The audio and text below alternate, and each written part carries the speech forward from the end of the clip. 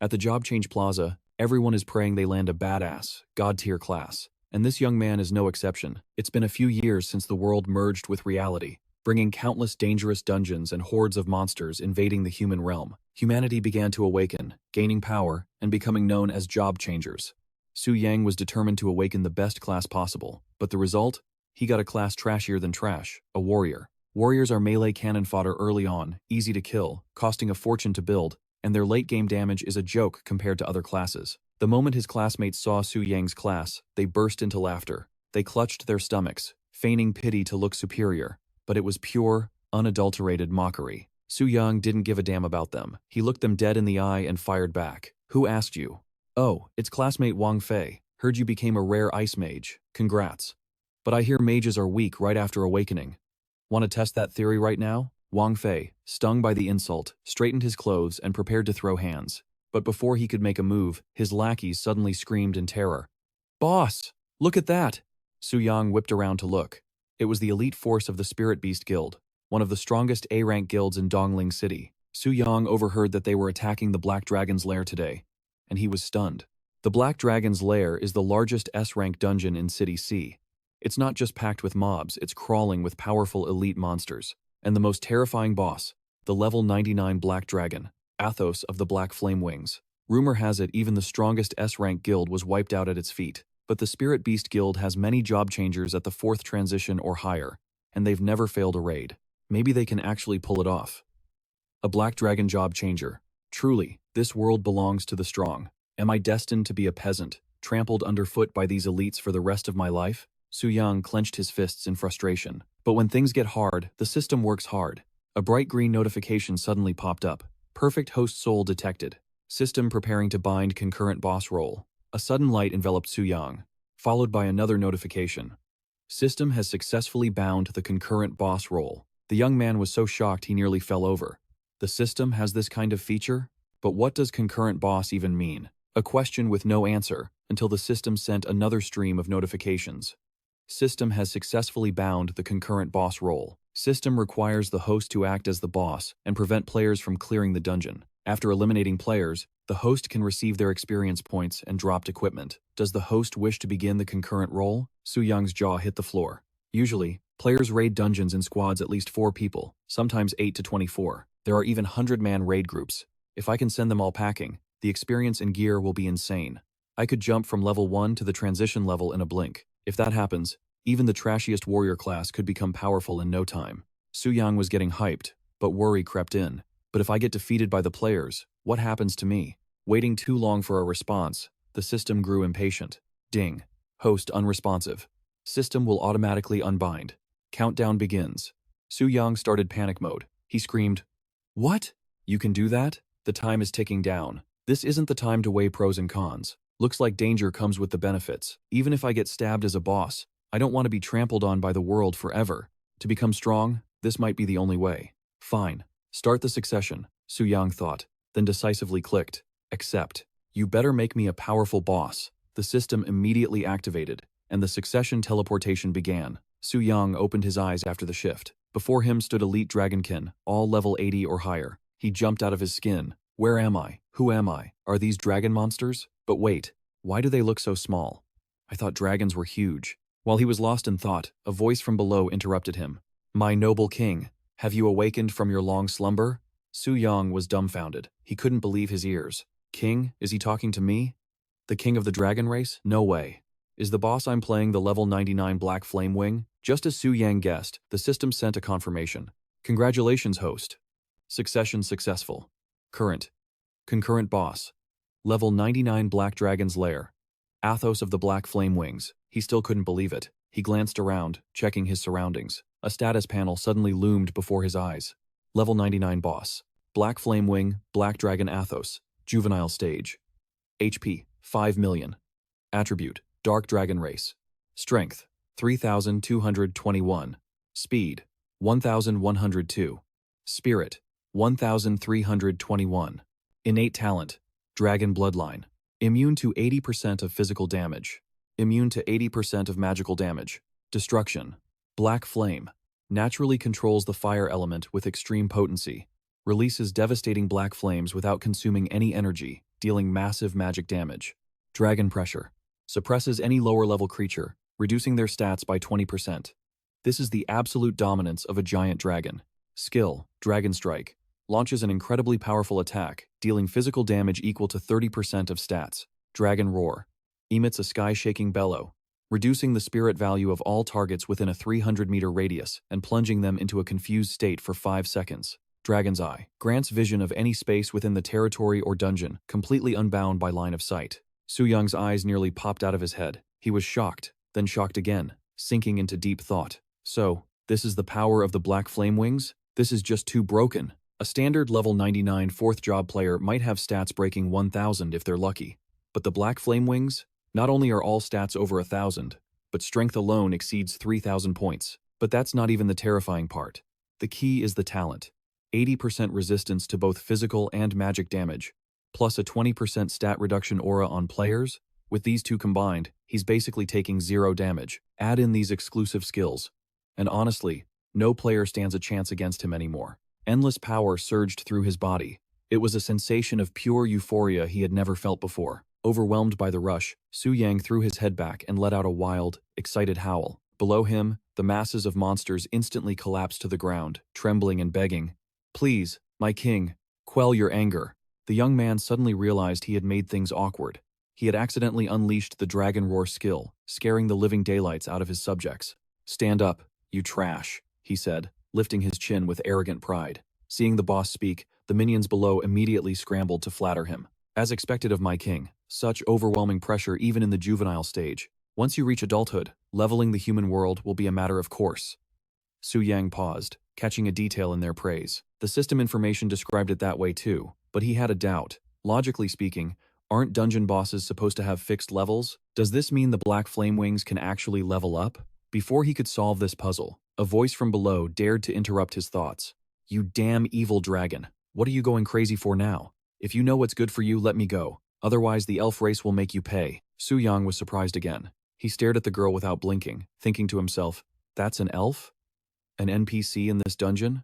After the world merged with the game, many fantasy races appeared, but this was the first time he had seen a real, living elf. Driven by curiosity, Su Yang lifted the entire cage she was trapped in to get a closer look. Just then, a massive tremor shook the area from the outside. The elf girl's face lit up with joy. She let out a sigh of relief. "Those are players. The heroes have finally come to save me. You're finished, evil dragon." After cursing him out, she turned back and saw the giant dragon, wreathed in blazing fire, staring right at her. A chill instantly ran down her spine. Su Yang had felt the disturbance too. He activated Dragon's Eye to check the situation. Even as a level 99 boss, safety comes first when facing enemies. It was the raid team from the Spirit Beast Guild. They looked confident, and their tone was incredibly arrogant. Leading them was Lei Shan, level 99. 4th job, Destruction Lightning Envoy. He was the guildmaster.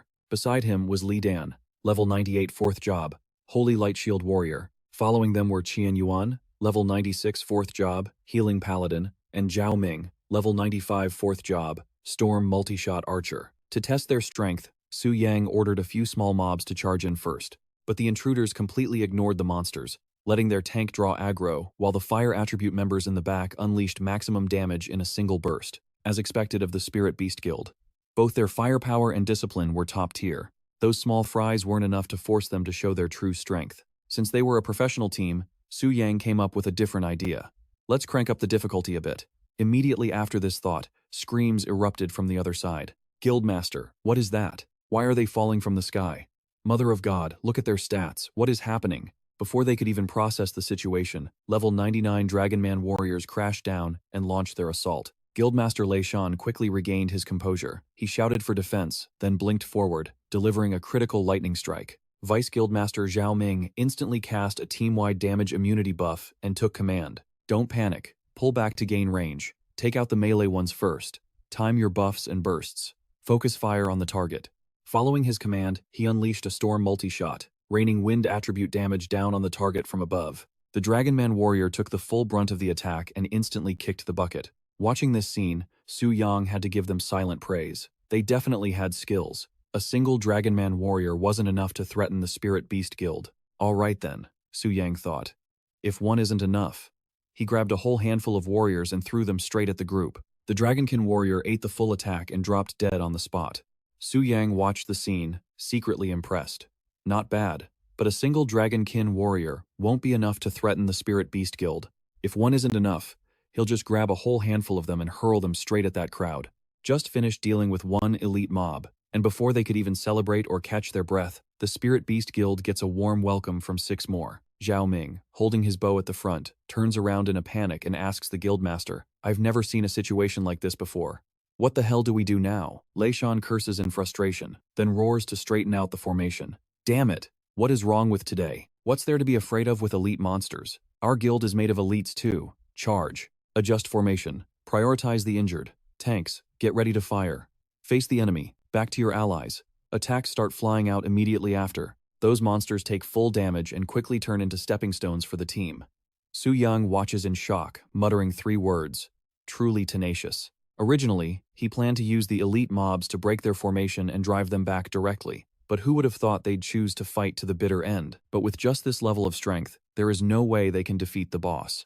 Thinking of this, a thought flashes through his mind. Could it be they still have a trump card they haven't used yet? After wiping out the mobs, the Spirit Beast Guild doesn't head toward the boss's lair, but takes a different path. This makes Su Yang suspicious. Is there something else here? So, he immediately scans everything within this dungeon instance. Well, would you look at that? What a surprise. There is a tomb of the Dragon Slayer warriors, and inside lies the quest item, the Dragon Slayer heart. Whoever wears it will bypass the skills and talents of the dragon race. Su Yang's eyes fill with murderous intent as he calculates. I get it now. Facing a boss with nearly invincible resistance, players can use specific mechanics or items to weaken the boss's abilities. If they can ignore my skills and talents, then they can actually skewer me. The more he thinks, the more unacceptable it becomes. He absolutely cannot let the Spirit Beast Guild get their hands on that item. Without hesitation, he flies straight up into the sky, heading towards that tomb, ignoring whatever the hell the people below are screaming or cheering about. Lei Shan continues leading his teammates deeper into the dungeon. Zhao Ming, covered in injuries and doubting his entire existence, asks him, "Guildmaster, the consumption rate of our supplies and equipment durability is far exceeding expectations. Are you sure we didn't get scammed by the Heavenly Secret Pavilion?" Lei Shan turns back with a stern, confident look. "Impossible. The Heavenly Secret Pavilion is an ancient organization with a solid reputation. Besides, I traded the Sumeru ring for this intel. It is absolutely not fake news." Even though the Guildmaster said that, some people still feel terrified. Lei Shan has to reassure them again. Even if small mobs jump out suddenly, the core mechanics of the dungeon absolutely cannot have errors. The Black Dragon boss won't leave its nest early. Saying this, he suddenly gets grumpy and curses silently. Damn it, just wait until I get the Dragon Slayer heart. I will definitely make that Black Dragon pay. To cool the Guildmaster's temper, Qian Yuan speaks up with a teasing joke, saying this dungeon has an elf maiden. If they save her, they not only get a pass to the elf kingdom, but also access to many top-tier beauties. Lei Shan relaxes his facial muscles and smiles smugly. As long as we get the Dragon Slayer heart, that is all that matters. We will win. When that time comes, you can do whatever you want. He had only been smiling for a few seconds when the shadow of the boss flies right over their heads. They don't know any better and assume it's just a trash monster, a small type of wyvern. And then surprise, old man. Su Yang suddenly stops, spreading his massive wings and staring down with his huge round eyes. The entire Spirit Beast team panics, screaming in despair. Something's wrong, Guildmaster. That shape isn't a wyvern. It's too big. Could it be the boss? The Black Dragon of Wings? No. Impossible. Why is it the boss? Why is it here? In this extremely tense situation, Zhao Ming still finds time to curse the bastards at Heavenly Secret for scamming them. Qian Yuan fearfully urges the Guildmaster to retreat. Su Yang, who has been watching the show this whole time, looks at them with utter contempt, thinking to himself, so you don't dare to fight without the Dragon Slayer heart? Is the so-called undefeated Spirit Beast Guild really just this weak? But this is good. I'll blow you all away in one shot and level up. Just thinking about it gets him excited. Su Yang prepares to crane his neck and deliver a blast that will feed the whole lot of them. Lei Shan angrily sends a loving kiss of an attack right at the boss's head, radiating murderous intent as he commands, "No one leaves, everyone back to position. We prepared for so long, why can't we fight? The guild still has trump cards we haven't played. Get your heads in the game for me. Kill the Black Dragon and I will reward you. Fight for me." The whole team regains their spirit. The mention of rewards instantly hypes them up. Su Yang originally wanted to go easy on them, but now, forget about it. Humph. I won't give you a chance to prepare. Su Yang speaks, then slams his gigantic tail down. The Spirit Beast members hurriedly hit the deck. Li Dan immediately creates a sturdy defensive barrier for himself and his teammates, lasting for 3 minutes. Qian Yuan buffs with a Holy Light skill, increasing stats by 30%. Lai Shan, furious seeing many fail to dodge the boss's attack, screams orders for the survivors to counterattack. Zhao Ming also quickly casts buffs so the whole team can launch an all-out assault. A bolt of lightning strikes from above, shaking the heavens and the earth. Lei Shan is filled with hope that it might at least knock off 5% of its HP, but the higher the hopes, the harder the fall. He screamed in panic. All our strongest skills combined barely dealt 10,000 damage. However, as the leader, there was no turning back now. He couldn't allow a retreat. He ordered the squad to hold formation and keep attacking. The Black Dragon's HP hasn't even dropped to 3/4 yet. It stopped using skills, keep draining its health. Su Yang looked at this mob, still wanting to fight, and complained, "This is annoying me to death. It's like being bitten by a swarm of mosquitoes." He let them do whatever they pleased. They'd stop when they got bored. It wasn't like they were accomplishing anything anyway. Once he'd had enough fun, the young man flew straight into the sky, activated the giant dragon roar skill, and gifted them a blast of fire to incinerate everything. It's over. Looks like even an A-rank guild is no match for me. Lei Shan crawled out from the rubble, shouting for the team to recover quickly. The boss will be stiff after casting a skill. Keep attacking. He looked toward the black flame wings, trying to squeeze out the word continue, but he was about to disappoint them again. Su Yang wasn't limited by cooldowns at all. He opened his massive maw and unleashed another giant blast of fire. Lei Shan only had time to scream, "Damn Black Dragon, I'm not done with you yet," before vanishing into the sea of flames. On his end, Su Yang received a notification. System. All intruders have been eliminated. Congratulations, host. Experience conversion beginning now. Immediately after, countless experience points flooded in. He leveled up non-stop, his experience bar looking like it was about to explode. Su Yang gained a total of 990,000 experience. His level shot from 1 to 20, hitting the cap for the first stage. Because there was too much experience, 40% was lost. The current reserve experience stands at 430,000. The system urged him to change classes quickly. After the score tally came the loot explosion. Countless diamond-tier weapons dropped, and there were even a few platinum ones. Su Yang really hit the jackpot this time. Low-grade agility potions, mid-grade strength potions, fire baptism, skill scrolls, magma barrier plates, blah blah blah. Not bad at all. But the real surprise was yet to come. Su Yang's eyes went wide. It was an obsidian shard, a special unrestricted item. When placed on a piece of equipment, it removes the level requirement for usage. Maximum limit. Platinum tier. This item is too powerful. With this, even a level 1 newbie can use level 61 platinum gear. Su Yang shouted in joy. He decided to use it on the flame sword. Even though he was only level 20, he could now wield platinum equipment. Intruders wiped out. Mission accomplished perfectly. Ding, the overtime mission is ending. Countdown. 5 minutes. You may choose to return immediately by confirming. The system sent a reminder message. Su Yang was eager to go back and change classes, so he immediately pressed confirm. A streak of light flashed, and he was sent directly home. I thought I'd return to the class change square. This system actually has some humanity, Su Yang silently exclaimed. He finally checked the time. It was already 1900 hours, too late to change classes. He had to wait until morning to go to the temple, turn in the quest, and complete the class change. The next morning, at the Spirit Hunter Guild's main hall. Guildmaster? Why are you guys back so fast? Is the dungeon over already? The greeters at the door rushed over excitedly when they saw the team, but they were terrified by what they saw. The scene before them was truly frightful. Lei Shan was in a state beyond tattered. His level had dropped straight down to 90. Zhao Ming was unconscious and foaming at the mouth, his clothes in shreds. He was down to level 86, his diamond-tier weapon shattered. The psychological damage was severe. My diamond shoes. A ranger from the back line wailed miserably. Lei Shan clenched his fists in fury, radiating murderous intent, determined to settle the score. Damn it, they call themselves an S-rank guild, but Tianji Pavilion dared to sell us a fake guide. I'm going to find them right now. If I don't clear this Black Dragon dungeon, I swear I won't let this go. After selling off the pile of scavenged gear, Su Yang became a tycoon. With money in hand, he immediately started spending lavishly. He bought a container full of goods and brought it back to Nanshan Orphanage for the kids to enjoy. Little Yang, you've gotten much stronger, haven't you? What class did you get? Grandpa asked happily when he saw him carrying boxes. Su Yang scratched his head shyly and replied, I just changed classes yesterday. Luckily, I made a little money. Hearing this, Grandpa looked worried and warned him to be careful. The monsters in the dungeons are very terrifying. Su Yang laughed it off with a hum. Terrifying? What the hell? He was the monster here. After chatting for a while and enjoying the family warmth, The young man said goodbye to everyone to head to the temple for his class change. Grandpa felt dizzy hearing that, a giant question mark popping up over his head. Class change? Didn't he just awaken? The moment he stepped into the class change hall, Su Yang heard endless gossip. People were talking about how the Spirit Beast Guild failed miserably against the Black Dragon boss yesterday, and how the Tianji Pavilion branch was in chaos. The Spirit Beast Guild is currently looking for. So, Tianji Pavilion wants an explanation? Su Yang chuckled inwardly, thinking it over as he walked. Word must have spread about the Spirit Beast Guild's failure. Tianji Pavilion, huh? So the guild bought intel from them to challenge the Black Dragon. Rumor has it, Tianji Pavilion is stacked with high-level elites and a massive number of 5th advancement masters. If the intel they sold was faulty, they'll come back to verify. That makes them my next target. Tianji Pavilion won't be easy to deal with, but if I can crush them early. Before he could finish the thought, a buzzing fly appeared to annoy him. Su Yang, why are you here? Didn't you already finish your job change? Wang Fei loomed up from behind, his voice dripping with sarcasm. He saw Hu Kong roaring, but treated the beast like a Hello Kitty doll. The mockery continued.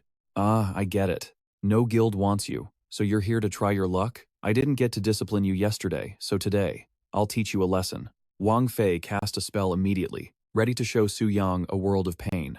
But karma hits fast. Before he could touch a single hair on Su Yang's leg, a fist smashed into his face.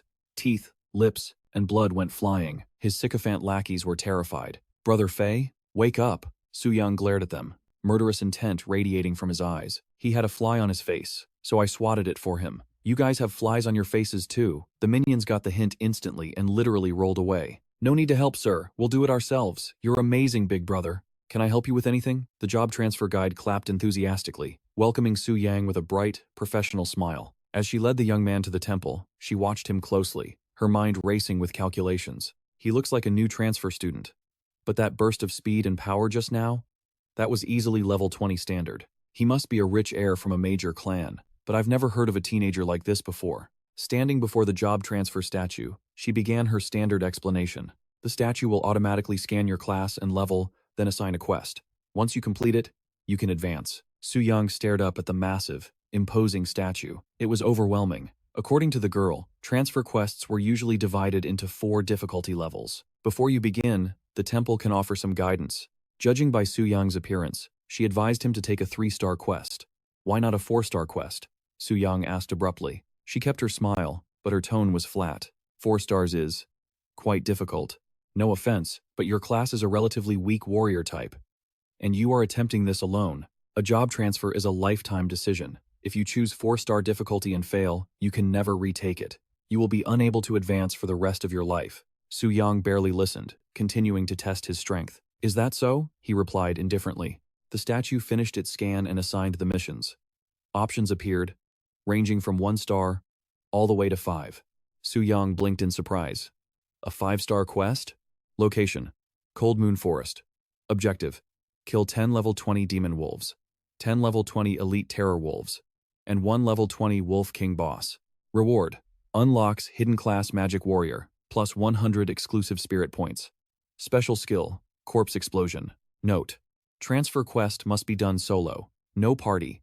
No traded equipment or items allowed. Clearing the 5-star quest grants a special temple privilege. I thought there were only 4 levels? Why is there a 5-star quest? And what is this privilege? Su Yang fired off questions. The guide laughed awkwardly. 5-star quests exist, but the difficulty is insane. No one in the entire country has dared to accept one in years. Only the high priest knows the privilege. As for why she didn't mention it, she apologized. Since the awakening era began, a nation's strength is defined by its awakened. Instead of letting potential talent get stuck forever at level 20 because of a wrong choice, the country and the temple want to foster more high-level professionals. It made sense. Su Yang nodded. Oh. But inside, he was calculating. The difficulty of this 5-star quest was a nightmare. He had to slaughter hordes of tough monsters, kill a boss solo, and he couldn't even use bought equipment. Without outside help, if he failed this mission, he would be stuck at level 20 forever. But that reward, 100 spirit points and the magic warrior class, that was exactly what Su Yang needed. After weighing his options, our boy decides to take the 5-star mission, completely ignoring the guide's desperate warnings about the danger. 5-star mission accepted. Time limit, 72 hours. The mission map is issued, and the notification pops up instantly. The receptionist loses her mind, screaming in panic. Someone actually dared to take a 5-star mission? She has to report this to the high priest immediately. Su Yang quickly headed to the teleportation center in Dongling City to dive into the dungeon and start his mission. But as the old saying goes, a smooth beginning makes for a smooth ending. And right from the start, this young man hit a wall of bad luck. The teleportation gate was undergoing maintenance, forcing him to waste precious minutes waiting. While waiting, countless people grumbled, including Xu Yan from the B-rank Wu Yu Guild. She spoke up with an air of superiority, criticizing everything in sight. These tiny backwater cities are so boring. Even their teleportation formations are riddled with glitches. Little Qian, stay close to me, don't get lost. Gu Xueqian, the girl trailing behind her, hurried to catch up. The other young men's eyes lit up like stars the moment they saw the two beauties, unable to look away for even a second. Gu Xueqian suddenly noticed Su Yang standing in the distance, and her cheeks flushed a shy crimson red. Teased by her senior Xu Yan, the girl hurriedly explained, "He's my classmate. Just like me, he only underwent his class awakening yesterday." Her senior found this quite strange and replied immediately, "Huh, that's a bit odd. Doesn't that teleportation gate lead to the Cold Moon Forest? That place is crawling with level 20 monsters. Why would a rookie go there?" Just then, the announcement rang out that the gate was operational again. Gu Xueqian thought Su Yang had gone to the wrong place and was about to step forward to warn him, but the young man had already vanished inside. Inside the Cold Moon Forest, Su Yang landed and immediately started talking to himself with narcissism. "Don't see a soul here. Did someone already clear the mobs?" But before he could even finish his sentence, monsters lunged at him from behind. He quickly dodged, then stood perfectly still, observing them. Encountering quest monsters this quickly? Dealing with these creatures relying solely on raw strength, without items or gear, would indeed be difficult. But the gear I use is all loot I painstakingly grounded for. Su Yang smirked, pulling out his platinum-grade flame sword to show off. While the beasts clawed and attacked relentlessly, the young man erected an energy barrier around his body, absorbing damage up to 50,000 points. By the time the energy shield wore off, he had already slaughtered all the small fry. It's actually better if these wolves come to me. Hunting them one by one is a pain. Having said that, Su Yang immediately tossed monster lure stones in all 4 directions. Monster lure stones were drops from low-level bosses, capable of attracting normal and elite monsters in the wild. And, true enough, the effect was instant. In less than 5 minutes, every wolf from common to high tier had gathered. Su Yang stood proudly in the center, pulling out countless one-time use magic scrolls for combat. The mob of monsters ate a face full of the fire sacrifice spell, their numbers dropping like flies, while endless experience points flowed into Su Yang's status bar. Still coming? That's over 100 already. Did I pull every monster in the forest here? Fine then, I'll answer your numbers with my own. The young man got excited and unleashed his scrolls, blasting them continuously. Far away, other awakened professionals here for missions were walking until their legs ached without seeing a single monster, grumbling in frustration. What is going on? Usually, this place is swarming with mobs. I've walked 2 kilometers and haven't seen a single one. Another person added, I finally saw one earlier, but it didn't even look at me. It just ran off in another direction. Damn it, this makes no sense. The guy looked baffled. Monsters here have high aggro. Why would they run away the moment they see a human? Can anyone explain this to me? One of them suddenly realized something was wrong and shouted, I get it. Someone must be using a monster lure stone to pull everything to their location. The other 2 agreed, cursing. Which idiot is that stupid? Do they want to become Monster Chow? Do they have no shame? After venting, they conspired to find the culprit and settle the score, daring to shamelessly hog all the loot for himself. Using a lure stone out here is an insult to every brother and sister in this forest. But tough luck, guys. Before they could even get close, the shockwaves ahead scared them out of their wits. This kind of magical fluctuation. Could it be from a respectable 3rd advancement mage? Which high-level god came to this low-level zone to farm materials? He's practically taken over the whole place. And then, without planning it, all 3 suddenly remembered they had urgent chores at home and decided to do the mission another day. After that earth-shattering series of explosions, the quest to kill the trash mobs was complete.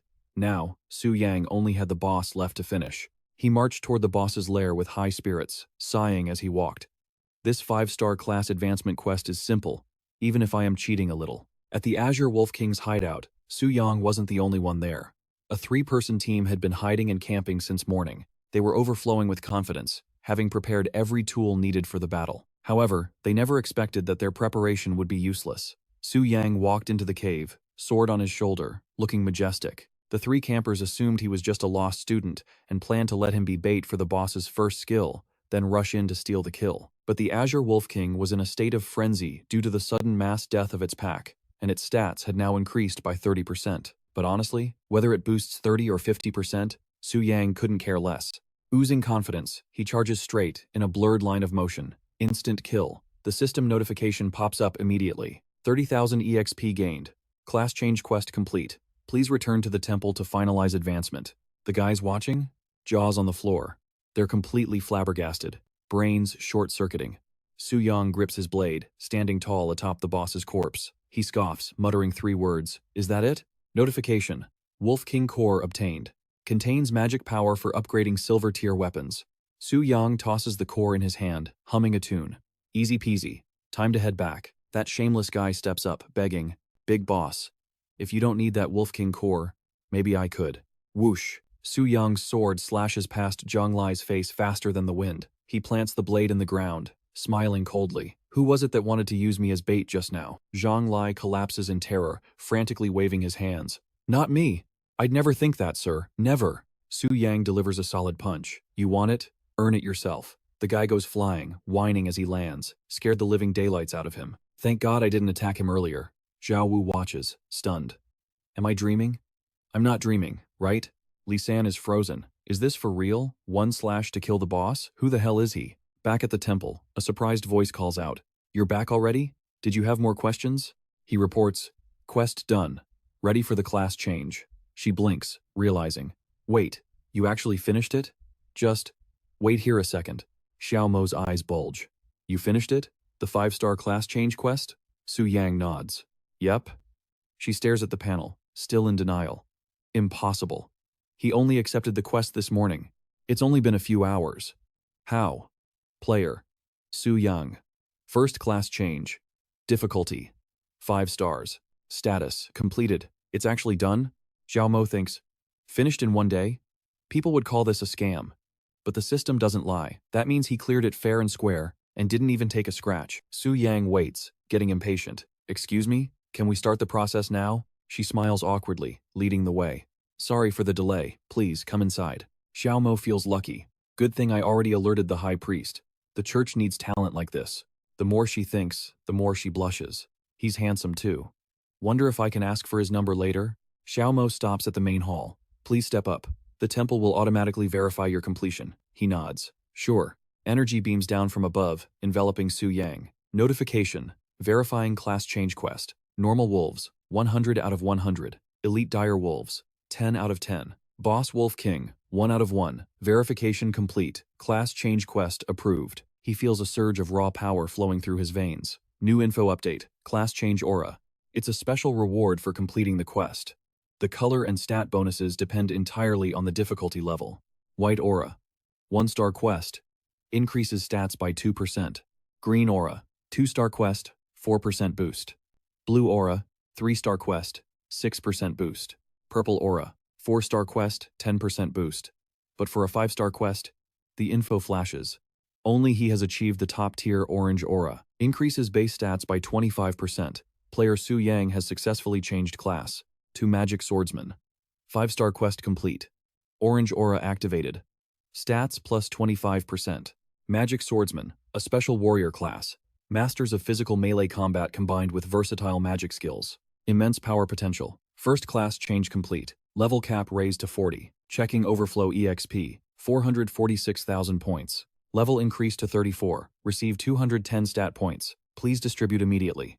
A golden energy erupts around Su Yang's body. He's shocked. Strength and spirit, 90 each. Speed, 30. Instant jump to level 34. Plus the orange aura and his flame greatsword. This isn't a stat panel a normal player should have. This is sick. His profile updates. Su Yang, level 34. First class, magic swordsman. Strength, 569. Base 230. Plus gear 339. Speed, 123. Base 105 plus gear 18. Spirit, 339. Base 165 plus gear 174. Quest reward. Magic Swordsman Skillbook. A tome appears in Su Yang's hand. Demonic Blade Execution. Condenses magic into a weapon to deal magic damage. Damage scales with strength and spirit stats. Su Yang tests it out. Power gathers in his palm. The whole room vibrates with energy. He grins. Nice skill, controlled by thought, and I can shape the weapon however I want. Whether it's a head-on collision or a sneak attack, this skill is incredibly useful. The best part? It can be leveled up. It's like owning an heirloom weapon that never breaks, and it saves me a ton of money. Su Yang couldn't hide his excitement. As expected of a 5-star class advancement quest. The rewards are insane, totally different from those trash quests. For my second awakening, I'm definitely picking the 5-star difficulty again. Xiaomo chimed in cheerfully. Congratulations, sir. You actually completed the 5-star quest. Your name will be engraved in the temple's Hall of Fame forever. Plus, you're now officially a VIP of the Awakening Temple. That sparked Su Yang's interest. Right. What kind of perks do VIPs get? She flashed a professional smile. Please wait a moment. I'll check for you. Bai Ling stepped forward, interrupting smoothly. No need for the formalities. I handle all VIP-related matters personally, so allow me to explain. She bowed slightly. Greetings. My name is Bai Ling, High Priestess of the Awakening Temple. Xiao Mo bowed respectfully, looking flustered. High Priestess, you came down here yourself? For such a distinguished guest, she explained smoothly. It is only right that I welcome him personally. You may leave us, Xiao Mo. Her arrival jogged Su Yang's memory.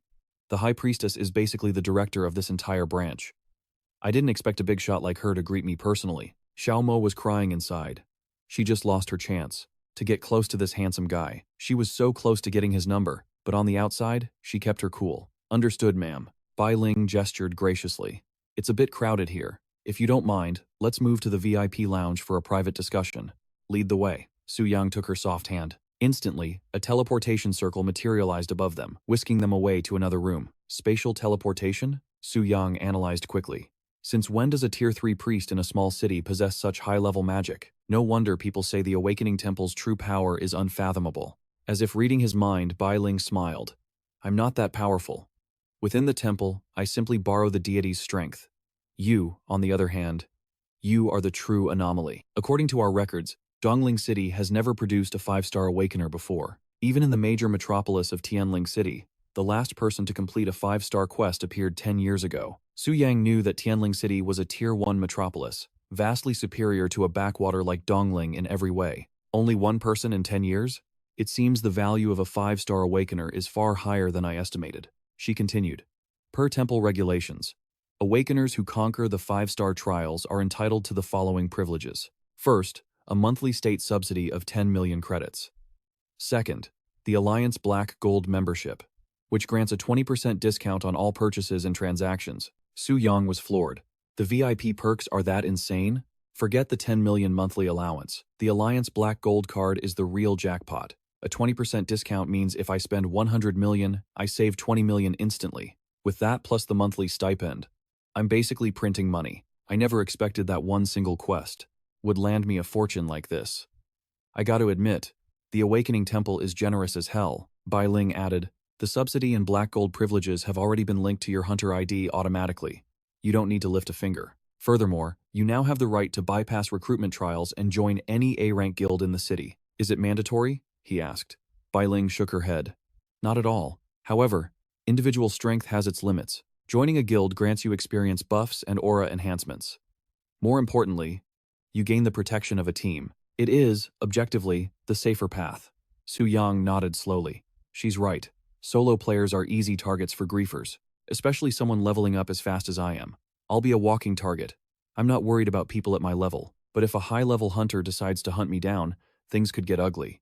Having a guild as a shield isn't a bad idea. Besides, my ambitions go way beyond Dongling City. Joining a guild is just a stepping stone. I'll use their resources to grow my power until the day I stand at the absolute peak. So, he asked, which guild would you recommend? Dongling City currently hosts 2 A-rank guilds, she replied. Based on your profile, the best fit would be the Spirit Beast Guild. Hearing that name, Su Yang's expression darkened instantly. He cleared his throat awkwardly. Isn't there another option? Is there an issue? Bai Ling tilted her head. The only other option is the Yu Yun Guild. They are Spirit Beast's main rivals, strong, but they keep a much lower profile. Su Yang didn't hesitate for a second. I'll take Yu Yun. She blinked, surprised. Why the sudden decision? However, she knew better than to pry. Very well. I will process your application for the Yu Yun Guild immediately. But there is one small detail you should know. Bai Ling leaned in with a smirk. Yu Yun is an all-female guild. Su Yang froze. Huh? Meanwhile, at the Yu Yun headquarters in Tianling City, Yu Yu sprawled across a chair, sighing loudly. I'm so bored. Isn't there anything fun to do around here? That is Lin Yu Yu, level 85. She is the guild master of the B-rank guild, Yu Yu. Sitting across from her, Yu Yun takes a sip of tea and sighs. Why aren't you at your own guild? You come running over here to mooch off me, and you still have the nerve to complain? This is Lin Yu Yun, level 99. The master of the A-rank Yu Yun guild. She groans, annoyed. Guild management is such a pain. I seriously don't want to deal with it. Xu Yan bursts through the door, cutting her off. That doesn't mean you can just ghost us and skip work without a word. You have to meet the new recruit today. Xueqian peeks out from behind her, looking shy. Hello everyone, she introduces herself nervously. Greetings, Guildmaster. I am Gu Xueqian. My class is Ice Mage. Yu Yu nods approvingly. Not bad. Very cute. You pass. Xueqian blinks, stunned. Cute? Just then, Yu Yun gets a notification. What the hell? Someone asks curiously. What's wrong? Did something happen? She stares at the alert. A man just joined our guild. Yu Yu pokes her head over to look at the system panel, jaw-dropping. Huh? She looks worried. The guild chat is in total chaos. Everyone is freaking out about this guy who just dropped out of nowhere. No one is answering me. Just spamming messages. Let me see who this is. She checks the profile. It really is a guy. Lee Muzi types. A guy? Where is the guildmaster? Come out and explain this. Yu Yun types into the chat. Where is the newbie? Why aren't you talking? Murong Shui adds, trying to sound cool. Interesting. And Yu messages, Little brother, are you there?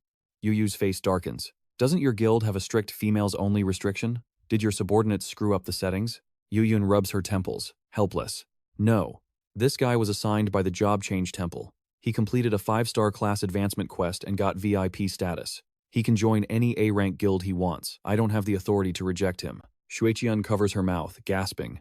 A 5-star quest? That insane difficulty? Someone actually managed to clear one? That is incredible. Xu Yan frowns, curious.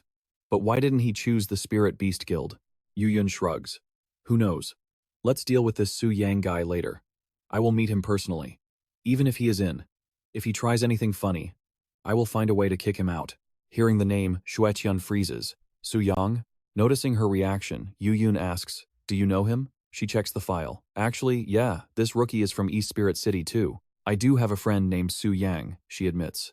But he just awakened his class yesterday. He should be level 1, just like me. Yu Yun waves it off. Must be a coincidence then, just someone with the same name. Just then, Murong Shui rushes in. Guildmaster, confirmed intel the Spirit Beast Guild just got team-wiped in the Black Dragon dungeon. Everyone gasps. What? She nods. I don't know what the hell they were doing in there, but a total party wipe is 100% confirmed. Yu Yun taps her chin. Thoughtful. I never thought Spirit Beast would screw up that badly. We need to be extra careful with our own raid plan for the Forest Giant. Murong Shui raises a finger. There is more. Zhao Ming dropped his weapon. I saw a Stormwind bow up for auction at the Treasure Pavilion. There was only one bidder trying to buy it back. Definitely someone from Spirit Beast. Guess what I did? She flashes a mischievous grin. Wouldn't it be a shame if someone drove the price up? Yu Yun realizes immediately. You didn't. Murong Shui laughs. Oh, I did. I got into a bidding war with him. Pushed the price up to 10 billion. Spirit Beast took a massive financial hit. Yu Yu beams, giving a thumbs up. Sister Murong, that was beautiful. Meanwhile, Zhao Ming is practically coughing up blood, tears streaming down his face in rage. That Black Dragon Ice Witch! I swear I will kill them all. Lei Shan is fuming. The seller vanished, and we can't contact them. That was 1.4 billion in guild funds. Qian Yuan pushes his glasses up. News of Zhao Ming dropping his weapon must have spread. This was definitely a targeted, malicious attack to drain our resources. Hearing this, Lei Shan kicks Zhao Ming in the chest. Get up, you idiot. How long are you going to kneel there crying? Zhao Ming yelps. Boss, stop kicking me. Lei Shan storms off. We got the gear back. Now, let's talk business. In the conference room, Zhou Tai, level 110, a 5th advancement berserker from the Tianji Pavilion strategy team sits at the head of the table. He scoffs. You claim our strategy guide was flawed? That is ridiculous. We cleared the Black Dragon Fortress dungeon at least 5 times before we even drafted that guide. We verified every single detail. There is absolutely no error on our end. He narrows his eyes. Are you sure you followed our instructions exactly? Lei Shan protests. We did. We followed the Tianji Pavilion's guide to the letter. But the Black Dragon's behavior was completely wrong. It was nothing like what you described. I am not questioning your professionalism, but I swear on my life, I am not lying to you. Why would I sacrifice my entire main raiding team just to make up a story? How is that even possible? Just as the words left his mouth, a precious sword spun into the air. Liu Zi, a level 103 5th advancement shadow hunter, twirled the blade on his finger and sneered. A bunch of trash. We chewed the food and put it right in your mouths, yet you still got your entire squad wiped by a garbage. Level 99 boss? What use are you people? And now you have the nerve to come here and start trouble with our expedition team? Who gave you the audacity? He reminded him coldly. Great God, please watch your language. The man challenged him without a hint of fear. What? If you're a noob, practice more. If you can't handle losing, don't play. Do you hear me? Chu Tai cut in. Enough, Liu Zi, shut your mouth. He slammed the table. The Heavenly Secret Pavilion has always valued our reputation. We absolutely never sell false information. So, I will arrange a time for the expedition team to re-verify the Black Dragon Fortress. If what you say is true, we will take full responsibility for all losses incurred by your Spirit Beast Guild. But if our strategy wasn't wrong, it only proves that you, Guild Leader Lei, messed up somewhere. It has nothing to do with us. Is that acceptable? If that's the case, then thanks for the trouble. Tomorrow, the four of us will take Guild Leader Lei to the dungeon to find the truth. Any issues? Level 108, 5th Advancement Violent Saint, Zhang Keishin, at your service. Understood. Level 104, 5th Advancement Mountain Barrier Master, Zhuang Zhen, also agreed. Sure. Liu Zi leaned back in his chair. I have no objections. Suddenly, thick black mist flooded the conference room. They instantly went on high alert. Lei Shan spoke up. Who is it? Chu Tai introduced. No need to panic. This is Mr. Chen Lun from the Heavenly Secret Pavilion headquarters. He was surprised. A big shot from HQ? Level 115. Necromancer Chen Lun of the Heavenly Secret Pavilion reminded him coldly. Chu Tai, I believe I told you. If you're going to the Black Dragon Fortress, you must inform me. He bowed humbly. Apologies, Grandmaster Chen. This was mainly a logistical service of our expedition team. We didn't want to bother you. He commanded. No need to explain. Tomorrow, I'm coming with you. Chu Tai bowed his head. Yes, I understand. Chen Lun sensed it. What a delicious soul. Every harvest makes my baby stronger. Killing it 10,000 times wouldn't be enough. My dear Black Dragon, I'm coming to kill you again. Chu Tai trembled in the distance. I really can't stand this old pervert. Lei Shan thought to himself. 5 5th advancement experts, plus a master from the Heavenly Secret Pavilion. With a squad this size, flattening a 4th advancement dungeon is no issue. This time, it's in the bag. He thought smugly. If they kill the Black Dragon smoothly, fine. But if they get wiped out by the Black Dragon, serves them right. I don't care if your guide is real or fake. My losses were severe. I'm going to make you self-righteous. Guide makers, pay the price. Go ahead, kill each other. Late that night, under a clear moon and cool breeze, Su Yang lay resting on his bed. Bored, he scrolled through the system screen. Truly an all-female guild. The chat channel is buzzing non-stop, and it's all about me. Good thing I blocked it fast, or I'd have gone deaf. A notification popped up. The diamond tier weapon Call of the Storm you auctioned has a new bid. He was curious. Someone bid? Let's see what the hell is going on. Upon checking, Su Yang was shocked. Do these two have a grudge? The bidding war is over 10 pages long. A series of notifications flashed. Elf Noble bids 500 million. Ice Witch bids 501 million. Elf Noble bids 505 million. Ice Witch bids 505 million and 1 yuan. Elf Noble bids 600 million. Ice Witch bids 600 million and 1 yuan. Elf Noble bids 1.03 billion. Su Yang was stunned. Over a billion? The screen displayed an option. Estimated price exceeded by 40%. Do you wish to confirm the sale? He pressed. Yes. I have to admit, thanks to that anonymous Ice Witch for driving up the price. The notification chimed. Transaction confirmed. Success. System detects you are a Black Gold member of Alliance X. All auction transaction fees are waived. You receive an additional 5% of the auction price as a benefit, transferred to your account. 1.5015 billion. Current balance, 1.5515 billion. Su Yang calculated mentally.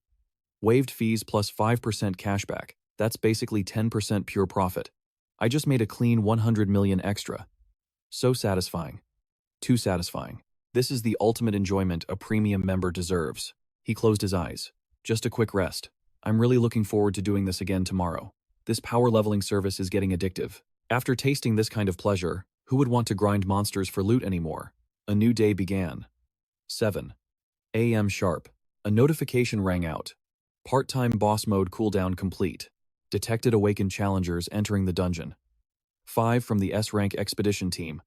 1 from the A-rank Spirit Beast Guild.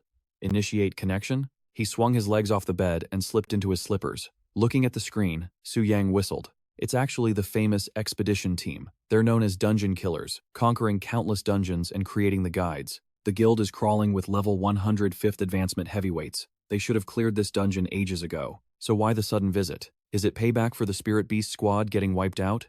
Su Yang's avatar fades out. Whatever you're after, bringing only 6 people shows you're awfully confident. Fine then. I won't hold back either. Connection confirmed. Update notification. Verifying boss connection. Success. Su Yang grins. Anticipation rising. Time to start his second job advancement challenge. Facing the monster in front of him, he notes the elite mobs he killed earlier have already respawned. Not that it's surprising. After all, the Black Dragon Fortress is just a diamond rank secret realm. Like a game, everything resets. Only star rank realms or higher have permanent death. Her glowing red eyes glare at Su Yang. Lilith asks, annoyed, "What? What do you want now?" He knows that to the Black Dragon, this elf is just a pretty pet. But seriously, why is an elf girl locked up in here anyway? Before I linked up, the Black Dragon just followed a set script, right? Su Yang glances at the mirror. Let's see who the exploration team sent. Chen Lun appears on screen. Below him is Lei Shan's squad, led by Zhou Tai. Su Yang isn't surprised. Just as I thought, a 5th advancement awakener. Even Lei Shan from Spirit Beast is here. Looks like they really are back to clean up the mess from last time. The exploration team's after-sales service is top-notch. He figures the Spirit Beast team is packing way more firepower this time, but as long as they don't grab the Dragon Slayer heart, they shouldn't be able to hurt me too bad, right? Better play it safe and test the waters first. Can't be careless against a 5th advancement pro. In his Black Dragon form, Su Yang commands, "You lot. Take the Earth soldiers and deal with the intruders." The minions acknowledge. He points at one. "Wait. You stay." The monster points at itself, confused. "Me?" Meanwhile, the battle below has already begun. A fighter slashes out a beam of light. Nothing unusual here. The walkthrough is still accurate. Did Spirit Beast lie to us? His teammate replies, "I bet they just messed up and tried to cover their asses." Kei Xin warns, "Don't get cocky. Keep the barrier up. Let's just wake the boss first, then talk." Lu Qi looks aside. Alert. What's happening over there? Dust billows into the sky. They look up, feeling a crushing, killing intent. Monsters pour down from the cliffs like a landslide, terrifying them. Holy shit, why are there so many? The monster leader roars, "Leave no intruders alive. Kill them all." Lei Shan points and screams, "It was like this last time, but there's even more of them now." Zhou Tai responds, "Surprising, yes, but this level of trash is no threat to our exploration team." He barks orders, "Form up. I'll hold off the elites. The rest of you, clear the small fry, then focus fire on my target." Roger. Lu Si unleashes a slashing shadow. Below, Zhuangzhen erects a mountain range barrier. At the rear, Zhou Tai activates Holy Light Blessing combined with Berserk Strike. A massive pillar of golden energy erupts, flooding the area with holy light. The monsters drop dead instantly. He scoffs, "What a waste of time. Keep moving." Watching this, Su Yang is impressed. That's a 5th advancement veteran for you. His power is seriously like a god playing among mortals. And that mysterious mage hasn't even lifted a finger yet. This won't be easy. Looks like I have to step in personally. Lilith suddenly cries out in annoyance. Below, the monsters cheer as they see him take flight. Lord Athos is fighting again? Wait, why did I say again? Have you ever seen Lord Athos leave the lair before? No, never. But it feels so familiar. Lilith frowns, confused. How is this possible? He's taking the initiative to fight? What is wrong with this Black Dragon? He wasn't like this when I was first captured. Behind them, Lei Shan remarks, "Truly the #1 raid team of the Tianji Pavilion. I've witnessed your power today." Though, this situation wasn't in the walkthrough, was it? Zhou Tai starts, "Indeed. Once we finish this dungeon." Chen Lun sneers from the side. "Can't even handle a few small fry. Yet you call yourselves the undefeated guild? Hilarious. I'm just here to collect some fresh dragon corpses." Lei Shan bristles at the insult. "Master Chen, our guild's power might be nothing to you, but this raid is clearly abnormal. As the head of Tianji Pavilion, you should be fair." Chen Lun's expression darkens. "You brats have some nerve, daring to question me. Say one more word, and I'll add a human specimen to my collection." His aura explodes, terrifying Lei Shan. "What the?" Zhou Tai steps in to shield him. "Master, please, stop with the jokes. You're scaring our client to death. Everyone, let's just calm down." He thinks to himself, "For a split second there, that guy really wanted me dead." Meanwhile, Zhou Tai is fuming. That psycho doesn't give a damn about consequences. If he actually killed the client, how the hell are we supposed to get hired again? Leishan marks this grudge down. Keep running your mouth. Let's see if you can still laugh when the black dragon shows up. Suddenly, darkness descends. He looks up, stammering in terror. Be Black Dragon! Leishan collapses to the ground, pointing at the sky and screaming, It's the Black Dragon! Zhou Tai is startled. The boss is actually making the first move? Zhuang Zhen is in shock. Is this a bug? So the spirit beast wasn't lying to us? He barks out orders. Team, get in formation. Old Zhuang, keep that mountain range barrier up. Liu Zi, be ready to shapeshift at any moment. Healer, focus on Liu Zi. Just keep my HP at 30%, that's enough. They all shout in unison. Roger. A system notification pops up, but there's no skill description. Berserker talent. When HP drops below 30%, all stats skyrocket and damage taken is reduced. Su Yang flies toward them. Let's see what you guys have got. The expedition team launches a barrage of attacks. Notifications flood the screen. Dealt 15 physical damage, 893. Dealt 14,519 physical damage. Layer upon layer of attacks blast upward. Su Yang realizes something. This damage is pathetic. As expected, with my damage reduction talent, even a 5th advancement job holder can't barely scratch me. Zhou Tai takes a massive tail whip and yells, This is the Black Dragon's damage reduction buff. Take it slow, don't rush it. Liu Zi approaches from below. Opening with a tail whip? I saw that coming a mile away. Su Yang thinks, but can you guess why I did it? Zhuang Zhen suddenly realizes as the dragon flies off. The boss! He's targeting the backline. The giant dragon charges straight for Kei Xin, but Zhou Tai intercepts just in time. Not on my watch. Su Yang clicks his tongue in regret. Damn, that was a perfect chance to wipe the support. Suddenly, an attacker strikes from behind. Got your back exposed. Eat this. A system notification flashes. Attack power, speed, and critical rate significantly increased. All skills now imbued with dark attribute damage. Liu Zi slashes down onto the black dragon's back. Die. The damage numbers pop up. Physical damage, 13,291. Dark damage, 11,078. He gritted his teeth in disbelief. That was my strongest execution skill. Shadow instant kill. I can one-shot elite dungeon mini-bosses with millions of HP. So why did it barely scratch a diamond rank boss? That damage reduction buff is broken. Now, it's Su Yang's turn. My turn. You're wide open, die.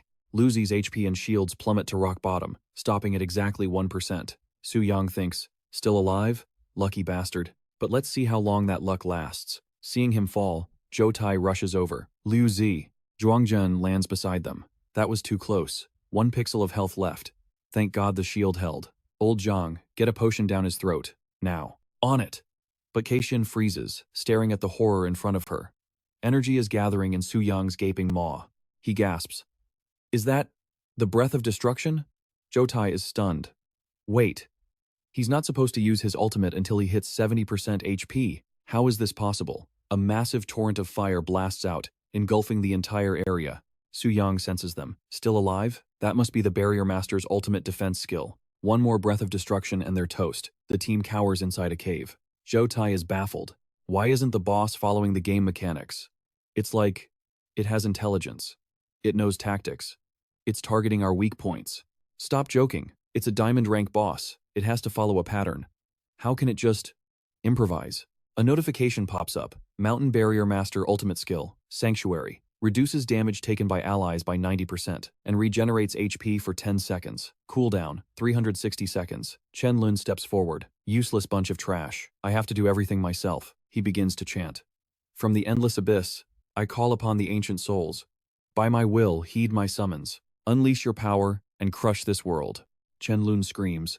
Come forth, Bone Dragon, Elsus. A massive skeletal dragon erupts from the ground, shocking Su Yang. A necromancer? Su Yang's mind races. Necromancers are an incredibly rare hidden class. Rumor has it high-level necromancers can summon dungeon boss tier undead. Does that mean this bone dragon is as strong as I am? Chen Lun roars. Go, tear him apart. The bone dragon instantly lunges at Su Yang. Su Yang feels the impact. It's strong. That skeleton looks frail, but it packs a punch. Su Yang puts his back into it and hurls the bone dragon away. Get lost. It crashes to the ground and lets out a deafening roar. A massive torrent of energy blasts from its maw. Pale necroflame. Su Yang counters instantly, unleashing his breath of destruction. A clash of ultimates? You think I'm scared of you? The two powers collide, triggering a cataclysmic explosion. Leishan gasps. He's taking the boss's ultimate head-on? I've never seen a battle like this. Zhou Tai thinks to himself. That old freak, Chen Lun, might be repulsive, but his power? That's the real deal. Su Yang's eyes blaze with infernal light.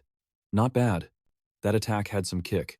But I haven't even started trying yet. He unleashes a torrent of dragon fire 10 times the size of his own body, the scorching heat blasting toward the bone dragon from all sides. A pillar of flames shoots into the sky, incinerating everything in the vicinity. Seeing nothing but charred bones left, Su Yang scoffs.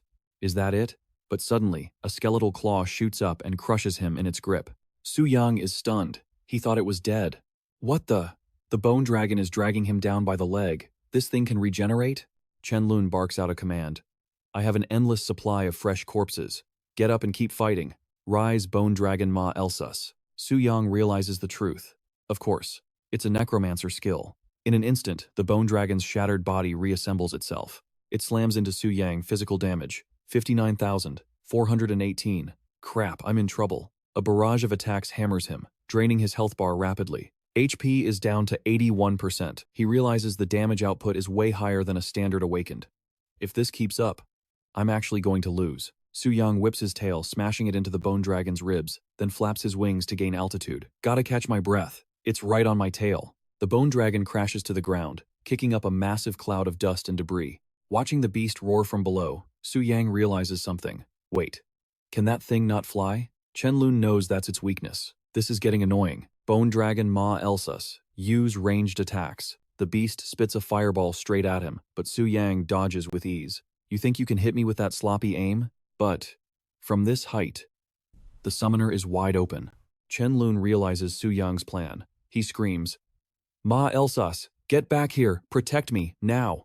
That's exactly what I was waiting for. Su Yang dives and grabs the bone dragon. You fell for it! He hurls the massive beast down from the sky. Go down! The bone dragon smashes directly into Chen Lun, but his HP only drops to 20%. Su Yang is shocked. He still has that much health left? I thought a squishy mage like him would be one-shotted. Su Yang glances over at the rest of the party watching the fight. Zhuangzhen shouts, Deploy the barrier. Retreat to the safe zone behind the blood shield. Ke Xin responds, Roger that. The system flashes. Shared fate. It splits damage with teammates, reducing the user's intake by 50%. Su Yang realizes, so it's that guy, Zhou Tai. If he hadn't stepped in to tank the damage every time, their numbers would have dropped a long time ago. Chen Lun looks around, annoyed. Where is that brat Liu Zi? Why isn't he back yet? Zhou Tai reassures him. Relax, master. Don't lose your cool. I calculated the timing he should be here any second. Su Yang catches the name. Liu Zi? That assassin from earlier. It was so chaotic I didn't notice. He's been gone for a while. Did he sneak off to steal the dragon heart? Ke Xin calls out, Captain, Liu Zi is back. Zhuangzhen sighs in relief. Perfect. With Lei Shan's confidence, this victory is in the bag. Watching the thief run back, Su Yang thinks, I knew it. But aren't you guys celebrating a little too early? Suddenly, the minion Su Yang sent out emerges from the shadows. Lord Athos, I have returned. It holds up a glittering object. Your humble servant has retrieved the dragon heart. I did not fail you. Su Yang grins. Well done. The dragon heart pulses with a blinding, intense light. Zhou Tai gasps, his face pale. How? How is that possible? Su Yang roars. You despicable raiders. Luckily, I was one step ahead. Now that I have the dragon heart, this battle is over. As his claw touches the dragon heart, a brilliant light erupts, catching Su Yang completely off guard. System alert. Anomaly detected. Diamond rank Dungeon Black Dragon Fortress is evolving. Upgrading dungeon rank. Upgrade complete. Stellar rank. Outside the dungeon, the tower begins to shake violently, sending the crowd into a panic. What's happening? Is it an earthquake? High Priestess. This spiritual fluctuation is abnormal. What is going on? Inside the Great Hall, Bai Ling speaks solemnly. I sense a terrifying power being born within the dungeon. I never imagined it would be strong enough to shake the real world. She gazes at a massive pillar of light shooting up into the sky in the distance. Her voice trembles. I fear. A major cataclysm is about to befall our world. Back inside, Lei Shan is paralyzed with shock. Impossible. Stellar rank? How can a dungeon upgrade itself? Zhuangzhen is terrified. I've never heard of a dungeon leveling up mid-raid. Su Yang has evolved into the stellar rank boss, Athos, the Black Flame Wing. Even Su Yang is surprised. I actually evolved? System. Level 100 reached. All attributes increased. Stellar rank skills unlocked. He checks his status window. His stats have skyrocketed, and there's a new stellar rank skill available. Updated status. Boss, Athos, the Black Flame Wing, juvenile form. Level, 100. HP, 6 million. Race, Dark Dragon. Strength, 4,221. Speed, 1,702. Spirit, 1,821. New skill, Draconic Edict, Silent Hellfire. Condenses the ultimate power of black flames to create a hellish prison. Annihilates all who resist. Deals magic damage equal to 1,000% of the user's attribute. Su Yang was still processing the shock. It even came with a resurrection blocking feature. In this gamified era where nobody truly dies unless their level hits 0, this skill was straight up broken. A total cheat code. A red warning flashed before his eyes. Caution. The souls of awakened killed by this skill cannot be resurrected. Choice. Destroy soul. Yes or no? Confused, Su Yang grilled the system. What the hell is this? The system replied, host has acquired the key item, Dragon Slayer Heart, evolution initiated. He narrowed his eyes. The Dragon Slayer Heart. Does that mean this black dragon was originally star rank, but the heart suppressed its true power, forcing the dungeon down to diamond rank? Now that the heart's suppression is gone, the difficulty naturally skyrocketed back to its original state. He didn't fully grasp what this pre-adulthood phase meant yet, but one thing was certain. The tables had turned. While he was lost in thought, Liu Xi came charging in. Su Yang glanced down at him. Liu Qi shouted, Brother Chu, I searched that whole tomb but couldn't find the Dragon Slayer heart anywhere. Is the intel wrong? He froze. Wait. Why does that boss look like a bird?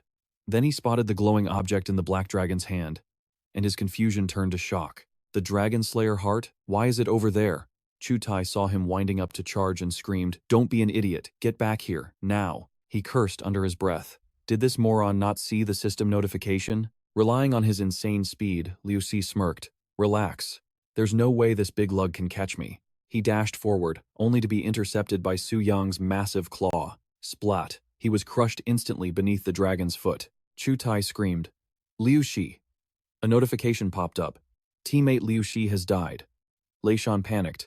Captain Chu, what do we do now? He thought rapidly. A star rank boss usually requires a raid team of 10 to 25th class awakened to even stand a chance. With our numbers, it's suicide. Chu Tai made the call. We can't win this. Retreat. Chen Lun was shocked. Chu Tai, you're running away? But the captain was already halfway down the mountain. What else is there to do? Staying to fight this thing isn't brave. It's suicidal. Su Yang mused. Smart move. Then he sneered. But did you really think I'd let you leave? He launched himself after them, determined to wipe them all out. A glowing portal appeared at the foot of the mountain. Chu Tai sprinted towards it. The teleport gate. Hurry! Lei Shan felt a gust of wind as something zoomed past him. Su Yang landed, blocking their path. Panic set in. It. Caught up? He blocked the exit. Chu Tai barked orders. Buff up. Now. We have to break through. Everyone for themselves. Su Yang opened his maw. Breath of destruction. A torrent of flames unleashed. Screams of agony filled the air. One hit left them crawling on the ground, exhausted. The damage output of a star rank boss was terrifying. My strongest barrier shattered in one hit. My mana is empty. If he hits us again, we're dead. Chu Tai shouted, Stash your valuable gear in your dimensional bags. Minimize the loot drop penalty. It's over. But Chen Lun was stubborn. No way. I will not accept defeat. I've killed you 1,000 times. I know every inch of your power. So, what if you're star rank now? I can still kill you again. He began to chant.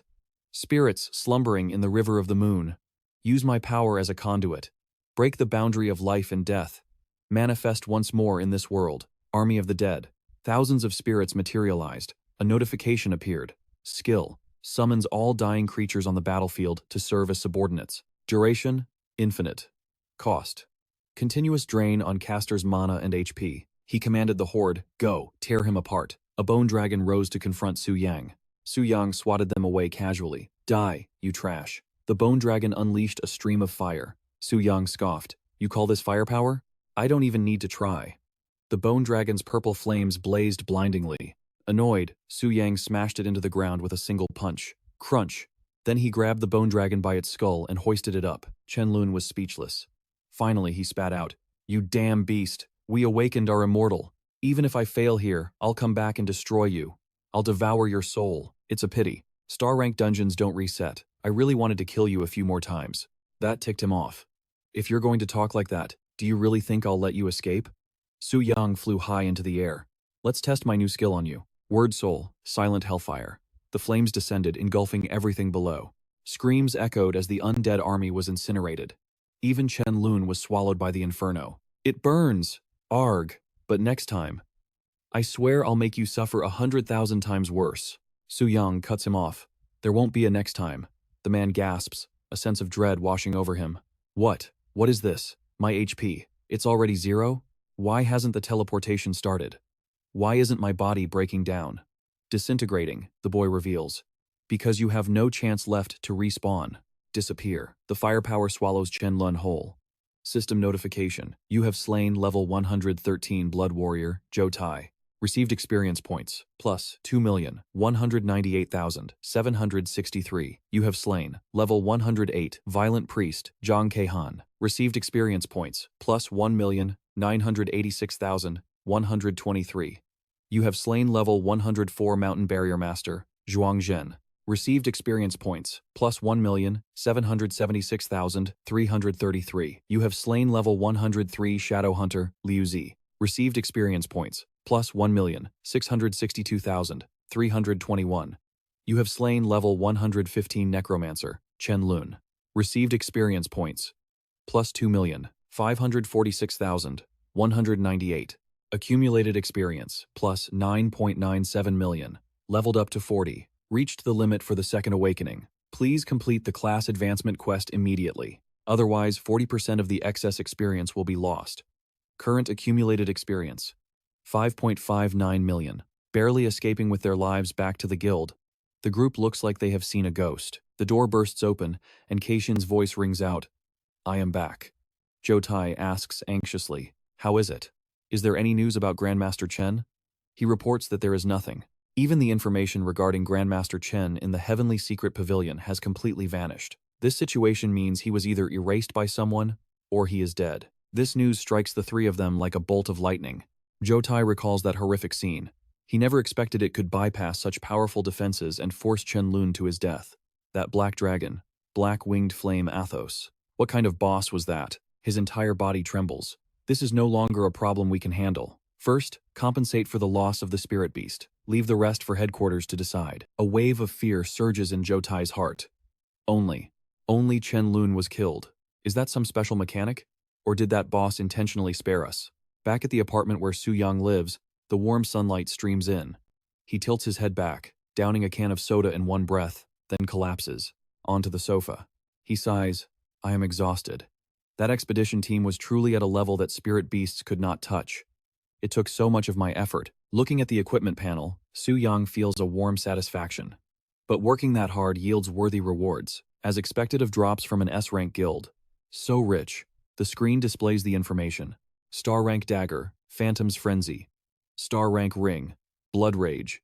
Diamond rank cloak, Cloak of the Night Knight. Diamond rank amulet, Fire Spirit Sacrifice. High grade strength potion, high grade speed potion. Epic rank one-time skill scroll, Thunder Prison.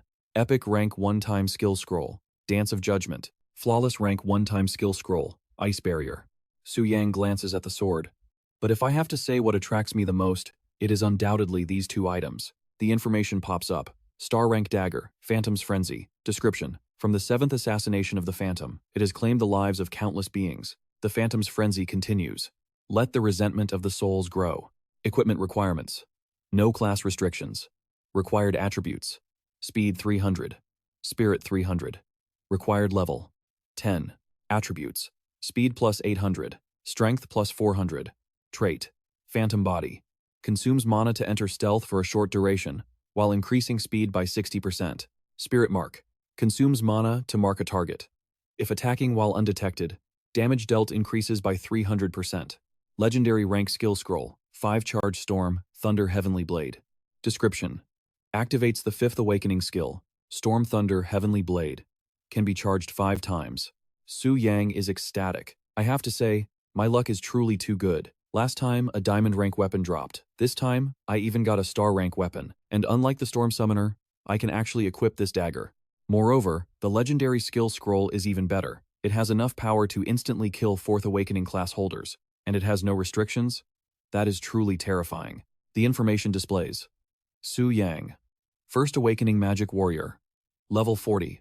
Ready for second awakening. He thinks about his level hitting 40. The wasted experience points are a bit of a pity, but Su Yang wonders, that necromancer Chen Lun I killed, he surely cannot revive again, right? A notification chimes. System confirmation. Necromancer Chen Lun has been completely eradicated by you. The host's decision-making this time was extremely precise. System analysis. After obtaining the Dragon Slayer heart, the level 30 necromancer Chen Lun had a high probability of killing the host. If the host were killed by other awakened while acting as the boss, the host would have also died immediately. The host is advised to proceed with extreme caution. Su Yang breathes a sigh of relief. As expected, killing him was the right choice. If I hadn't been so smart, I might be dead right now. He smiles at the thought. After that brutal lesson, I bet the Explorer Guild won't have the guts to show their faces or start trouble for a good long while. Su Yang pondered with curiosity. He recalled that bosses at the Star Brilliance rank are classified as true spirit creatures, possessing their own independent consciousness. So, what exactly happens when I'm not possessing the Black Dragon? He asked the system. The system responded, when a boss is paired with a successor, its original consciousness is instantly erased. Regardless of their level, during periods when the host is not connected, the boss will act strictly according to preset behavioral patterns. Furthermore, if the possessed boss is killed by the host himself, the system will automatically pair the host with a new, higher-level boss. Stunned, he pulled out the Dragon Slayer's heart. Seriously? Is this some kind of setup? Is the universe basically telling me I have to slay the dragon? And speaking of slaying dragons, I can't ignore this piece of gear. It feels like everything has been perfectly orchestrated from the start. Item info displayed. Level unknown. The Dragon Slayer's heart description read, a brave hero blessed by the goddess severed the head of a giant dragon. Dragon blood sprayed across the land, forging the Dragon Slayer sword. The hero seized the giant dragon's heart as proof of the deed. In that chaotic era, the vision of the nameless hero was awakened. The Dragon Slayer sword was lost to the world, leaving only this heart with the hero. Unlocks. Spirit increased by 50%. Strength increased by 100%. Dragon Slayer's glory trait. Ignores giant dragon race talents. Damage dealt to giant dragon creatures increased by 500%. Unlocks. Ancient Heroic Soul. With this amulet tainted by dragon blood, one can summon the Ancient Heroic Soul to assist in battle. Unlock condition. Restricted usage. Requires the user to solo kill a giant dragon. Usage limit. Each giant dragon killed grants 1 summoning charge. Current charges, 0. Su Yang figured this Ancient Heroic Soul was likely the Dragon Slayer hero himself. To earn that title, his combat power must have been insane, definitely way cooler and stronger than any 5th advancement professional. With a super minion like that, who would he ever need to fear? Kill the Black Dragon, switch possession targets, and unlock the summon. Looks like that's the main objective for the next phase. He opened the door and stepped out. Alright, time to go accept the second advancement quest. He headed towards the temple. Outside, players were staring at Bai Ling, whispering in awe. Is that the temple priestess? She's absolutely stunning. Is she waiting for someone? Who on earth has the status to make a temple priestess wait at the door? I'm so jealous. I wish I had a beauty like that waiting for me. She opened her eyes and whispered, Gods bless us. Seeing him approach, Bai Ling bowed. Greetings, Lord Brave Hero. How may I be of service to you today? Su Yang was taken aback. Lord Brave Hero? And, wait, you knew I was coming? She explained, the class transfer statue just emitted the guiding radiance. That is the signal that a temple VIP is approaching, and in all of Dongling City, you are the only one who holds that status. As for the title, it is a requirement of the temple protocols. Please do not let it trouble you. He felt a bit shy, unable to look her directly in the eyes. Ah, I see. It just feels a little strange. System notification. 5-star second advancement quest received. Requirements. Solo clear a diamond rank dungeon 2 times. Additionally, the boss must be successfully killed within 3 minutes of encounter. As far as Su Yang knew, the standard protocol was to form a party to clear a dungeon of the same level. But this quest? It demanded a solo run. Only one person allowed to clear the dungeon. It was obviously designed to be impossible, but for someone like him, honestly, it was basically the same as having no restrictions at all. Bai Ling praised him endlessly. You actually accepted the 5-star quest again. As expected of Lord Brave Hero, Su Yang replied modestly, it's really nothing. By the way, do you have a map of the silver rank dungeons near Dongling City? Of course, she replied. One moment. Bai Ling handed him a scroll. Lord Brave Hero, this map contains the silver rank dungeons you asked for. It also includes location and respawn data for bronze and gold rank dungeons as well. Su Yang nodded politely. Thank you. Feeling that his business was done, he prepared to leave. Well then, I'll be going now. Bai Ling called out, Lord Brave Hero, please, wait a moment. She lowered her voice seriously. Not long ago, a terrifying incident occurred inside one of the dungeons. The dungeon's difficulty suddenly spiked, causing a high-level professional to go missing completely. Also, the low-level wilderness zones have been extremely overcrowded lately. Conflicts over territory are turning bloody. Please, be very careful out there. Thanks for the warning, Su Yang replied. I'll watch my back. As he walked away, he thought, Dongling City has so many low-level dungeons. Where am I supposed to find 2 silver rank ones specifically? Are there people here already? Arriving at the location, he was stunned by the sheer size of the crowd. Are they throwing a party or something? He walked up to the glowing red notification board, curious. Is a silver rank dungeon really this big of a deal? He was panting heavily, totally exhausted. He had run to 7 or 8 different dungeons already, only to find every single one of them occupied by other people. Is my luck finally running out? Did I use up all my good karma, picking up god-tier gear, and now the universe is balancing the scales? Su Yang checks the map. Ahead lies the entrance to the Cave of Agony dungeon, but looking closely, there's a crowd blocking the gate. He sighs, exasperated. Seriously? Why is there a whole army out here? Then, a familiar face catches his eye. Su Yang blinks. Gu Shuiqian, what on earth is she doing here? She's pleading with the guy next to her. Wang Fei, come on. We were here first. Can't you guys just not steal our spot for once? Su Yang's eyes widen. Wang Fei? That jerk again? Give me a break. Wang Fei sneers. Sorry, little Xueqian. I don't see the Nether Rain Guild's name written on this dungeon. In this world, might makes right. You want it? Come take it. Su Yang ponders. Nether Rain. Isn't that the sister guild to Nether Cloud? What a small world. Since it's someone I know, maybe stepping in will smooth things over. Su Yang makes up his mind. He's joining this party. He changes course, landing with a heavy thud. Hate to break up the party, but I'm not planning on giving up this dungeon either. A goon named Luo Shan, standing behind Wang Fei, barks out, Our boss already claimed this spot. If you know what's good for you, beat it. Unless… Of course. Ah. You want to stay and get played with? We don't mind. Before he can finish posturing, a blade snaps right in front of his face. It's He Lan, level 61, Tier 3 Sword Ranger. The Nether Rain Elite warns cold as ice. Watch your mouth, or the next thing I cut will be your head. The goon stammers, terrified. A Tier 3 Awakener. Wang Fei just scoffs. What are you scared of? We've got our own heavy hitter, don't we? Li Zhen steps forward. Level 60, Tier 3, martial artist from Green Mountain Pavilion. He snorts, Nether Rain trash. You don't get to run your mouth here. He Lan smirks.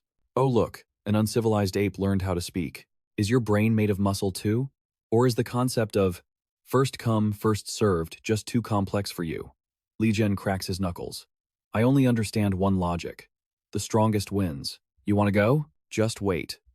When I call my boys over, don't go crying when we wipe the floor with those little girls behind you. She glances back at her team, mostly low-level rookies. A fight now would be messy, but if she backs down, this scumbag will just walk all over them. He Lan stares down Li Zhen, weighing a preemptive strike. Suddenly, Su Yang steps right into the crossfire. If we're deciding this with fists, I think I deserve a vote. The goon blinks, confused. But Gu Shuiqian's eyes light up. Su Yang remembers seeing her at the teleport station. Glad she's safe. Good apartment. But seriously, what is she doing in a high-level zone? And why are you antagonizing the big shots? Wang Fei explodes. Su Yang? Why is it always you, you cockroach? Su Yang shrugs. Funny, I was gonna ask the same thing. Why do I keep bumping into buzzing flies like you? Where do you get the nerve? Open your eyes. This is a Tier 3 elite standing behind me. He could squash you with a flick of his finger. Li Zhen growls. Kid, if you're smart, you'll kneel and beg. Do it now, and I might leave enough of you to bury. Su Yang completely ignores him, turning to Xueqian. Long time no see. She waves back, stunned. Why? Yeah. Long time no see. Wang Fei turns purple. You dare ignore me? He Lan whispers. You know this guy? Yes, ma'am. We were classmates. He Lan blinks. Classmates? So he awakened the same time you did? Then why is he acting so tough? He Lan turns to Su Yang. Hey, did you just mention a class advancement quest? This is a silver tier dungeon. You sure you're not lost? Su Yang shakes his head. Nope. My second advancement quest requires a solo clear of a silver dungeon. He Lan freezes. Second advancement? Wait. If he awakened with Xueqian, that was only a few days ago. He hit level 40 already? That's impossible. Wang Fei cuts in, laughing. Listen to this clown. You think you're some kind of hotshot? Walking around acting like you own the place. You're just a trash warrior class. Keep acting tough, and you're gonna get yourself killed, idiot. You got guts? Show us your status window. Let's see how pathetic your level really is. If not, shut your trap and stop looking down your nose at us. A nobody like you should be on your knees, licking our boots. Su Yang looks at him with pure disgust. Level 10, huh? If you were level 2 or lower, I wouldn't even bother dirtying my hands. But the system says, the death penalty for level 10s is a loss of 2 levels. Below, level 2, it's permanent death. Wang Fei snaps. He raises 2 fingers, conjuring a jagged sphere of ice and hurling it straight at Su Yang. Su Yang doesn't flinch. Go cool off back at the spawn point. Slash. He swings once. Wang Fei's HP bar vanishes. Wang Fei gasps, "Wah?" System notification. You have slain level 5 Ice Mage, Wang Fei. Plus 100 EXP. As his body hits the floor, the goons scream in terror. Brother Fei? Li Zhen roars in fury. You dead meat! And launches a massive punch. Su Yang stepped back, his voice dripping with mockery. A sneak attack? You really have zero martial honor. The man roared, his fury spiking. You little punk. You think killing my men means I'll let you off the hook? Since you drew that blade, let's see if you've got the skills to back it up. Su Yang turned his attention to He Lan. Actually, why don't you jump in too? It'll save me the trouble of dealing with you later. That was the excuse she needed to act high and mighty. You've got some nerve, kid. Who gave you the guts to talk like that? Challenging 2 Third Awakening professionals at the same time? You are dangerously arrogant. Even if you are Xiao Qian's friend, I can't let this slide. He Lan turned to negotiate with Li Zhen from the Green Mountain Pavilion. Let's put our issues on hold for a moment. We need to teach this ignorant brat a lesson about the real world. He replied with a cold sneer. Fine. I'll deal with you after I'm done with him. Li Zhen launched himself into the air, throwing a massive punch. Die! At the same moment, He Lan raised her sword and charged straight at him. Su Yang moved with blinding speed to intercept him first. Li Zhen was shocked. How is this kid so fast? He activated his skill. I don't believe it! Thunder Tiger Fist. A powerful punch aimed straight for Su Yang's face. The boy blocked it with his sword, his brows knitting slightly. Su Yang put power into his swing, knocking his opponent flying. He Lan ambushed him from behind, slashing down, but her blade was stopped cold by a protective barrier. He scoffed. You're sneak attacking too? The martial honor of you Third Awakening professionals is pathetic. System alert. One-time gold tier scroll crystal barrier activated. Condenses a shield around the user capable of absorbing a total of 80,000 damage points. He Lan stared at her blade in terror. Her strike hadn't even depleted half the shield's value. That was definitely a high-tier scroll, and his weapon. No matter how she looked at it, that couldn't be silver tier. Could it be gold? Or even platinum? Earlier, when he instantly killed that ice mage, his movements were so fast I could barely see them. That's why I was being cautious. Who could have guessed this kid was actually this strong? What on earth is this Su Yang's background? Suddenly, the pile of rubble in front of them exploded, sending debris flying everywhere. Li Zhen screamed in rage. You brat! Don't you dare run! I am absolutely going to kill you. Su Yang raised his sword, flames surging around it. I told you. I'm in a hurry. The roaring flames engulfed Li Zhen, freezing the look of shock on his face. Su Yang declared, disappear. In an instant, there was no one left in front of him, only fading embers. System alert. You have slain, level 60. Martial artist Li Zhen. Gained 3,125 experience points. Su Yang glanced at the person behind him. You still want to fight? She forced a stiff smile, thinking, how the hell am I supposed to fight that? Seeing she was being sensible, he nodded. Good. After all, we're in the same guild. I didn't want things to get too ugly. He Lan was stunned. Same guild? Could it be? Su Yang instructed, help me apologize to the guild leader for the trouble. I'll be taking this dungeon first. His information flashed up. Su Yang, level 40, class, Magic Swordsman, guild, UV. 2 new notifications updated. You have entered the dungeon Cave of Agony. Class advancement quest activated. Please complete immediately. Cave of Agony. Level requirement, 20 to 40. Player limit, 1 to 8 people. He strode into the dungeon. Recommended level, 20 to 40. Player limit, 1 to 8. Su Yang muttered as he walked. Come to think of it, aside from the Black Dragon Fortress, this is my first time officially running a dungeon. Feels pretty fresh. If I remember correctly, this dungeon is set as a gnome lair. Seeing a monster guarding the path, Su Yang raised an eyebrow. Only one guard at the entrance? The monster was a level 35 evil gnome archer. He drew his sword. For the first mob of my dungeon life, this is a bit stingy. Just as he finished off that one, another monster ambushed him from behind. Su Yang reacted instantly, gripping its throat to immobilize it, then hurling it violently into the distance. The sword in his hand danced, unleashing a precise slash. System alert. Slain level 35 Evil Gnome Archer. Experience plus 549. Slain level 34 Evil Gnome Butcher. Experience plus 537. Su Yang glanced around with disdain. Seriously? More sneak attacks? This dungeon is a bit wicked. If I wasn't so fast, that would have actually hit me. He recalled his fight with Li Zhen. Back then, I basically won by overwhelming him with raw stats. But if I meet a stronger professional, I'll need to rely on actual skills to win. A purple aura flared up in the palm of Su Yang's hand. Rare opportunity.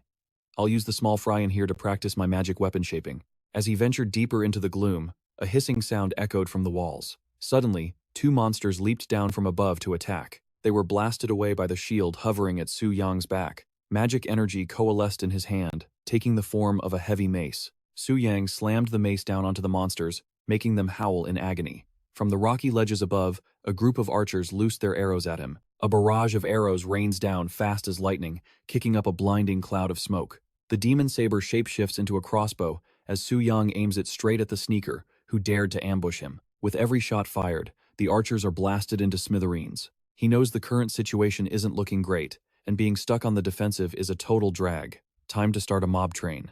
Su Yang's feet pound the ground as he sprints forward, not wasting a single second. Behind him, a horde of monsters is hot on his heels. He decides, since he's almost at the boss room anyway, he might as well wipe them all out in one go. As soon as he says it, Su Yang spins around, gripping a double-ended spear that gleams with razor-sharp edges. It transforms into a colossal lance and flies forward with a whoosh. Every monster it touches erupts in flames, eating the full force of this 40-meter blade. As the fresh wave of pursuers gets annihilated, he clicks his tongue in praise. Long range, close range, offense, and defense, it's total freedom. This skill is truly versatile. I'm getting more and more hyped to see what new skill the 5th job advancement quest will grant me. Just then, a pair of glowing eyes glares at Su Yang. It's the Icebone Giant Tiger, the level 40 dungeon boss. Seeing its majestic appearance, he's actually quite surprised. The final boss of the Earth God's Lair dungeon is... a tiger? Did the pet decide to become the master? This game design is getting a little ridiculous. The giant tiger speaks with utter contempt. Foolish human, daring to step into my territory. Do you have a death wish? It starts to run. Can you even keep up with my speed? Su Yang calmly assesses the beast, even as the tiger circles behind him. Looks like the dialogue lines are scripted. As expected, bosses below spirit tier don't possess true intelligence. I guess I'll use you to test out a new method I just thought of. The giant tiger's claws prepare to strike. You are dead meat. Its front paw stomps down violently right where Su Yang is standing. But the beast gets hit by reflected damage, its body continuously sliced open by invisible cuts, while Su Yang remains completely unharmed. The system announces, Killed Silver Dungeon Boss, Icebone Giant Tiger. Experience plus 6,321. Solo cleared 2 silver dungeons simultaneously. Achievement unlocked. Killed boss within 3 minutes of encounter. Su Yang mutters to himself, Instant kill. Who needs 3 minutes? He walks toward the teleportation gate. Time for the next dungeon. As he steps out, he sees Ha Lin's group hiding behind a cliff and looks surprised. Why are you guys hiding so far away? It's not like I'm gonna eat you. She replies, Don't mind us, just go your own way. Su Yang agrees. Okay, bye. Ha Lin is forced to change her perspective on him. Only 5 minutes and he's done? And that was a hell mode dungeon. What in the world? Is that monster? Tuyet Tien recounts the past, sighing with emotion. Not long ago, we were still going to school together. Now, it feels like we're not even in the same world as him anymore. Moving to the next dungeon, the system announces, Killed Silver Dungeon Boss, Blood Rune Spider. Experience plus 6,187. Achievement.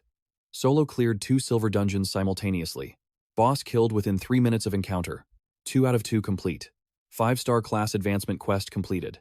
A series of new notifications pops up. He checks and sees the 5-star advancement quest is successfully finished. Suddenly, a hidden class advancement quest is triggered. Su Yang is surprised. A hidden quest? New information updates? Phase 1. The Lost Rusted Key. Quest Introduction. A point marked on the map. A terrifying beast is hibernating there, seemingly guarding something. Extra rewards upon completion. Increase all attributes by 5%. A special hidden class, Magic Warrior, and a legendary tier skill book. Note 1. The hidden class advancement quest only opens after completing the 5-star advancement. It is unrelated to standard class progression. 2. The hidden quest chain will be released in stages after each successful job change. 3. You can abandon the hidden quest without affecting your normal class advancement. Time limit: 48 hours. A selection screen appears. Do you accept the quest? Su Yang's lips curl into a smile. Just the 5% all-stat boost is tempting enough, but a legendary skill book too? Plus, looking at the quest, there's definitely a phase 2. So this is the true value of a 5-star advancement quest, huh? Accept? Of course, I accept. He checks the map again. The target area is in the high-level outskirts of Tianlin City. The average monster level there is 40 and up. That so-called terrifying beast must be at least level 50, right? If I don't use a glitch, it feels like this would be impossible for anyone to complete. Su Yang pulls out his sword. Looks like it's finally time to unlock this spirit tier weapon. However, to use a weapon above diamond tier, I don't just need a flawless gem, I also need a grandmaster level blacksmith. Donglin City doesn't have anyone like that. He suddenly remembers. That's right, the Heavenly Secret Pavilion has a branch in Tianlin City. I recall they don't just sell dungeon strategies, they sell intel too. Looks like it's time to pay a visit to those losers I beat before. Besides, I heard the Heavenly Secret Pavilion is a member of Alliance X. I wonder how they'll react when they see this. In Su Yang's hand, a glittering card appears. The Alliance X Black Gold membership card. Stepping into Tianlin City, he looks at the headquarters bustling with people and is quite surprised. Tianlin City is absolutely packed with people buying power leveling services. As expected of a top-tier organization, it's actually making me a little nervous. Su Yang thinks to himself. I just sold off that loot and officially joined the ranks of the filthy rich. Still, it feels a little awkward spending it all so soon. The system screen displays the item details. Flawless Limitless Gem. It can be socketed into equipment of any tier, completely removing all level restrictions. Account balance: 2.8 billion. Inside the headquarters, impatient shouts echo through the hall. Hey, isn't it my turn yet? I've been waiting so long I'm growing mold here. The counterstaff apologizes nervously. Please, everyone, stay calm. When his number is finally called, Su Yang steps inside, sighing. Way too many people. Suddenly, he spots two familiar faces nearby. Isn't that Zhou Tai and Liu Qi? Su Yang thinks. Can't believe I'm running into them again so soon. The man walking behind Zhou Tai is pleading. Brother Zhou, can't you reimburse me for my lost weapon? Come on, that was a star-tier weapon. Zhou Tai snaps back, annoyed. We lost Chen Lun on that run. Headquarters is already being generous by not punishing us. What more do you want? Hearing this, Liu Xi kicks a pile of junk in a rage. So what? I have to go grind dungeons for another few months now? A block of wood flies straight at Su Yang's face. He catches it effortlessly, his voice cold. Which blind idiot is throwing trash around? The bully stomps over. Yeah? You got a problem with that?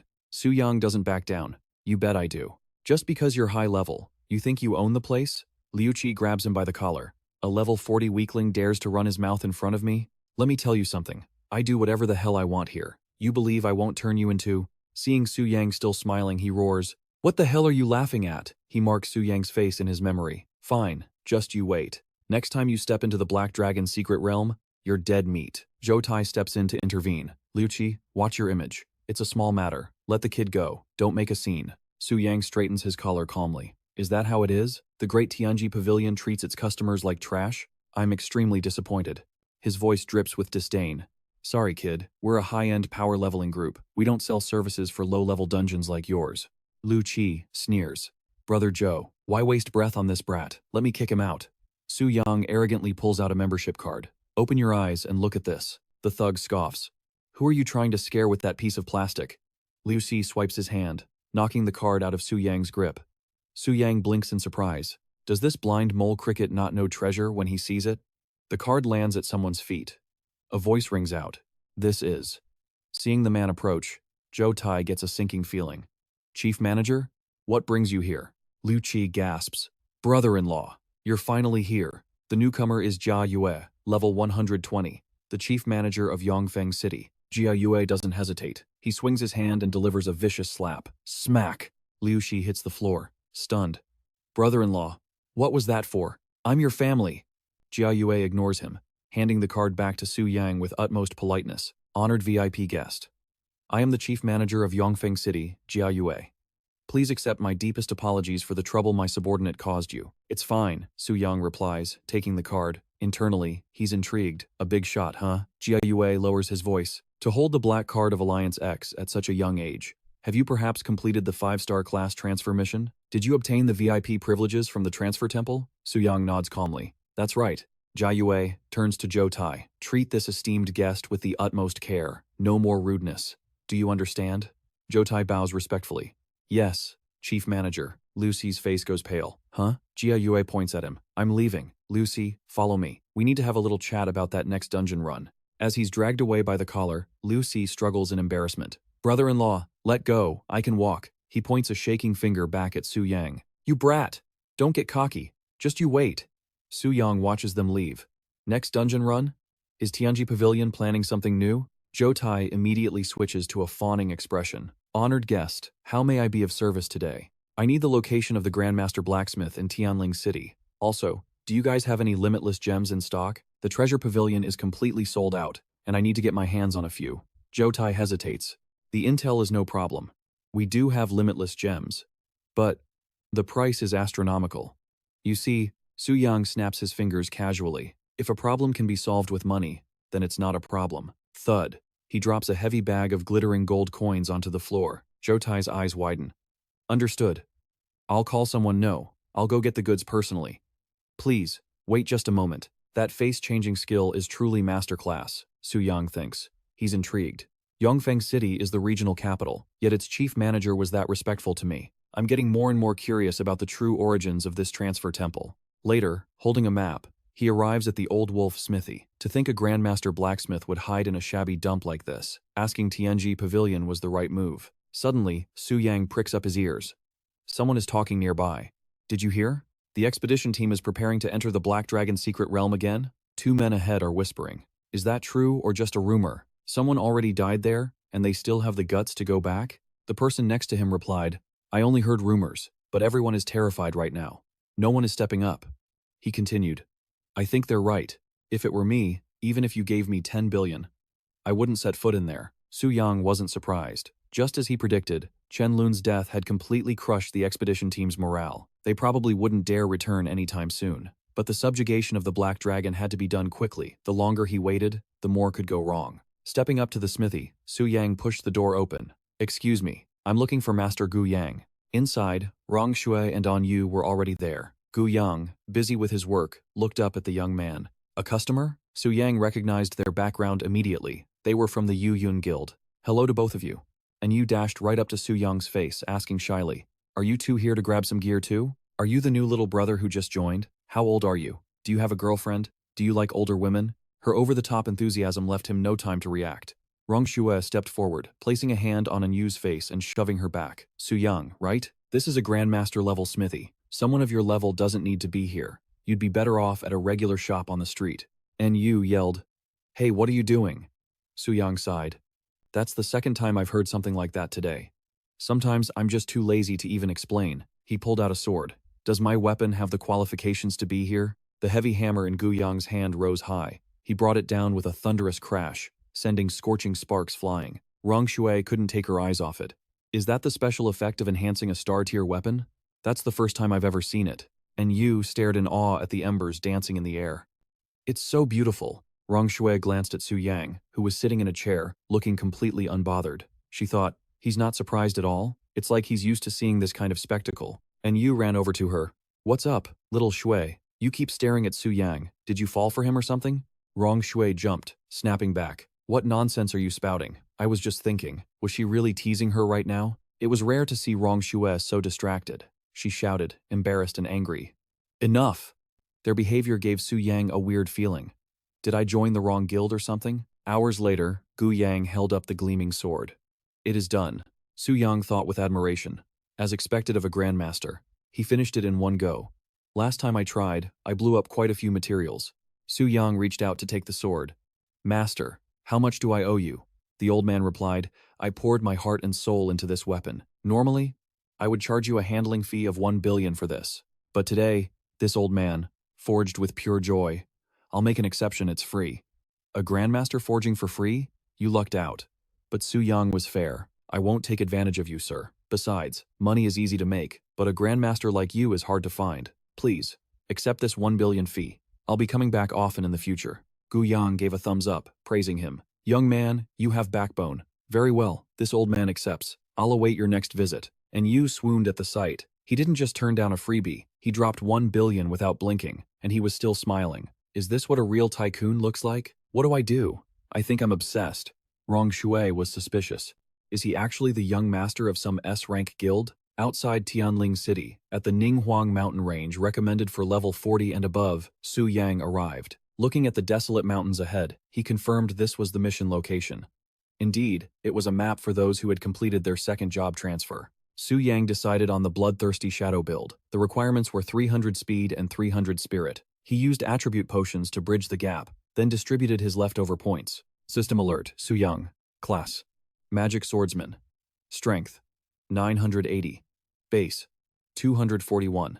Equipment bonus: 739. Speed: 1129.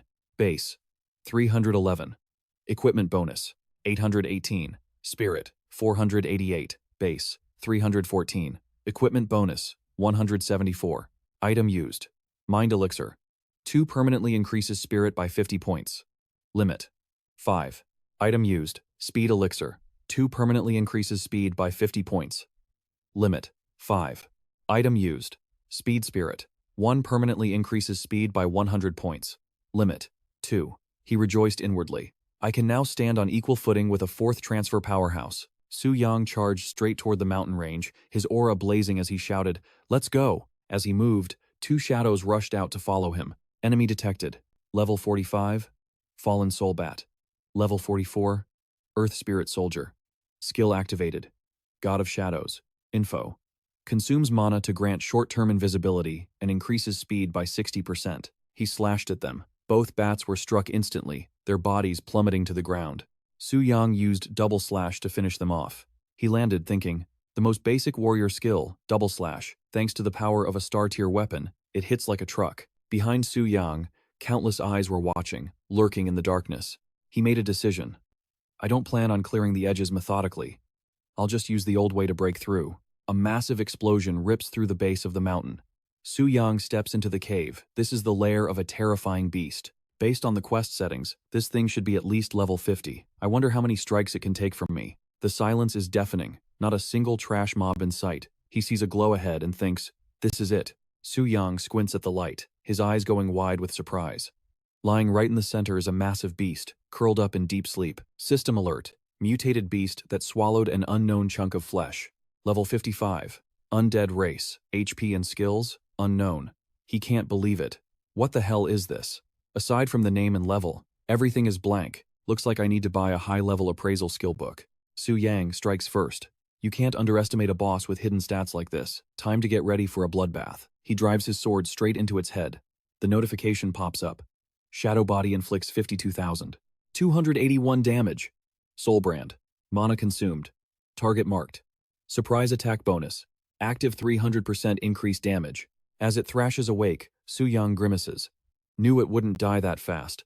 The beast's maw unleashes energy beams while spikes erupt from the ground. He leaps high to dodge, then spins mid-air for a downward slash. The monster roars in agony as the blade connects. Gripping his sword tight, he rushes back in. He won't give it a second to breathe one strike to cripple its health bar. System announcement. You have slain the mutated beast that swallowed an unknown chunk of flesh. Received 4,321 XP. Obtained item. Old key. Obtained item. Unidentified piece of rotting meat. Item info. Old key. Worn by time. Looks like the critical item to open a specific door. Unidentified piece of rotting meat. Its former power has vanished, symbolizing decay. Its origin is impossible to trace. He knows the quest mentioned a key, but what the hell is this rancid meat for? Just reading the description implies the meat's original owner was terrifyingly strong.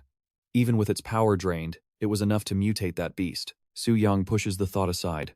Whatever. Let's finish the class advancement first. I'll figure out what this junk does later. A new screen appears. Class advancement quest verified. 5-star difficulty cleared. Received ultimate life sublimation base stats increased by 25%. Received magic swordsman exclusive passive skill. Dual spirit boost. Increases spirit by 10% of your strength stat. And increases strength by 10% of your spirit stat. Cannot loop indefinitely. Checking hidden class quest. Completed. Hidden class quest complete. Reward. All stats increased by 5%. 1 special class book. Magic swordsman. A legendary skill book. Level cap unlocked. Calculating reserve XP. Level 40 to 58. Received 360 stat points. He dumps them evenly into strength and spirit, thinking, these base stats are insane. I'm already crushing tier 3 professionals. If I include my gear stats, I can take those spirit hunters head on. A tier 2 player beating a tier 4, just thinking about it gets my blood pumping. The new status window finishes updating. His stats, strength, speed, spirit, skyrocket. Su Yang looks at his sword with a grin. Doubling my stats is already broken, but with Soul Brand on top, from now on, even a platinum tier dungeon boss won't be able to tank my hits. Legendary skills are no joke. A notification chimes. Magic Swordsman. Legendary skill. Duel. Destruction Slash. Fuses mana and weapon into one. Consumes half of total mana to launch a devastating attack, dealing 200% physical damage plus 200% spirit damage. Back at the guild, Bai Ling rushes over to congratulate him. Hero! Congrats on clearing the 5-star tier 2 advancement. Your VIP benefits are being updated now. 1. Your monthly stipend is raised from 10 million to 50 million. 2. Your X-Alliance Black Card discount is increased from 20% to 30%. He nods. Got it. Internally, he thinks, at my level, these perks are just pocket change. She asks curiously, what will you do next, hero? Su Yang replies, I'm a bit beat from the last few days. I plan to rest for 2 days. Work-life balance, you know? Bai Ling nods enthusiastically. That's true. Rest is super important. He has a plan, but resting doesn't mean sitting around. In his free time, he's heading to the Tianji Pavilion to buy gear. He needs to prepare for dragon slaying. Meanwhile, at the Tianji Pavilion headquarters, in Jia Yue's office, he's assigning a task to Zhou Tai. You're in charge of the Secret Realm Crusade this time. 30 expedition members should be enough to clear it, right? Zhou Tai confirms. Yes, 30 people is plenty. The only issue is that special mechanic. The one that prevents resurrection. Jia Yue held up a bracelet. Relax. Headquarters has a plan. We've prepared a Life Jade bracelet for every single one of you. It guarantees your survival. A Life Jade bracelet? Zhou Tai's face lit up. This is a high-tier item. Thank you, manager. Jia Yue nodded. I'm leaving this to you boys. If I wasn't so swamped, I'd go slay that dragon myself. Suddenly, a voice cut in. Hold it. That black dragon isn't yours to touch. The office doors burst open. Zhou Tai spun around, startled. Seeing Linger, Liu Qi stammered, young mistress, what are you doing here? It was Luo Linger. Class, Beast Tamer. Level, 130. The daughter of the Tianji Pavilion Master. She scoffed. The young mistress is here. Aren't you going to welcome me? Jia Yue dropped to one knee instantly. Forgive me. I didn't know you were coming, young mistress. Please, spare your anger. She waved a hand. Rise. I came in secret. No one knows I'm here. Keep your mouth shut about this. A flash of light flickered, and a chair materialized out of thin air behind her. Linger sat down, crossing her legs. From this moment on, no one enters the Black Dragon Citadel without my permission. I'm going to tame that Black Dragon myself. Jia Yue hesitated. May I ask, is this the master's order? The air suddenly grew heavy with killing intent. If it's not my father's order, do you dare defy mine? Jia Yue trembled, bowing low. I wouldn't dare. I'll make the arrangements immediately. Linger turned to leave. Good. Get me all the data on the Black Dragon and prepare a room. I need to rest. Jia Yue exhaled, wiping sweat from his brow as she left. I didn't expect the young mistress to show up. This complicates things. Behind him, Liu Qi was still in shock. That was the master's daughter. The youngest genius in the Global Beast Taming Association. Exactly, Jia Yue confirmed. The Global Beast Taming Association. A super organization on par with the X-Alliance. They hunt the rarest beasts on Earth. Dungeon bosses. Wild elites. Nothing escapes their sights. The young mistress is a prodigy. Joining the association at her age? You won't find many in all of Longxia who can stand on her level. She came in secret for one reason, to snatch the Black Dragon before any other tamer gets a chance. If she succeeds, she'll be the top beast tamer on the continent, and Tianji Pavilion's reputation will skyrocket. Zhou Tai chimed in. So don't get any funny ideas. When we follow her into the dungeon, we follow her orders. And most importantly, when the Black Dragon is at low health, she gets the final blow to tame it. Do not steal her kill. Understood? Jia Yue nodded. Of course. I'll go grab the basic guide to giant dragons for her right now. He was terrified. Who would dare compete with the Pavilion Master's daughter? But when Zhou Tai checked the inventory, he froze. What? It was sold yesterday? And the buyer is Su Yang? Liu Qi gritted his teeth. Him again? Why is it always that guy? Is he trying to start a war? Jia Yue felt a knot in his stomach. It has to be a coincidence, right? He couldn't have known she was coming. But why is someone of his level interested in giant dragons? Jotai looked nervous. What do we do? Demand he return the book? No, Jia Yue ordered. It's suspicious. But we can't just offend a temple VIP. Look for other dragon records. Go. Now. Meanwhile, at Su Yang's place, he settled into his favorite chair and cracked open the basic guide to giant dragons. 5 million gold coins for one book. Tianji Pavilion sure knows how to rip people off. This better be worth it. Su Yang scanned the pages. Red dragon, white dragon. Ah, here it is. Black dragon. The data appeared. Race, giant dragon. Traits, violent, bloodthirsty. A chart listed their power levels by growth stage. Infant stage. Voidstone rank. Pre-adult stage. Star brilliance rank. Post-adult stage. Bright moon rank. Mature stage. Blazing sun rank.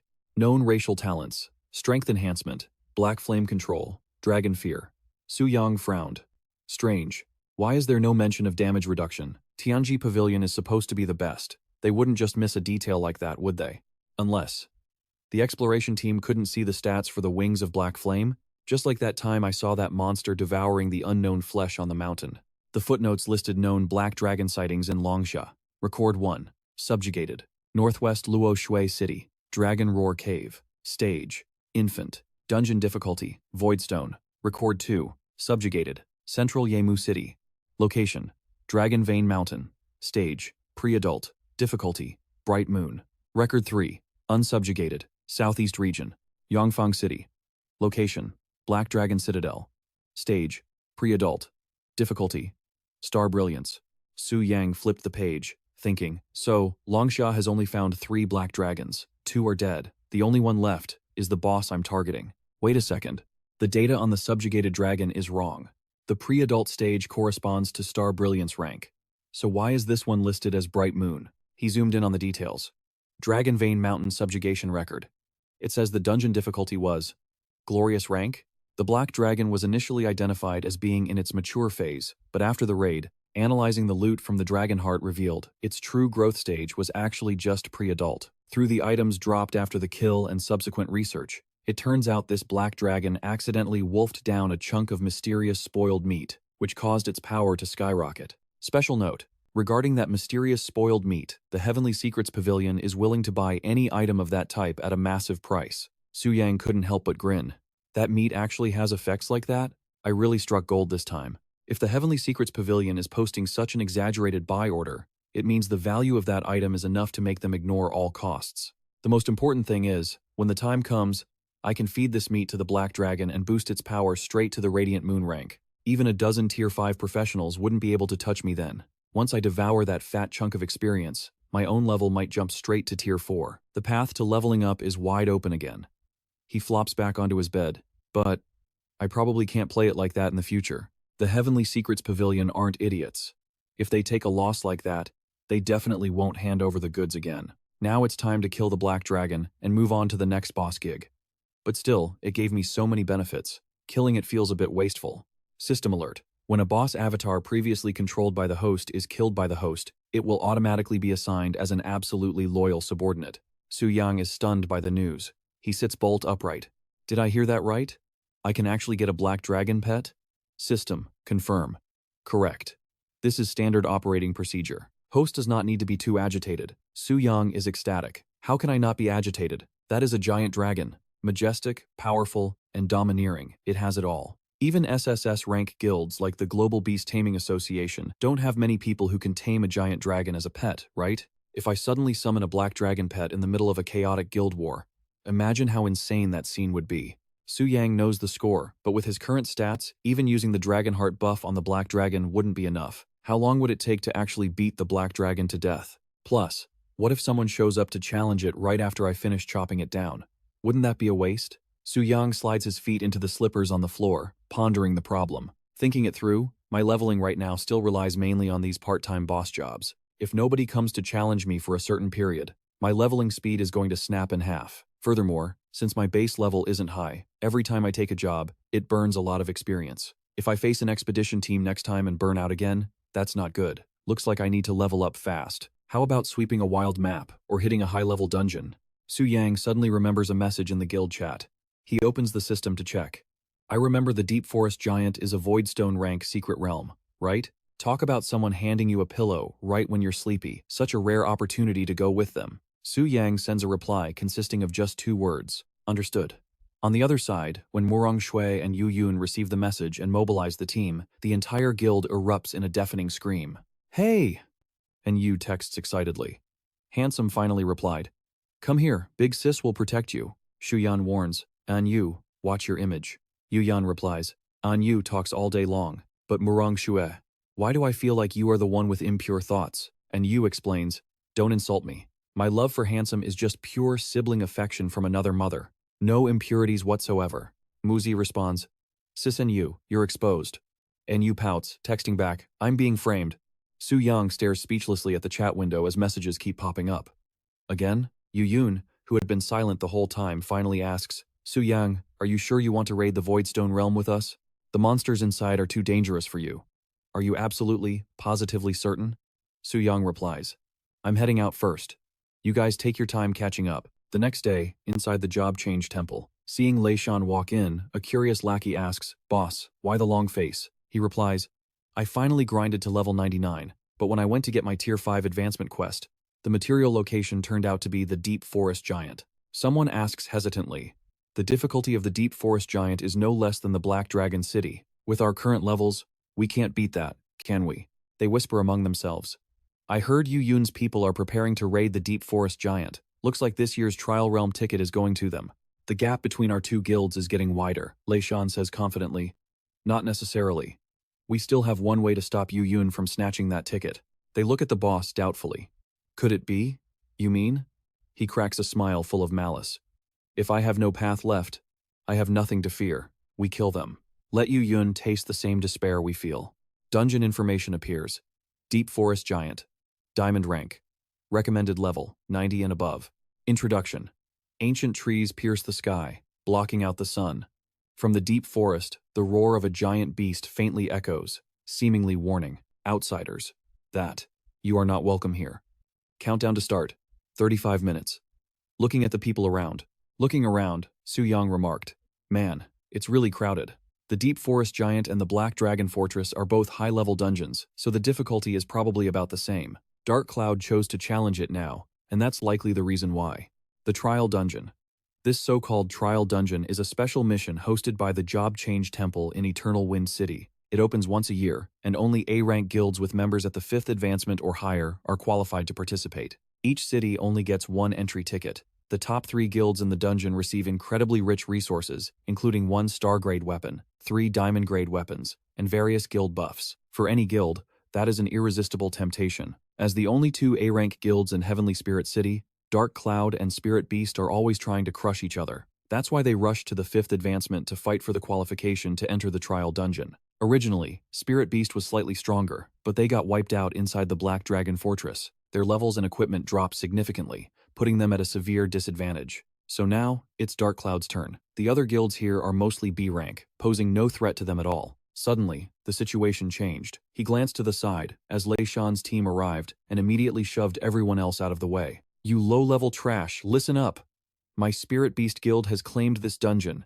If you don't want to die, get the hell out of here. The crowd was terrified. It's Spirit Beast. Su Yang realized that Spirit Beast wasn't going to give up that easily. The other players scattered in fear. These A-rank guilds are way too tyrannical. Someone nearby whispered a warning. Keep your voice down. Haven't you heard Spirit Beast has been super unlucky lately? They're obviously looking for a punching bag. Su Yang pondered. With Spirit Beast's current strength, clearing a diamond-tier dungeon would be extremely difficult. They barely have anyone at level 90. Looking at their aggressive stance, they don't seem like they're preparing for a raid. It looks more like they're waiting for someone. He gradually realized their scheme. Are these guys trying to block Dark Cloud? If they can't enter the dungeon, they won't let anyone else in either? That's a real dog-in-the-manger move. Totally unethical. Seeing Su Yang still standing there, a level 72 lackey shouted, Hey kid, are you deaf? Didn't you hear what my guildmaster said? He replied, I'm just looking around. I'm not interested in your business. You guys do whatever you want. The arrogant goon shoved Su Yang backward. Damn it, did I say you could speak? Get lost. Su Yang grabbed the hand that was rudely placed on his shoulder and violently twisted it backward. The lackey screamed, My hand!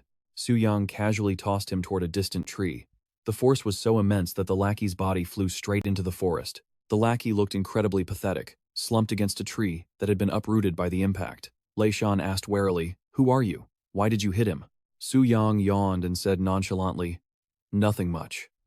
That guy tried to hit me, so I just defended myself." Zhao Ming, hot-tempered as ever, yelled, "What kind of attitude is that? You beat him down to a sliver of health and call it defense. You're way too arrogant." Lei Shan interrupted. "Zhao Ming, that's enough." He negotiated, "If my man offended you, then he was indeed in the wrong.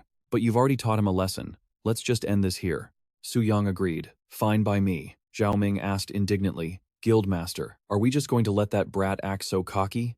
Lei Shan was much calmer. He took out a third advancement job holder in a split second. He must be at least a fourth advancement job holder. "We're here to cause trouble for Dark Cloud.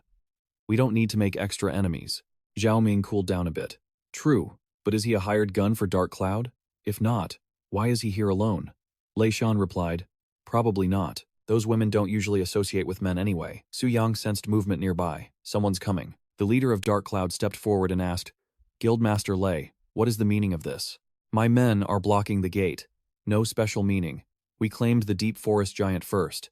I hope Guildmaster Lin will go to a different dungeon." She reminded him unhappily. "Stop joking. Your Spirit Beast Guild just got a team wiped out. You don't have the morale to clear a diamond dungeon." Then she realized, "Oh, I see. You came here specifically to cause trouble, didn't you?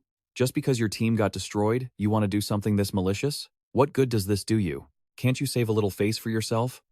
Or do you want our two guilds to go to war right here?" Lei Shan declared, "The benefit is dragging you down with us. If we can't do the trial dungeon, neither can you. I'll say it again. Nobody is entering the deep forest giant today." Seeing the ice magic surrounding him, his voice turned cold. "Murong Shui, your guildmaster hasn't even ordered an attack, yet you're already making a move?" Murong Shui replied, "If you want to fight, then fight. Why waste so many words?" Lei Shan announced, "Fine, then today we'll settle who's superior and who lives or dies. Let's have a real fight." Su Yang cut in. "You said nobody enters this dungeon today? Who the hell are you to look down on me?" Murong Shui was surprised to see him step forward. "Su Yang?" And Yu looked even more infatuated. "He dares to challenge Lei Shan? My little brother is so handsome." Shu Yan observed him closely. The character everyone in the guild has been discussing for days has finally taken the stage. Shu Yan sighs with regret. "If only Xiao Qian were here too." Muzi pulls out her notebook, eyes gleaming. "The first male member of the Yu Yun Guild has appeared. I have to record this historic moment." Yu Yun steps forward to greet him. "I've finally met you." Su Yang replies politely, "Apologies for not reporting to the guild yet. Though honestly, meeting like this feels a lot more chill for everyone." She nods in agreement. "Maybe you're right." Yu Yun silently assesses him. 5-star job advancement. Temple VIP with a star-tier weapon. S-rank guild heir. Su Yang is a walking mystery. He's standing right in front of me. But how do I even ask? Should I even ask? Over at Lei Shan's camp, Li Dan is trembling with rage. "Damn it. I've chased An Yu for ages, and she wouldn't give me the time of day. Now she's making eyes at that brat? I'm gonna kill him." Zhao Ming gasps, "Boss, that kid really is with Yu Yun. And he's not just a mercenary, he's an official member." Lei Shan grinds his teeth. "You little punk, were you toying with us earlier?" Su Yang shrugs, cool as ice. "So what if I was? You gonna hit me?" Suddenly, 2 glowing arrows streak in from the distance. He snatches an arrow out of the air, expression flat. "That archer again." Su Yang hurls it back. "Rude not to return a gift. Here, take it back." He kicks the second arrow, sending it spinning back. Both shafts pierce right through Zhao Ming. His squad screams in terror. "Vice leader!" Watching his man go down, Lei Shan growls.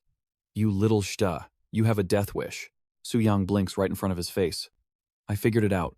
You guys came here today just to start sheet, didn't you? Blocking people from such a prime dungeon. Do you think everyone has time to waste on this garbage like you do? Don't you know time is money? If I miss out on slaughtering the fat sheep because of you, can you afford to pay the price?" The group freezes. "Fat sheep? What fat sheep? What is he talking about?" Lei Shan roars. "You're about to die and you're spouting nonsense? Go to hell." Su Yang pulls out a scroll. "No choice then. Guess I have to teach you a lesson." Seeing the skill scroll, Lei Shan breaks into a cold sweat. Lei Shan screams orders. "Deploy the defensive barrier. Use every damage reduction skill we have. Now." He remains confident. This kid came alone, so he's tough, sure, but no matter how strong he is, he can't break our ultimate defensive formation. Su Yang smirks. "Is that so? Then try eating this." A massive tornado manifests out of thin air. The violent gale buffets in you. "Ugh, I hate this." Rong Shui frantically holds down her skirt. You're wearing pants. What are you screaming for? The elemental fluctuation is insane. It feels like a natural disaster. Lei Shan is paralyzed with shock. Impossible. This is clearly legendary tier. Su Yang brings the tornado crashing down. Disappear. The storm thunder skyblade slams into Lei Shan's position. A pillar of pure energy erupts into the heavens, surrounded by screaming winds. As the dust settles, he calls out, "All right, the trash has been taken out. Shall we start the dungeon raid, guild leader?" The Yu Yun guild members are petrified, and Yu looks like she's about to faint. Yu Yun stammers, How? How is that possible? The Spirit Beast Guild. Wiped out in an instant? Rong Shui chimes in.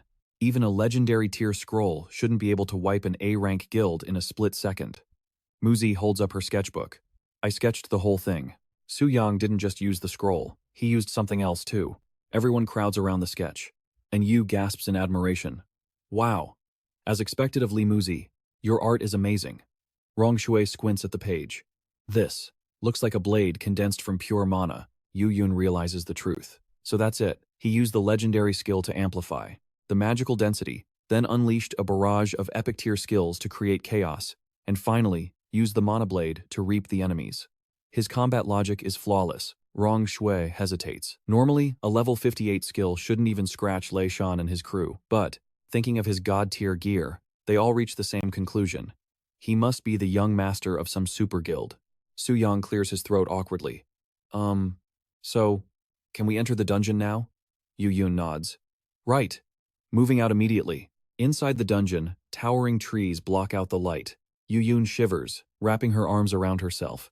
It's freezing. So much vegetation. Definitely smells like giant territory. The terrain here is tricky. The team stays in tight formation, senses on high alert, and Yu sidles up to him. Hey Su Yang, do you think our run will go smoothly today? I bet it'll be fine, right? She lowers her voice, sounding vulnerable. I just hope we don't run into any surprises, like at the Black Dragon Fortress. If that happens, you have to protect your big sister. Okay? Su Yang gives a polite nod. I'll do my best. Suddenly, something bursts out of the bushes, and Yu jumps out of her skin. A rabbit hops into view. Shu Yan laughs nervously. Geez, scared me to death. It's just a bunny, but her relief is short-lived. Looming behind the bushes is a level 89 two-headed raptor. Yu Yun rushes forward. Don't panic. Stay calm and engage. It's just a mob. Sword in one hand, shield in the other, she delivers a vicious slash straight at the beast. A roar shakes the ground nearby. A level 95 elite giant rock berserk bear. And Yu and Muzi scream in unison. Over here too, little brother, save us. Su Yang slashes down at the bear. Why isn't anyone assigned to handle the mobs? And Yu explains, high-level female tanks are a rare breed, get it? Since you stepped up for the mission, I'll handle the offense on this side. Watch my HP bar closely. Yu Yun reports, I'm good on this side. Support. Focus all buffs on Su Yang. He replies, got it. Su Yang senses the influx of Tier 4 support skills. His power skyrockets in an instant, and he blasts the bear flying with a single strike. He leaps from above, driving his sword straight into its skull. A critical hit explodes for over 100,000 damage. Yu Yun finishes off the dragon on her side. I'm done here. Great work. Su Yang, with you on the team, our odds of winning just shot up. Su Yang stays humble. You flatter me. This is my first time partying up for a dungeon. Please, show me the ropes. She agrees without hesitation, but thinks to herself, first time in a party? Does that mean he's always soloed dungeons before? Good heavens, his identity is getting harder and harder to figure out. Yu Yun continues the fight, engaging the next mini-boss. Rong Shui waves her staff, unleashing a torrent of glacial ice that freezes the surroundings. Su Yang uses his sword to neatly dispatch two bears. Once the mobs are cleared, the boss appears. They gasp. Finally, the boss. Nervous? And Yu asks, everyone bought the buffs from the Tianji Pavilion, right? Theoretically, we should be fine. It's a level 98 degraded hybrid giant. Giant race. Yu Yun looks concerned. But the Spirit Beast Guild wiped in the Black Dragon dungeon recently. I'm a little anxious. He cuts her off. Don't worry. My male intuition tells me we won't wipe in this dungeon. She feels a strange surge of confidence. Why do his words sound so convincing? Yu Yun pulls herself together. Alright, let's trust your intuition. Charge. The rest of the team agrees, and everyone launches attacks at the boss's weak points. Meanwhile, Zhou Tai reports to the manager. According to the latest report, the Spirit Beast Guild clashed with Yu Yun outside the Deep Forest Giant dungeon. Jia Yue asks with interest, what was the result? He reports, the Spirit Beast team was wiped out. He replies, just as I predicted. The further people stray from the right path, the more irrational they become. To think I once had high hopes for them. It seems the qualification for this year's Tianling City Secret Realm trial belongs to Yu Yun now. Zhou Tai adds a reminder. There is also a matter regarding the Black Dragon Secret Realm. Jia Yue's expression turns serious. The Black Dragon Secret Realm. Inside the dungeon, Yu Yun lands a heavy slash on the boss. Its massive body crashes backward, sending rocks and debris flying. Cheers of victory erupt. Success. We won. A notification pops up. Yu Yun Guild has successfully challenged the Secret Realm. Clearance rewards have been distributed. Guild leader, please distribute the loot. Yu Yun, who has just reached level 100, speaks up. You actually had the chance to land the killing blow just now, didn't you? But you let me have it. Su Yang laughs it off. Don't mention it. I figured you needed the EXP from the kill more than I did. She looks grateful. Thank you. I owe you one. The girls in the team rush over, showering him with praise. Little brother Su Yang, you're amazing. If it weren't for you, we wouldn't have cleared the dungeon so easily. And looking closely, you're really handsome too. Let's add each other as friends. We should hang out more. Rong Shui can't take it anymore. That's enough, you guys. You're embarrassing us, Shu Yan chimes in. Don't mind them. Look at this loot. 2 platinum tier items dropped, and there's even a diamond tier one. Yu Yun asks politely, do you want any of the gear? I can assign it to you. Su Yang gives a wry smile. Thanks, but I'll pass. I have a whole pile of diamond tier gear sitting in my warehouse anyway, he thinks. Rong Shui cheers happily. I also got the materials I needed for my tier 5 promotion quest. With this, we can secure our tickets to the Secret Realm trial. And Yu asks excitedly, Guild leader, let's go out for a celebratory dinner later. Yu Yun nods. Of course we have to celebrate. She turns to Su Yang, her voice gentle. Will you join us? He hesitates. A system notification chimes in his head. Warning, intruder detected. Establish connection? Su Yang is startled. What? A challenger already? Did the expedition team make their move sooner than expected? He hurriedly prepares to teleport. I'm really sorry. Something urgent came up. I have to head back. I can't join you for dinner. Back at the Black Dragon's lair, the mobs are still asleep. He checks the surveillance. Let's see who's attacking my dungeon. Su Yang is surprised. Only one person? And that appearance. He scrutinizes the intruder. It's a solo invader, and judging by his features, he's from the elf race. The intruder's stats appear. Ak Lawrence. Level 140. Class. Royal Court Mage. Race. Elf. Ak glances at the mobs with disdain. Filthy beasts. You're in my way. Su Yang stays hidden, assessing the threat. His power is nothing to scoff at. I'll stick to the usual tactic. Send the elites to test him first. Ak hears a roar. I'll crush your skull, you cowardly elf. He is instantly surrounded by a level 98 Dragon Priest, a level 96 Kobold Chieftain, and a level 95 Blood Dragon Warrior. We will use your blood as a sacrifice to Lord Athos. Kill the intruder. He let out a cold, mocking laugh. Athos? Is that the name of this stupid black dragon? It's nothing but a hatchling. Absolute trash. A couple of forbidden spells and it's dead meat. Akka slashed through the mob with a single strike. You lot are worse than garbage. Dark blood splattered across him. Disgusted, he wiped the filth from his face. Lowly monster blood. He disgusting. If it weren't for the princess, who the hell would come to a dump like this? AKA shouted, come out. He summoned a forest giant. Be my spear, be my shield. Slaughter everything in my way. Don't let a single drop of filth touch me. The massive forest giant materialized, and he stepped casually under its protection. Su Yang watched the mirror in shock. A level 95. Elite monster. Instant killed? This guy is way stronger than those expedition clowns. Is he a 6th turn awakened? If he's really at the 6th turn, fighting him head-on is a suicide mission. This is bad. Then, it hit him. Wait, he said for the princess. Does he mean her? Maybe I can squeeze some intel out of her. Su Yang turned to Lilith, who was still fast asleep nearby. He tapped on the cage. Hey, wake up. How are you still sleeping? Lilith sat up, rubbing her eyes groggily. Who's calling me? Su Yang demanded. Answer me. Are you the princess of the Elf Kingdom? She pointed at him, terrified. You talked. How can you talk? Su Yang sighed. You never asked. And aren't you missing the point here? Lilith was stunned. Of course I am. You evil dragon. Usually you just act stupid, sleep, and walk around. How am I supposed to accept that you're suddenly intelligent? Then, a thought crept in. Wait. I've been here for days. Has he? Seen everything? Did he do anything perverted while I was asleep? She burst into tears. You perverted dragon! Stay away from me! Help! Someone save me! Su Yang was baffled. How did the conversation get this weird? Annoyed, he crushed the side of her cage with his claw to shut her up. My patience is running thin. Answer the question, or I'll eat you right now. He only meant to scare her, but she immediately grabbed her head in terror. I'm Lilith Seva, the sixth daughter of the noble Queen Sevilla. Su Yang paused. Queen Sevilla. He remembered reading that name in the dragon's basic database. The Elf Kingdom, the Dragon Kingdom, and the Giant Kingdom are all triple S rank territories with immense power. But only the Elf Kingdom is friendly with humans, and their supreme ruler is Queen Sevilla. He didn't expect this little elf to have such a massive background. Su Yang showed her the image of Akka in the mirror. Look, someone from your country is here to save you. Her face lit up. Really? That's wonder. Then, she went pale. Wait, why is it him? Su Yang noticed her reaction. You know him. But you don't look very happy about it. She nodded grimly. Of course I do. Akka Lawrence. He and his entire family are scum. I'll never forget what he did. I'd rather rot in this cage forever than be saved by him. Su Yang's curiosity piqued. Why? What did he do? Lilith shivered. He's a monster in human skin. At first, his looks fooled me. But then, he tried to drug me.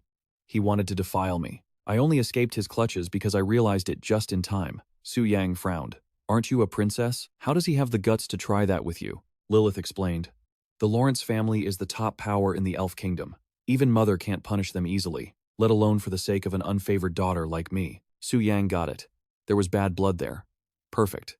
I can use this. He put on a cold mask. Well, I'm planning to hand you over to Akka. Lilith screamed. No, I'd rather die. Don't get confused, he said flatly. I'm not asking for your permission. That guy is a sixth turn awakened. You know better than I do how strong he is. If I don't give you up, I'm dead too. Unless you beg me. Tell me his weakness, and I might reconsider.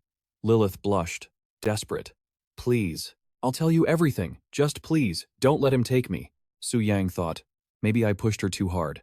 He cleared his throat. Fine. I'll reluctantly agree.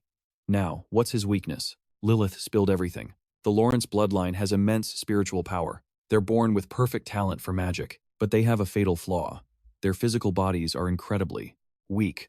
Even at the fifth or sixth turn, their physical durability is stuck at the first turn. Su Yang raised an eyebrow. So, a literal glass cannon? That's a pretty extreme build. Exactly, she continued. That's why every Lawrence always keeps a powerful, permanent mana barrier active. With your current strength, you can't break it. Lilith's voice cracked with despair. It's hopeless. Am I really going to be dragged away as that scumbag's slave? Her pathetic state made him sigh. Surely she'd have a little trust in him now? Su Yang pondered. What she said was true. The only plan now was to use the evolution meat, right? But that would raise the dungeon's difficulty. The expedition team would be more cautious, directly affecting his plan to slaughter the fat sheep. Wasn't there a way to have the best of both worlds? He calculated every step. After evolving to the elite rank, his body would transform too. But this armor was just a cosmetic effect on the outside. If only he could equip gear that actually boosted his stats. Suddenly, he realized something. Wait. Equipment. Didn't the Dragon Slayer heart turn into equipment in the Black Dragon's hands? So, would his human form's equipment also? Meanwhile, Lilith pleaded. Just let me go. I don't want to fall into his hands no matter what. But before her eyes, there was only empty space. She was shocked. Where was the dragon? Where did he go? He had successfully used phantom form to turn invisible. It was just a spur-of-the-moment idea, but it actually worked. Lilith looked around in panic. Did he run away? No way, right? Su Yang wanted to test equipping the Shadow Bloodthirst on the Black Dragon and activating its special skill, but in that instant, he entered the phantom form state. And that wasn't all. The equipment stats, and even his talents were resonating with the Black Dragon, especially the effect of the spirit multiplier on the Black Dragon. The system displayed the boss info. Black Flame Wings. Athos. Growth Stage. Level 100. HP. 6 million. Attribute.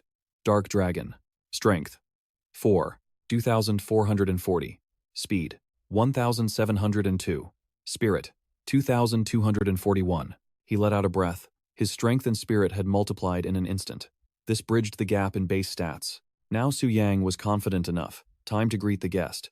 Over there, Akka was demanding, Black Dragon Athos, hand over the princess. If I'm in a good mood, I might leave your corpse intact. He taunted as he walked.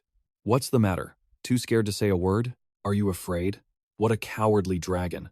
Making me waste so much energy. AKA played the threat card, his voice sharp. Otherwise, I'll cast a forbidden spell and destroy this ruined palace along with you. The princess might die, but memory manipulation works great on corpses. Later, I'll just use a restoration spell, and I'll have a pure princess anyway. Just thinking about mating with the princess makes me tremble with excitement. He couldn't wait any longer and raised his staff. It's decided then. Die, Black Dragon. As Aka chanted, Su Yang's giant claw slammed down. You really are a perverted piece of scum, aren't you? You've completely ruined my impression of elves. The surprise attack drained Aka's health bar down to 6%. Aka's body hit the ground with a thud, kicking up dust. Covered in dirt, he slumped on the floor. Black Dragon, when did you appear? Why didn't I sense your presence? And how did you break my mana barrier in one hit?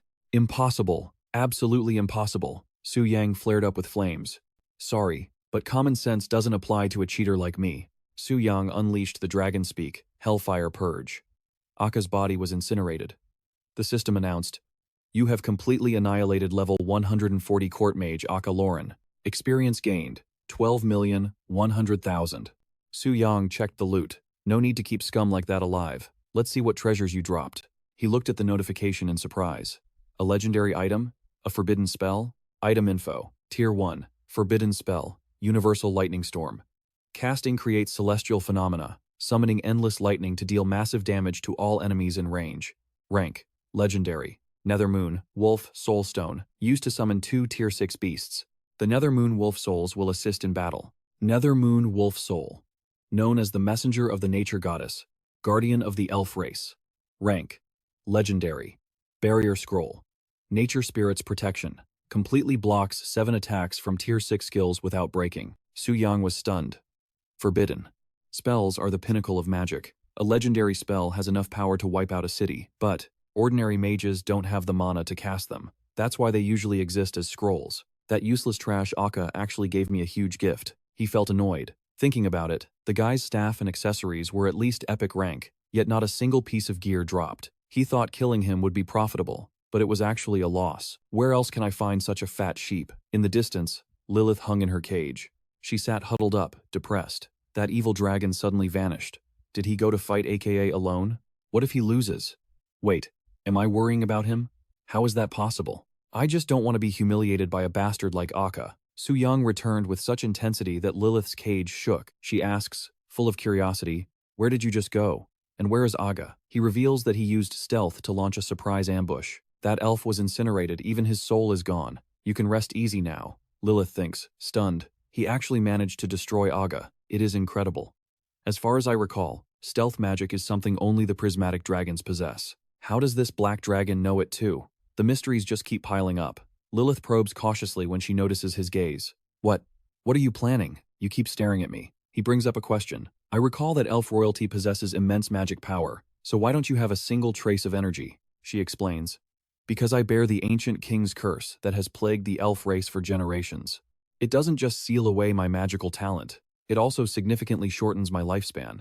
In every generation of the royal family, one member must become the sacrifice for this curse. This time, it is my turn. That is why I hold absolutely no status within the royal family. He thinks to himself, I didn't expect her to be so pitiful. Honestly, if I hadn't intervened, she probably would have lived a doomed life. The black dragon would eventually be killed, and she would end up as a plaything for Aga or some other job holder. It is no exaggeration to say I have completely changed her destiny. Seeing the dragon claw reaching out, Lilith stammers, what are you doing? I helped you defeat Aga. You can't go back on your word, can you? Terrified, she covers her head with both hands and screams.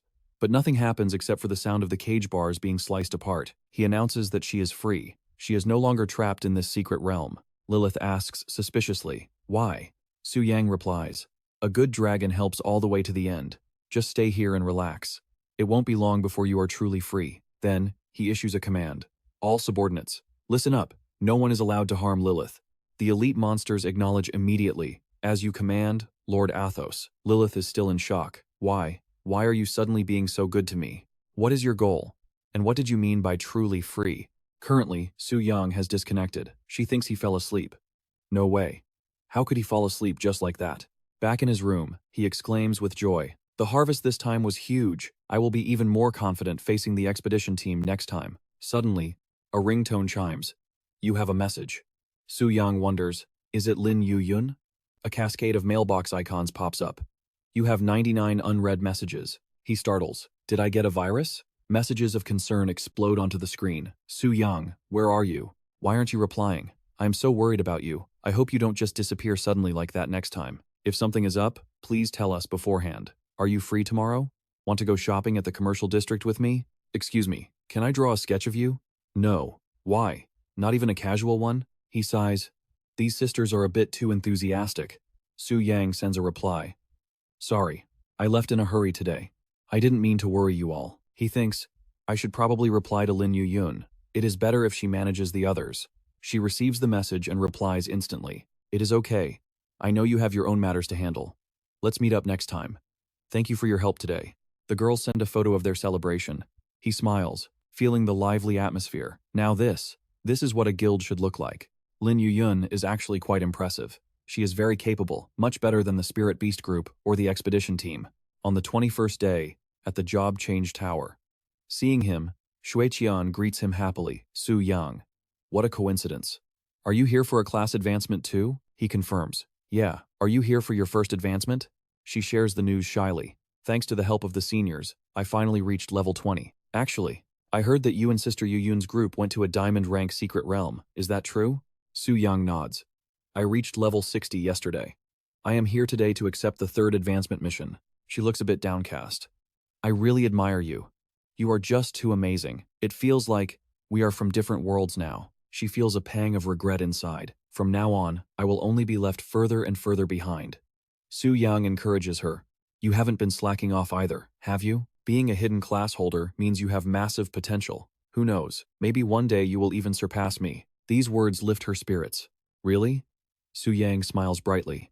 I am not lying to you. Keep working hard. I hope we can fight side by side one day. Shuiqian regains her enthusiasm. Yes, I will do my best.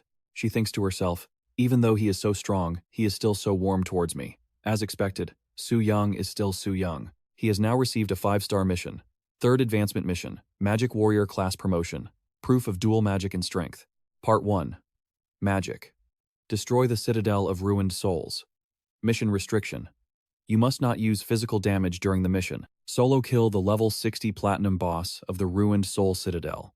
Part 2. Strength. Located in the desolate Spirit Mountain Range. The Abyssal Earth Dragon. Mission restriction. You must not use any magic damage or spells during the mission.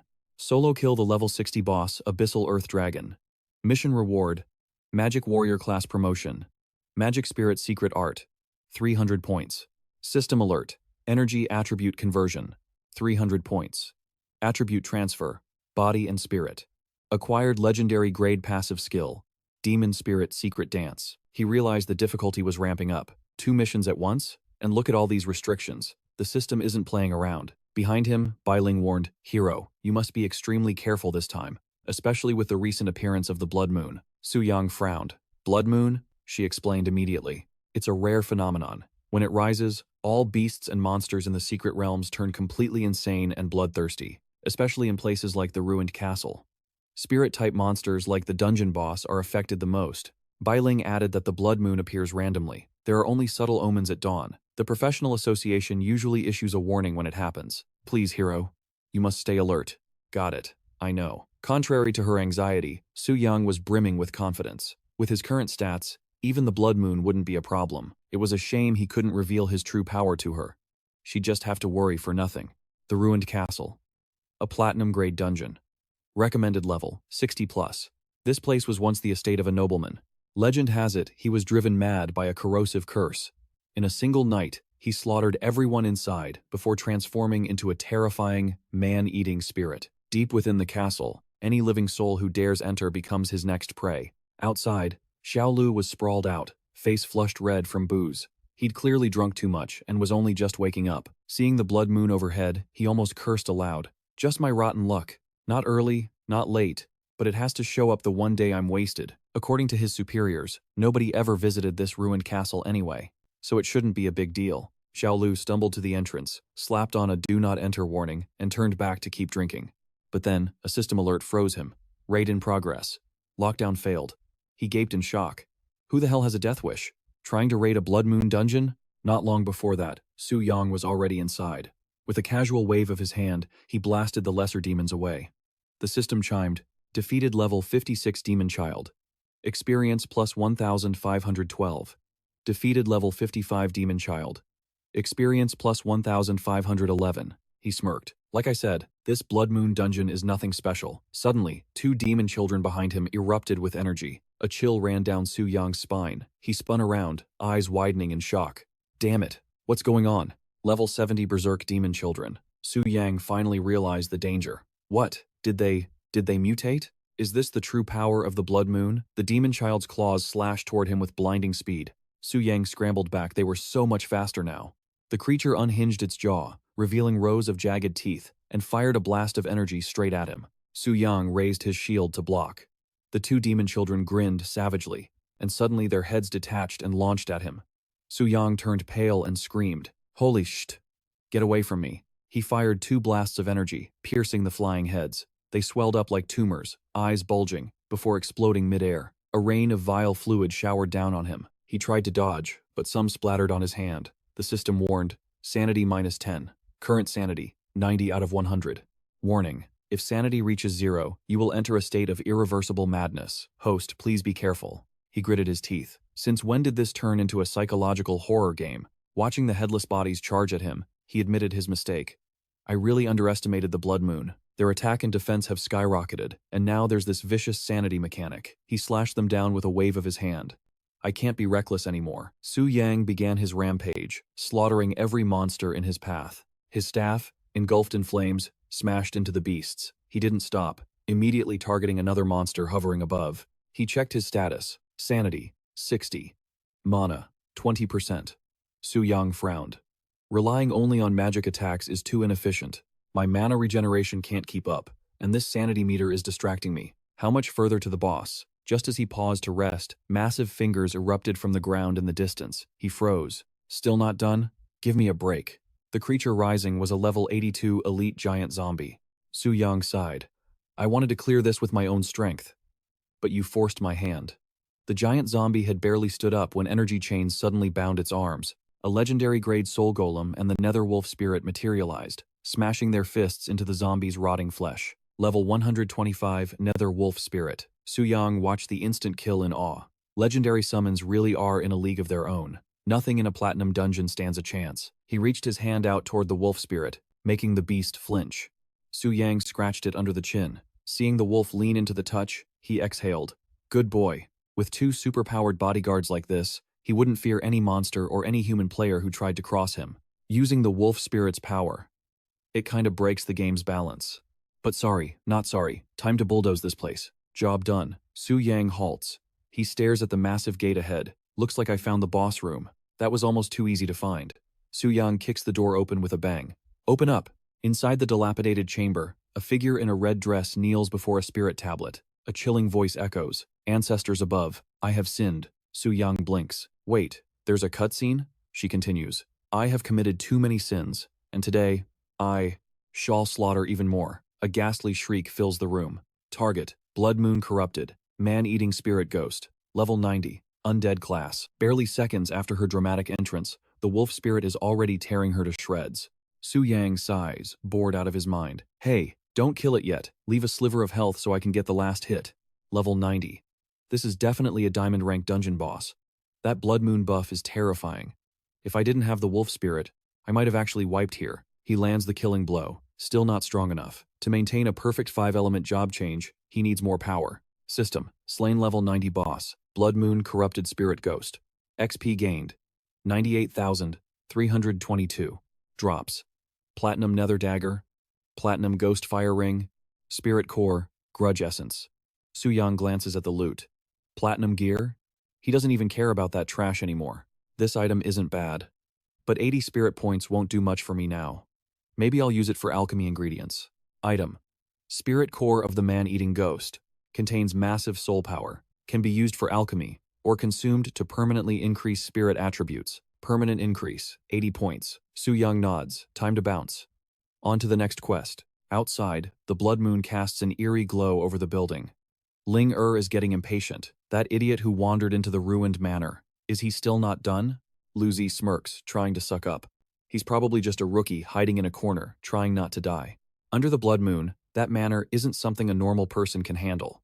Only a genius like you, Miss Luo, could clear it easily. Her expression darkens. Spare me the flattery. Which guild is inside? How many members? How long have they been in there? Answer me, the guy stammers. That. Well, Zhou Tai steps in. We know the raid has been going on for nearly 30 minutes. But I checked with every A and B rank guild in Tianlin City. None of them have a team in there. We're flying blind. Ling Er frowns. The ruined manor's difficulty under the blood moon exceeds diamond rank. Even I would have to tread carefully. Logically, whoever went in should be Monster Chow by now, so why hasn't the instance reset? Who is in there? Suddenly, the teleportation gate shimmers. The crowd holds its breath. Someone is coming out. Su Yang steps through, stretching his neck. Man, I'm beat. He looks up to see a massive crowd staring back. Zhou Tai's jaw drops. Su Yang blinks. The expedition team? What are they doing here? Did they figure out who I am? Are they camping me? Ling Er is stunned.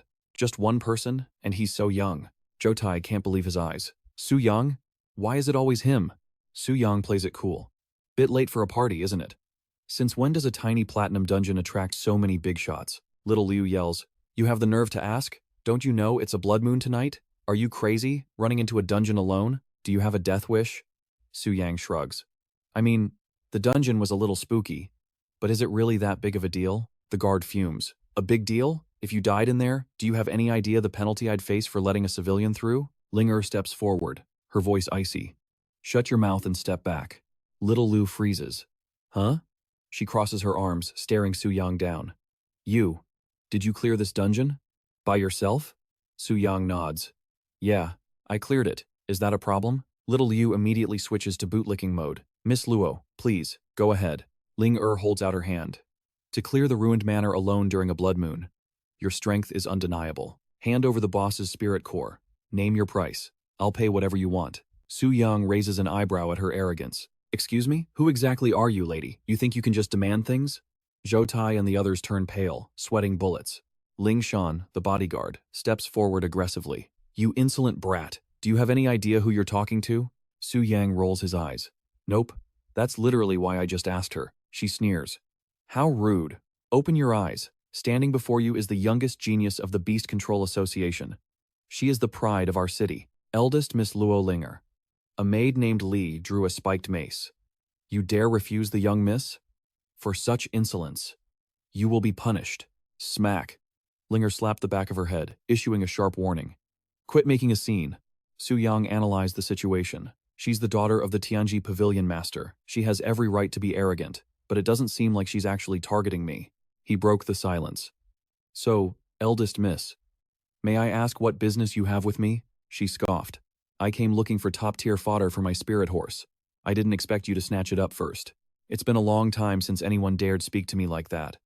I suppose I should reward you for your courage. Linger made her offer. If you can survive 3 minutes against my spirit falcon, I'll pretend this never happened. Seeing the falcon dive-bombing him without giving him a choice, Su Yang shouted, You're not even listening to reason. Liu Zi gloated, watching the chaos. He dared to offend the eldest miss?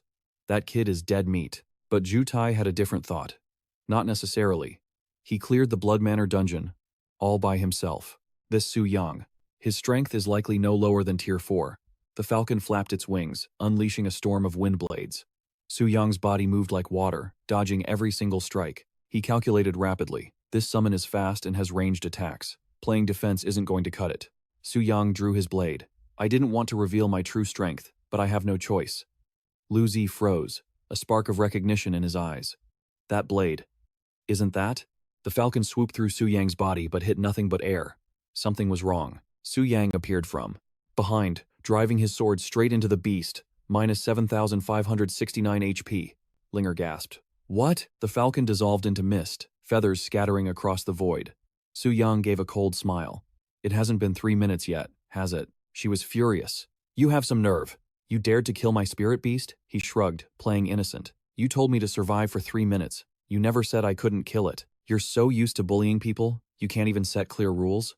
Internally, he remained confident.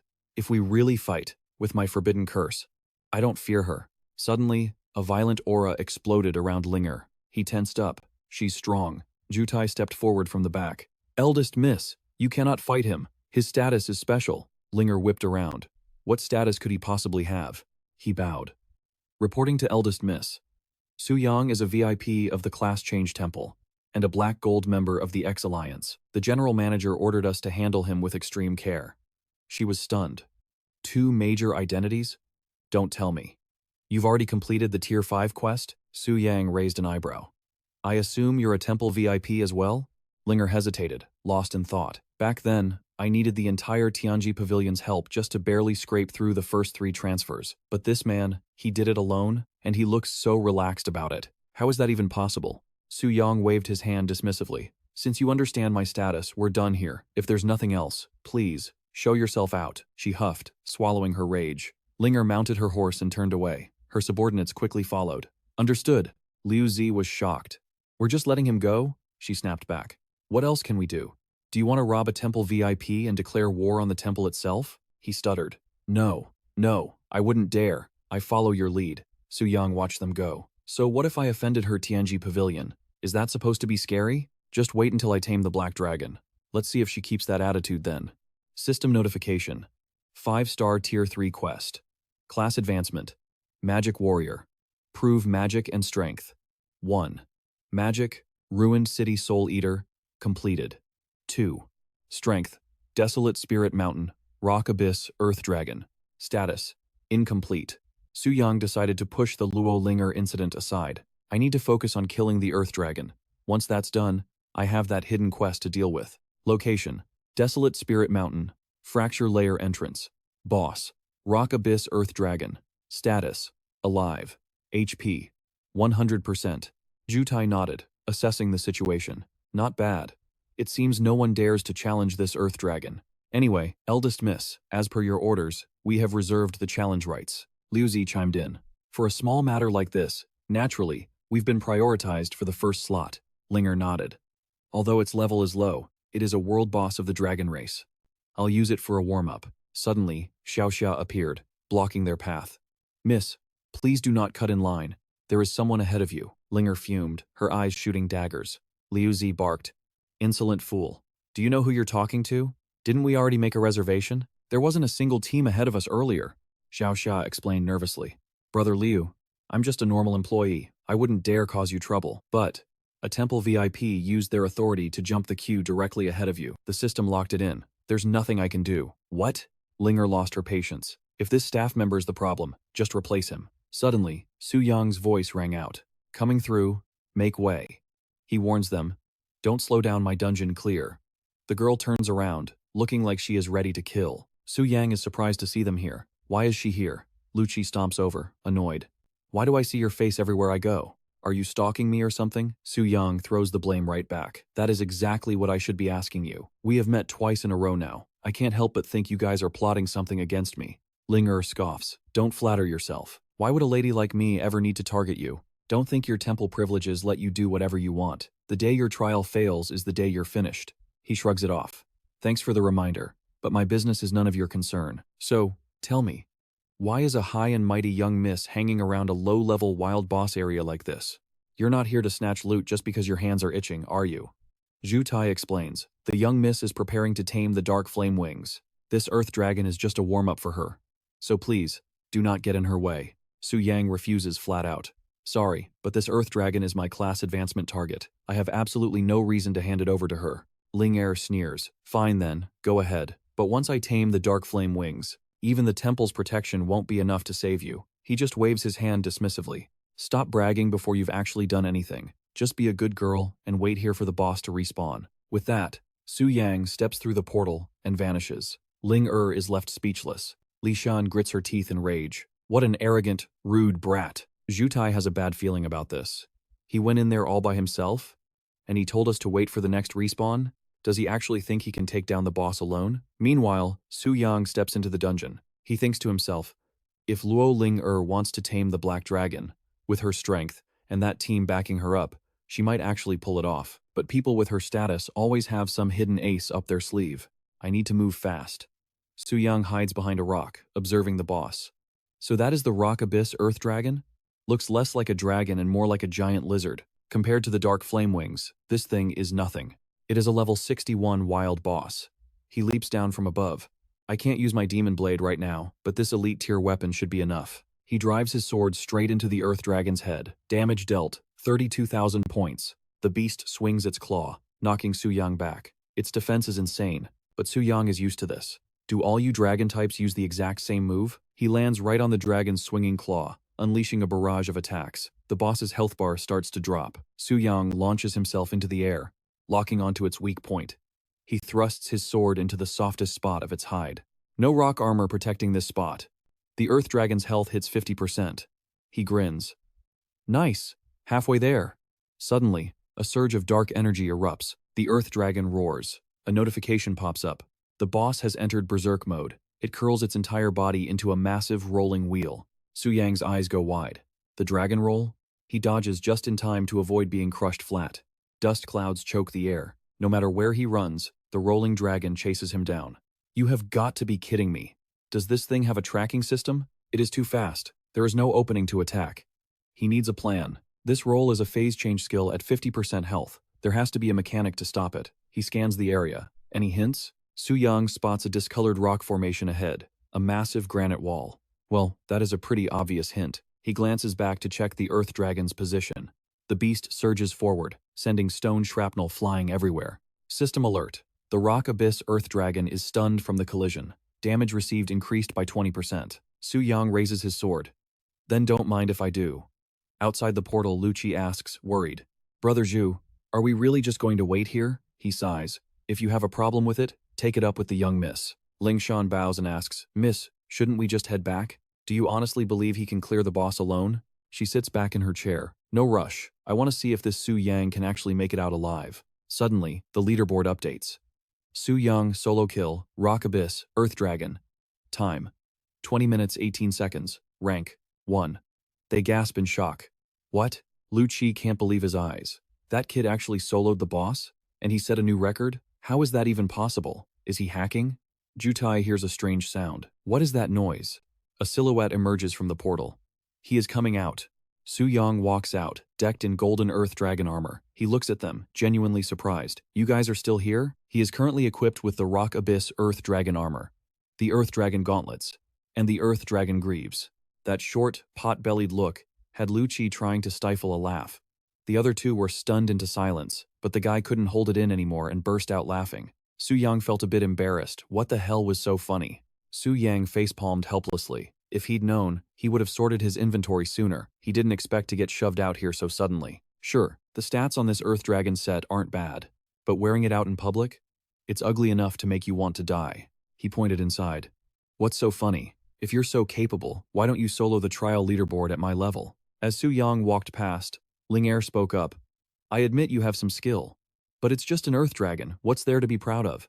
You're still 10,000 miles away from my goal, he replied nonchalantly. Is that so? Then if I tame the Black Dragon right in front of you, that settles it, doesn't it? His arrogant words made her freeze. Linger gritted her teeth.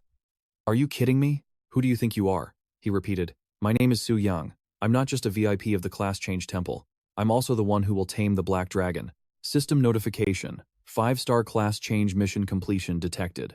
Verifying items. Rusty key confirmed. Rock Abyss Earth Dragon Essence Blood confirmed. Unlocking Hidden Chain Class Change mission. Hidden Class Change Mission Phase 2. Glory from the Bloodline. Su Yang secretly rejoiced. There it is. The hidden mission. He read the mission description. Deepest part of the An Mian Mountains. There lies an underground prison no one can reach. This was once the laboratory of a great mage. Here, he discovered that power comes from blood, and glory comes from blood. As far as Su Yang knew, the An Mian Mountains were on the border of Tianling City. The monster level was quite a bit higher than the Huangling Mountains, but for him, not a problem. The system specifically verified the mission items and even gave the mission a name. Does that mean I'll actually have to use these things? Item information popped up. Rusty key. Rock Abyss Earth Dragon Essence Blood. Blood containing the essence of the Earth Dragon. Top-tier alchemy material. Su Yang waved goodbye. I've still got a mission to do. See you later. He needed to go get a transmog immediately, then head straight for the quest. Behind him, Ling Shan was trembling with rage. This brat was truly too arrogant. Jutai asked about the situation. Young miss, what should we do now? She barked an order. You two, keep a close watch on this Su Yang. Once he prepares to enter the next phase of his class change, report back to me immediately. The murderous aura radiating from her terrified them both, and they hurriedly obeyed. Meanwhile, Su Yang breathed a sigh of relief as the bulky armor disappeared. Finally, the transmog was done. He checked his status. Item info displayed. Rock Abyss Earth Dragon Set. Platinum rank. Energy plus 480. Physical armor increased by 12%. Durability increased by 24%. Earth elemental damage taken reduced by 24%. Effectiveness of shields, barriers, and wards increased by 12%. He forced a smile. Aside from being ugly, the stats weren't bad. With the transmog, he could use this set all the way until his 4th class advancement. Although, given his current strength, socketing priceless gems into platinum gear was a bit of a waste. But anyway, it was time for the main course. Su Yang ventured deep into the Anmian Mountains. This place was shrouded in fog year-round. Legend had it that countless lives were buried here. Some explorers had come to research it, but none were ever seen returning. Recommended level, 70 to 90. Fog wrapped around his body. Su Yang waved his hand to clear it. The fog was too thick. He couldn't even see his surroundings clearly. No wonder it was called the Anmian Mountains. It felt cold and desolate, just like a graveyard. He asked the system, "Show me where the underground dungeon is." Looking at the location on the map, Su Yang was startled. It's that far? This is going to take some time. Suddenly, red eyes peered at him from the ambush points behind. Su Yang had obviously noticed them. Might as well clean up this trash. Suddenly, a sword slash cut the monsters in two before he could even move. A voice called out from the distant mist. "You okay there, little brother?" Zhang Yan, level 75, Thunder Sword Master, stepped forward. "With a level like yours, why did you run off to the Anmian Mountains? Did you get lost?" Su Yang bowed his head. "Thanks for the help. I'm here to do a mission." She looked at him in disbelief. "Level 60? How could you have a mission in the Anmian Mountains? You didn't get scammed, did you?" Zhang Yan introduced herself. "I'm here farming materials for my 4th class advancement. Want to party up? Big sister will carry you." He refused. "My mission doesn't allow parties. I have to do it alone." Su Yang walked toward the dense fog. "Goodbye. I know how to be careful." Zhang Yan was curious. What kind of mission is so mysterious? Ah, he needs to be alone to use bugs. Sorry, Su Yang thought. Compared to fighting fair and square, hacking suits me better. Su Yang summoned his spirit wolf and shouted, "Let's go." The spirit wolf shifted from blue to red as it activated high-speed charge and shot forward. He frowned, observing it. That color. Is the soul stone affected by the blood moon too? Seems fine for now. But when I get back, I should check with the class change temple. It might be a ticking time bomb. The spirit wolf carried Su Yang at breakneck speed before skidding to a halt, kicking up a blinding cloud of dust. He stared at the cave entrance ahead. Finally made it. They really did a good job hiding this place. Riding the spirit wolf inside, Su Yang immediately covered his nose. Ugh, it reeks. The stench of rotting flesh is everywhere. Bodies litter the ground. He frowns, curious. Why are there so many dead? They all seem to have died at the exact same moment, drained, dry. Is this what they call the glory of blood? He kicks the iron door open. The path was clear of monsters. Guess you wiped out everything in your path, huh? Inside, a magic formation glows ominously. And right in the center, the boss. Su Yang reaches straight for its head. The creature screeches. It's level 75, the obsessed mummy of the dead mage. The system info pops up. A mad mage who spent his life chasing the glory of blood. He died helpless for some unknown reason, but even death couldn't extinguish his grudge. Any uninvited guests who trespass here must pay with their own blood to rehydrate this withered corpse. The boss goes silent as Su Yang launches a surprise attack. He stomps it into the ground. What are you screaming for? You're loud as hell. Shut it. A notification chimes. You have slain the special boss. Obsessed mummy of the dead mage. Experience gained. 213,211. Item obtained. Mad Mage's experiment notes. Su Yang blinks in surprise. What's this? A book? He opens it up. Let's see what's inside. The text reveals the mage's thoughts. Is this book a blessing from the devil? My heart pounded the moment I laid eyes on it. The sensation was suffocating. So that's it. This is the power of the bloodline. The glory of blood. Animal trials are complete. Next phase. Human experimentation. Over 100 villagers used. Only 3 survived. Too few. 326 new subjects acquired. Success rate. 60%. 860 new subjects added. Success rate. 100%. It is time. My turn. Su Yang reads every word carefully, then snaps the book shut. He's speechless. So he went crazy, experimenting on people, only to fail in the end anyway. What good does any of this do me? Ding. Quest item found. Mad Mage's experiment notes. Confirmation complete. Reward obtained.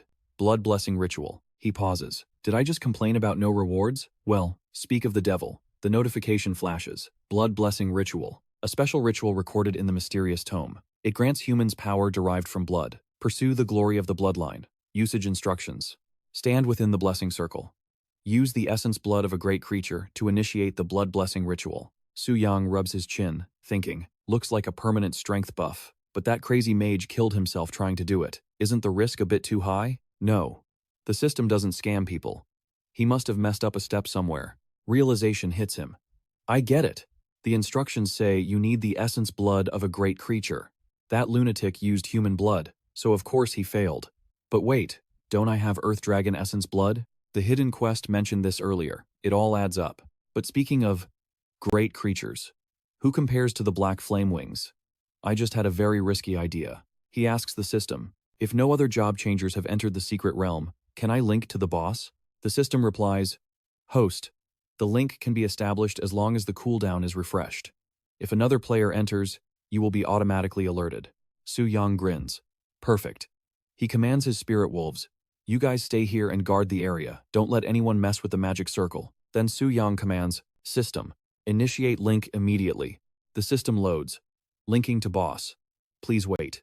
Inside the Black Dragon's lair, under a burning red sky, Lilith sighs. I am so bored. She sits there, waiting. What is wrong with this Black Dragon? He said he'd give me my freedom, but all he does is sleep, sleep, sleep. There hasn't been a single peep from outside.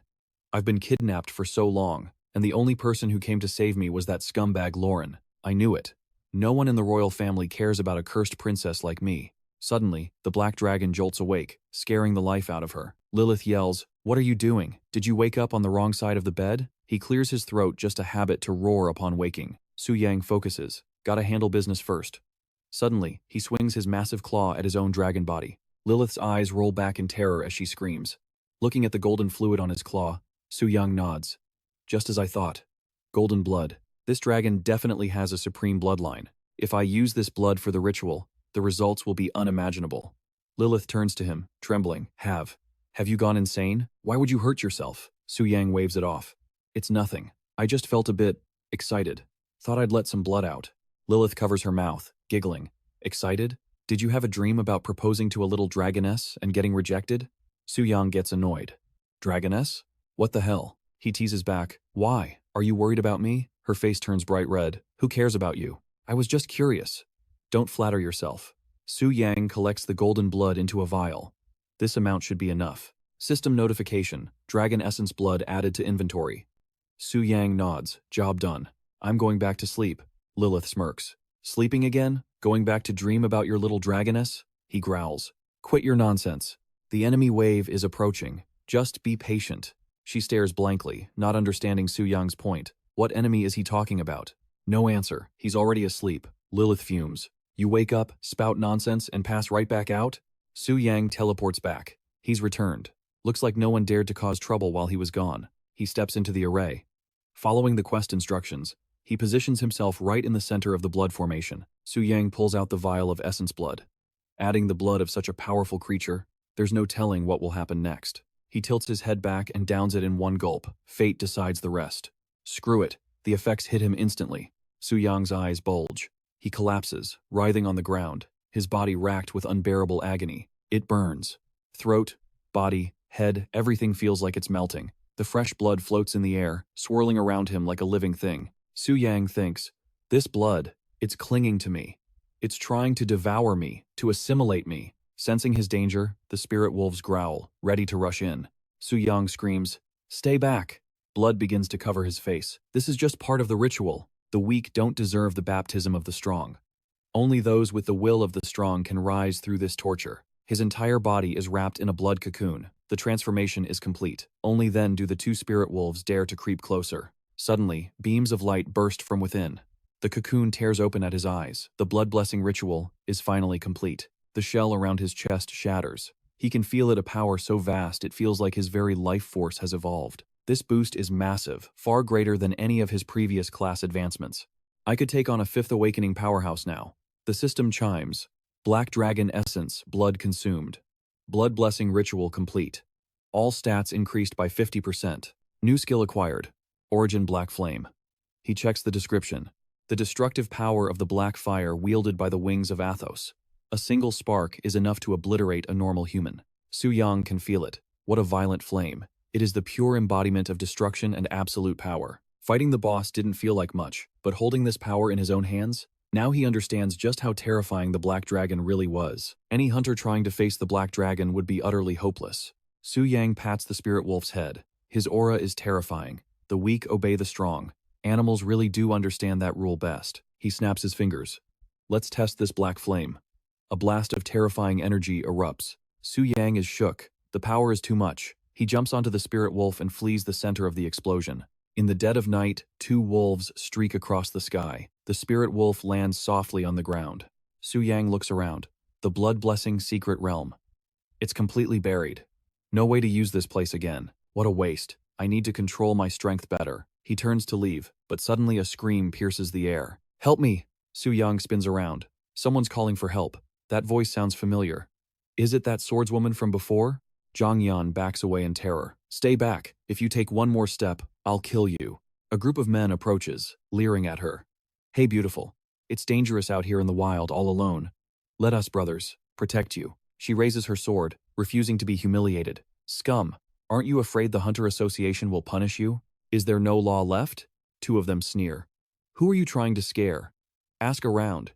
Every one of us has blood on our hands. We've been blacklisted by the association for ages.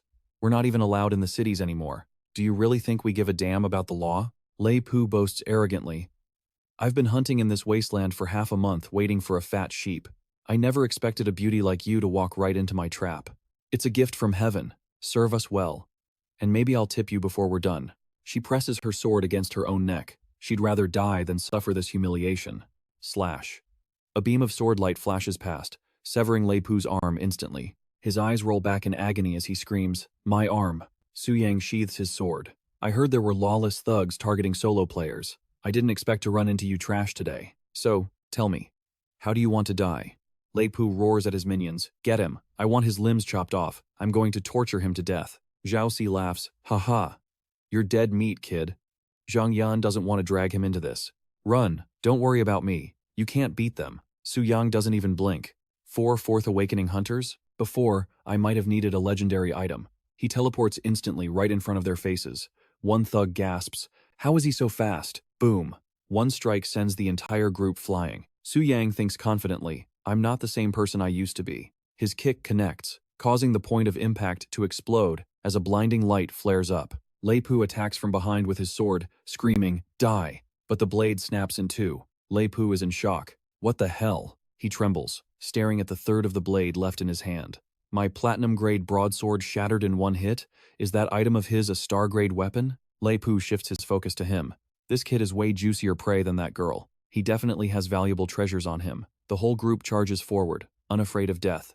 We're gonna be rich, Su Yang scoffs. Greed really knows no bounds. Aren't you worried you'll have the life to steal, but not the life to spend it? Blue flames erupt around Su Yang's body. Against people like you, I don't need to show any mercy. Zhao Si and Zhao Er watch helplessly as their bodies are swallowed by the blue fire. The scorching azure flames engulf the entire area. The system announces, you have defeated level 85, Lei Pu. Receive 12,530 experience. You have defeated level 80 Wang Xiao received 9,784 experience. Obtained items. Strawberry scented rubber ring, SM bondage set, black tight suit. Su Yang looks at the loot with disgust. Such a pervert. He deserved to die. Seeing no one left around, he sighs in admiration, as expected of the wings of Black Flame. Absolutely domineering. He walks over and asks, Are you okay? Zhang Yan hasn't recovered her wits yet. What the hell was that energy? Su Yang replies, Trade secret. Can't tell you. Hope you understand. She blushes, embarrassed. I didn't expect you to be so powerful. I was really overthinking things before. Thank you for saving me. If you hadn't shown up, I would have self-destructed. Su Yang appreciates her resolve, truly a strong-willed girl. Zhang Yan suddenly realizes she hasn't asked for his name. Su Yang answers, I'm Su Yang. She's heard of his reputation. So he is Su Yang. I actually just heard An Yu mention you. She explains that yesterday, during the Yu Yun party, An Yu got dead drunk and kept bragging about Su Yang's glorious achievements. An Yu had said, "Let me tell you guys, that guy Su Yang soloed the boss. He's insanely strong." Rong Shui had to drag her back from behind. "Sober up, you idiot." Zhang Yan giggles. "I'm afraid there isn't a single person at the banquet yesterday who doesn't know you now," he thinks, annoyed. "That blabbermouth. And you?" Su Yang asks, "Hey, you have a return scroll, right?" "If there's nothing else, I'll be going." She replies, "Thank you." Zhang Yan sighs to herself. Su Yang, huh? What a mysterious guy. When he returns to the Divine Temple, a flood of notifications pops up. 5-star Magic Swordsman. 3rd Job Advancement Quest. Dual Proof of Magic and Strength. Magic. Devouring Soul of the Ruined City. Status. Complete. Strength. Rock Abyss. Earth Dragon. Of the Spirit Mountain Range. Status. Complete. Energy swirls around Su Yang as the notifications continue. Hidden Job Class Quest. Phase 2. Glory from Blood. Status. Complete. Verification finished. Initiating Job Advancement Ritual. Received Blessing of the Radiant Idol. Vitality increased significantly. All basic stats increased by 25%. 3rd advancement complete. Level cap raised to 80. Received 25 basic stat points per level up. He glances at his armor-clad arm and checks his stored experience. 7.2 million experience. Level increased from 62 to 72. Received 300 free attribute points. The system displays.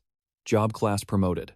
Magic Swordsman upgraded. Reward. Demon Spirit Secret Arts. Received 300 strength points, 300 spirit points. Obtained legendary grade item, Demon Spirit Secret Arts. Passive skill book obtained. New job class skill. Demon Spirit Secret Arts. A complete skill set for a mage killer, huh? Skill description. Legendary skill, Anti-Magic Breaker. Against magical attacks, if your spirit is higher than the target's, immediately dismantle the attack and reflect double the damage. Epic skill, Demon Spirit Armor. Consumes mana to summon Demon Spirit Armor. Reduces incoming magic damage by 30%. Increases outgoing magic damage by 30%. Su Yang looks expectant. Finally, the skill book. Update info. Obtained legendary passive skill, Demon Spirit Secret Arts Inheritance Extreme Dual Focus. Skill description. For every 10 strength points, physical attack increases by 1%. For every 10 spirit points, magic attack increases by 1%. Strength plus 2,480. Base stats, 1,262. Equipment bonus, 1,219. Speed, 1,761. Base stats, 943. Equipment bonus, 818. Spirit, 1,591. Base stats, 1,417. Equipment bonus, 174. Su Yang compares them silently. This skill is basically identical to Dual Spirit Boost. With my current stats, physical damage increases by 248% and magic damage by 159%. Now, even without using any skills, I could easily crush that Rock Abyss Earth Dragon. Bai Ling approaches. "Congratulations, hero. Your power has reached a new level." She notices his expression. "Why do you look a bit unhappy?" She speaks sadly. "The transfer temple in East Spirit only supports the 3rd job advancement. In the future, you will have to go to Heaven Spirit for further advancements. When I think about having to say goodbye to you, hero, my heart feels empty. I have never felt this way before." Suddenly, the statue before them radiated a blinding aura. Bai Ling was stunned. What? What is happening? Could this be the divine statue's blessing? Rays of light surged forward, penetrating her body. Su Yang thought to himself, this scene isn't much different from the blood blessing. The only difference is that one felt eerie, while this one is pure, holy light. Bai Ling floated in midair, a golden halo appearing above her head. A system notification popped up. Blessing ritual complete. Bai Ling has advanced to 5th class. Temple High Priest. She will now be transferred to Tianling City to assume her post. Su Yang was surprised. She actually advanced to the 5th class just like that? Bai Ling replied softly. The High Priest advancement ritual is different from a normal job change, but the best part is that I can stay by your side now. Lord Hero, I'm so happy. She leaned her head against his chest. I'm a little tired. I just want to sleep for a while, just like this. Su Yang answered gently. Rest. With you by my side, I feel at ease too. He held her close. Let's go. We're heading to Tianling. Meanwhile, outside the sealed doors, the crowd was getting restless. Why hasn't the door opened yet? What are they doing in there? I'm waiting for my turn. Someone lost their patience and shouted, Who the hell is inside? Did you die on the toilet or what? Get out here! Hurry! Suddenly, the doors creaked open, and a gust of mist drifted out from within. Seeing him walk out carrying Bai Ling, they started pointing fingers. So it was you damn brat. Do you know how much of my time you wasted? Look at who he's holding. As they got a clear look at the person in Su Yang's arms, the curses flew. Holy sh! Isn't that the temple priestess? What happened to Lady Priestess? Why does she look like she passed out? That kid was in there alone with the priestess for at least half an hour. You don't think they were doing that inside, do you? Su Yang frowned, confused. What kind of nonsense are these people spouting? Su Yang pushed through the crowd, tossing a casual remark over his shoulder. If you want a job change, head over there. Now. Excuse me. Suddenly, a hand clamped down on his shoulder, stopping him in his tracks. Chiangzi's voice was cold. Stop right there. You little punk. What did you do to the priestess? If you don't spill the truth, you aren't going anywhere. Su Yang turned around, shooting him a glare. Get lost. The man trembled instantly. The aura coming off Su Yang was terrifying. Chiangzi's legs turned to jelly, and he collapsed. Damn it. Just one look, and I almost peed myself. Who the hell is this guy? From behind, someone came running up, shouting, Lord Su Yang. It was Xiao Mo. I was just suddenly promoted to be the new temple priestess of Tongling City. I heard Lady Bai Ling is transferring to Tianling City. Su Yang nodded. That's right. Congratulations on the promotion and the raise. She blushed slightly. Thank you. But when I think about not seeing you and Lady Bai Ling for a long time, I feel a little sad. Su Yang smiled. What are you talking about? I'll come back often. When I do, let's grab a meal and some tea together. Xiaomo waved goodbye excitedly. It's a promise then. Safe travels. Inside, her heart fluttered. Does that mean I still have a chance? Tianling City, Job Change Temple. This place was far more majestic than the last. An elder priest came out to receive Bai Ling. Respected Lord Hero, please leave young Bai Ling to my care. Once she wakes, she will succeed me as the High Priestess of Tianling Temple. She will still handle all your promotion benefits and assignments personally. Su Yang bowed politely. I understand. Thank you for your trouble. As he walked away, he calculated. Since my base is moving to Tianling, I need to buy a house here. I also need to make sure Grandma and Grandpa are settled properly back home. Su Yang tapped send on his holographic screen. He had just typed a message. Grandma, Grandpa, I've moved to Tianling City for work. I'm doing very well here. I've sent you some money and a letter. I hope you two and the kids can have a better life now. I will come back to visit often. Su Yang. A real estate agent was already guiding Su Yang through a property. Mr. Su, this villa boasts a stunning ocean view, fully furnished with modern amenities. It matches your requirements perfectly. For just 9.98 million, you can move in immediately. Su Yang looked around. Not bad. But it's too big. Cleaning and maintaining it would be a pain. As if reading his mind, a row of maids appeared, lining up perfectly.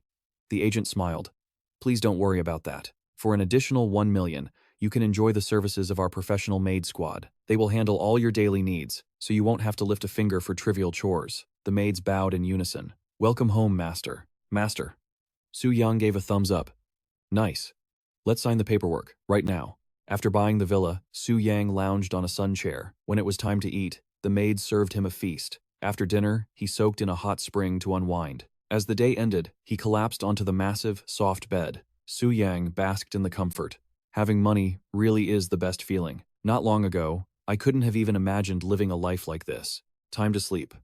I need to check on Bai Ling tomorrow. Meanwhile, Bai Ling also fell into a deep, dreamless sleep. When she woke up, she rubbed her eyes, confused. Where am I? The elder priest smiled gently. You're awake? I brewed some herbal soup to help you recover. Bai Ling took the bowl. Thank you, High Priest. I feel much better now. The elder sighed softly. The divine statue hasn't shown a sign like that in many years. This divine revelation. It must be connected to that new hero. I'm actually quite curious about him myself, so I probed further. You've been by his side for a while now. What is your impression of him? Bai Ling shared. Lord Hero. He is someone who constantly creates miracles. He possesses not just extraordinary courage and strength, but a kind and brave heart. I truly believe he can bring a new light to this world. The High Priestess replied, You have a good eye for character. Now I can rest easy in trusting Heavenly Spirit City to you. Bai Ling warned her, the red moon hasn't faded for days.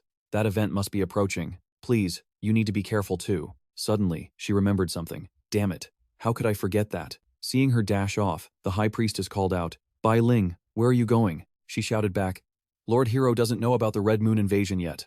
I have to go warn him. Inside, Bai Ling prayed silently. Su Yang, please, don't let anything happen to you. The High Priestess mused. Concern breeds chaos. Has she fallen for him? Su Yang is sound asleep on his soft bed when his eyes suddenly snap open. He senses something is wrong. Su Yang rushes outside, asking, "What's going on?" A girl falls to the ground, pointing at the thing in front of her, screaming, "Monster!" A notification pops up. Rare event activated. Red Moon Invasion. Defeat the invading monsters. Giant Axe Monster. Level: Unknown. Boss Class: Demon Race. The monster stares coldly at him.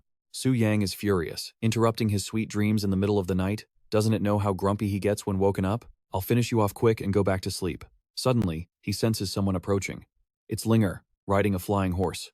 She says, "As expected, you're the target of tonight's Red Moon Invasion."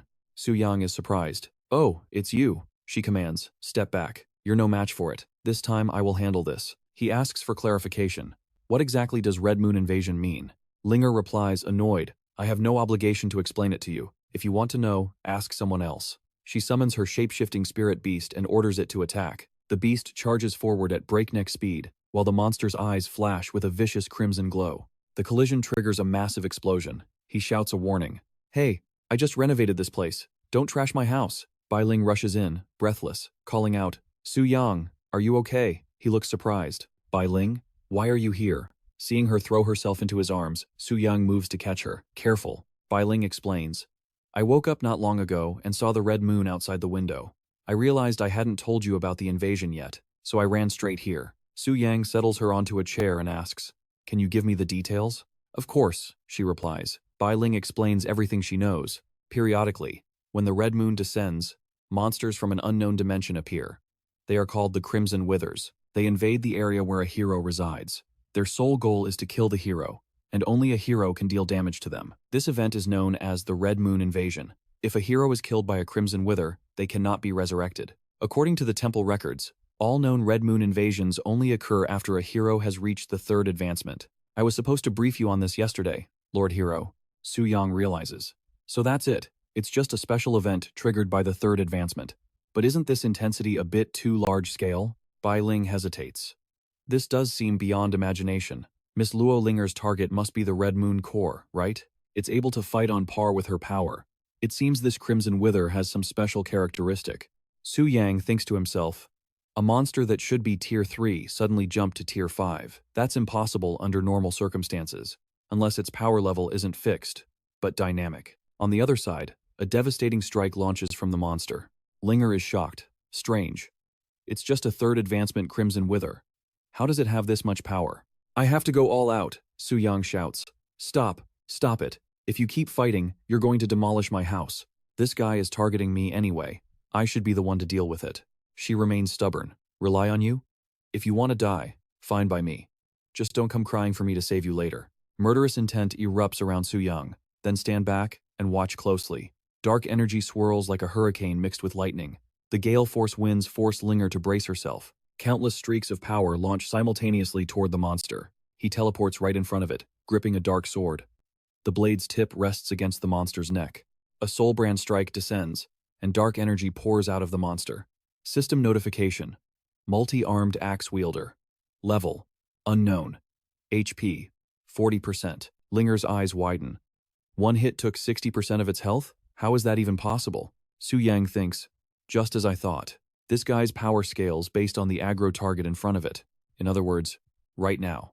You're nothing more than a third awakening boss. With my current extreme dual path buffs, I can absolutely crush you using raw strength alone. Su Yang aims his hand at the axe wielder's torso. Bam! One punch sends that massive body flying backward. Its body crashes heavily to the ground. He sighs internally. Great, the repair fees are going to cost me a fortune again. Refusing to give up, the axe wielder sits up and roars. It hoists its axe, charging straight at him, aiming to end this in a single strike. Dark energy swirls around Su Yang's arm. A hero killer, huh? Muscles bulging, he raises his fist and crack, punches the axe wielder's arm clean off. He scoffs, looking down on it. You're completely unworthy. The system flashes. Multi-armed axe wielder level 75. HP: 0%. You have defeated the level 75 Crimson Wither, gained 114,514 XP, obtained 3 Crimson Moon cores. Su Yang sneers. So a Crimson Moon invasion is nothing special after all. Bai Ling watches in awe. He took down a Crimson Wither in the blink of an eye. Lord Hero is truly incredible. Linger thinks to herself, I've survived a few Crimson Moon invasions and seen how others handle them, but I've never seen anyone destroy them as violently as this man. That kind of exaggerated power, hiding under a human appearance. Is he actually some kind of wild beast? She has no choice but to retreat. But before leaving, she throws out one last arrogant threat. Don't think you've won. Next time, I'll definitely make you pay. He looks confused. Why does she always like talking to herself? Su Yang hands a core to Bai Ling. Is this the thing Luo Linger wanted? Bai Ling, can you tell me what's so special about this thing? She replies, of course. This Crimson Moon core is suddenly. Bai Ling lets out a frightened gasp. Ah! He frowns, suspicious. What's wrong? The core transforms into a massive sphere of light. Su Yang is shocked. What is that? His knees buckle, and he collapses. I'm done for. My body. Before blacking out, he sees Bai Ling frantically calling his name. Su Yang. Morning sunlight streams through the window, waking Su Yang. He slowly opens his eyes, his mind completely blank. Where am I? Su Yang panics when he realizes he's sleeping, holding Bai Ling. She wakes up, eyes hazy. Lord Hero.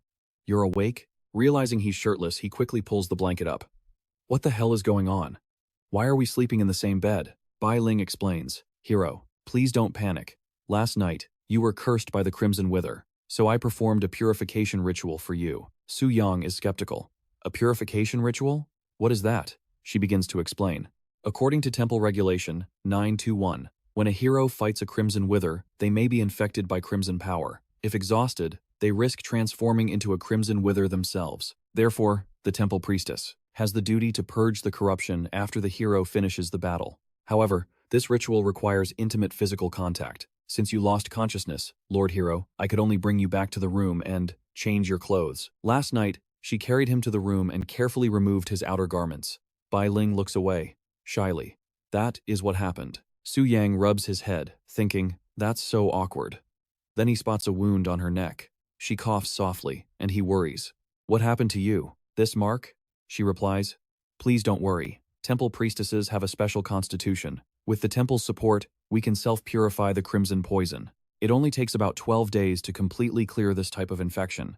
Su Yang grabs her hand, speaking sincerely. Don't push yourself. If you get hurt because of me, my conscience won't let me rest. Bai Ling is taken aback by his gentleness. Lord Hero, Su Yang. Her face burns red, and she quickly turns away. Right. I haven't explained the benefits of the Third Awakening yet. I'll tell you right now. She starts rambling to hide her embarrassment. From the Third Awakening onwards, you become a Temple VIP. Your monthly allowance increases from 50 million to 1 billion. Second, your Black Gold Alliance discount goes from 30% to 50%. Plus, you get access to S-rank guild areas. Bai Ling thinks to herself, the benefits jumped 20 times over. That's terrifying. The Transfer Temple is really willing to splash the cash. As for the S-rank guilds, joining in a rush will only attract unnecessary attention. I need a long-term vision, she emphasizes.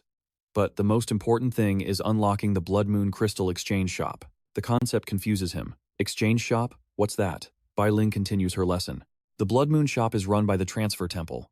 You can use Blood Moon cores to trade for incredibly rare items, equipment, even forbidden spells and artifacts. Hero, you just need to touch the temple wall, and you'll see all the items available for exchange with your Blood Moon cores. That girl from earlier. She must have been desperate for the Blood Moon inscription from the invasion, so that's why she was acting like that. Su Yang hops off the bed, itching to check the system. If even Luo Ling Er was willing to do anything for them, let's see what I can trade for. The system interface pops up, displaying the Blood Moon Inscription Exchange Shop. Tier 1 Forbidden Spell, 300 inscriptions. Tier 2 Forbidden Spell, 900 inscriptions. Demigod Weapon, Song of the Waterkeeper, Longsword, 4,000 inscriptions. Demigod Weapon, Heart of the Ocean Grimoire, 4,000 inscriptions. Demigod Weapon, Eternal Golden Spear, 10,000 inscriptions. Su Yang gasps, insane. Forbidden Curses, Demigod Weapons, Divine Artifacts. Even the Alliance couldn't buy these with all the money in the world. He hesitates. But the cheapest thing here starts at 300 Blood Moon inscriptions. I've only got 3 in my hand. I'm miles away from the shop's prices. I need to level up fast, get into the Blood Moon, and farm as many inscriptions as possible. Bai Ling calls out from behind. Hero, I have to return to the temple for a mission soon. He nods. I need to head back too. Gotta repair some of my gear. Then he remembers. Right, I heard a VIP from abroad is visiting Tianling City today. Su Yang frowns. A VIP? A teleportation gate manifests in the center of the Dragon Mansion, Dragon City. A figure steps out, looking around curiously. So, This is the Dragon Mansion? This is Asuka Masako. Class, Beast Tamer. Level, 128. Sakura Nation. Daughter of the Asuka family. Her retainer bows respectfully. Yes, young miss. Two escorts whisper to each other. The master spent a fortune to give the young miss a shot at taming a giant dragon this time. Chonghai replies, well, our Sakura Nation doesn't have any giant dragon dungeons. The alliance negotiations were a pain, but we finally borrowed the Dragon Mansion's path. Elder Lee steps forward to welcome them. Welcome to the Dragon Mansion. This is Elder Lee, the Dragon Mansion's foreign consul. He stands before the group. I heard young Miss Asuka intends to challenge the brutal Black Dragon. Are you certain about this? If you lose your life, this rare opportunity will be wasted. The retainer smiles confidently. Elder Lee, no need to worry. We trust our young Miss's talent. Even your country's genius, Beast Tamer, Luo Linger, can't compare to her. Elder Lee huffs. Typical arrogance of youth. The retainer stares back without flinching. Not at all, not at all. Asuka leans in. Elder Lee and Kirito seem to get along. You're chatting already. Kirito sweats. Young miss, I am not. She bows to the old man. Elder, it's our first time here. We have much to learn, so please guide us. Seeing her innocent eyes, Elder Lee thinks, how did the Asuka family raise this girl? She's too pure, completely different from that old fox. He reveals, the Black Dragon Fortress you are to challenge tomorrow is located outside Tianling City, in Yongfeng City. Please make your own way there. I have duties to attend to, so I cannot escort you. Asuka waves happily. Goodbye, Elder. The retainer is fuming. That old fart. We just arrived, and he won't even host us? Telling us to go straight to Yongfeng City? Lin Lin sighs. Who asked them to be the mighty Dragon Mansion? Of course they don't put a small nation like ours in their eyes. Asuka turns around and scolds them. What are you two talking about? This is someone else's country, and we are guests here. Like the old saying goes, grandfather didn't stop us from coming, but we promised not to cause trouble for them. The retainer worries. Young miss, being this nice means you'll get taken advantage of. He thinks, the master sheltered her too much. Far away, someone is watching Asuka's every move. Linger looks on curiously. So, that's the Beast Tamer Asuka from the Sakura Nation? Zhu Tai confirms. Yes. She was admitted to the National Beast Tamer Guild at the same time as you, miss. Another genius. Her goal is likely the Black Dragon too. Linger waves it off. She's just a little princess from the Sakura Nation. She won't pull off anything special. What I'm worried about right now is that guy, Su Yang. How did the investigation go? He pulls up a holographic display of Su Yang's data. Miss, we've conducted a detailed background check. Su Yang only awakened the warrior class recently, but in a very short time, he leveled up rapidly and his power skyrocketed. He has absolutely no forces backing him, and the Yu Yun Guild he's currently staying with only interacted with him once inside a dungeon. He completed everything independently. It is truly astonishing. Linger gasps. What? She recalls his face. I understand him less and less. He's just a normal guy with a low level, yet every time, he does things beyond imagination. If he actually manages to tame the Black Dragon. Damn it, am I actually scared of a third-rate nobody? On Shizi's side, a subordinate follows close behind and reminds her, Eldest miss, we have to go. She heads toward the teleportation gate and replies, let's head back too. Get ready, we set out tomorrow. Just as she steps toward the portal, CZ stops cold. She turns back to the other two, waving a friendly goodbye. Ling stiffens up, looking a bit guilty. Jotai is stunned. We've been spotted. We clearly used cloaking items. Her attitude changed. We underestimated her. That girl could be a serious threat. I've changed my mind. Mobilize everyone immediately. Gather at the Black Dragon City gate in 30 minutes. Prepare to raid the secret realm. He acknowledges the order instantly. At Su Yang's house, he is directing the maids to clean up. The outer wall is being rebuilt. He orders, reinforce the wall a bit too. The maids are cleaning. The system alerts him. Challengers detected entering the secret realm. Do you wish to link with the boss? Su Yang has been waiting for this. Finally, he confirms the link. He waves goodbye to the maids. Sorry, something urgent came up. I'll leave the house to you girls. They look worried. Master, where are you going? The house repairs aren't finished yet. The notification chimes. Dungeon challengers. S-rank guild. Secret scouting party, 24 members. He wakes up inside the Black Dragon's body, just as I thought. A scouting party lineup. Seeing Ling leading the group, Su Yang isn't surprised. Of course it's her. Luo Ling shouts the order to move out. Just help me tame the Black Dragon, and everyone gets a massive reward. Today, he is determined to settle this score. The money for house repairs, plus all the trouble you caused before, I'm making you pay it all back. Su Yang muses. However, this This expedition team has a few well-equipped guys. It's not just about the numbers. There are more people than last time. Looks like these guys have combat experience and came fully prepared. Won't be easy to deal with. An elite monster steps forward to volunteer. Great King, do not worry. Leave these intruders to your subordinates. I will make sure they have a one-way ticket in. The two speakers are level 98. Elite bosses. Mutant Dragon Blood Warriors. Health points. 3 million. Attribute. Hidden Dragon Tribe. Attack. 2,871. Speed. 902. Spirit. 1,186. Talent. Giant Dragon Blood reduces physical and magic damage by 30%. Skill. Battlefield Command greatly increases damage and attack speed for nearby Dragon Tribe members. Level 99. Elite Leader. Boss. Mutant Dragon Blood Warrior. Health points. 3 million. Attribute. Hidden Dragon Tribe. Attack. 2,900. Speed. 1,002. Spirit. 1,238. Talent. Giant Dragon Blood reduces physical and magic damage by 30%. Skill. Battlefield Command A reduces incoming physical and magic damage for nearby Dragon Tribe members. Su Yang is surprised. Strange. How come I've never seen you two before? Lilith steps up. Do you remember that day you suddenly went berserk and injured yourself? These two drank your spilled blood and mutated into this. Su Yang is shocked. Directly consuming dragon blood works? She replies, only these two mutated successfully. As for the others, look, the others are babbling incoherently. Greetings, Master. Sorry. Lilith sighs, pointing at the goofy-looking monsters. Su Yang thinks to himself, just looking at those dragon blood generals. They're already formidable. Their power can't be underestimated. They aren't as strong as I am now, but they're probably on par with when I fought the Black Flame Wings. He nods. All right then, you two, go deal with the enemy. They bow. Understood. Su Yang glances at her. What's wrong?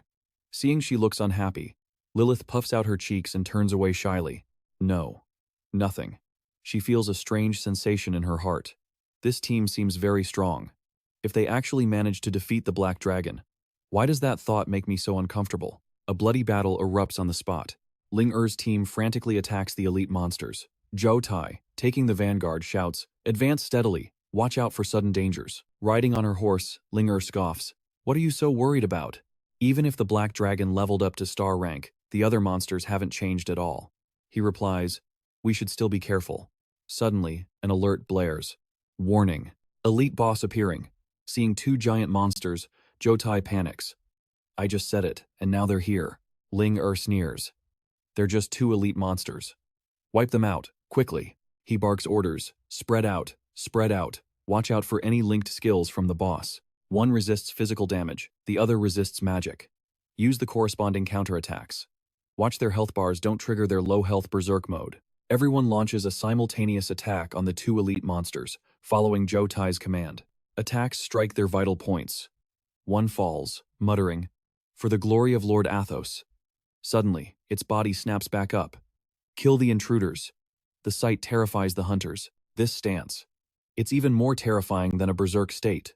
Monsters swarm from the sky. The hunters realize the boss is summoning minions. They're swarming. Split them up. Don't let them group together. Ling Er casually snaps her fingers, summoning her massive beasts to the battlefield.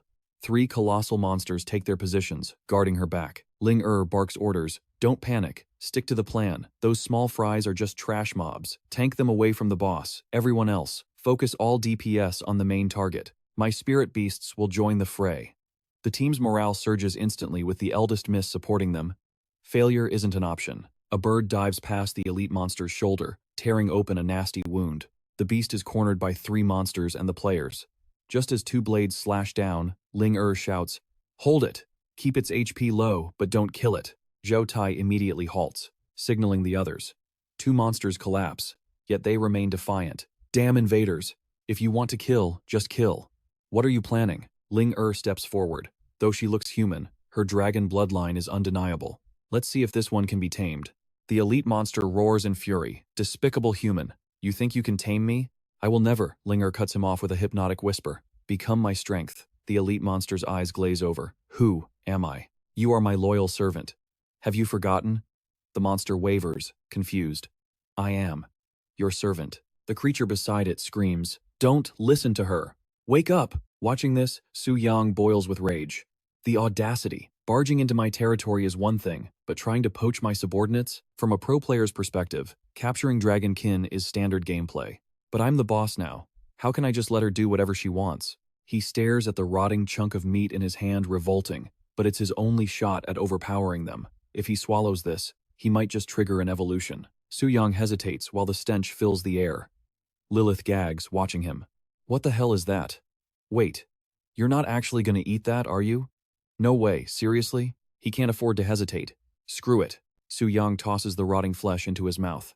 To win this battle, he has to go all in. He squeezes his eyes shut and forces it down, his face twisting in disgust. Lilith watches, sweating bullets. She asks tentatively, "So, how was it? The taste?" Su-yang sticks out his tongue, gagging. "It stinks, it's sticky, and there's this weird juice." Suddenly, a blinding light erupts from beneath him. Su-yang is stunned as a torrent of golden power explodes outward. The energy is so intense it forms a massive pillar of light piercing the sky. Bai Ling and her group freeze, staring in shock. The two monsters recognize that golden aura. Could that be Lord Athos? The remaining subordinate calls out. Even the spirit rhino is confused. Such massive energy coming from the pool. What is happening? Ling stares wide-eyed at the source. That's a black dragon.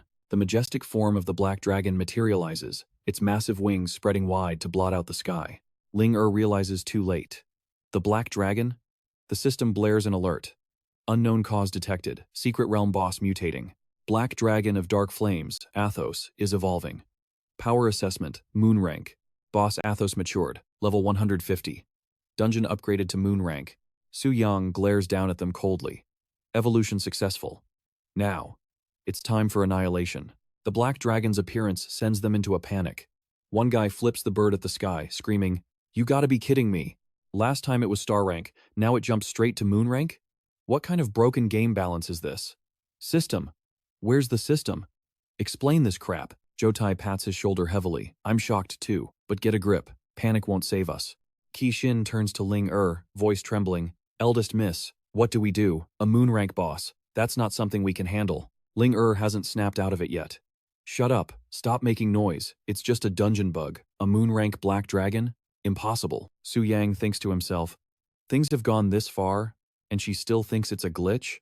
Truly clueless. Guess I'll have to teach you a lesson. Jotai steps in front of her, shouting orders. Deploy defensive spells. Pop every damage reduction skill you have. Don't hesitate. Full power to survive. They pour everything into their shields, just as Jotai commanded. Su-yang opens his maw, unleashing a catastrophic torrent of fire. The flames roar, shooting high into the air. Agonized screams echo through the canyon. The fire forms a wall of destruction, the heat scorching everything in its path. Su-yang lands, watching Jotai struggle to stay standing.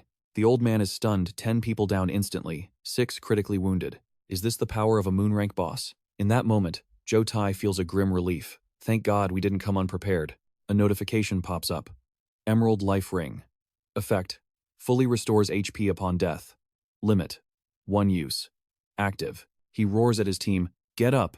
Prepare for battle." From above, Su-yang spots the item. A one-time resurrection prop? Looks like this expedition team really spared no expense. Ling rallies her beasts into a line, screaming, "The boss just used his ultimate. He's on cooldown, he's full of openings. Attack with everything you've got." Countless attacks blaze towards Su-yang. He counters with another breath of fire, turning the battlefield into a chaotic inferno. 3 colossal beasts charge toward the black dragon, boxing Su-yang in from all sides. From high above, Ling watched in shock as he remained completely unscathed. "Do our attacks have absolutely zero effect on him?" Jotai shouted. "He's already stolen the Dragon Slayer heart. We have to whittle him down slowly. That was the original plan." Lu Zi grit his teeth in frustration. "That tactic was for a star rank. We're dealing with a bright moon rank now. Just his raw stats alone are enough to crush us into paste. How do we fight that?" He knew he was right. In the face of absolute power, all their struggles were meaningless. Their formation began to crumble into chaos. The boss was winding up for another skill. Damn it, the damage reduction spell isn't ready yet. There was no time to defend. Zhuangzhen desperately activated the mountain range barrier. A violent shockwave erupted from below, splitting the earth in two. Thick, choking smoke billowed out, completely blocking their vision. Keishin caught Zhuangzhen as he collapsed, unconscious. "Old Zhen is down. Healer. Do we have a healer?" Lu Zi screamed in despair. "What's the point of calling for one? He's beyond saving. We're just waiting to die." Ling face went pale. They had barely started the direct confrontation, and the entire team was already annihilated? How? How is this possible? How can this black dragon be this powerful? Zhou Tai immediately prepared to flee. Young miss, you must escape. We'll use everything we have to hold the black dragon back. She refused to accept it. You want me to run? I've prepared so long for this day. Zhou Tai looked her dead in the eye. From the moment that Black Dragon evolved, we lost any chance of victory. The only thing we can do now is minimize our losses. As long as you make it back alive, we'll at least have an explanation for the clan head. Please, miss. Linger realized he was right and couldn't argue. Fine. She turned to leave immediately.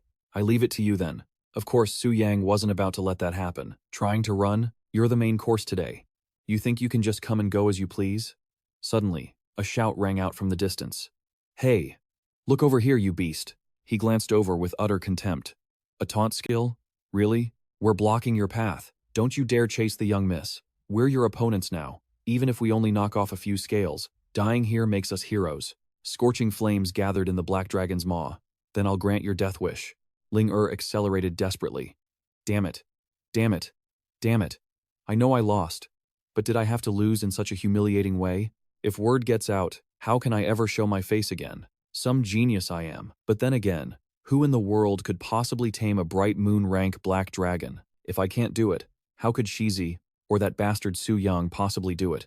Right, I haven't truly lost yet. As long as I return safely and tame another dragon immediately, I'm still. Her arrogance was cut short as she was knocked off her mount, plummeting to the ground in a cloud of dust. Linger coughed, furious. Are you kidding me? Zhou Tai couldn't even hold him off for a single minute. She frantically summoned her giant beast to shield her. Block him! The black dragon's claw swooped down, terrifying Ling to her core. She struggled violently, screaming, Let me go! Let me go! He scoffed. A puny human dreaming of taming this king? Laughable. Ling panic spiraled into absolute despair. The black dragon's maw opened wide. Pay for your stupidity with your life. She was so terrified she could barely speak. Don't. Suddenly, 2 high-pressure jets of water shot from Ling eyes, stunning him. What the hell is this? Ling wailed, her tears shooting up like geysers before raining down like a heavy storm.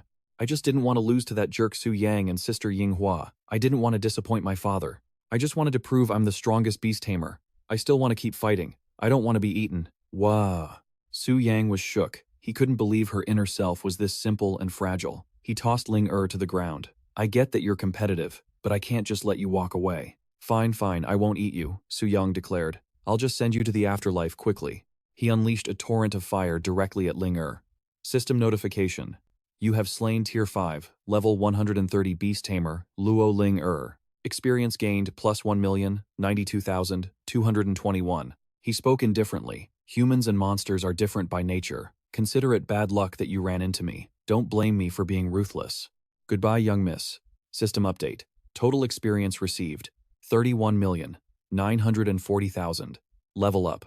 Level 72 to 79. Strength increased from 3,720 to 3,920. Speed increased from 2,446 to 2,556. Spirit increased from 2,386 to 2,596. Received 175 free attribute points. A surge of terrifying power erupted from the black dragon's body. Su Yang exclaimed, This is the biggest chunk of experience I've ever received. It's several times higher than when I killed that Tier 6 Elven Mage. Plus, I got the Dragon Blood Essence Enhancement. This immense power. It feels like it's overflowing. But 32 million experience only raised me 7 levels? It looks like leveling up in the future is going to require an insane amount of XP. From now on, if I want to level up, I'll have to hunt even stronger monsters. And high-level job holders. Currently, he is at level 72. Demon Spirit Secret Dance. Su Yang checks the gear panel. The expedition team dropped a ton of platinum and diamond tier equipment, but honestly, that stuff doesn't even interest him anymore. He spots something radiating a brilliant aura in his hand. Time to see if Luo Ling's war spoils have any surprises in store for him. It's a moon-grade ring, the Ring of the Ascetic. The item info is insane. Unlimited gem slots, no level restrictions, and no attribute limits. Base Spirit Attribute, 1,000 points. Description. A relic left behind by a spiritual master. Perhaps the spiritual sound soaked into it for too long. Even after the owner's death, it still murmurs in the void. Bonus Spirit Attribute, 600 points. Mental Resistance, plus 40%. Passive Trait, Eternal Meditation. The whispers from the ring permanently increase the wearer's spirit power by 1% every day, stacking up to a maximum of 10%. Active skill.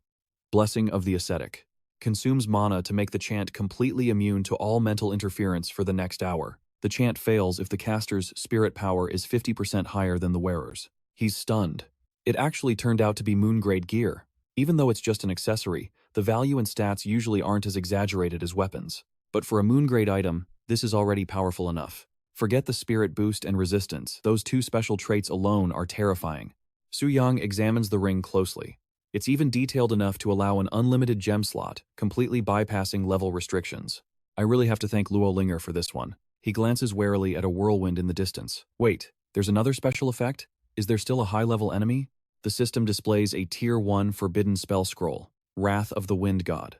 Description: the rage of the Wind God will tear apart anyone with the guts to provoke you. He's ecstatic, it's a forbidden spell. So now I have 2 forbidden spells in my arsenal? That's double the joy. As expected of the daughter of the Heavenly Secret Pavilion, carrying such overpowered items, Su Yang flaps his wings, satisfied. Time to head back. Once news gets out that the expedition team was wiped out, no one will dare challenge this place for a while. The life of the Black Flame Dragon has reached its conclusion. Lilith stands on the cliff, waiting for his return. She lets out a sigh of relief. As expected, you won again. He said he'd give me true freedom later. What did he mean by that? Su Yang teleports back home and announces, I'm back. His sudden return startles the maids. Master, you've returned? He walks out to check the construction progress. Looking at the flawless wall in front of him, Su Yang asks, it's already fixed? The maid replies, since Master paid double, the workers put in extra effort to repair it. Good job on them. I'm a bit tired. Come give me a full body massage to relax. The maids immediately get to work, some preparing towels and water, others massaging Su Yang's temples. They bow. Yes, Master. Meanwhile, outside the Black Dragon's secret realm, the spatial gate appears. The members of the Heavenly Secret Pavilion are screaming, nearly going insane. What the hell was that? Why did it level up right when we started fighting? We brought so many people this time, even used resurrection items, and still lost. On what grounds? This dungeon is impossible to clear. Chu Tai steps forward to remind them. Stop complaining. Has anyone seen the young miss? Only now do they realize she's missing. A terrifying thought crosses their minds. Could it be like last time? Chu Tai turns toward a sound. That crying. He spots Linger behind a large rock, hugging her knees and sobbing her heart out. She's too ashamed to show her face. I lost. I clearly prepared so well to tame the Black Dragon. The result was so humiliating, I want to bury myself. How can I dare call myself a genius beast tamer after this? Chu Tai clears his throat loudly. Linger jumps and turns around, asking, what are you doing here? He stays behind the rock, not stepping out. This subordinate is here to report the casualties. She stands up, hastily wiping her tears. Just report those things to the pavilion master. I don't want to hear it right now, he thinks to himself. The young miss seems to be in a slightly better mood. Chu Tai advises her earnestly. Miss, the Black Dragon suddenly leveling up was something no one could have predicted. Losing to a moon-grade boss is nothing to be ashamed of. Why don't you switch targets and try taming a different giant dragon? Linger looks like a light bulb just went on. That's right. After all, neither Su Yang nor Shizi could defeat that moon-grade Black Dragon either. So as long as I conquer the other dragons before they do, I'll still be the #1 genius beast tamer. In Longxia, besides the Black Dragon, there's still a red dragon and a silver dragon. The red dragon is the weakest, and the silver dragon is quite strong, but both are only at the brilliant star grade. If I can tame the silver dragon, I will indisputably be the strongest beast tamer among everyone who has tamed a giant dragon. She regains her spirit and says, You're right, Chu Tai. I originally thought you were just a brute, but I didn't expect you to have such good judgment. Linger announces, all losses incurred in this dungeon run will be reported to Zhu Tai and compensated by the Heavenly Secret Pavilion. The crowd cheers wildly. Long live the young miss. Thank you, young miss. Suddenly, a voice rings out from behind. Who might everyone be? Shizi steps forward and asks, could this be Miss Luo Linger? Linger thinks to herself, it's her. She admits it aloud. That's me. Are you here to subdue the Black Dragon too? She cheerfully introduces herself. That's right. My name is Shizi. Very nice to meet you. Linger brushes past her outstretched hand. Is that so? Good luck to you then. Shizi's subordinate fumes with indignation on her behalf. That woman has zero manners. She's supposed to be the young miss of the Heavenly Secret Pavilion, yet she doesn't understand basic etiquette? Woozy covers her mouth and snickers. I get it now. She must have failed to tame the Black Dragon, so she's taking her anger out on everyone else. Serves her right. Shizi angrily bonks her on the head, scolding, She's already upset. Don't add fuel to the fire. Hurry up and activate the dungeon. Woozy pouts, unconvinced. Miss, why are you speaking up for an outsider? With a bump swelling on her head, she heads to the teleportation gate. Fine, let's start the instance first. Seeing the displayed information, Woozy is shocked. What is this? Updated information. Bright Moon Rank Secret Realm. Black Dragon Fortress. Recommended level. 150 or higher. The three of them are bewildered. Wasn't it supposed to be Star Brilliance rank? How did it become Bright Moon rank? How are we supposed to fight this? Is Longxia playing us? She urges them to contact Elder Li immediately to confirm the situation. On the other end, Elder Li arranges things with embarrassment. I have grasped the situation. This happened suddenly, and I apologize.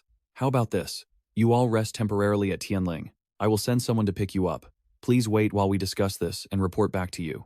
They reply, all right. Sorry to trouble you, Elder Li. The old man ponders in silence. Did the Black Dragon in Tianling City really upgrade from Diamond to Bright Moon rank? This has never happened before. Is it possible that it's being controlled by a human? The next day, over at the dungeon teleportation gate, Su Yang arrives. Compared to yesterday, it is truly deserted. It's no surprise. After all, even the strongest secret exploration team in Tianling City was wiped out. Who else would dare to challenge it? Naturally, only I can deal with this boss. I'll personally put a period to this dungeon. The Black Dragon Fortress is submerged in a glowing red atmosphere. He has arrived. Su Yang speaks up. Before, I was always linked to the Black Dragon boss, watching challengers from the top of the castle. But today, I've become the challenger entering the secret realm. I can't describe this feeling. It's still incredibly magical. Watching the monsters fly toward him, he sighs. Already receiving such a warm welcome? This formation looks a bit familiar. A familiar aura radiates from Su Yang. You beasts, open your eyes and look clearly. Who is standing before you? His pupils flare up, radiating a brilliant golden light. The enveloping aura forces the flying wyverns to screech to a halt. One of them recognizes it immediately.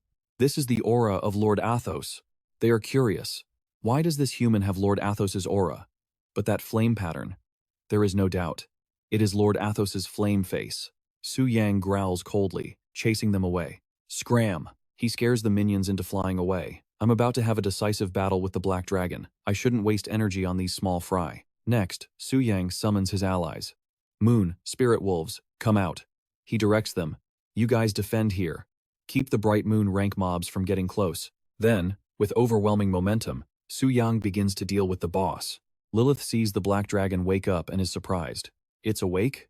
A challenger has arrived so quickly? She looks at the thick smoke rising ahead, thinking, which unlucky fools are about to become the Black Dragon's loot this time? Every time, the Black Dragon crushes them and wins. Since it's come to this, I don't have any expectations for freedom anymore. How could a monster's promise ever be trustworthy? At the teleportation gate, the wolf spirits have arrived. Facing them is the incredibly powerful Black Dragon. Two of them exchange information. Big brother, what do? We definitely can't beat this dragon. But why does this Black Dragon smell like Master? Did Master become its dinner? The other one denies it. No, that's not right. If that were true, we would have vanished long ago. The Black Dragon raises its pitch-black, razor-sharp claws. It strikes its own chest. Golden blood sprays out. The wolf spirit is shocked. This dragon is crazy. Su Yang observes this and thinks, I discovered this last time I made it hurt itself. The Black Dragon's damage reduction talent doesn't work on itself. Self-destructing to half health should be enough. Any lower, and it will affect the item drop explosion mechanics. Then, he tests a command. Black Dragon, hear my order. Wait right there. Do not take any action. Limit flesh regeneration to the maximum. Order all secret realm monsters to cease action. Disconnect. Two pairs of eyes stare intensely at each other. Seeing Su Yang's back, the wolf spirit sighs in relief. Look, Master is indeed still alive. He mutters, it's thanks to you that my trash career path changed. To say I have no feelings about this, that would be a lie. Looking at the gaping hole in the Black Dragon's lower abdomen, Su Yang steps forward. But a new path has opened up. It is time to move forward. He unleashed a barrage of attacks to strike the monster down. After that, he and his new companion pushed forward to conquer the new zones. The black flame-winged dragon, Athos. 2 hours later, an exhausted Su Yang touched down on the ground. The spirit wolf was panting with its tongue hanging out, completely dog-tired. Sweat poured down Su Yang's face like rain. My arm is numb from all this hacking and slashing. And it's still not over? The black dragon was still standing strong, with only a few scratches on its body. Su Yang grabbed a potion bottle and downed it in one go. Finally, I get to experience what it's like for the Soul Hunters and the Expedition team. If my stats weren't maxed out, and without the 900% damage boost from Soul Signet and Extreme Dual Prison, I wouldn't even be able to scratch its defense. A dark aura erupted around Su Yang. Just a little more. Let's finish this in one breath. Lilith was deep in a sweet dream when a deafening roar jolted her awake. That was the Black Dragon's roar. By the time she rushed over, a wave of scorching heat hit her. The elite monsters nearby screamed, "Lord Athos, my body, it's fading away." Lilith didn't dare imagine the worst. The Black Dragon's aura was gone. Could it be? Back on Su Yang's side, he looked up and said, "It's over." The dragon's massive body had been burned to a crisp by the intense fire. As he stood beneath the Black Dragon's corpse, a barrage of notifications popped up. You have slain the rare moon rank boss, Black Flame-Winged Athos. Experience gained. 13,210,000. The master of the secret realm has been slain. All monsters in the secret realm have been eradicated. Bonus experience received, 8,020,000. Level up, level 79. Level up, level 80. Excess experience at 40%. Total surplus experience, 53,960,000. Su Yang marveled at the numbers. That's a crazy amount of XP. It's 3 times more than what Luo Linger's entire 10-man team of 5th job advancement hunters gets combined. Truly worthy of a rare moon rank boss. Suddenly, a massive, brilliant, golden sword materialized. He speculated, is this the loot drop from killing the Black Dragon? Just looking at it, I can tell it's no ordinary item. He gripped the hilt tightly, preparing to pull it out. But the moment he drew the sword, Su Yang froze. What is this feeling?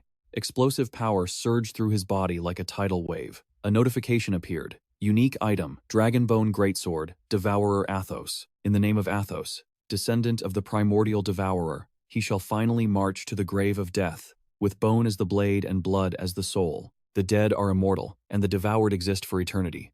Equipment requirements. None. Level restrictions. None. Attribute restrictions. None. Special restrictions. None.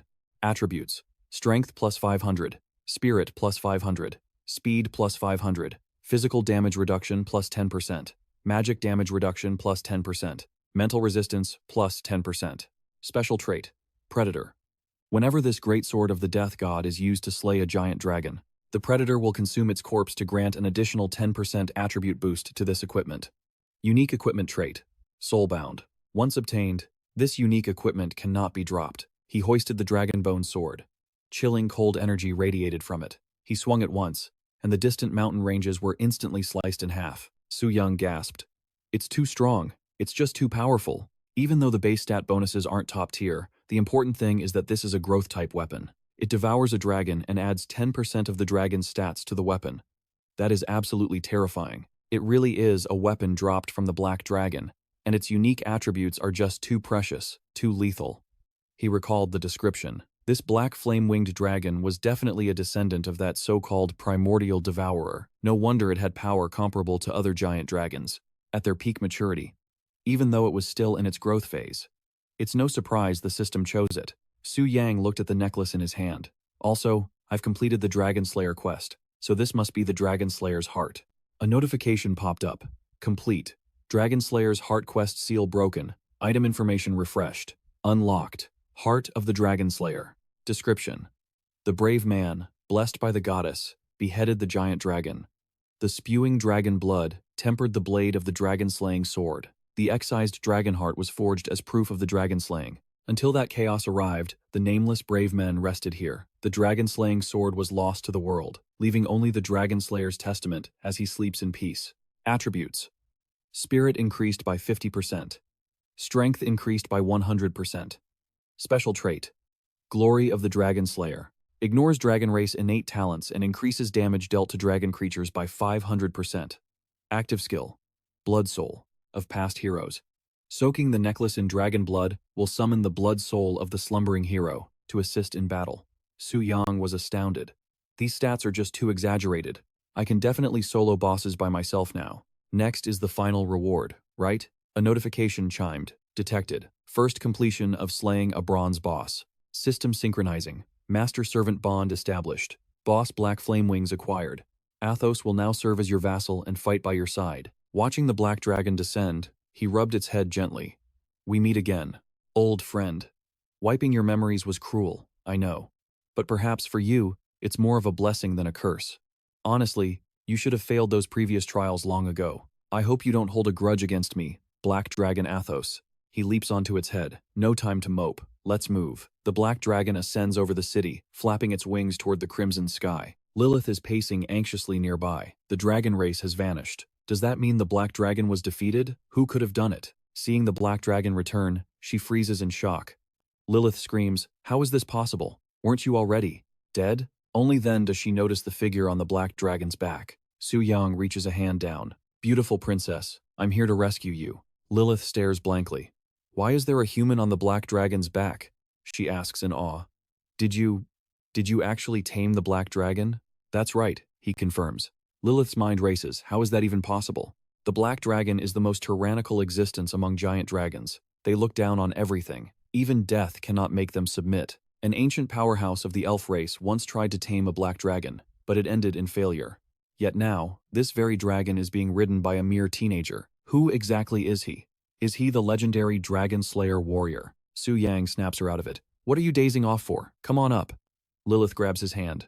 "Okay," Su Yang instructs, "hold on tight to me. We're taking off." She sits behind him, gripping his shirt tightly, and gives a soft The black dragon flaps its wings and rockets into the sky. Lilith screams in terror, but he gently soothes her. "It's okay. Open your eyes. The view is incredible." Hearing that, she dares to crack her eyes open and look at the scenery below. A vast expanse of mountains and red earth stretches out. Lilith gasps. It's so beautiful. She savors the feeling of freedom again, a sense of finally breaking her chains. Her whole body feels light. The black dragon replies, "You will have true freedom soon enough." She thinks in surprise. Does it also long to escape this place? I didn't realize you had it so hard either. It seems Lilith has misunderstood the black dragon. Su Yang startles, but decides it's better not to say anything. Su Yang announces, "We're almost at the exit. Let's charge straight through in one go." In the wilderness outside the black dragon's secret realm, a guard captain yells, "Hey, don't just stand there slacking off. Hit them harder. Finish this wave of monsters, then we rest." Suddenly, the sky darkens, confusing them. Is it about to rain? As the black dragon flies overhead, the leader stammers, It's a giant dragon." Its claws slam onto the ground, creating a deafening shockwave. The black dragon's roar sends the players into a panic. "The boss is out! Run! Run fast!" Su Yung remarks. Awkward. That entrance was a bit too dramatic. We scared everyone. Lilith thinks, "Why does he sound a bit like a villain?" She asks curiously, "Where do we go next?" He replies, "I can take you to the city lord's manor. They should know how to send you back to the elf kingdom." She refuses immediately. "I don't want that." Su Yang looks suspicious. "Then where do you want to go?" Lilith asks shyly. "Can I follow you for a while?" She holds back what she really wants to say. "I swore an oath that I'd marry whoever rescued me, but it's too embarrassing. I can't say it out loud," he thinks. Although in fairy tales, the hero kills the evil dragon and lives happily ever after with the princess. My original goal wasn't to save her, but looking at her now, I probably can't chase her away. I'll just let her tag along for the time being. Lilith switches to gossip mode, asking expectantly, "By the way, I really want to know, how did you tame that black dragon? Can you tell me?" Su Yang refuses to say a word. It's a secret. Meanwhile, at Tianling City, the crowd is in a panic after hearing the dragon's roar. Ling frowns. "That dragon roar. It's the black dragon." Zhou Tai disbelieves. "How is that possible? How can a dungeon boss come outside?" On the other side, Wuzi asks his young mistress, "What was that just now?" Cizi replies, "A dragon's roar. A giant dragon has descended upon Tianling City." She points excitedly. "Can we go over there and take a look?" The person hiding behind the tree where Cizi pointed is surprised. "She actually detected my presence? This kid is extraordinary. Let's go." The city lord has given permission. He is currently heading that way too. Back at the Black Dragon Fortress entrance, Lilith asks curiously, "Are we not leaving yet?" Su Yang stays calm. "No rush. Wait a little longer." Seeing a group in the distance, he points out, "Look, they're here." Someone in the crowd asks, "The roar came from this direction. Did a world boss just spawn or something?" Jia Yue adds, "It's right outside the Black Dragon Fortress. It's been chaotic lately, but surely the boss didn't run out?" Leading the group is Wei Ming, the city lord of Tianling City. Seeing the Black Dragon, their eyes bulge. Is it real? Why would the boss appear outside? Su Yang steps forward to greet them. "Manager Gu, long time no see." Jia Yue is shocked. "It's you." Wei Ming turns to ask the man beside him. He replies, "I've only met him once. His name is Su Yang, a VIP of the Job Change Temple. He asks politely, "Brother Su Yang, did you perhaps tame this black dragon?" Su Yang confirms, "As you can see." Wei Ming frowns. "How is this even possible? That's a moon-tier black dragon. How could anyone tame it?" "I won't believe it, unless you prove it to me right now." The black dragon lets out a roar that shakes the very fabric of space. Su Yang asks coolly, "Is that proof enough for you?" The shockwave nearly knocks Wei Ming off his feet. He begs frantically, all right, please, great God, call off your power." Lilith pokes her head out from behind a rock, trembling. "What was that for? You scared me to death." He scratches his head, apologetic. Sorry, my bad." Seeing her, the city lord is even more shocked. That's the elf princess from the dungeon. The drop rate to save her after defeating the black dragon is astronomically low. Wei Ming's entire perspective on the young man before him shifts instantly. To tame a moon-tier black dragon. Just how terrifying is his true power? But he clearly doesn't look a day over 20. Could he be a 7th turn elder of the solar tier? After all, at that level, you can't judge a master's age by their appearance alone. No, that's not right. Even in the Global Beast Taming Association, filled with ancient masters, there's only one person who has ever tamed a giant dragon. So, who exactly is this Su Yang? And what kind of monster is he? And why would a great god like him come to my tiny, insignificant Tianlin city? Suddenly, Wei Ming drops to his knees. Su Yang turns pale, the atmosphere freezing instantly. He reaches out awkwardly, forcing a smile. What are you doing? City Lord, there's no need for this. Please, get up." Suddenly, a system notification chimes. Host has completed the first phase of the boss mission. Filtering boss for the next phase. Please proceed immediately. Su Yang smirks to himself. That was fast. The new boss is coming. Wei Ming asks curiously, "Excuse me, Great One. Are you perhaps the president of the Global Beast Taming Association?" "I am Wei Ming, the humble city lord of Tianlin. I apologize for the poor reception. Please, forgive my negligence." Jutai whispers a reminder. "City Lord, we didn't receive any report about the president visiting. Do you think he's traveling incognito?" Wei Ming shakes his head. "Even so, the teleportation center would have a record." Suddenly, CZ pops up out of nowhere, scaring the living daylights out of them. She hesitates. Hello everyone. Do you mind if I join the conversation? You're the one from the Sakura Nation." She extends her hand, her eyes sparkling like stars. "Hello. I am Mingri Genshizi, a beast tamer from the Sakura Nation. I would love to ask for your guidance on taming a giant dragon. Could you please share your wisdom?" Su Yang blinks, stunned. CZ bonks herself on the head, realizing she might have overstepped. "Wait, no. That's a trade secret, isn't it?" But Su Yang shakes his head. "No, I'm not a beast tamer." She freezes, unable to believe her ears. The other two look like they've been struck by lightning. They scramble to ask, "Not a beast tamer? Then how on earth did you tame a black dragon?" "I heard that only the gentle white dragons could be tamed. There has never been a recorded case of anyone taming a black dragon. The association considers the black dragon the most powerful creature in existence, impossible to tame. Yet, someone who isn't even a tamer just did it? If this news gets out, it will shake the entire world." Su Yang replies, "I have my own methods, but I can't share them with you. I plan to head to Tianlin City shortly. City Lord Wei, please notify the public beforehand so we don't cause a panic." Someone gasps. "You intend to ride the dragon directly into the city?" He nods. "That's right." Wei Ming agrees immediately. "Understood, boss. I'll arrange a citywide announcement right away. Rest assured." He thinks to himself. He tamed a black dragon, yet he's still considerate enough to worry about scaring the civilians. No wonder they say the truly powerful are the most humble and approachable. Only the half-baked ones act arrogant. Xizi asks hesitantly, May I report your achievement to my master?" Su Yang raises an eyebrow. "Your master?" Wei Ming steps in to explain.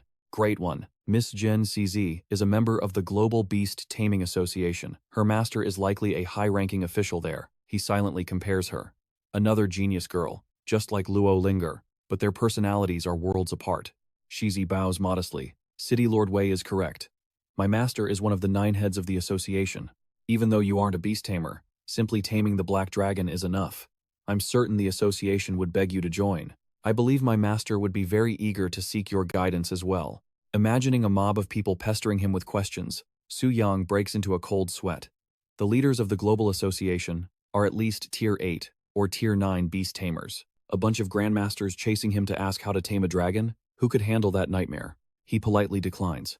"I have urgent matters to attend to. Let's discuss the association another time." He hops onto the black dragon's back and takes off instantly. leaving Zizi staring blankly at the fading silhouette of the beast. Wei Ming speaks up. Miss Shizi, now that the black dragon has been tamed, I've reported the situation to Elder Li. He instructed you to return to Dragon City first. We will discuss the next steps later, she agreed, her voice laced with admiration. Sure. It would be amazing if I could own a dragon as a mount one day. The black dragon slowly flew towards Sky Spirit City. Lin Ji watched the beast soar over her head, and then she caught a glimpse of that familiar face. She thought to herself, it's him.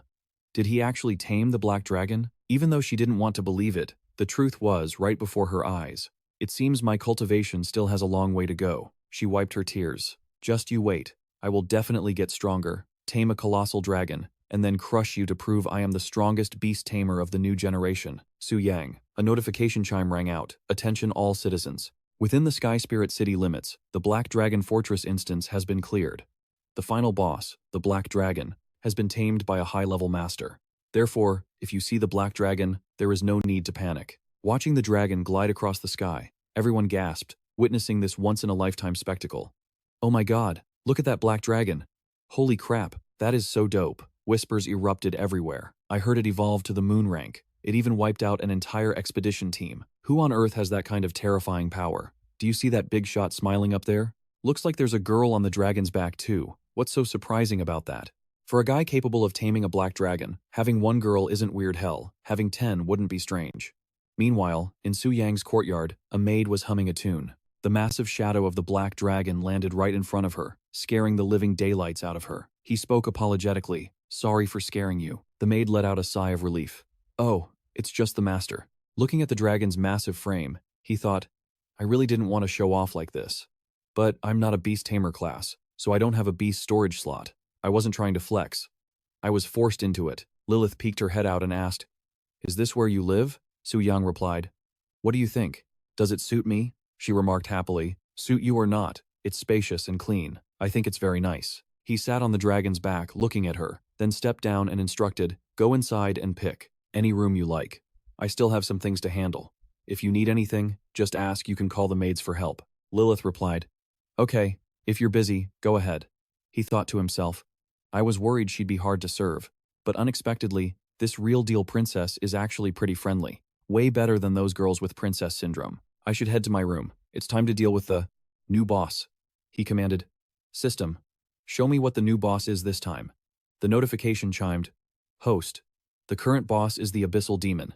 Boss, Origin Monarch. Rank, God. The level alone left Su Yang terrified. Holy sht. God rank? That's beyond solar, moon, and star rank, he thought nervously. What kind of concept is God rank? According to the global unified ranking rules issued by the Job Change Temple, from the 5th transition onwards, every 50 levels corresponds to a transition. So, 6th, 7th, and 8th transitions are called star rank, moon rank, and solar rank, collectively known as the legendary phase. Above that, one must complete the so-called Trial of God to advance to demigod. Only after climbing the divine stairway can one achieve God rank. Su Yang worried. I'm facing a God rank boss this time? Isn't the gap too massive? Just a star rank black wing helped me achieve a spectacular transformation. So, what kind of evolution will I undergo this time? He pressed the connection confirmation button. A surge of energy enveloped the room. The system displayed, Connecting. Please wait for successful connection. In the darkness, a pair of glowing red eyes flashed open. Boss information displayed. Abyssal Demon. Boss. Origin Monarch. Rank. God. Attributes. Strength. 523,213. Spirit. 343,221. Speed. 234,958. Resistances. Physical resistance 80%. Fire resistance 80%. Water resistance 80%. Dark resistance 100%. Light resistance 30%. Unique. Talent. Omniscient ruler. Anything that happens within the abyss cannot escape your control. And perception. Talent. Ruler of original sin. Undying monarch. As long as the king lives, the subordinates are immortal. As the ruler of original sin, you can infinitely resurrect the kings of sin. Cooldown time, 30 days. Talent. Demon origin. Any demon still existing in the abyss can be used by you to resurrect yourself. Description. Ruler of original sin. The king who dominates the abyssal demons in the deepest endless darkness, sitting on the throne, ruling over the 7 kings of sin. When you gaze into the abyss, The king of the abyss also gazes back at you. Su Yang gasped in awe. Is this the power of a god rank? Attributes in the hundreds of thousands, super high resistances, and these totally unreasonable talents, especially the third one. Doesn't this mean that to kill me, you have to exterminate every single demon in the abyss? Is that something humans can even do? This is the level of a god, he reminded himself. I've grasped the boss's abilities. System, give me more details about the specifics of this abyssal demon. The system displayed. Reading data. Explanation coming up immediately. The info popped up. The abyssal plane isn't just a dungeon instance, it's a massive super dimension, just like the Elven Kingdom or the realm of giant dragons. The only difference is that the abyss connects to the human world exactly like a dungeon gate. Every nation has its own entrance to get in. In the abyss, you have to start from the first floor, exploring, fighting, and killing demons to grind XP and loot. It's basically a leveling paradise and a treasure trove, but at the same time, the difficulty is insane. Just the demons on the first floor average around level 40. That means the starting difficulty is already equal to a gold rank dungeon. And the deeper you go, the terrifyingly stronger they get. So far, the human record for exploration is floor 386. That record is held by a coalition of SSS rank guilds like the Ring of the Dharma God and the Temple Knights. Su Yang speculated, I guess only SSS rank guilds are strong enough to face god-tier bosses. Are they going to be my next opponents? He didn't know how far they were from the deepest floor, but that wasn't the priority right now. This boss is basically immortal. Since I got the first kill, who knows when it'll respawn? He was curious. Whatever, no point overthinking it. The system mentioned the Lord of Original Sin ruling over the 7 Sin Kings. Were these their thrones? Why is it empty? Looking closer, 4 thrones were glowing with intricate patterns, while the other 3 were dim. They were probably destroyed by other awakened. The remaining thrones were cold and cracked. He activated the power of the Moon Sin treasure. Since I'm here, why not test my second innate talent? Energy surged around one of the thrones. The King of Gluttony manifested, his voice trembling with shock. I live again? The status screen flashed. Rank, Scorching Sunday Sin Boss, Gluttony Beelzebub, HP, 200 million, Strength, 62,271, Spirit, 45,632, Speed, 24,313. Beelzebub looked at the demon before him and started trembling. My liege? He fell to his knees. Great monarch, thank you for your blessing. My weakness has stained your glory. Forgive me. Su Yang thought. Only Scorching Sun rank? He's a subordinate of the 7 Sin Kings. Shouldn't he start at demigod level? Did I just revive a useless trash mob? Info popped up. Talent, Gluttony. Beelzebub is in a state of eternal hunger. He devours any non-demon creature to satiate himself and infinitely grow stronger. Cap, God rank. Tribute of the Gluttony King. Any target devoured by Beelzebub permanently loses 2% of their stats. These stats will be offered as tribute to the great Lord of Original Sin. He realized, wait. So that's how these 2 talents work. It's the symbol of the first sin, gluttony. Beelzebub needs to eat to get stronger, and he funnels 2% of the victim's stats to me. If it's a tribute to the Lord of Original Sin title, whatever. But if it's a tribute to me directly, doesn't that mean I can just power level while standing still? Su Yang was about to speak. Beelzebub suddenly, a noise interrupted him. Is someone knocking? He commanded. Beelzebub, return to your post. Await my next summon. Don't disappoint me this time. Beelzebub bowed. As you command, my king, the demon thought. Even lust and greed met their ends. Yet I was the first to be revived by the monarch, and without punishment, the great abyssal monarch. Such trust and favor he bestows upon me. I, Beelzebub, swear to make those wretched humans pay. I will offer the richest tributes to my monarch. System alert. Authority. Monarch's omniscience activated. Beelzebub has returned to the 100th floor of the abyss. Watching the pillar of light shoot off, Su Yang mused. Floor 100. That's where Beelzebub used to rule. I really did revive one of the 7 heavenly kings. He told the system, disconnect. Su Yang returned to his room. He felt it when he transformed into the Sin Monarch. There was this sensation of absolute control, that absolute power. It was intoxicating. No wonder everyone in ancient times wanted to be emperor. Wonder how long it'll take me to reach the Sin Monarch's real power level? A knock came from the door, followed by the maid's voice. Master, are you in there? Su Yang replied. Hold on, coming. He stepped out. What's up? She hesitated.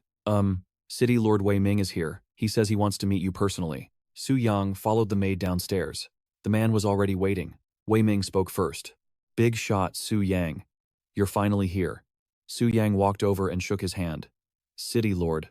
What brings you here? He looked surprised. You don't know yet? The news of you taming a giant dragon has already spread across all of Longxia? It wasn't just a rumor spreading globally. It shook the entire beast-taming world to its core.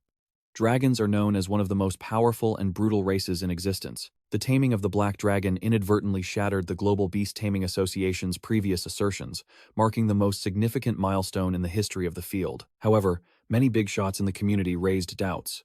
After all, seeing is believing, and they hadn't witnessed it with their own eyes. Therefore, the Global Association announced they were sending one of their top figures, currently in Longxia, to visit the newly emerged beast tamer, Mr. Su Yang. How much longer until the association leader arrives? Wei Ming estimated, it should be quick, 10 minutes, tops. Su Yang was shocked. He didn't expect to alarm the leadership of the Global Beast Taming Association. This was a true big shot. He had to handle this carefully. At the Tianling City Teleportation Center, Linger and her servant had just arrived.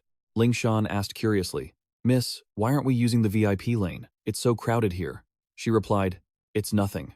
I just want to change the atmosphere a bit once in a while. Suddenly, a shout rang out. Make way! Everyone clear the path. The two people in front were surprised. What's happening over there? Looks like something big is coming. The guards are clearing the aisle. The leader of the Global Beast Taming Association is here. All you idlers, get out of the way. Luo Dashi, one of the 9 leaders of the Global Beast Taming Association, stepped out and said, Hello everyone. Sorry to disturb you all. Whispers erupted instantly. That's the leader of the Global Association. The world's most elite beast tamer. I heard his movements are erratic and secretive. I can't believe we actually ran into him here. Linger approached to greet him. Elder Luo, long time no see. He recognized her immediately. The little girl from the Heavenly Secret Pavilion? Didn't expect to see you here. I heard from old Zhao that you came for that black dragon too? She replied, That's right. Unfortunately, I wasn't capable enough and someone beat me to it. My title as the #1 beast-taming genius of Longxia probably has to change hands now. Luo Dashi comforted her. Little girl, don't worry too much about external titles. What is truly important to you? You know that answer best, don't you? Linger recalled the Dragon Spirit secret realm. Not long ago, the Global Association discovered a special realm leading to the Kingdom of Giant Dragons, the Dragon Spirit secret realm. Anyone who enters has a chance to receive rich rewards. But the entry conditions are harsh. You must possess a pure-blooded giant dragon to enter. Currently, there is only one person globally who qualifies Li Ya from the US Federation with her giant dragon. That was the moment many beast tamers began their journey to tame giant dragons. I was one of them. According to my teacher's research, inside the secret realm, the stronger the dragon you have, the better the benefits and rewards you receive. That is why I wanted to tame the strongest black dragon. He understood. The Dragon Spirit secret realm is opening soon. There's no time to waste. Judging by your look, you've already decided on your next target, haven't you? Linger confirmed, I want to try for the silver dragon. Although the difficulty is lower than the black dragon, its potential is still better than the red dragon, Luo Dashi advised. But don't be too hasty. After all, the white dragon secret realm has already been booked by your heavenly secret family, so outsiders can't enter anyway. Why don't you come with me to meet this mysterious genius? You might learn something. Your teacher said so too. Hearing this, Linger hurriedly ran off. Grandmaster, I'm sorry. I suddenly remembered something urgent. Please excuse me. He sighed helplessly. Is this girl's pride really that strong? Fine then. Just tell old Zhao I said hello when you get back. I need to hurry and meet this mysterious genius first. Meanwhile, strange noises echoed from Su Yang's villa. Wei Ming, walking with him in the courtyard, asked curiously, What's that sound? Did a phoenix fly here? Suddenly, a shout came from above. The boss is here, Wei Ming continued. It really is the leader of the Global Beast Taming Association. The black dragon, curled up in the corner, was disturbed by the noise. It opened its eyes, revealing glowing golden pupils. It let out a roar, creating a massive gust of wind that blew the visitors away just as they tried to enter. High above, Luo Dashi was stunned, speechless by the sight. Wei Ming, down below, was shocked. Is the elder okay? Seeing his own mount looking limp and terrified, Luo Dashi grumbled. Your creature is quite rude, scaring people like that. Oh, forget it. Luo Dashi climbed down a ladder. I've let you two see a joke. Wei Ming stepped forward to introduce them. Greetings, Elder Luo. I am Wei Ming, the city lord of Tianling City, and this is the beast-taming genius you wanted to meet. He is the one who tamed the black dragon, Luo praised. It's true what they say, heroes are born from the youth. The ancients didn't lie to us. Little brother, to tame a black dragon at such a young age, a genius like you is truly rare in this world. Su Yang bowed and replied humbly, Elder Luo, you flatter me. It was purely due to my good luck. Luo Dashi replied, Brother Su, don't be too humble. You are currently the first person in the world to tame a black dragon. You have every reason to be proud. Da Cheng chimed in, Brother Su, don't be so humble. You're the first person globally to tame a black dragon. You have every right to be arrogant about this. We've discussed it internally, and we've decided to formally invite you to join the Global Beast Tamer Association. Have you ever considered it? Su Yang looked a bit awkward. Seeing his hesitation, the old man pressed on. Is something bothering you? Su Yang sighed. I have to decline. Elder Luo, I'm not actually a beast tamer, so I really don't think I qualify to join your association. Da Cheng waved his hand dismissively. Oh, is that all? That's just a minor detail, nothing to worry about. Suddenly, the words sank in. He yelped, Wait a minute, you're not a beast tamer? You've got to be kidding me. Su Yang pointed at his status panel. See for yourself, I'm dead serious. Su Yang, level 80, Mystic Martial Warrior. Da Cheng's jaw dropped. Holy crap, he's a warrior class. He spun around, sweating. Give me a second. He immediately started frantically messaging the leadership group. I've met the guy. The Black Dragon Tame is legitimate, Zhao Kun replied instantly. So, what are you waiting for? Has he agreed to join us yet? Lang Dong chimed in. We are the strongest beast tamer organization on Earth. He has absolutely no reason to refuse. Smith sent his congratulations too. Congrats to your country, Dragon Xia. You've birthed another genius. Beast tamer. Li Ya added. It's been ages since anyone managed to tame a giant dragon. Da Cheng typed back nervously. There's just one tiny problem. He's not a beast tamer. His class is warrior. Seeing the chat flood with question marks, he sympathized. He was just as confused as they were. President Carolina finally replied, Let's do this. We invite him as an honorary member. How does that sound? The notification pinged instantly. 9 members liked the message. Da Cheng turned back to him. Brother Su, good news. The association has voted. You can join as a titular honorary member, and you'll still enjoy every single benefit we offer. Su Yang smirked. He knew the rule of the world. There is no such thing as a free lunch. All right, so what do I have to do in exchange? The elder replied, Nothing too demanding. You just need to give us a few lectures on how you tamed that giant dragon. It's a small audience, just 10 people. Su Yang's expression darkened. 9 top-tier beast tamers plus the guild president? He couldn't just half-ass his way through this. He rubbed his chin, deep in thought. Still, the benefits of a triple S rank guild were incredibly tempting. It would be a waste to walk away now. What should he do? Su Yang finally spoke up. Elder Luo, I can give the lectures. But I have to warn you, I can't guarantee that my methods will actually be useful to any of you. The old man waved it off. No problem at all. You've heard of Valyria, haven't you? She gave lectures here too. And honestly, it didn't help anyone. We all know that personal experience is almost impossible to replicate. We just want to give it a shot. Don't feel any pressure. Su Yang nodded. All right then. I agree to join your Global Beast Tamer Association. Inside, he was grinning. If it's just personal experience, I can spin whatever yarn I want, right? Listen closely, leaders. I'm about to tell you quite a story. Ever since the game merged with reality, job change statues have appeared everywhere, leading to the founding of the Divine Job Change Temple. Following a decree by the World Alliance Council, a specific zone in the center of the world was designated as the Holy City headquarters of the Divine Temple. The supreme ruler of this city, the Holy High Priestess, has never taken a single step outside its walls. Her origins and her true power remain a complete mystery. Her name is Saint Vega, the Divine Temple's High Priestess.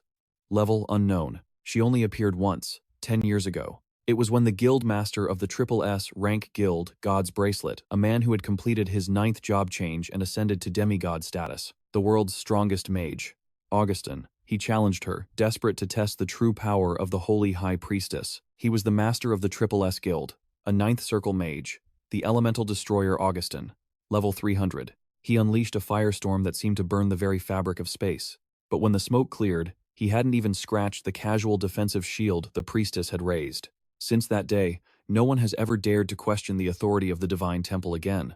Cutting back to the present, an emergency alarm blared. Anomalies detected in the abyssal demon realm. The kings of original sin, gluttony, and venom who were confirmed dead have respawned. Cause unknown. Hearing the report, Femia was completely stunned. She thought to herself, bosses at the star tier and above never respawn after being killed. That is the absolute rule of this era. Even the highest level abyssal dungeons cannot break it, unless there's a new mechanic we've never seen before. A subordinate rushed in. Your Holiness. Third High Priestess Famia Vega, may the blessings be with you. She chanted in response, O holy light, guide my sight. Let me witness the descent into the endless darkness of the abyss. Skill activation. Holy light guidance. Her eyes glowed as she activated the Eye of Insight. This skill allowed her to view any location in the world, completely ignoring the limits of distance, space, or time. His eyes flash. Insight. Eye activated. Skill details? He can view any spot in the world, no limits on distance, space, or time. She stared into a pitch-black void. Pure, malevolent darkness. So, this is the Abyss Demon? Walking toward that seat, Femia wondered. Could this be the throne of the original Sin King? The current deepest clear record is Floor 386. In there, a king of original sin awaits every 100 floors. Floor 100. Gluttony. Beelzebub. Floor 200. Lust. Asmodeus. Floor 300. Greed. Mammon. They should have been destroyed by now. Yet gluttony has suddenly revived. This dim throne room holds only 2 statues. Is that the cause? Its mana is bottomless. Beyond measure. Even my inside eye can't see its true form. Femia raised her staff, blasting out blinding holy light. Demon, reveal your true form before the light. Through the black mist, she saw a silhouette. Wait, that's a human? A roar erupted from behind. Insolent thief, you dare peek at my throne? A massive wave of energy lit up the corner. The voice thundered. Scram! That figure. It's Lucifer. The boss, king of original sin, pride, a god-tier existence. Femia was slammed by the abyssal dynasty barrier. Lucifer flapped her wings, soaring high, looking down at her with cold indifference. Femia's eyes snapped open. Her inside eye deactivated. The vision vanished. Back in the abyss, Lucifer scoffed, annoyed. Escaped, huh? That sneaking rat. She turned, whispering into the void. My noble king, please forgive my transgression. I am merely a servant returning without leave. I only wish to stop those who dare pry. My beloved king, when will I see your face again? Meanwhile, Femia collapsed to the ground. A god tier. I can't believe such a powerful being exists among the Sin Kings. We completely underestimated the abyss difficulty. To command a god tier Sin King to serve him. Just who is he? Suddenly, a holy light descended. Femia looked up. It was a world announcement. World notification. World boss. The Sin Monarch has appeared in the abyss, the Supreme Emperor's might. 1. Defeating the Sin Monarch and the 7 Sin Kings grants a chance to drop unique limited god-tier items. The Sin Reversal Weapon Series. Listening intently was the president of the Global Beast Taming Association, Kalina. Notification 2. This weapon series is required to destroy the Sin Monarch. Drop rate increases based on class advancement level. Mage Augustin frowned as he heard this. Notification 3. Killing the world boss will unlock the new expansion, the Divine Path. Stay tuned. Signed, President of the Immortal Battlefield. Tang Jian clenched his fists upon hearing it. The crowd exploded. Holy crap. Did I hear that right? A world boss? This is a first. Even demigod bosses never reached world boss status. So, this Sin Monarch. Is he god tier? Definitely. That new expansion name. It's to unlock the ultimate class advancement. True godhood. Bai Ling assessed the situation. This is a massive event. Su Yang thought to himself, well then, looks like I've become the world boss. Dai Cheng had to leave. Brother Su, I gotta head out first. The chairman called me for training. Since your entry procedures are done, we'll talk later. He waved casually. No problem. Safe travels. Bai Ling looked worried. Lord Hero, anomalies are happening everywhere lately. I don't know what's wrong with this world, but I have a bad feeling. Su Yang smiled, patting her shoulder. Don't worry. I've got everything under control. Bai Ling relaxed a bit. I believe in you, Lord Hero. Internally, he calculated. Next, the Triple S guilds will definitely start making their moves. Given the situation, a raid on the Sin Monarch is only a matter of time. Before that happens, I need to be fully prepared. Killing a Sin King grants a chance for a unique limited god-tier item. The Sin Reversal Weapon? Although my Devouring Dragon Sea Greatsword is also unique limited, there's still a huge gap compared to a god-tier Sin Reversal weapon. After all, it's required to kill the Monarch. If I can get my hands on one, it would be a massive power-up. Su Yang pondered a loophole. If I use my status as the Sin Monarch to execute the Sin Kings, would they drop the Sin Reversal weapons for me? Su Yang knew the Sin Reversal series had 3 key traits: unique, limited, and god-tier. Its power is absurdly high. He rubbed his chin, thinking. As the Lord of the Abyss, the Sin Monarch, It shouldn't be a problem for my subordinates to dedicate themselves to me, right? Besides, with my authority, I can resurrect them. No moral burden at all. The only downside is the long cooldown. If only I could shorten it. Currently, the world's strongest classes are only at the demigod level, but the next resource is called the Divine Ascension Steps. Looks like killing the Sin Monarch is intimately linked to ascending to godhood. If I can single-handedly slaughter the Monarch of Original Sin, wouldn't that mean I get to become a god before anyone else? A true trickster must always be conscious of their deception. It's just a pity for those big shots who worked so hard to level up. If they knew I just awakened and surpassed them in a single month since my job change, I wonder if they'd just faint on the spot? But right now, I need to accept my 4th job change. 5-star quest first. Over at the temple, pillars of light shot up into the sky. The high-ranking elites had already gathered inside the sanctuary. Augustus, Guildmaster of the Ring of Magic Gods, and the 9th Circle Elemental Destroyer, spoke up. What a coincidence, to think we would all arrive at the same time. Carolina, the 9th Circle President of the Global Beast Taming Association and Spirit Master, scoffed. A boozehound like you actually waking up early? Now that is a surprise. She turned her gaze. Don't you agree, Mr. Tang, the master of the immortal war realm? The Guildmaster, known as the 9th Circle Extreme Tyrant, Tang Zhan, replied, when it comes to a new version update and a world boss, we have to take it seriously. Barker, the Temple Knight and 9th Circle Adjudicator, added. An invitation sent by the High Priestess herself indicates this situation is highly abnormal. The heavy doors were pushed open, flooding the room with blinding light. The group entering saw the gathering and laughed. Quite a lively crowd we have here. Whispers and murmurs immediately erupted throughout the hall. The SSS rank guildmasters are here. Oh my god, that's Augustus, the pride of all us mages. Lady Carolina, Tang Zhan, and Captain Barker of the Paladins. Look, they're paying attention to those connection screens. Are those the top leaders of the major nations? I've seen them on TV before. Guildmasters and national leaders gathered together. It looks like there's going to be a good show to watch this time. Femia spoke up. Thank you all for answering the temple's call. I believe everyone already understands the nature of this gathering. The king of gluttony, Beelzebub, who was previously killed, has suddenly revived. The primary reason is linked to the appearance of the world boss, the monarch of original sin. Images were projected onto the screen, including a picture of Shidu. She continued. According to the Oracle's guidance, only by killing the kings of sin and obtaining the sin reversal weapons can we hope to destroy the monarch of original sin, Femia emphasized. Furthermore, if you want to increase the chance of obtaining a sin reversal weapon, the final blow on the boss must be dealt by a high-star class holder. Everyone here represents the top combat forces in the world today. Only you are capable of resolving this issue. I hope that all you brave souls will join forces to eradicate this evil. Currently, the deepest level of the Abyssal Demon Realm is floor 386. During this period, the Crusade team has encountered 3 of the kings of sin: gluttony, lust, and greed. It is logical to deduce that for every 100 floors we conquer, we will encounter the next king of sin. In other words, we still need to conquer another 314 floors to reach the final boss. Grandmaster Augustus, General Tang Zhan, both of you are at level 372. May I ask, based on your experience, how many abyss floors can you clear per level up? Augustus hesitated, taking a swig of wine before speaking. Roughly 3 floors. Any more than that would be too much for this old man's body to handle. Tang Zhan looked grim.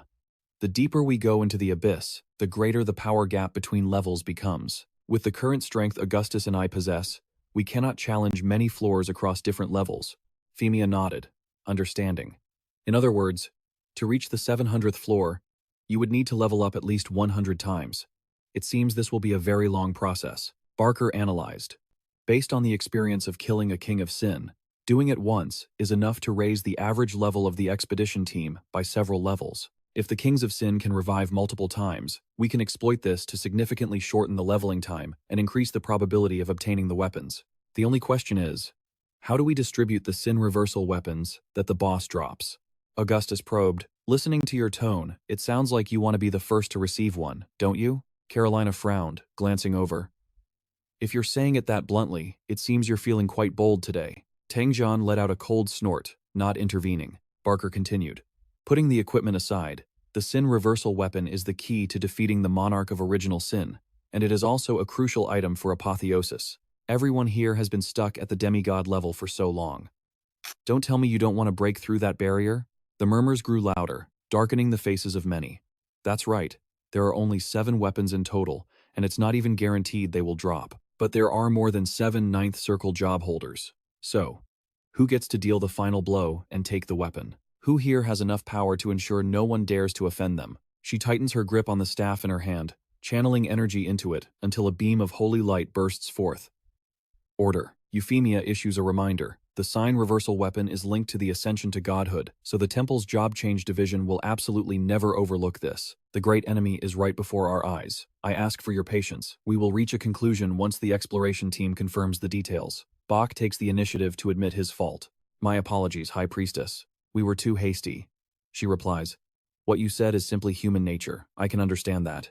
Tang Zhan speaks up regarding the crusade team.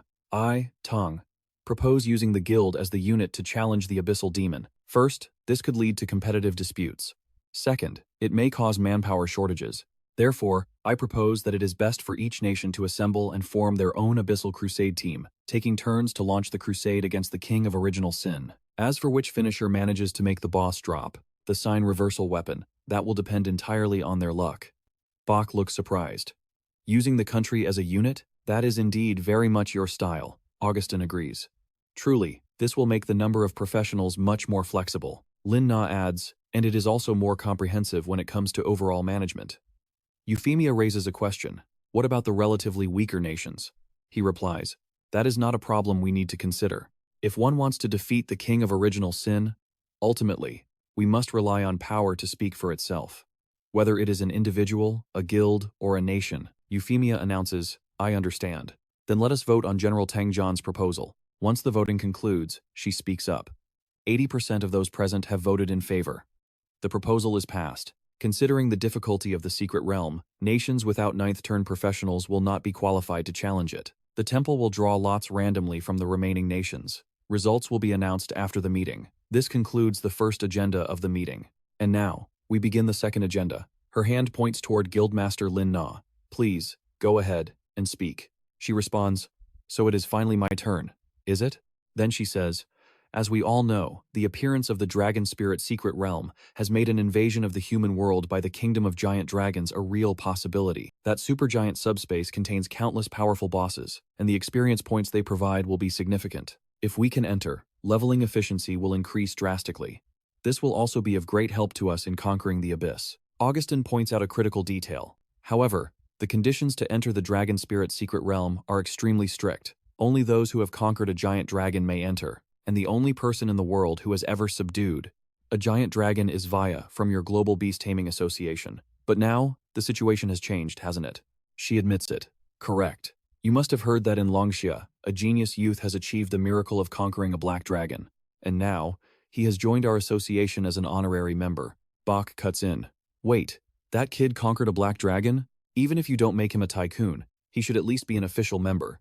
Why just an honorary member? Isn't that a special status reserved for those who don't hold the beast tamer profession? Lin Na smiles in response. That is exactly what I wanted to say. There is something even more incredible about him. Su Yang is absolutely not a beast tamer. He is a warrior. Hearing this, Augustin is stunned. What?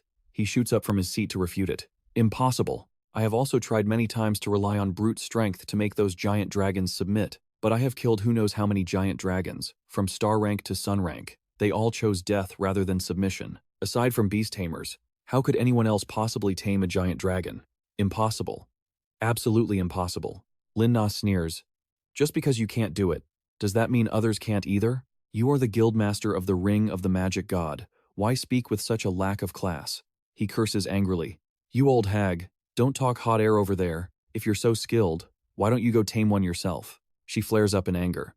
Who are you calling an old hag? Augustin refuses to back down. What about you? Bach tries to mediate. You too. There are still many people watching here. The sound of discussion rises around them. Those giant dragons would rather die than submit. I've used every method and still couldn't tame one. Killing a dragon is easy, but taming one is easier said than done. True. How could it be possible? Euphemia looks worried. Even the 8th and 9th turn professionals here cannot accomplish this feat. Can that young warrior really do it? Lin Na realizes even the High Priestess is doubtful. She suddenly remembers and asks, Your Holiness, High Priestess, can you check the information on that Longxia youth through our guild's member list? Before the conference began, our guild already helped him complete the induction ritual. Emia pulls up Su Yang's file. But the data is baffling. He really is just a warrior class, and merely an honorary member at the 3rd job change. His stats flash across the screen. Su Yang, level 80. Special class, Mystic Martial Artist. 5-star achievements for his 1st, 2nd, and 3rd transfers. Bach is floored. A 3rd job change warrior defeated the Black Flamewings? Who exactly is this Su Yang? Tung John is equally shaken. Our Longxia has produced such a heaven-defying genius, so why haven't I seen a single report on him before? Lin Na drops a bombshell. We've already prepared an invitation. We want him to host a seminar at the association to share his experience in taming the Black Dragon. I don't know if it's the same case as Virilia, but perhaps this time, we are about to witness a truth that will shatter our worldview. Even if you aren't a beast tamer, you can still tame a dragon. Maybe our methods were wrong all along. If we find the right path, this could spark a new era, an era of universal beast taming starting right here. The crowd erupts into whispers. Even non-tamers can control giant dragons? Is that really true? Does that mean we can get a dragon mount too? If anyone else said this, I'd call them crazy. But coming from the president of the Global Beast Tamer Association, it might be real. Bach worries that if this is true, the Dragon Spirit Realm won't be the association's exclusive playground anymore. Does that even matter? Lin Na's eyes shine with excitement. Compared to petty politics, I'm far more interested in seeing a world where everyone rides dragons. Augustin strokes his chin. You have the vision, but this old man is more practical. I need to take a trip to Longxia immediately and find this little brother. Relax. Relax. I certainly won't bully your Longxia genius. I'll trade a forbidden spell for his secret. Level 1? Level 2, he can take his pick. I won't let him lose out. Tang Zhan fumes with rage at the shameless offer. Meanwhile, Su Yang, the man at the center of this global storm, suddenly lets out a loud sneeze. He takes a towel from Bai Ling to wipe his nose. Does this flu virus not care about stats? Even high-level job changers get the sniffles? Bai Ling looks apologetic. That falls into my blind spot of knowledge, sir. Su Yang reads the system notification. 4th job change mission. The Frozen City of the Icebone Witch. The map highlights a mysterious passage leading to the Frozen City. Travel to the Palace of the Frozen City. Eliminate the Icebone Witch, wielder of terrifying frost power. This secret realm is diamond difficulty, must be completed solo. Mission rewards, 1,400 strength points and exclusive spirit attributes. Plus, a legendary tier active skill book, Mystic Martial Arts. He muses to himself. Diamond difficulty, huh? Just like the Black Dragon Fortress. I remember Luo Linger failed her 5-star transfer because of this stage. They really try to make it impossible. But for me right now, even a star tier rank would be a joke. Diamond difficulty is basically a walk in the park. He heads for the door, casually hopping onto the Black Dragon's back. Su Yang calls out, I'll be right back. Bai Ling waves from below. Good luck. Bring back glory, Lord Hero. At the Diamond rank Frozen City dungeon recommended level 90, and up curses fill the air. Damn it, what kind of hellish dungeon is this? I'm freezing to death. And why is this Icebone Witch so tanky? I thought her physical defense would be weak, but her ice armor is insane. My sword is dulling and I still haven't scratched her. Great, gotta grind for months again. This sucks. Suddenly, a gale force wind slams down. The Black Dragon lands, its single glance terrifying the players so badly their hair stands on end. Su Yang hops down, looking apologetic. Sorry to spook you guys. If you're done failing, you can leave. It's my turn. They scramble out of the way. Thank you, Big Shot. Please, go ahead. One guy actually faints from fear. Another is pale as a sheet. Holy crap. I almost died of fright. Wait. Isn't that the legend who tamed the Black Dragon the other day? I can't believe I'm seeing him in the flesh. Looks like the Big Shot is soloing the dungeon. What a beast. Su Yang glances at the icy city. This dungeon really is chilly. Inside, monsters roam everywhere. Bigfoot monsters. Level 92. Snow Yetis. Level 89. The Black Dragon lets out a single roar, blowing the entire mob away. The monsters tremble, falling to their knees, not daring to lift their heads. Spare us, please. Su Yang thinks. Boss suppression works even here. Different dungeon, same rules. He speaks up. Since you've surrendered, I won't waste time on small fry like you. Su Yang charges straight for the dragon's lair with excitement. Drag the boss out for me. He orders the Black Dragon to unleash fire, melting the ice below. The disturbance wakes the boss. Who dares destroy my palace? I will make you. Su Yang cuts her off coldly. Don't waste my time. An inferno instantly engulfs the boss. The system pings. Icebone Witch defeated. Dungeon cleared. He scoffs. Is that it? Way too simple. Zero challenge at all. The 4th Awakening quest is a joke. Maybe the legendary stage will actually be interesting. Outside, the dungeon portal swirls. The loading screen flickers, drawing the curiosity of the crowd. Someone's inside? Just our luck. One player shrugs. Hey, just wait. If that guy fails, the instance resets for us. I wouldn't hold your breath. A real heavy hitter just went in there. He's definitely clearing it. You're just wasting time standing here. It's Rong Shui and Yu Yun. The girl blinks in surprise. That guy? He's the legend who tamed the Black Dragon, you know? Once a monster like that makes a move, there's no scraps left for small fry like us. We're just sticking around to see him make his grand exit. Rong Shui turns to leave, resigning herself to the wait. Maybe next time then. And Yu grabs her arm. No, don't go. I want to see the Dragon Tamer too. Imagine if he notices one of us. Wouldn't that be our golden ticket to the top? Rong Shui shakes her. Wake up. Stop daydreaming in broad daylight. A player chimes in. Since you're here, just wait. Look, even those two old guys are waiting to catch a glimpse of him. Augustin is there, standing alongside Tang Zhan. The old man chuckles. With such beauties keeping us company, I don't feel the cold one bit, no matter how low the temperature drops. Tang Zhan waves a hand. Ladies, please, don't mind us old bones. Suddenly, the Black Dragon storms out of the rift. The crowd erupts. The boss is out. Sir, please sign my gear. And Yu swoons.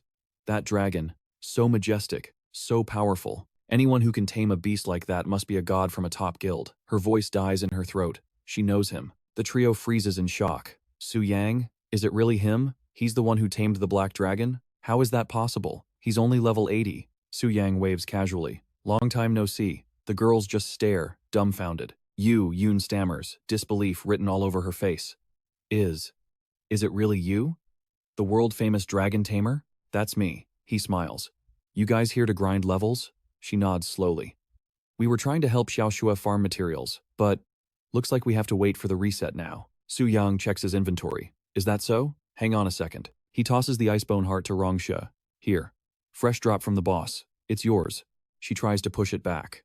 I can't take this. It's too valuable. You should keep it. We can just wait for the dungeon to reset. He presses it firmly into her hand. Don't worry about it. I don't need it anyway. Consider it perfect timing.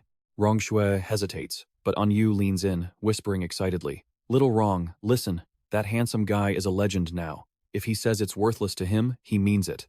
Just take the win. Rong Shui blushes and finally accepts the item. All right then. Thank you. Su Yang laughs. No need to be so stiff.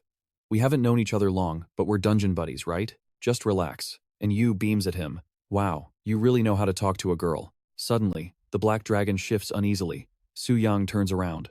What's wrong? He spots Augustin floating right in the dragon's face. Don't mind me, the old man says. I just wanted to touch him. Su Yang narrows his eyes. He's touching the Black Dragon, and the beast isn't resisting at all? Who is this guy? Augustin smiles. Relax, young man. I mean no harm. Then poof, he vanishes instantly. Su Yang scans the area. Gone? Was that spatial teleportation? He shifted to the opposite side within a specific range.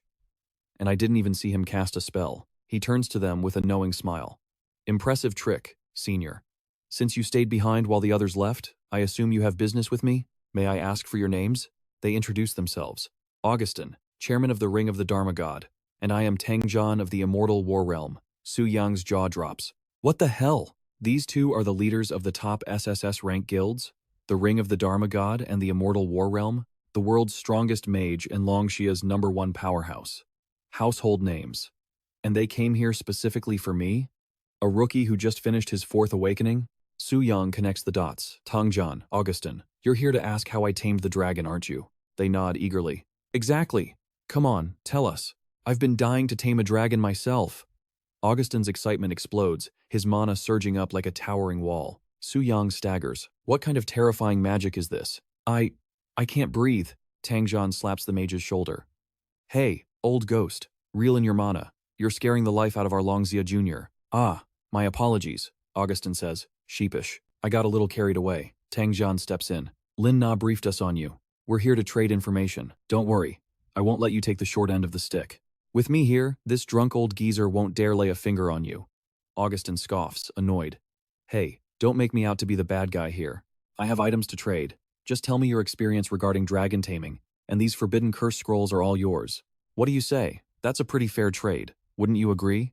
Su Yang eyes the item in surprise. A forbidden curse scroll? That's practically the strongest trump card I've ever had. Up until now, I've only managed to get my hands on 2 of them. Plus, a forbidden curse scroll from the chairman of the Magic God Guild is guaranteed to be on a whole other level of power. But feeling their deadly, majestic gazes bearing down on him, Su Yang starts to sweat. These guys are the world's top experts.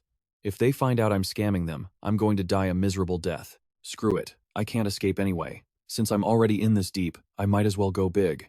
Let's change the deal. Forbidden curse scrolls are great, but they vanish after one use.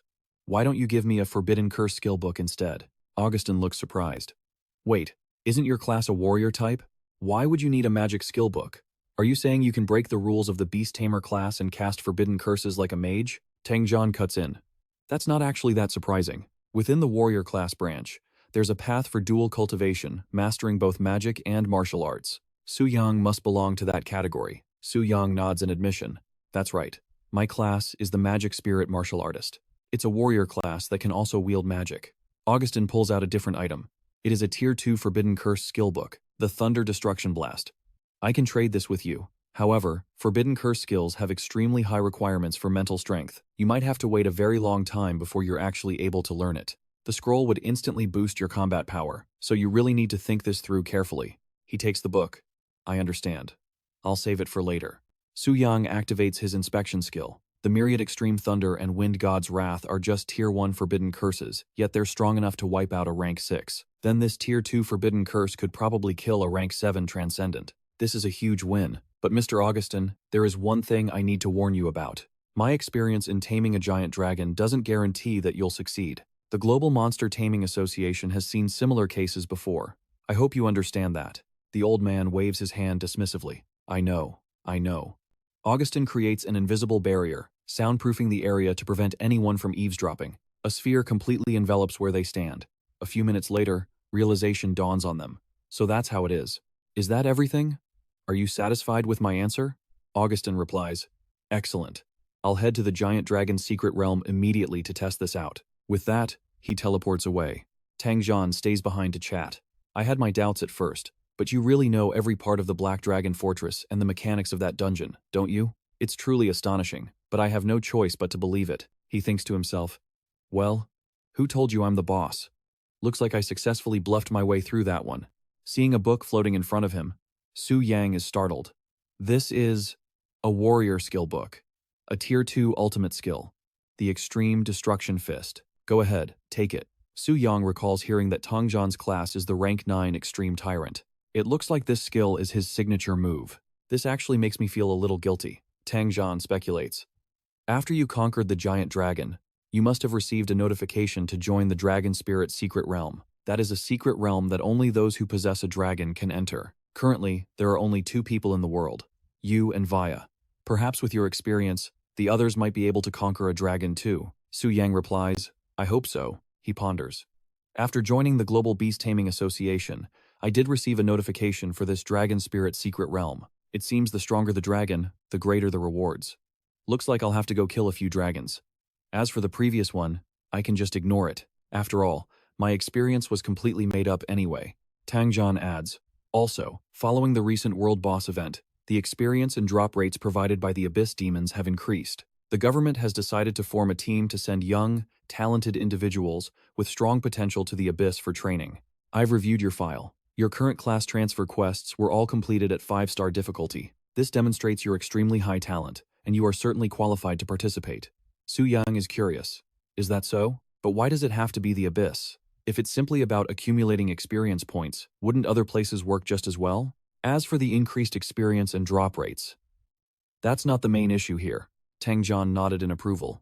You've got a good eye, kid. Since you cleared the 5-star class advancement, you must have faced the Red Moon invasion, right? He recalled. I went through it once myself. Wonder if there's a connection? Even though the game era has lasted centuries, we still have zero clue what the Red Moon actually is. Even the class advancement temple stays silent, guarding it like a top-secret classified file. All we know is that the higher your 5-star rating, the more likely the Red Moon invades. And if those Crimson Spirits kill you, you die for real. Soul destroyed, forever. It's almost as if the Red Moon's sole purpose is to cull the herd, wiping out the most talented awakened before they can grow. We can't just sit here and wait for death. We have to get stronger, much stronger. The monsters in the deep abyss bear a striking resemblance to those Crimson Spirits. They're the closest thing we have. So, training in the deep abyss is basically a rehearsal for fighting the Red Moon invasion. That's the real reason for the abyss conquest.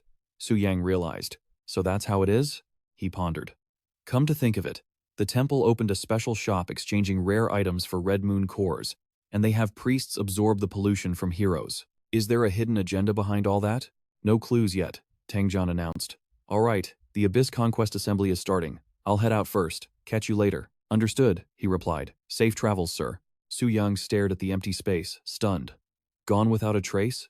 Is this the power of a 9th-rank powerhouse? Standing before him, I felt like I had zero chance to fight back. I thought reviving the Black Dragon put me ahead of the pack, but it's clearly not enough, is it? I need to accelerate my plans for the Deep Abyss. I have to get stronger. System alert. Statue confirms 5-star quest progress. Completion, 100%. Confirming class advancement. He swore to himself, I will reach the top. System. Received statue blessing. Health points increased. All base stats boosted by 25%. Fourth, advancement complete. Level cap raised to 100. Each level up now grants 30 base stat points. Stored experience, 52,300,000. Leveling up from 80 to 85. Received 150 free attribute points. Rewards, 400 strength, 400 spirit. Item obtained. Legendary rank active skill book. Demonic martial spirit. Current stats. Strength, 3,846. Base, 2,127. Gear bonus, 1,719. Speed, 2,646. Base, 1,328. Gear bonus, 1,318. Spirit, 3,907. Base, 2,633. Su Yang smirked. This skill is practical. It's similar to the sand swap technique. Could be a game changer in a real fight. Skill info. Legendary rank. Active skill. Demonic martial spirit. Consumes massive mana to create a combat clone inheriting 50% of original stats. In combat, you can instantly swap positions with the clone at 0 cost. Duration, 10 minutes. He frowned. Still not enough. After seeing a true apex predator, I'm hungrier for power than ever. Bai Ling hovered nearby. Lord Hero, congrats on your advancement. But why the long face? Su Yang smiled reassuringly. I'm fine, just got a lot on my mind. If I want to power level, I need to set that plan in motion. System. Boss link established. Su Yang commanded, come forth, heed my call, and descend. Wrath Samael. A pillar of light erupted as the entity teleported in. Samael knelt. Supreme Monarch. I have answered your summons. Your orders? Su Yang placed a hand on his head. In the name of the Monarch, I grant you death. Return to the extreme Yin Abyss. Samael panicked. My lord? What did this subordinate do wrong? Why must I die? Su Yang analyzed. A demigod-level boss, definitely stronger than Gluttony Beelzebub. He actually looks more like a Prince of Sin. Samael's information panel appears. Monarch of Original Sin. Wrath. Samael. Rank. Demigod. HP. 150 million. Strength. 232,271. Spirit. 95,632. Speed. 124,313. Innate ability. The 7 deadly sins. Wrath. While in a state of wrath, Samael possesses infinite true damage. He deals true damage to all targets offered as sacrifices to the King of Wrath. Any target slain by Samael the Wrathful yields 10% of their HP, an offering to the Monarch of Original Sin. Su Yang runs the numbers. This king's skill is even more broken than Gluttony's. If I let him keep harvesting lives, my HP would stack to terrifying levels. What a waste it would be to kill him now. Luckily, he can respawn. A cold voice cuts through the air. Wrath. Do you dare question me? He knows exactly what to do. But right now, I need to play the part of the boss. Samael slams his head against the ground, pledging his absolute loyalty. I wouldn't dare. If my monarch wants me dead, I won't even blink. It's just, after seeing Gluttony's humiliating defeat, and how you revived him with your supreme power, and yet I, who have never known defeat, must be cast aside. I simply cannot accept it. This grievance is too much to bear. Su Yang is left speechless. Is this a trait of the Wrath class? Even though he has no intention of rebelling, does his instinct just naturally generate rage? He explains, granting you death is not a punishment. I have my own plans. If I can revive Gluttony, then naturally, I can revive you as well. Return to the deepest darkness and pay homage to your own power. I promise your return will be nothing short of glorious. He bows. I understand. Supreme Monarch, thank you for your patience with this humble servant. Your servant Samael is ready to embrace death and dedicate himself to the darkness. until the day you summon me once more. A massive greatsword materializes in Su Yang's hand. Very good, he praises. The blade plunges through Samael's chest, leaving a massive, gaping hole. Samael dissolves into black mist, laughing with pure satisfaction. Is this the power of the Supreme Monarch? It is infinite, unfathomably deep. Su Yang commands, "Death is not the end. Samael, await my call in the darkness. Your will be done." Meanwhile, on the 100th floor of the Abyssal Demon Realm, Shidu is waiting. Hearing a commotion, he looks up to see Samael manifesting. Shidu is in shock. What is happening? Wrath? How did that guy die? Since I revived, no one has come to challenge me. Could it be? Did the Supreme Monarch kill him personally? A system notification pops up. You have slain the King of Original Sin, Wrath Samael. Plus 13.4 billion experience points. Level up from 85 to 100. 13 billion experience consumed. 7.8 billion experience transferred to reserve. Su Yang clutches his chest. 13.4 billion experience? As expected of a demigod boss. Even the leftover 40% is over 5 billion points. It actually hurts to have this much overflow. However, this reserve is enough to power level me right back up after I finish my 5th class advancement. This easy leveling feels even better than when I took down that black dragon. Alright, time for the main event. Let's see what goodies Wrath Samael dropped. A purple aura shoots toward him. Su Yang snatches it out of the air. Item: Flesh and Blood of the King of Original Sin, Wrath Samael. Effect: permanently increases max HP by 10 million. Single use only. Item: The Shattered Heart of the King of Original Sin, Wrath Samael. Effect: permanently increases strength by 10,000. Single use. Item: Demon Horn of Wrath Samael. High-grade crafting material. In the hands of a legendary blacksmith, it can be used to craft the divine artifact, Demon Origin. Demon Origin of Wrath Samael. Grants immunity to abyssal corruption up to the 400th floor. Su Yang is stunned. Am I seeing this right? 10 million max HP? 10,000 strength points? This is game-breaking. My current base, strength, is only 2,127, and my HP is only 53,175. This instantly quintuples my strength and increases my HP by 1,000 times. This is absolutely insane. With a health bar that massive, even without linking to a boss, I'd basically be a boss myself, not to mention the 10,000 strength points. Combine that with the percentage multipliers from every class advancement, and the effects of the Dragon Slayer Heart. My stats are going to hit terrifying numbers. Add my passive skill boosts, and I'll be strong enough to crush any 5th class, maybe even 6th class enemies. I could tear apart the Black Flame Force with my bare hands. Hell, they probably don't even have as much HP as I do. Also, one of these drops is a material for a divine artifact. But to forge something like that, I'd need at least a demigod tier blacksmith, right? Are there even any demigod blacksmiths left in the world right now? As for this demon origin, Tang Zhan mentioned that the monsters in the abyssal spawn are similar to the Crimson Corruption we've seen. Once you fight the Crimson Corruption, you risk getting infected by the corruption. So, fighting demons in the abyss must mean getting corroded by their power too, right? If the abyss demons are anything like the Crimson Moon, then behind that gate of scarlet light, where the Crimson Moon invades, there must be a supreme entity waiting there, just like the Monarch of Original Sin, don't you think? Plus, awakened ones who die in the abyss can still be revived. But those struck down by the Crimson Wither, they're gone for good. No resurrection. If a Supreme Monarch really exists out there, could it be even stronger than the Monarch of Original Sin? Su Yang shakes his head. Ugh, enough. I don't need this headache right now. Not something I can figure out yet anyway. My only goal right now is to finish wiping out the leaders of the Original Sin. Everything else can wait until I actually hit Divine rank. He checks the system. That's all the items. Let's see what loot dropped, huh? Especially looking for that Original Sin series weapon. Item info pops up. Semi-Divine Artifact. Armor of the Wrathful King. Equipment restriction. Special restriction. Destroyer. Kill 100,000 Diamond tier demons, 1,000 Star tier demons, 100 Moon tier demons, and 10 Sun tier demons. Description: the armor worn by the King of Original Sin. Samael has always been the Demon King of Wrath. Even his gut radiates an intense desire to destroy everything in existence. Attributes: HP plus 2 million, Strength plus 5,000, Physical Resistance plus 5,000, Recovery plus 35%.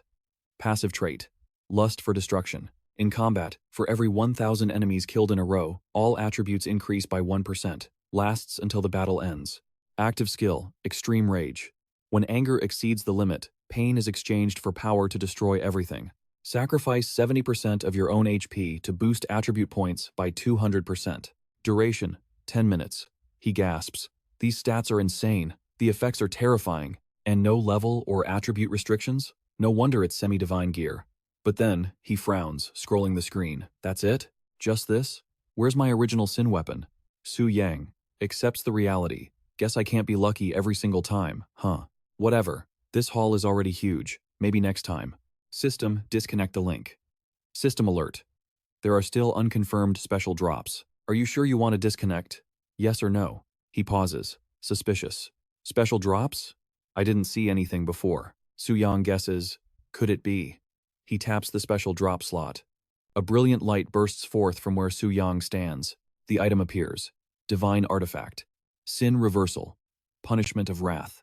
Wrath's punishment. Detailed info. Unique restriction.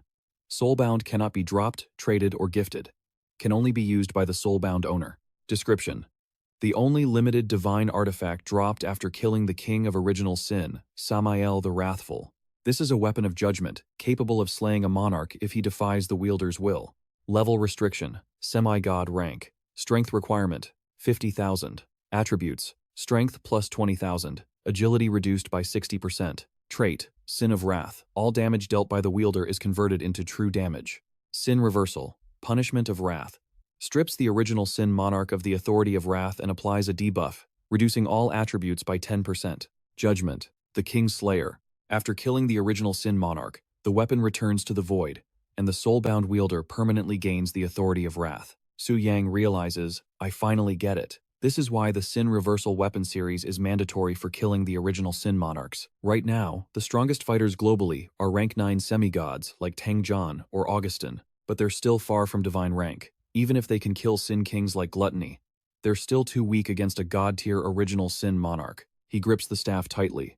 But if I have this kind of Sin Reversal weapon, each one can strip a specific authority from a monarch and slap a 10% debuff on all their stats. There are 7 weapons in the original Sin series total.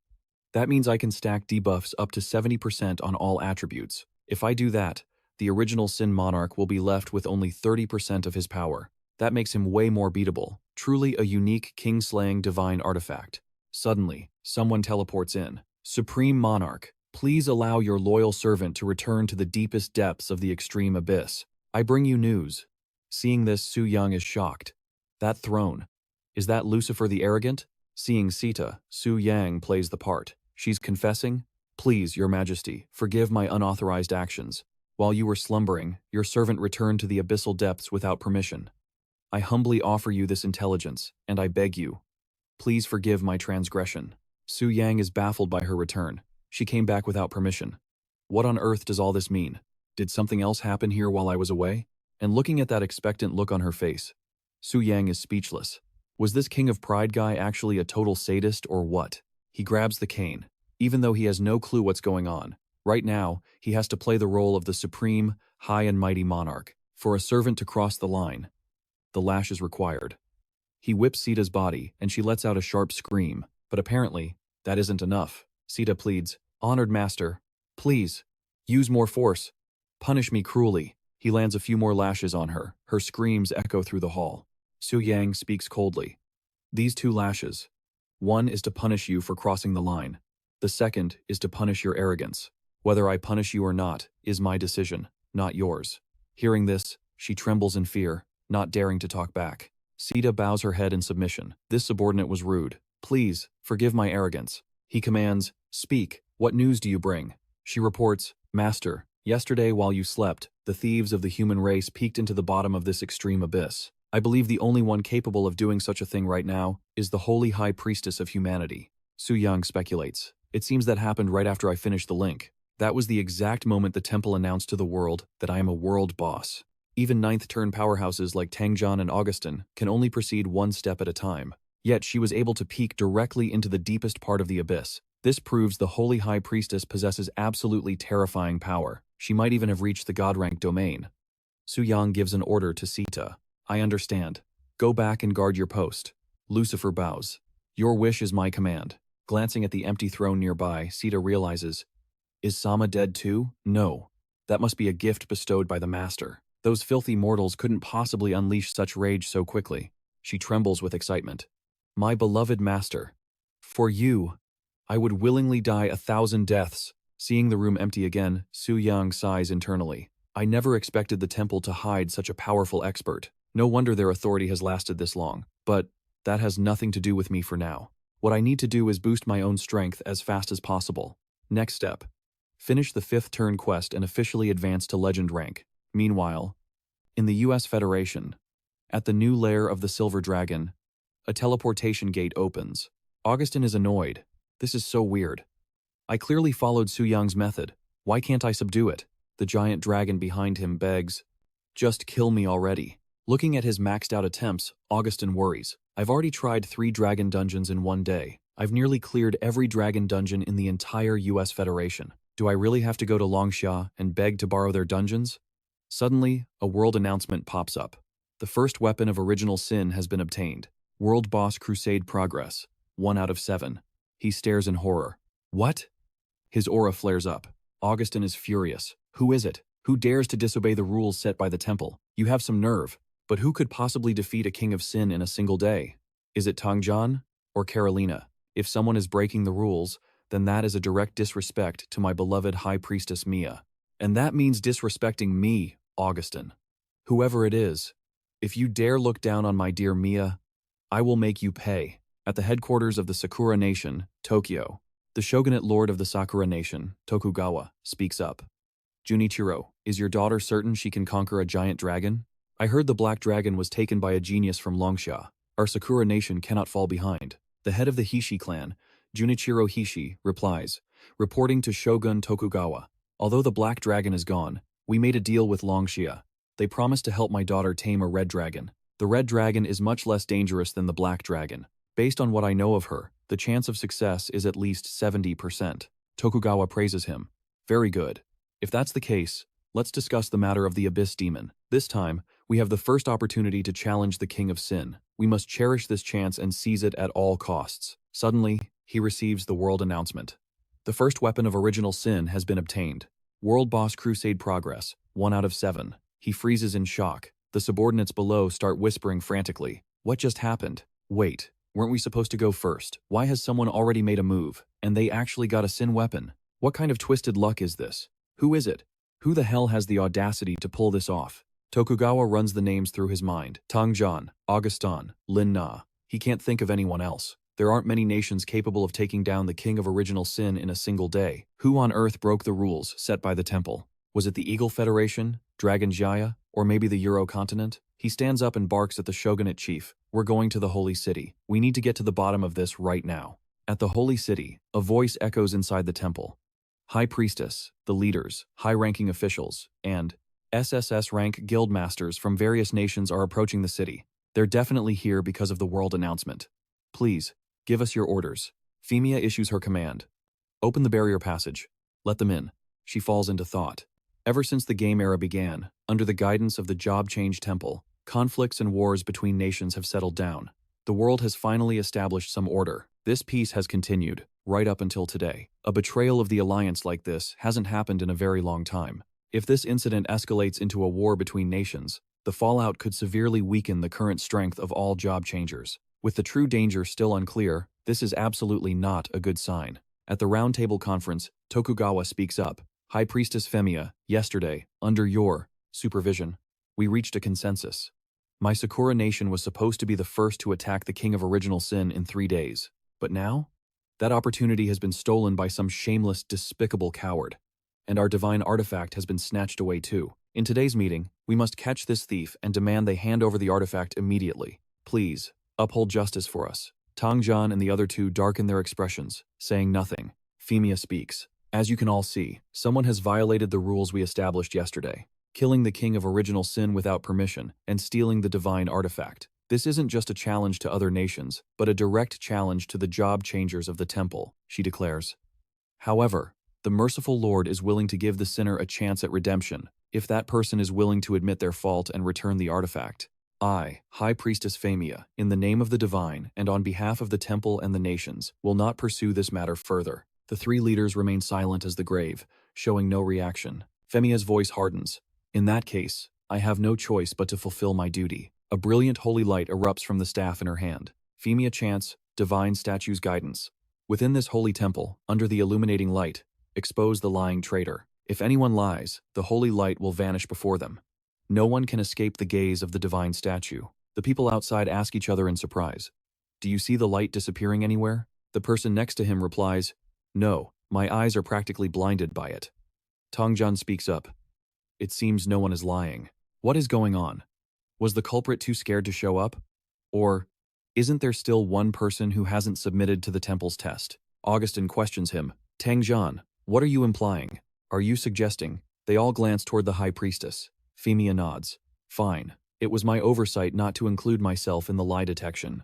Suspecting me is just human nature, after all." A blinding light bursts forth from behind her. "Are you satisfied now?" They admit their fault. "Apologies, High Priestess. We realize our mistake. Please, withdraw the light." Augustin forces a smile.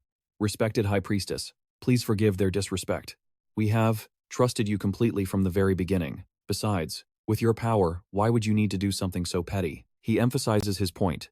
But if the High Priestess's lie detection spell is working, that means no one here is lying. So who killed the King of Original Sin? Who could evade the surveillance of every nation and slay the boss without anyone noticing? Whoever it is, they must be incredibly powerful. Lin Na adds, "Aren't all the top combat forces from every nation present here? As far as I know, some demigod-level job changers didn't attend the meeting. Could it be one of them?" Tangjian replies, "It's possible, but we don't have any evidence." Femia reveals, "My magic isn't just a simple lie detector. Even if the subject didn't personally kill the King of Original Sin, if they even leaked information to the killer, the spell would have exposed their betrayal. But truly, no one here did it." The three of them share the same thought. Even the High Priestess is helpless? Then who is this person? She continues, "Everyone, this situation is indeed strange, but it's already happened. All we can do now is wait. First of all, the Hua Nation was originally scheduled to be the first nation to conquer the Abyss. But now that the King of Gluttony has been slain once again, the next King of Original Sin awaits on the 200th floor of the Deep Abyss." She then glanced at the man who had remained silent until now.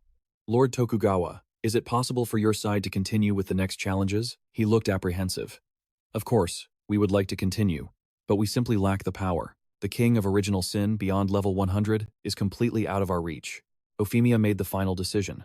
"In this case, based on the drawing of lots, the Eagle Federation will take over for the Hua Nation to continue the mission of conquering the Abyss. And naturally, since the Hua Nation is a victim in this incident, the temple will provide you with a sum of compensation.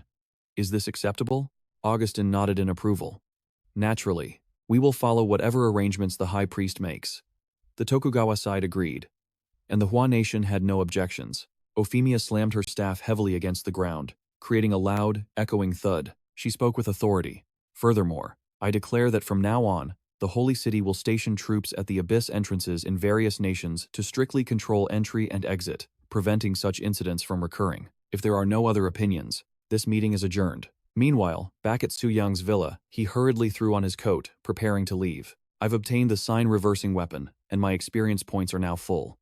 This trip yielded quite a harvest, didn't it? Time to go change my class." He naturally saw the world announcement and was immediately shocked. Su Yang felt helpless. "Well, this is just great. Is this the special treatment for a sign-reversing artifact? Broadcasting it to the whole world? It's a good thing it didn't reveal my identity. Otherwise, I'd definitely be blocked and interrogated by everyone." He guessed this event would undoubtedly trigger the vigilance of the higher-ups.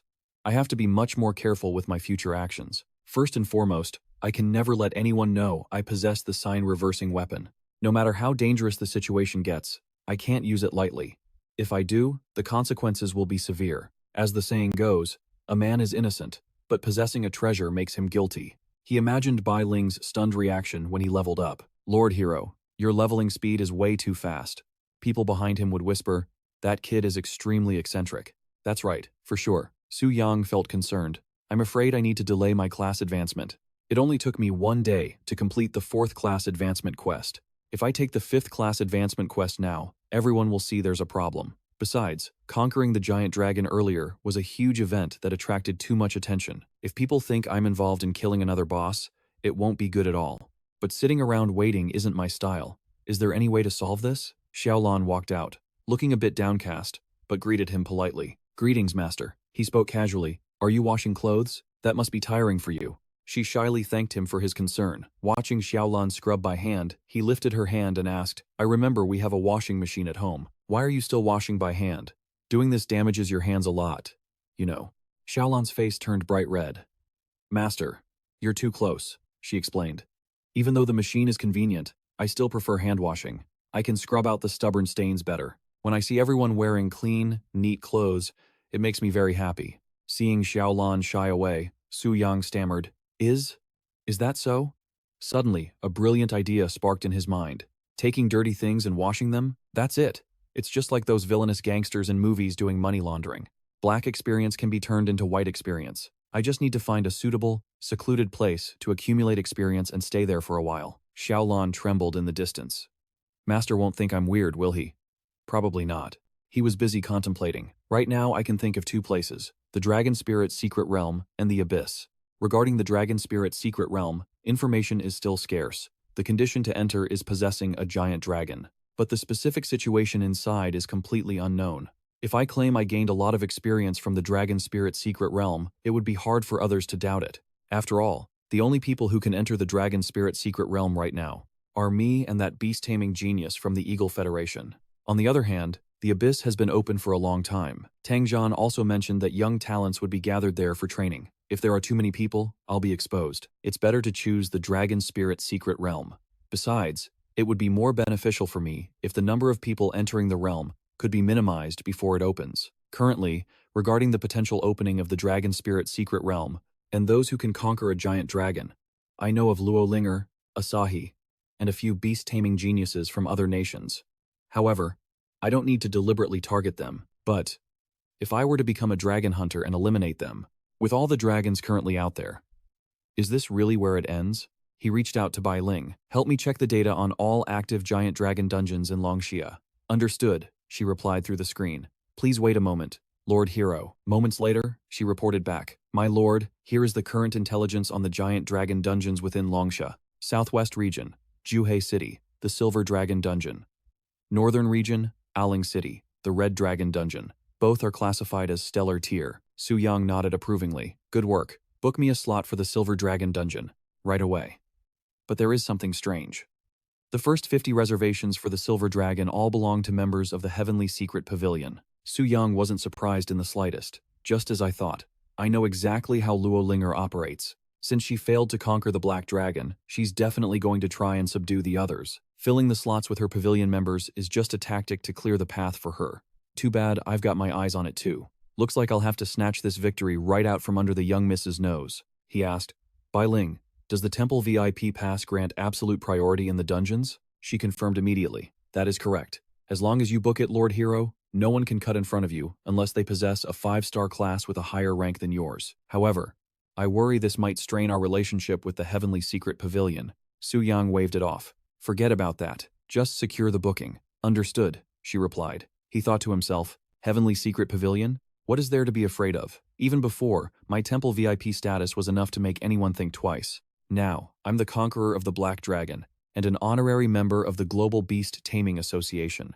With all these titles stacked up, even if the Heavenly Secret Pavilion had 100 lives, they wouldn't dare lay a finger on me. Especially thanks to the King of Wrath, the flesh of Samael, and his broken heart.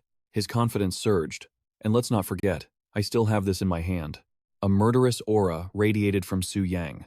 Over 10 million HP, nearly 30,000 strength. Unless they send a 7th advancement master, I wouldn't mind slaughtering a few eyesores while I'm busy killing the dragon. Su Yang looked down at the 2 items in his hands, feeling a bit awkward.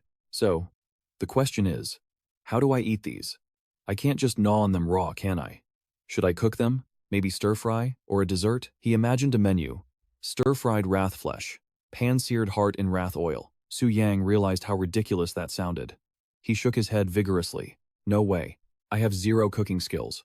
And if I let someone else handle this, the risk of leaking my secrets is too high. Plus, if I ruin the ingredients, it's game over. Su Yang psyched himself up. Why am I overthinking this? It's just eating some raw heart and blood, right? He shoved both items into his mouth and swallowed them whole. The effect was instant. A violent surge of energy blasted through the door, startling Xiaolan.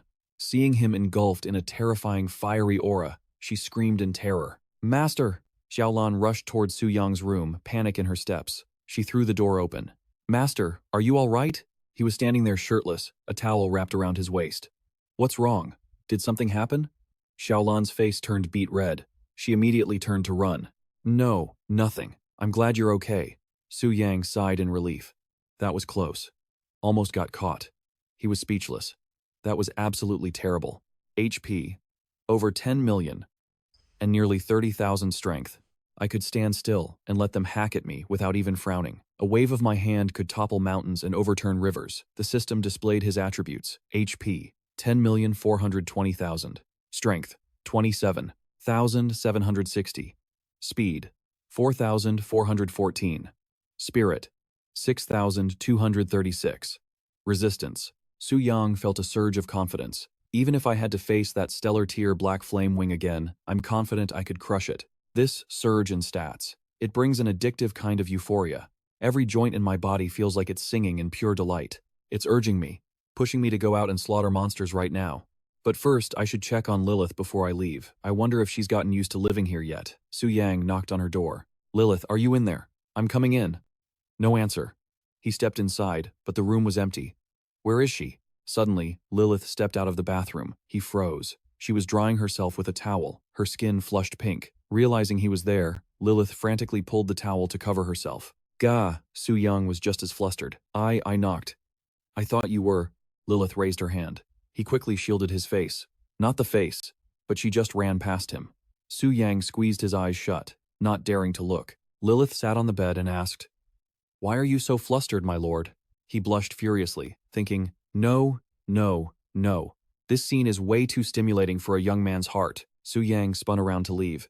I apologize for intruding. I have things to do. I'm leaving now. Lilith stared blankly as the door slammed shut. Then, she covered her mouth and giggled. I never expected the Lord Hero to be so innocent. He is completely different from those people back at the royal court. Inside the Tier 2 main city of Jue, a shocked voice rang out. What did you just say? Tang Si, the general of the Juhe Tianji Pavilion, cowered as Lin Er scolded him. Someone actually dared to cut in line ahead of me? Who is it? He replied nervously, Yes, miss, unfortunately. I had everything arranged, but yesterday, a special booking came in. They said it's a VIP from the Divine Temple. I wasn't told the specifics. A bad feeling washed over her. A temple VIP? Lin Er's mind raced. Could it be Su Yang? Surely it can't be that much of a coincidence. What is he playing at? Tang Si suggested. Miss, why don't we head to the Silver Dragon's secret realm and wait? When this VIP arrives, we can try to negotiate. Maybe offer a trade? She exploded in rage.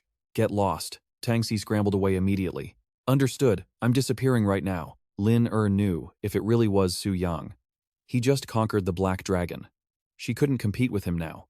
Her only option was to call her teacher. She dialed a number. Hello, teacher? Where are you right now? The voice on the other end sighed. Never mind that.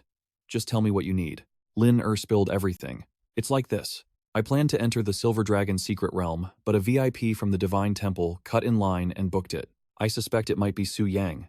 You know him, right? Could you put in a good word for me? Ask him to yield the Silver Dragon realm to me, please. The teacher agreed. All right. I'll ask him for you. While waiting, Lin Er paced back and forth. Chutai stood frozen, watching her pace faster and faster. Finally, a notification popped up. She cheered. Teacher replied. The message read, Little girl. He said no. She texted back furiously. He actually refused you, teacher? Who does he think he is? You're the head of the Global Beast Taming Association, the teacher replied. Regardless, he refused. And do you know why? He's incredibly famous right now. I heard even the war god holds him in high regard. Do not provoke him casually. Lin Er froze. The war god. There is only one man in the world who holds that title. The strongest powerhouse in Longxia. The supreme tyrant? Tang Zhan? Even he values Su Yang? Is Su Yang's talent really that exaggerated? Chutai peeked over. Eldest miss, what should we do now? Without a word, she bolted, leaving him dumbfounded. Lin Er turned back, eyes tearing up. What are you staring at? Let's go. Meanwhile, inside the Silver Dragon's secret realm, the dragons were fast asleep. Su Yang stood there. I thought I'd run into those people from the Tianji Pavilion, but it seems they know their place. So this is the Silver Dragon boss? Looming before him was the dungeon boss. Brilliant Silver Dragon. Star tier. Level 106. He scoffed. It doesn't even have a name. Unlike Athos, this dragon clearly possesses no special bloodline. The Silver Dragon glared at the intruder, smoke curling from its jaws. It opened wide, unleashing a torrent of silver breath, a massive wave of power crashing down on Su Yang. He swung the Bone Dragon Greatsword, slicing right through the incoming blast. Feeling the Bone Dragon sword vibrate, Su Yang warned, "Athos, don't you dare interfere. It's rare to find such a high-quality punching bag. Let me test out my new strength first." A blue rock rain barrage detonated, sending debris flying.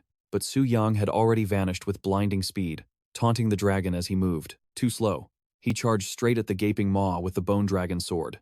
With one strike, he shattered the dragon's defense, cracks spreading instantly. Su Yang stood with his hands in his pockets, casual as ever. So this is the god-tier durability that comes with skyrocketing HP? These attacks.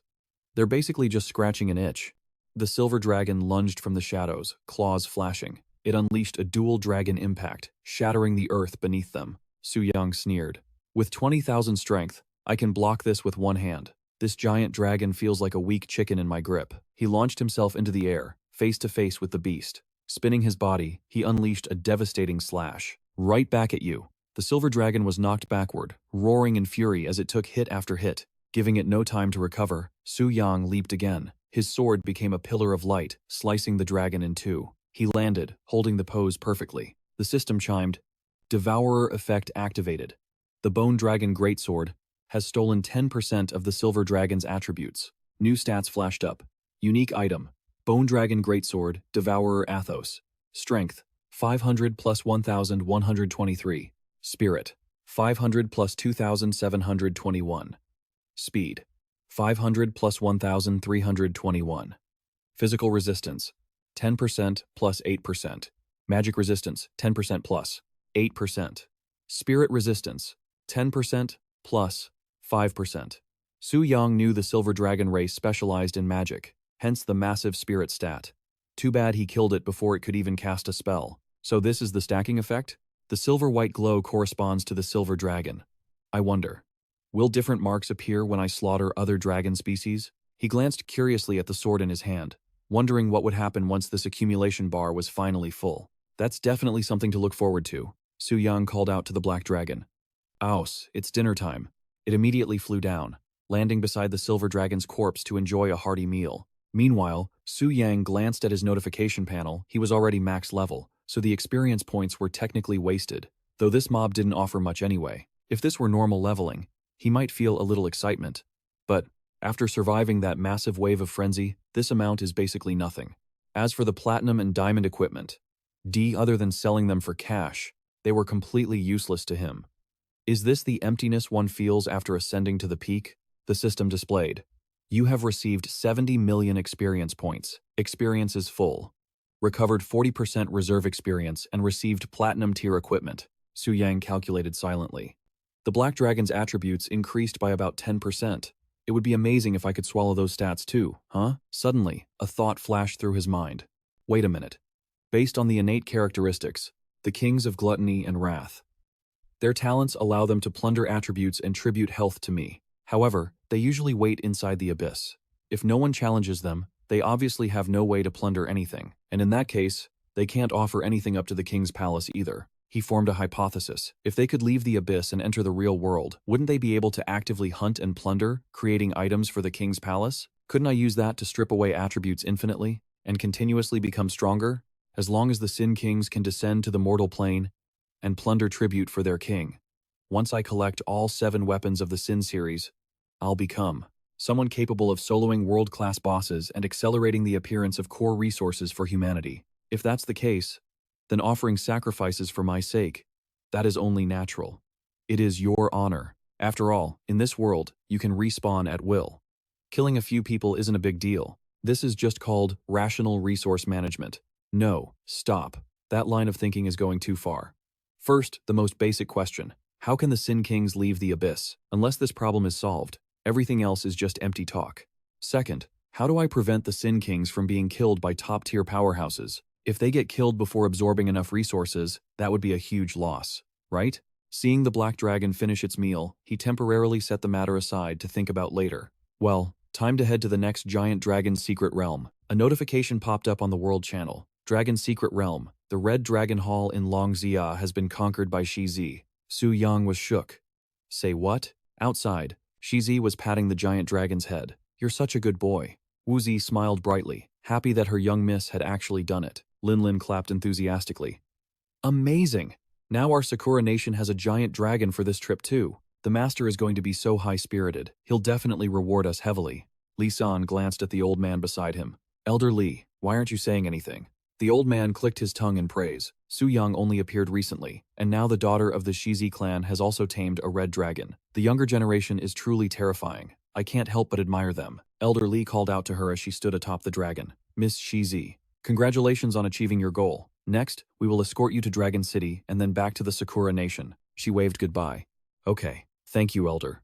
Shizi looked into the distance with a hint of regret. It's a pity I couldn't interact with that guy who conquered the Black Dragon. He really gave everyone such a completely different feeling. She looked forward to it. But now that he's joined the association, there will surely be plenty of chances to interact later, right? Watching the dragon fly away, Ling was unconvinced. How is this possible? She felt so aggrieved she started to cry. Su Yang left me behind. But why did even Shizi snatch one right in front of my face? A barrage of messages exploded in the chat. Leader Yamamoto Taro announced happily, I just received news. My student, Shizi, has successfully conquered the Red Dragon. Leader Zhao Kun yelled back. Yamamoto, you old thief! Your student stole my student's dragon. Leader William Smith sent a congratulatory message. For a long time, only the beautiful Via could tame a dragon. Now we have 2 more. Leader Lan Dong asked suspiciously. Did opening the Dragon Spirit Realm make taming dragons less difficult? Guild President Lin Na replied. Probably not. Yesterday, Mr. Augustin complained to me that he couldn't seem to replicate Su Yang's experience at all. Core member Via replied. Now there are 2 members who can share dragon-raising tips with me. Notification displayed. Core member Via has been muted by the guild president. Fanlinger was having a mental breakdown. Now everyone is talking about Shizi. So what am I supposed to do? Zhou didn't know how to comfort her. Young miss? Luzi sighed inwardly. This is going to be a massive headache. When Su Yang heard the news, he was genuinely surprised. To think she'd snatched the lead right from under his nose. That was definitely not part of the plan. Great. Just what I needed. Another rival. The Longning Secret Realm opens in just a few days. I can't afford to slack off now. There are still preparations to be made. Watching the Augustin Group's press conference, he analyzed the announcement. The Abyssal Demon Crusade Alliance had officially been established. The death of Wrath has put them on high alert. They'll undoubtedly roll out a counter-strategy soon. And that defeated loser, Shidu, he won't stand a chance against them. So, my apologies, King of Gluttony. Instead of letting strangers claim your life, it's far better to sacrifice yourself for your liege. Meanwhile, on the 100th floor, Shidu was lounging comfortably on his throne. So boring. Why hasn't anyone come to challenge me? Just the thought of Lin Na made him shudder in terror. Actually, maybe no visitors is a good thing. If that crazy woman shows up again, I won't survive it. Suddenly, Su Yang's voice boomed in his mind. Gluttony, heed my call and return to the abyssal void. Shidu froze. It's the summons. From the Supreme Monarch. Not long ago, Samael was summoned just like this. And then executed. Is it my turn to die? My life was bestowed by the Supreme Monarch anyway. Dying by his hand is 1,000,000 times better than falling to those hateful humans. Shidu is here to offer his absolute loyalty. I humbly answer your summons, my liege. Su Yang looked down at him. Gluttony. My authority allows me to resurrect the dead. But now, I wish to grant you death once more. Do you object? He slammed his head on the ground, the sound echoing loudly. This subordinate dares not. My life belongs to the Supreme Monarch. If you wish to reclaim it, I offer it with absolute loyalty and 0 resentment. Su Yang smiled, pleased. Commendable. Very good. Thorny vines instantly erupted, wrapping tightly around Shidu's body. He screamed in agony. System. You have slain the king of original sin, Gluttony Shidu. Reward. Plus 3.7 billion EXP. Reserve EXP. 2.2 billion. Item. Essence of Flesh and Blood, King of Gluttony. Effect. Permanently increases HP by 5 million and all basic attributes by 2,000 points. Item. Living Husk of Gluttony. Usage. Bind to a target to inflict bond status on entities below the Scorching Sun tier.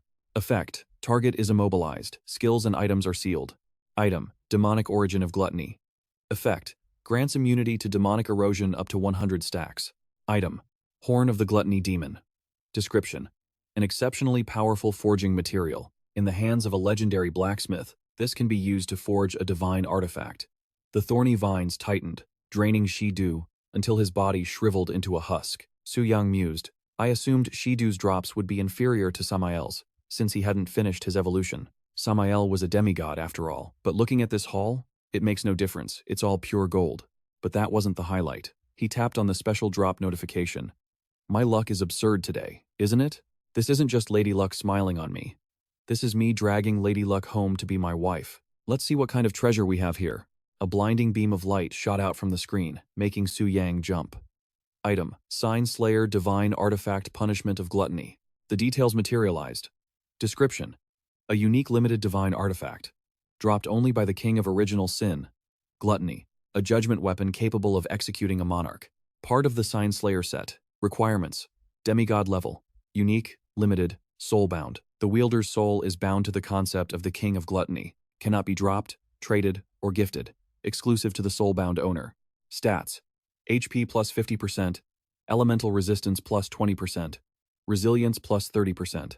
Special trait: Gluttony. Effect: upon killing a target, devours 2% of their attributes and adds them to the wielder. Active skill: Sign Slayer Punishment of Gluttony. Effect: seizes the authority of gluttony. Inflicts a permanent 10% stat reduction debuff on enemies. Final judgment: if the wielder kills the original monarch, the weapon returns to the void, and the wielder inherits the permanent authority of gluttony. Su Yang clicked his tongue in admiration. No wonder it's a set weapon. It doesn't just mirror the punishment of wrath, it grants the actual power of gluttony, devouring 2% of a victim's stats. That ability is absolutely broken. It transcends even standard divinity. However, Su Yang sighed, a bit disappointed. Too bad I have to hit demigod level to actually equip it. I can't equip this gear just yet. If I level up too fast, it'll definitely raise suspicion. The statue logs everything. If I go through the standard class advancement, there will be a paper trail. If only there was a way to bypass the temple's tracking entirely. That would be perfect. Meanwhile, at the sanctuary, Amiya is deep in thought. The identity of the thief who stole the first sin weapon is still a mystery. Luckily, we haven't seen any major conflicts erupt between the nations or the big guilds yet. As long as the Round Table's rules are followed and nations take turns defeating the Sin King, this stability should hold. The Abyss entrances in every country are heavily guarded. No one is allowed in except the Abyss Crusade team. This protocol is the only way to prevent another incident. Every location is on high alert. Even the Frozen City has guards posted. Emiya raises her hand. Oh, great first holy statue. Please hear my plea. A notification pops up. Current VIPs in worldwide temples, 143. Legendary tier VIPs, 15. God tier stage. 8th transfer VIPs, 0. 9th transfer VIPs, 0. Accumulated Red Moon cores, 10,234. Current Red Moon erosion, 14%. She gasps. The erosion is already at 14%, and still, no one has completed the 5-star class advancement? She sighs heavily. If the erosion hits 50% and we still don't have a God tier VIP in the temple, then when the new resource zone opens, the fate of this world will be. The word echoes in her mind. Despair. Emiya prays silently. If only someone could break this deadlock. This world is in desperate need of a true hero.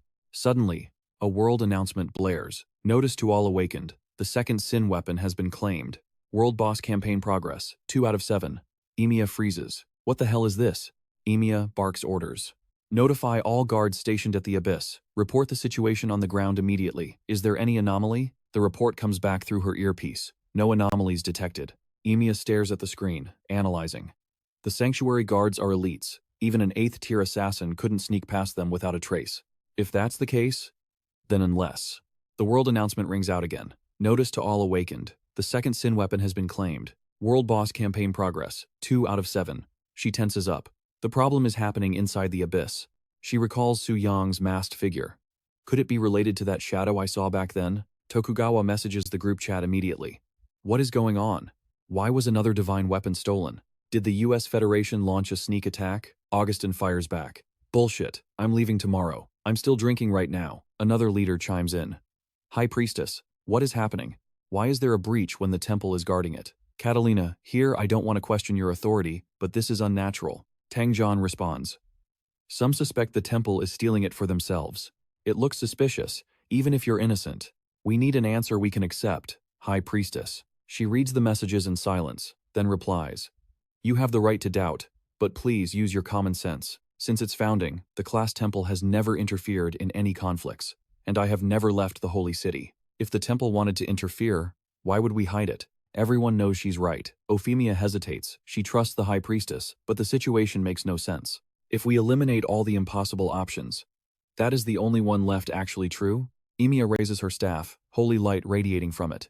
I fear the truth can only be found if we venture into the deepest part of the abyss ourselves. I propose we scrap the Council's original plan. We will form a joint crusade team from the strongest members of the major guilds and enter the abyss immediately. Does anyone object? The chat floods with responses. Agreed. No objections. Approved. Emia nods. Then begin the selection process now. We absolutely cannot let the Sin weapon fall into that thief's hands again. Meanwhile, Su Yang is deep in thought. Come to think of it, there must be a world announcement by now, right? The second divine weapon is gone. The Abyss Crusade team is definitely going to take this seriously. The worst case scenario? Tomorrow, they storm the place. The Abyssal Demon Realm has 700 floors, and every 100th floor is guarded by a king of original sin. I've already suppressed gluttony and wrath, but lust and greed haven't revived yet.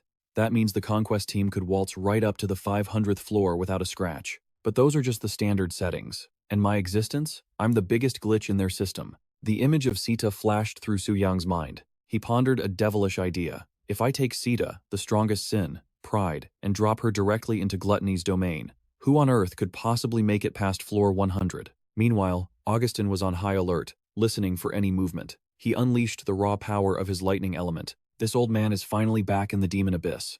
Once settled, Augustin turned to the group. Is everyone ready? Lin Na scoffed. Do you even have to ask? My hands have been itching for a fight, Tang Zhan declared. Then let's move out. A massive team followed behind them. Bach gave a grim reminder. We already lost the first 200 floors. We cannot let the third sin weapon fall into anyone else's hands this time. Lin Na addressed the crowd. Everyone here is a top-tier expert, so I'll cut the crap and skip the pep talk. For the boss on floor 300, does anyone have the guts to lead the charge? A tier 8, level 30, Blazing Sun Temple Knight stepped forward. His linked account name was Mike. I'll give it a shot. The big shots always stole the glory before, so I've never actually fought an abyss boss myself. Lin Na nodded in agreement. All right then, let's see what you've got, Tang Zhan shouted, bursting with excitement. Let's roll. Their journey was a walk in the park. As they set foot on the 100th floor, someone shouted, We're almost there. Floor 100, the domain of gluttony. The whole group charged forward. Since there was no boss guarding it anymore, they decided to rush through in one go. But Sita had been waiting for them. Radiating a dark, ominous aura, her eerie voice echoed through the hall. You're finally here. Mike stopped them dead in their tracks. Wait, enemy unit ahead. Lin Na blinked in surprise. An enemy? I thought the king of gluttony was dead? Tang Zhan realized something was wrong. No, that's not gluttony. Sita's information panel popped up. Boss. Sita. Race. Demon. Level. Unknown. Information. Unknown. She spoke with bone-chilling coldness. You weak little ants? You dare step into the domain of our king? I hope you're ready to face death. Mike charged forward, grinning. The boss changed into a pale beauty? Now this is getting interesting. Bach shouted from the back, trying to stop him. Wait, don't be reckless. Too late. A surge of power blasted through Mike. Before he could do a damn thing, he was forcibly logged out. The system notification rang out. Your teammate Mike has been killed by Boss Sita. Sita casually blew the smoke from her fingertip. Someone screamed, Mike! Lin Na was paralyzed with fear. She one-shot a tier 8 knight? How is that even possible? What level is this monster?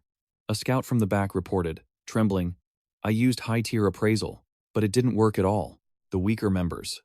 They're already fainting from the pressure. Lin Na gasped. What? Augustin stepped forward, his voice grim. Leave this to me. He activated the forbidden spell. Eye of Truth. Skill effect. Reveals detailed target information regardless of level difference. Cooldown. 24 hours.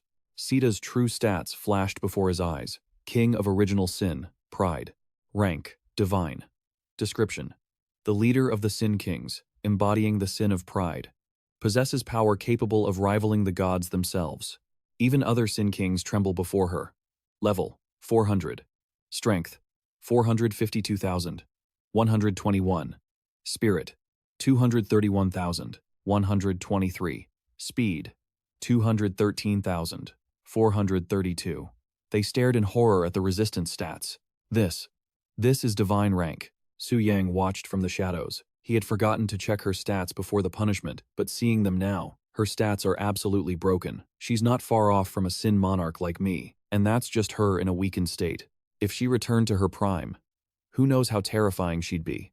The status bar confirmed it. Status: weakened. Special abnormal status: irremovable. Attributes significantly reduced. Some skills sealed. He scanned her. Talents: gluttony and wrath were already insane. So pride shouldn't be that much worse, right? But then the details popped up. Innate talent: pride. Effect: Sita views all inferior beings as the weak. She is immune to all damage from anyone classified as weak. Definition of weak: 1. Anyone with a lower level than Sita. 2. Anyone with the same level but lower total base stats. Exception: those who have slain a Sin King are recognized by Sita and are exempt from the weak classification. Skill: Pride's Tribute. Any entity killed by Sita receives a soul brand. Effect: Enslavement of the defeated. These soul brands serve as offerings to the Supreme Monarch. Consuming a brand allows the user to issue one absolute, mandatory command. Su Yang's jaw dropped in horror. Holy shit, that's not a skill, that's a literal game-breaking bug. Anyone with a lower level than her is weak. Anyone with lower stats than her is weak. And the weak deal absolutely zero damage to her. Oh, give me a break. There isn't a single expert in the world right now who has reached God rank. Since no one has managed to kill the King of Original Sin yet, her innate talent is basically invincible. Whoever designed this Abyss Demon is a genius. Just imagining the scene where those two kneel at my feet. Oh, it gets me excited. This tribute from Pride is even more excessive than I thought. If I just let Sita wipe out this crusade squad, I can bring them under my unconditional control. With top-tier experts like Tangzhan and Augustin in the mix, the scene is going to be absolutely beautiful. I can't wait to see this. Su Yang declares, I've made my decision. Sita, you will take over for the Poison Rhino and guard the 100th floor of the Abyss. Teach those arrogant bastards the true meaning of power. Sita lights up with joy the moment she receives the order. Your faithful servant hears you. Sita obeys the king's command. Meanwhile, Lin Na commands her giant beasts. The Frost Roar and Elemental Chimera move together to cover Maggie. The Snow Bear lets out a roar and throws a massive punch. The Chimera coordinates its attack, aiming to annihilate Sita. Tangzhan activates his Extreme Tyrant State. No one hold back. Attack with everything you've got. Electricity crackles in Augustin's eyes. Stop hiding your strength. Full power, now. Countless streams of their most powerful energy rush toward her in the sky. It includes the Extreme Destruction Fist and the Heaven and Earth Lightning Transformation. Everything merges into a massive pillar of energy shooting upward. As the thick smoke rises, Augustin asks curiously, Did we get her? Before he can finish, Bach and Lin Na are blasted backward. They scream in panic. Captain, Guildmaster, Sita is still there. Her health points are at 100%. She looks down at them with pure contempt. Is this how the weak fight? Then death is all you deserve. Bach can't comprehend it. Why would such an absurd existence appear on the 100th floor of the Abyss? As he is helped up by a subordinate, he stammers, We attacked with full force, but she didn't lose a single drop of blood. What the hell is this thing? Augustin shouts a warning. Don't worry about the mechanics right now. Tangzhan looks worried. Look at that energy gathering. The boss is about to use her ultimate. Everyone listen to me. Activate all defensive skills. We have to tank this. Sita slashes down with the Sword of Arrogant Sin. Oh, Supreme Monarch, your loyal servant offers herself to present you with a magnificent feast. Please, accept this offering. The sword strike descends like a gigantic pillar of light, crashing down right where the four of them are standing. She declares, You weaklings, die together. Terrified screams ring out until the thick dust settles. Seeing that Bach has already logged out, they gasp. In the end, only the three of us are left alive. Even Bach got one-shotted. Wasn't his defense supposed to be high? Tangzhan hesitates. This skill is terrifying. The entire team has been completely wiped out. Wait. I realized something. I get it now. Only the three of us here have killed a king of original sin, and we were the ones to deal the finishing blow. That is the only reason we survived. While everyone else was instantly killed, unconditionally. This must be the truth behind this boss's mechanics. Augustin is furious. So what if we know? The gap in power is horrifying. We can't fight this thing. He sees it too. Sita slashes them away with a single strike. Supreme Monarch, fortunately, your servant did not disgrace your command. 3 pillars of light shoot straight up into the sky. The trio, including Tangzhan, sits on the ground, looking miserable and covered in dirt. Augustin is surprised. Is everyone here? Someone lies flat on their back, asking blankly, What the hell was that just now? Who was that guy? Why was I killed instantly without even a chance to react? Except for the 3 commanders, we were all wiped out in a second. Like roadside trash, no difference at all. Why would such a powerful boss appear on the 100th floor of the Abyss? That has to be God rank. How are we supposed to fight that? Lin Na assesses the heavy atmosphere of despair. Tang Jian speaks up. This was inevitable. After all, we just suffered a crushing defeat like never before. Bach has been waiting for them for a while. So, everyone is back too? He understood clearly the moment she swung that sword. I realized that with our current strength, we have absolutely zero chance of defeating her. This dungeon is unwinnable, Lin Na bitterly realizes. If it stays like this, we can't even get the sign reversal weapons, let alone kill the Monarch of Original Sin, and there will be no way to enter the God Ascension resource zone, Tang Jian continues. And this also means that if we can't find a way to complete the final step of Ascension and reach the 10th turn God rank, we will never be able to break through the King of Pride. This is truly a cycle of death. Augustin still hasn't shaken off the terror from moments ago. Aside from the High Priest, this is the first enemy to actually make me question my absolute invincibility. That arrogant king, he really is terrifying. He believes this is simply the world's darkest hour. Su Yang looks down at their disheveled, defeated forms. He rests his chin on his hand, evaluating this so-called darkest moment. That part isn't wrong, but you got one thing wrong, old man. The stage of godhood will eventually arrive. But the one who triggers this great leap won't be you people.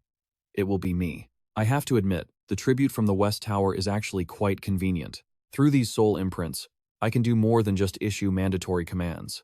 I can sense their location, status, speech, and even their very thoughts. This is way better than planting vision wards all over the map.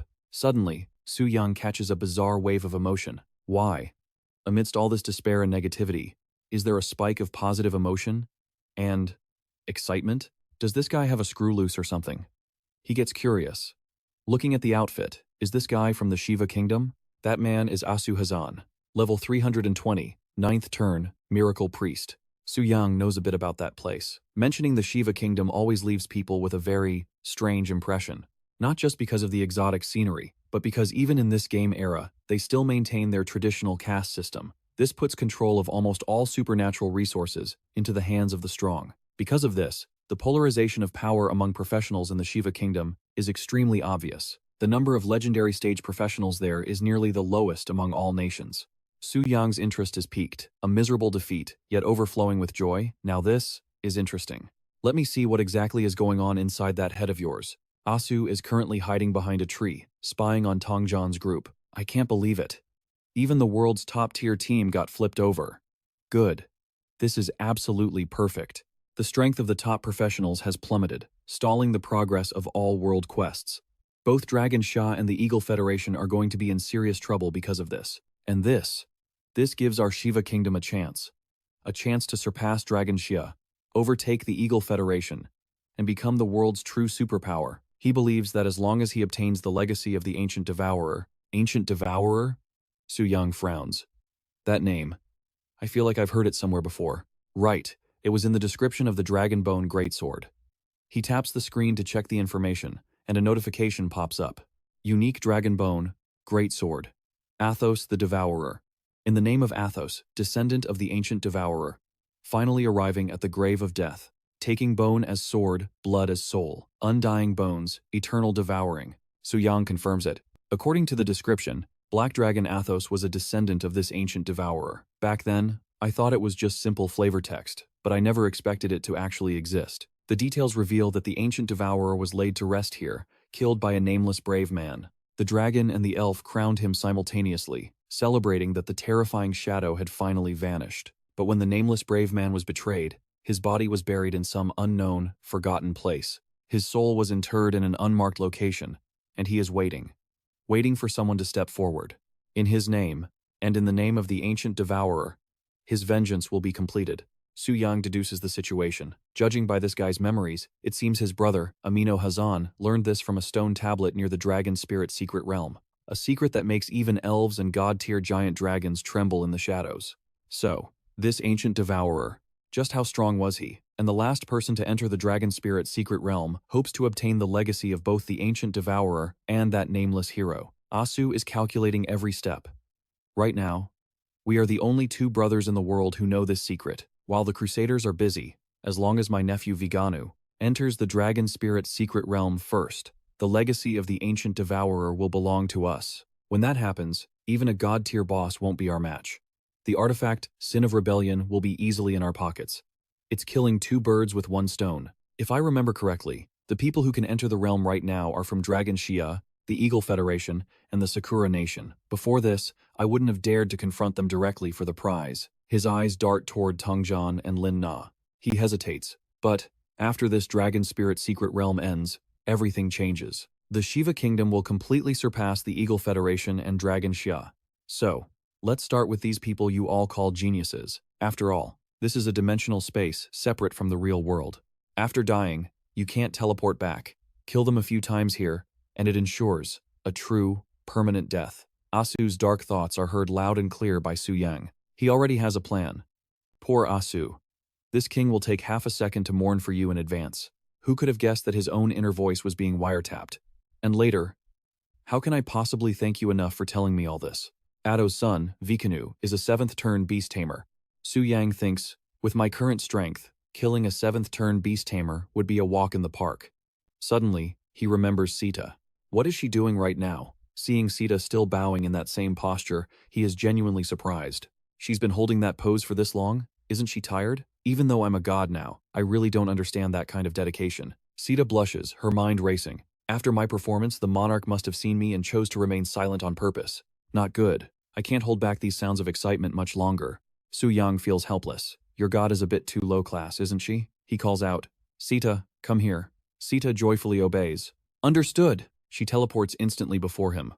Monarch, did this subordinate's action satisfy you? Su Yang praises her. You did very well in exterminating all the foreign enemies, Sita. Therefore, this seat shall grant you a reward. Sita responds with feverish excitement. Just satisfying you is reward enough. How could I dare accept your grace so casually? Su Yang raises a finger, gathering a beam of light. This is a grant from your king. You have no right to refuse. The essence infusion slams into Sita's body by surprise. She gasps, feeling an overwhelming pleasure as her entire being is flooded by the king's power. Her reaction leaves Su Yang speechless. What the hell is with that phrasing? Sita begs the king. This subordinate still wants more. Is that okay? Su Yang commands. Wait until your next merit, then we'll talk. Go back now. She vanishes instantly. As you command. He rests his head in his hand. Exhausted. Role-playing a god-tier boss is seriously tiring. She clearly still has that annoying personality. But compared to those trivial things, the power of this original Sin Monarch is truly terrifying. Just a sliver of dark power was enough to make Sita completely obsessed. If this weakened state is ever lifted, just how powerful will I become? Suddenly, a brilliant golden light erupts in front of Su Yang. What the? That commotion is coming from Euphemia's side. His eyes, previously closed, snap open in shock. It's actually her, the holy high priestess of the transfer temple.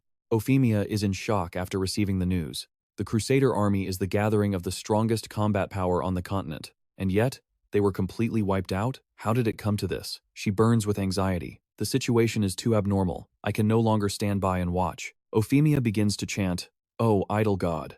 Your representative, Euphemia Vega, the 3rd holy high priestess, begs for your blessing. Holy light shines down on her praying form. Please, shine your divine light upon me. Grant me clear eyes to see the descent of the endless dark abyss, so that I may guide the spread of the holy light. System notification. Upgrading insight, Eye to Eye of Truth. Skill introduction loaded. The ultimate form of the Eye of Truth, blessed by the idol god, contains the divine light of the stars, sufficient to see through everything in the world. Euphemia appears right where the demon is sitting. She points her staff at Su Yang and demands, Such terrifying dark power. Are you the Lord of the Abyss? He responds with regal majesty, the high priestess of the temple, gracing this dark place with her presence. What a rare honor. Euphemia is startled.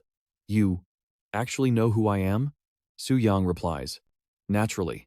He then exposes their plan. You formed a Crusader army with the intention of conquering this abyss to fulfill your world's mission. This seat is well aware of it. Those rats were just exterminated by my Sita. Is that the reason you have come here? His eyes flash with cold intensity. So, how should I welcome you? A beam of light from the demon's eyes shoots toward Euphemia. She recalls that the last time she used the inside eye, he seemed to be in a deep sleep. I didn't expect him to be awake this time. Is this the reason for the sudden change in the abyss? Furthermore, the feeling he gives off is completely different from before. It is deeper, darker, deeper. Even the Eye of Truth cannot see through it. This guy is absolutely in existence above the god tier. Knowing she is no match, she tears open space to leave. Retreat first, then return to plan countermeasures with the conquest team. Su Yang raises a dark orb in his hand. You think this is a place you can come and go as you please? Dark power expands, surrounding her body. Euphemia is bound tight by the darkness, unable to struggle. He gets curious. If I kill humanity's strongest high priestess, I wonder what kind of equipment she'll drop. Though, it's a pity the experience points will be wasted. Suddenly, she transforms into a beam of light and escapes the bindings. Su Yang is startled. What? Now he understands. No wonder she's the strongest and most mysterious high priestess on the continent. Catching her isn't going to be that easy. Looking at the spatial rift before him, Su Yang stretches. That was Euphemia teleporting back to the temple, escaping the predicament in a split second. She gasps for air, panting heavily. That was too close. Absolutely terrifying. Euphemia stands up, wiping the cold sweat from her face. Thank goodness the temple's power forcibly recalled me. If it hadn't, the consequences would have been unimaginable. Behind her, the temple priestess Rhea asks anxiously, High Priestess, are you all right? Euphemia replies, I'm fine. Just a bit drained, that's all. How is the situation with the Crusade squad? Rhea reports, they've regrouped and are heading toward the Holy City now. As soon as I knew, I left immediately to tell you. Good. I'll return to my room to freshen up. Wait here and notify me the moment anyone arrives. A dark eye watches the scene, transmitting everything back to Su Yang. He's surprised, unexpected. To think I could trace the energy back to the source through Euphemia. So, this is the Holy City? The Holy High Priestess Euphemia. She's a figure one only sees in textbooks and the news. Rumor has it, she has never once left the Holy City. Now it seems it's not that she doesn't want to leave, but that she cannot leave. Otherwise, with her strength, she'd definitely be capable of competing with Jita. Su Yang ponders the possibilities. If she were in the Crusade squad and got killed by Xita, I could imprint her soul and control her. That would be incredibly useful to me. What a pity. However, my dark power has managed to infiltrate the real world without detection. It seems the power of the Class Change Temple isn't as formidable as I previously imagined. I must admit, currently, the class changes of all awakened across the globe are recorded by the Divine Statue. It's no surprise that this holy statue is the central hub for all divine statues worldwide. So, could I use my dark power to corrode the holy statue and alter the data within it? If I do that, perhaps no one will be able to detect my abnormal leveling speed anymore. Su Yang decides he has to try. Energy radiates from the eye. A few minutes later, looking at the pristine statue, he thinks dejectedly, completely useless. The moment the dark power entered, it met with powerful resistance. It completely isolated me. I should just be thankful it didn't trigger an alarm, otherwise I'd be in big trouble. Su Yang shifts his attention to Rhea. Then let's try controlling someone else. Let's test it on her. A stream of purple aura shoots out from the eye. It rushes straight into Rhea's head. A sharp pain strikes. Rhea feels something invading her body and her sanity. No. Stop. She transforms into a level 130 demon priestess. Race. Dark fallen succubus. Her voice turns coquettish. Where is my master? This servant craves more. Even Su Yang is shocked watching this. What the hell is happening? I understand the power surge, but why did her race change? Can my dark power actually turn humans into demons? That. Su Yang hesitates. Is she considered a monster now, or still an awakened? Suddenly the statue radiates energy. He's startled. The class statue is reacting? From the roof of the temple, a pillar of light shoots high into the sky. A halo of light encircles the top of the building. From the distant plains, the pillar of light is clearly visible. Similar pillars erupt from all over the world. An announcement explodes. World announcement. Faction version update.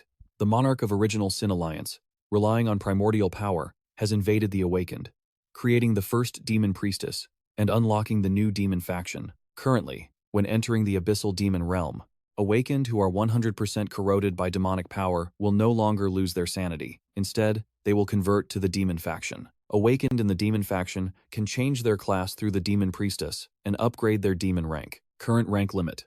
Divine. Hostility enabled. Killing between different factions will no longer require arbitration. New area unlocked. Abyssal demon realm. Demon city. New statue unlocked. Demon statue. Demon race unlocked. World quest. Sovereign's descent. Objective.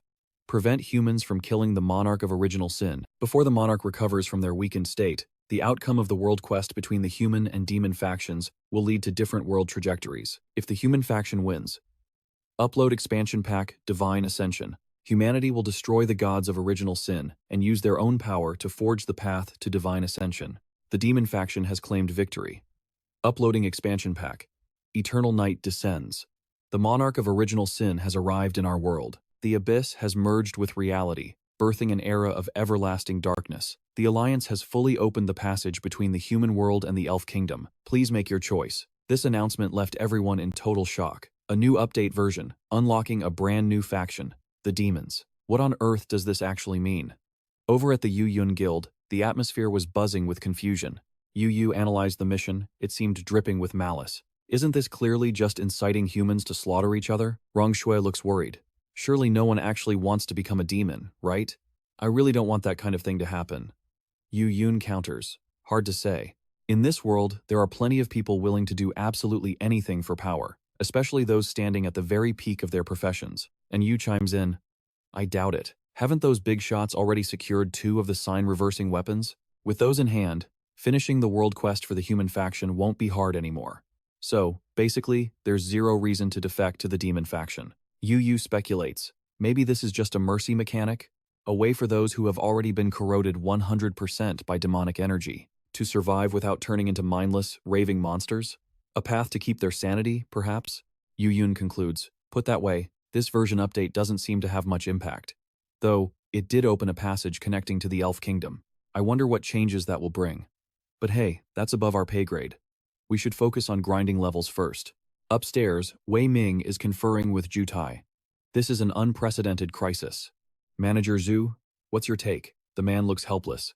This has spiraled far beyond our control. The only thing we can do now is stabilize public morale as much as possible before the Holy City issues a directive. Wei Ming wonders, do you think those demigods might actually be wavering? Our informant over there claims someone else has already obtained a sign-reversing weapon.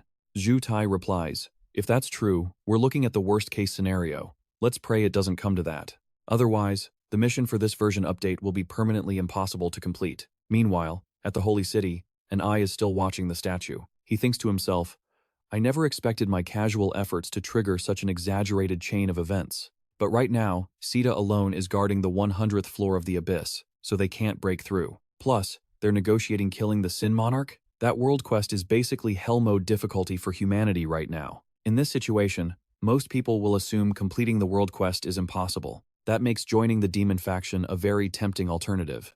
After all, switching sides now means keeping your sanity, skipping the world quest, and getting a god-tier class transfer quest.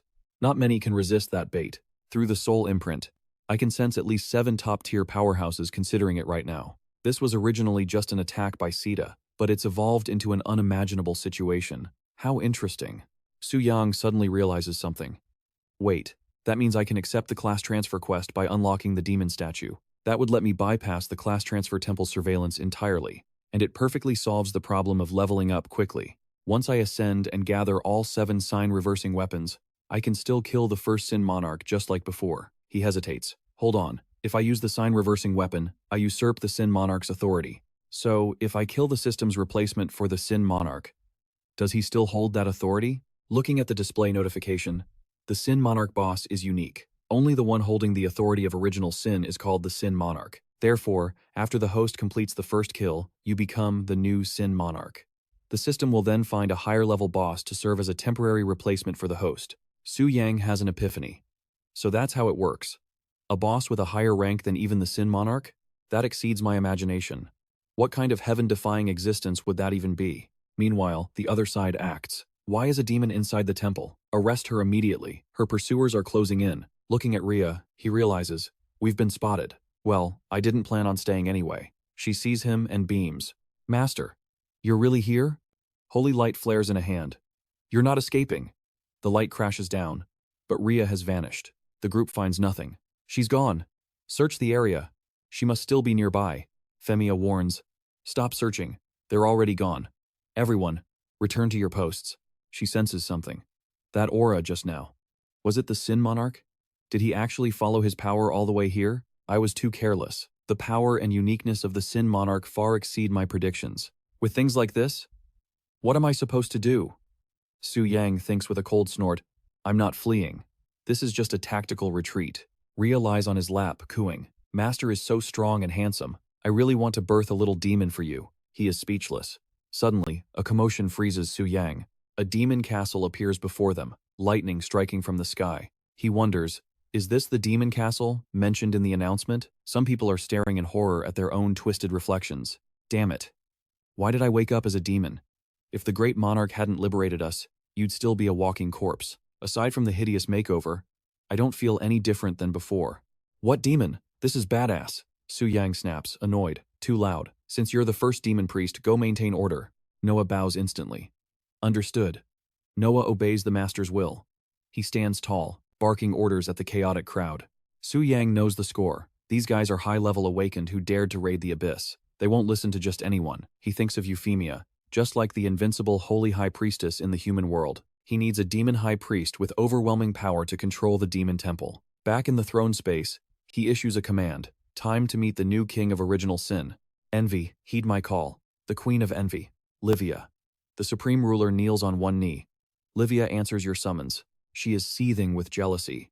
That bitch Zeta got all the monarch's favor before, but now, it's finally my turn. I have to perform perfectly so the monarch forgets all about that slut. Su Yang decrees, I appoint you as the first demon high priest. You will rule the priests, control the temple, and manage this new power for me. Livia accepts the order. He dismisses her. Go. Watching via the system screen, Su Yang checks on Livia. She's already building infrastructure? Fast, not bad efficiency. Once I kill the original Sin Monarch, all this manpower and infrastructure will serve me. Feels like playing a city-building simulation game, doesn't it? I dig it. On screen, Livia shouts, move it, don't slack off.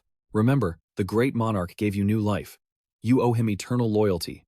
Got it? The crowd roars. Yes, ma'am. Rhea smirks, sucking up to her boss. As expected of my lady. One move and they fall in line. Livia scoffs. If these converts don't taste a little pain, they'll never know their place. You should learn from this. Livia gloats internally. The monarch gave me this crucial task. It's wonderful. Zeta, you just stay put guarding the 100th floor. I'll take care of the monarch from now on. A notification pops up.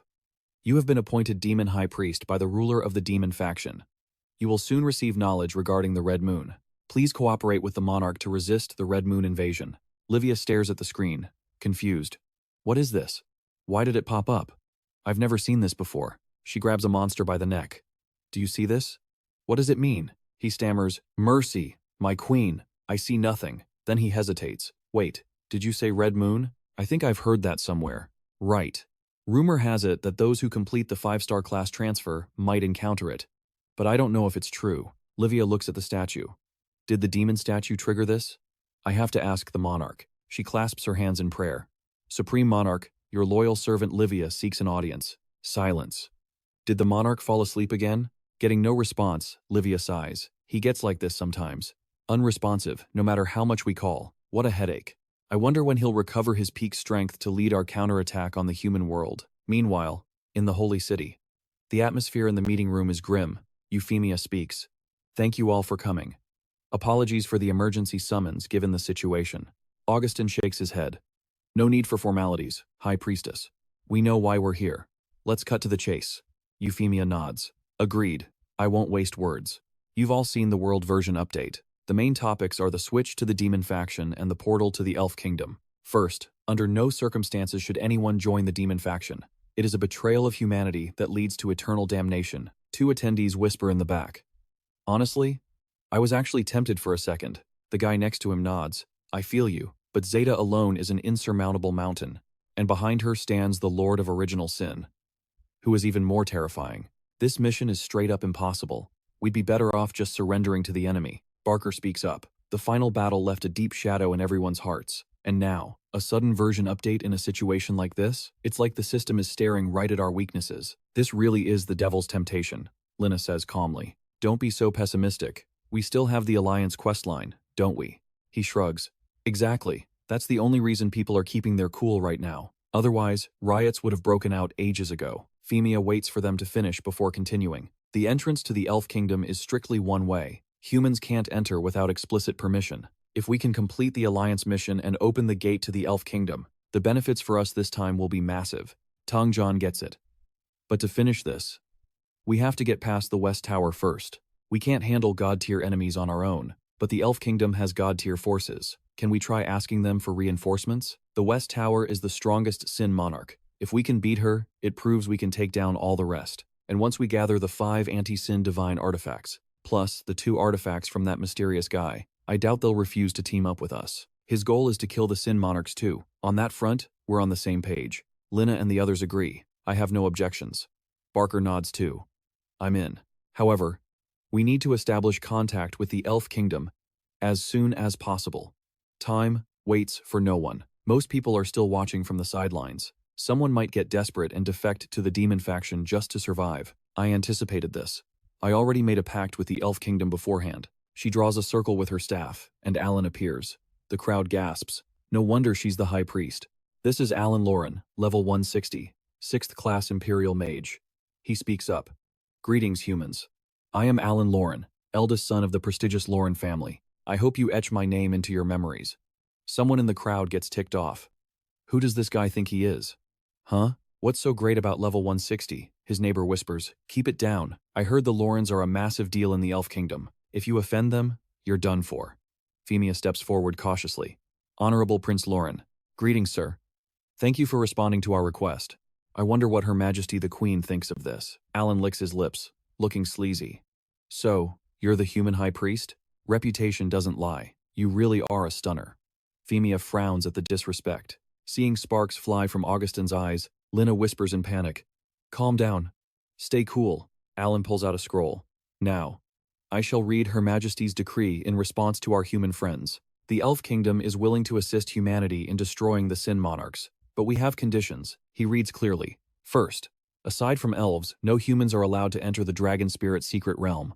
Second, dispatch teams to find the Elven Princess Lilith and return her to the kingdom. Third, the Class Transfer Temple must gift 60% of its current Red Moon Spirit cores to the Elf Temple. Lina scoffs loudly. Tangjan frowns, thinking deeply. Suddenly, the crowd erupts in curses. What the hell? You lions open your mouths too wide. Why can't we enter the Dragon Spirit realm? Who do you think you are? If you want to find someone, go find them yourself. You elves are so powerful, yet you can't find one girl? Screw this. I'm going to the Demon Temple to surrender, then I'm coming back to kill you all. Shameless bastards. Atul objects. You want to hoard the Dragon Spirit realm's treasures? The Shiva Kingdom will be the first to disagree. He thinks to himself, Baganu went through hell to tame that dragon. The legacy of the ancient devourer cannot fall into anyone else's hands. He slams his staff, radiating holy order. Alan looks mockingly disappointed. Is human quality and breeding really this worrying? What do you think, High Priest? She replies, the Class Transfer Temple has no issue with the second and third conditions, but the first condition touches on the core interests of guilds from many nations. We ask you to reconsider. He asks, to enter the Dragon Spirit realm, one must tame a great dragon. How many of your nations are even qualified? Femia answers, Dragon Shia, the Eagle Federation, the Sakura Nation, and the Shiva Kingdom all have dragon tamers. Relevant data has already been transferred to you. Alan swipes through the screen. Let's see here. He laid out his final condition. Tell you what the rest of you may enter, but the one who tamed the black dragon, he is strictly forbidden. Furthermore, you must hand that tamer over to our Elven Kingdom immediately. Tangjan was the first to object, his fist slamming onto the table with a thunderous crash. Seething with rage, he demanded, care to explain what this means? Is this specific demand targeting Longjia? The envoy scoffed, challenging him. I think you're mistaken. The Elven Kingdom has no need to target any specific human nation. In my eyes, you are all equally beneath us. There is no difference. As for the reason, I don't need to explain myself to you. You just need to decide whether to accept it or not. Tokugawa chimed in with a snake-like grin. God of War Tang, surely the Elven Kingdom has its reasons. Doesn't Longsha have a saying about helping others achieve their goals? A small sacrifice is nothing compared to gaining a powerful Elven ally. Is that right? Su jumped in to pile on. God of War Tang, this concerns all of humanity. Longzia should take one for the team. This isn't our request, but a direct order from our Elven allies. Are you willing to lose the elves' support over this? He weaponized morality. If your stubbornness costs us their aid, and we fail to defeat the world boss, forcing us to side with the demons, then you and Longxia will be condemned as sinners of all mankind. Lin Na frowned, clearly displeased. Isn't that going a bit too far? Augustin remarked, watching the villainous display. Suddenly, he called out, Old Tang, where are you going? Seeing Tangjan looming over him, Tokugawa stammered, God of War Tang, why are you looking at me like that? There's nothing on my face. Bam! A fist smashed directly into his face, sending him flying backward. Seeing Tangjan close in, Asu shrieked in terror. What? What are you doing? Another fist slammed straight into the guy's spine. Tang Jian's voice was ice cold. What my Longxia chooses to do is not for two useless pieces of trash like you to dictate. Tang Jian clasped his hands and addressed the envoy. Although we don't know why the Elven Kingdom made such a decision, this is a major event concerning all humanity. Longxia will take responsibility and accept the loss. Our person will not enter the Dragon Spirit's secret realm, but we will absolutely never hand him over to the Elven Kingdom. With that, he turned to leave. That is all. I have other matters to attend to. Farewell. Tokugawa was still trembling, clutching his face. Damn it, that hit hard. Hurts like hell. Asu was in no better shape. The man swore a blood oath in his heart. Tang Jian, just you wait. I'll pay you back for this soon enough. That's right. I'll start by targeting that genius of yours from Longxia. Su Yang watched the whole scene unfold. The Elven Kingdom, the Sakura Country, the Shiva Kingdom, are they all targeting me? What a bunch of clowns. A terrifying aura erupted from his body, making the maid tremble. Master. Su Yang mused. Anyone who dares to usurp the king's power deserves severe punishment. God of War Tang's punch was far too gentle. Flames engulfed the entire room, terrifying the poor maid. Master, what's wrong?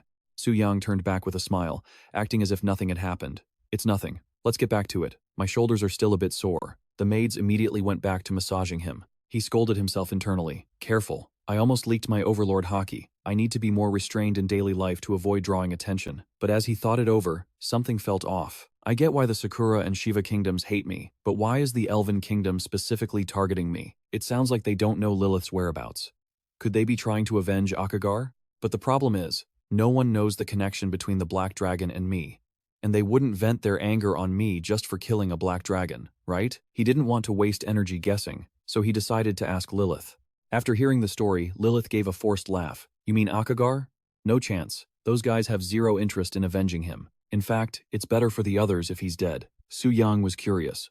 Why is that? She replied, the elves aren't united. They're always fighting for power. They might look polite to each other's faces, but behind the scenes, they're constantly stabbing each other in the back. Su Yang rolled his eyes. So it's a Game of Thrones drama? Su Yang pondered. If it has nothing to do with Akagar, then the answer must point to the Black Dragon itself, or to be more precise, to the entity that once brought them endless fear and darkness. The Ancient Devourer. Because they fear the Ancient Devourer, they are extremely hostile and wary of any Black Dragon. If that's the case, their demand actually makes sense. The Dragon Spirit's secret realm contains the legacy of the Ancient Devourer and the Nameless Hero. To prevent this so-called legacy of vengeance from falling into outsider hands, the elves naturally don't want anyone but themselves to know about it. And the explorers heading to the Dragon Spirit's secret realm have stopped mentioning the one who tamed the Black Dragon entirely. Naturally, to prevent the legacy of the Ancient Devourer and the Nameless Hero from falling into the wrong hands, the elves don't want any outsiders crashing their party. Though, honestly, that actually makes me feel a bit more at ease. It proves they're confident they can secure the legacy. Too bad for them. I have zero intention of letting their little dreams come true. Su Yang asked, so, they're demanding you come back? Lilith shook her head frantically. I'm not going. I won't go back. Absolutely not. Remember what you promised? You said you wouldn't kick me out of the house. You can't break your word. I never want to go back to that place again. Su Yang replied softly. Of course. There's no way I'm kicking you out. Hey, stop crying. He patted her head to soothe her, thinking to himself, the Elven royals clearly don't have good intentions for a princess carrying the royal curse. My conscience wouldn't let me send her back to that hellhole anyway. The problem is, Lilith revealed herself to everyone before I tamed the Black Dragon. If the Elven royal family announces her appearance, it's only a matter of time before someone identifies her. I need to move her somewhere safe or come up with a counter-strategy, fast. A notification popped up. Tang Jian sent you a message. Do you want to read it? He knew he had to play his part well first. Su Yang headed to the gate and saw the old man waiting. God of War Tang Jian, what brings you here? Tang Jian replied heavily. Su Yang, I need to tell you something, and I need you to stay calm. You might not be able to participate in the Dragon Spirit's secret realm this time. Su Yang feigned shock. What? Why? I'm the one who tamed the Black Dragon. Why wouldn't I be allowed to go? Tang Jian answered. It's a demand from the Elven Kingdom. They even demanded we hand you over to them. Su Yang looked panicked. What? Did you agree to it? The old man frowned. Of course not. Although our conquest of the Abyss is currently stalled, we can't just compromise our principles for the sake of the big picture, but only within reason. As for handing you over, neither I, Tang Jian, nor the nation of Longxia standing behind you would ever agree to that. Su Yang was genuinely touched. Even though he had predicted this outcome, Tang Jian's fierce loyalty still brought tears to his eyes. He patted Su Yang's shoulder. Don't worry. Even though you can't enter the Dragon Spirit secret realm this time, the country will absolutely compensate you. We would never let a budding genius of Longxia suffer unfair treatment. Su Yang nodded. All right. I trust you. He then saw the old man off. Travel safely. God of War. He did a mental calculation. If the timing was right, the Dragon Spirit secret realm would open tomorrow. I wonder, are the two rank 9 powerhouses from the Sakura Nation and the Kingdom of Shiva ready? I've got quite the surprise waiting for you. In the Sakura Nation, at the Asuka estate, next to a red dragon, Kiko sighed in boredom. Father said the guy who tamed the black dragon can't join the secret realm tomorrow. What a shame. I was really hoping to use this chance to get to know him better. Well, maybe it's for the best.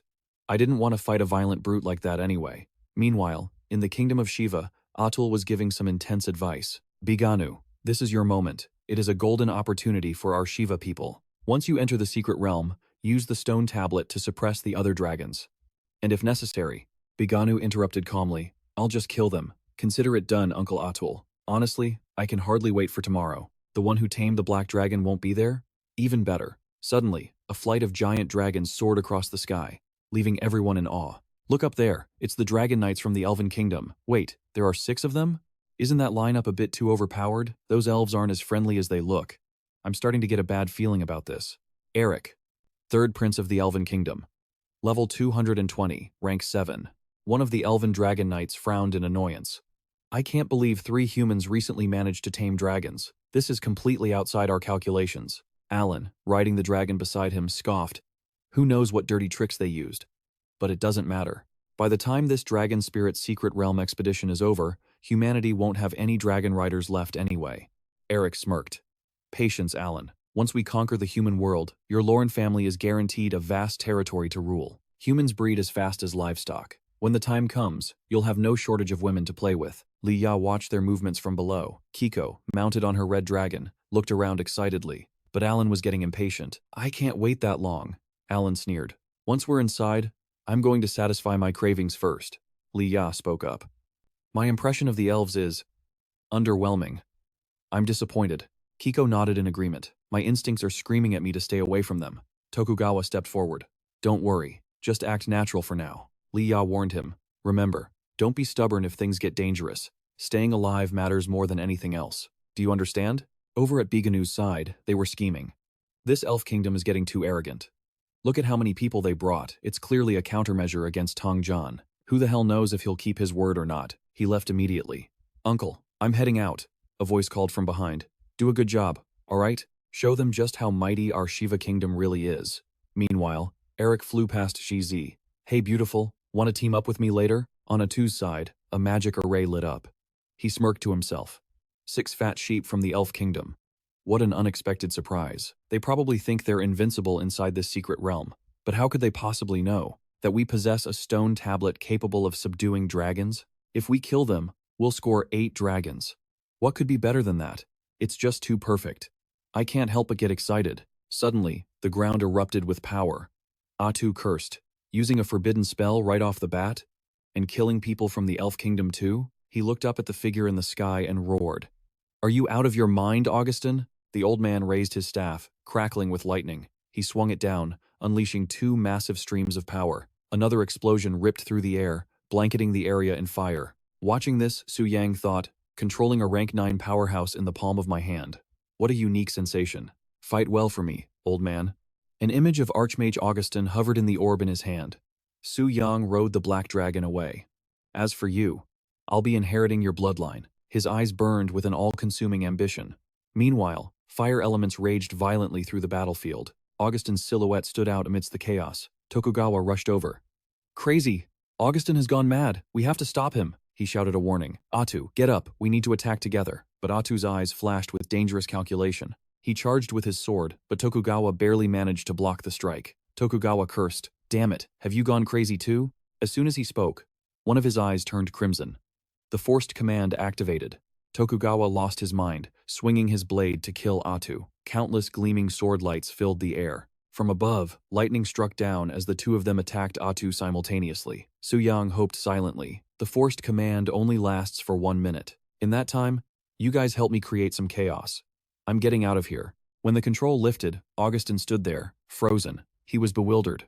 What on earth just happened? Looking at the battlefield he had decimated with no survivors left, Augustin felt a surge of anxiety. This is big trouble. Someone screamed, "What the hell happened just now? Why did my body and mind suddenly lose control?" Atu realized the truth. We were definitely controlled by someone somehow. Tokugawa was stunned.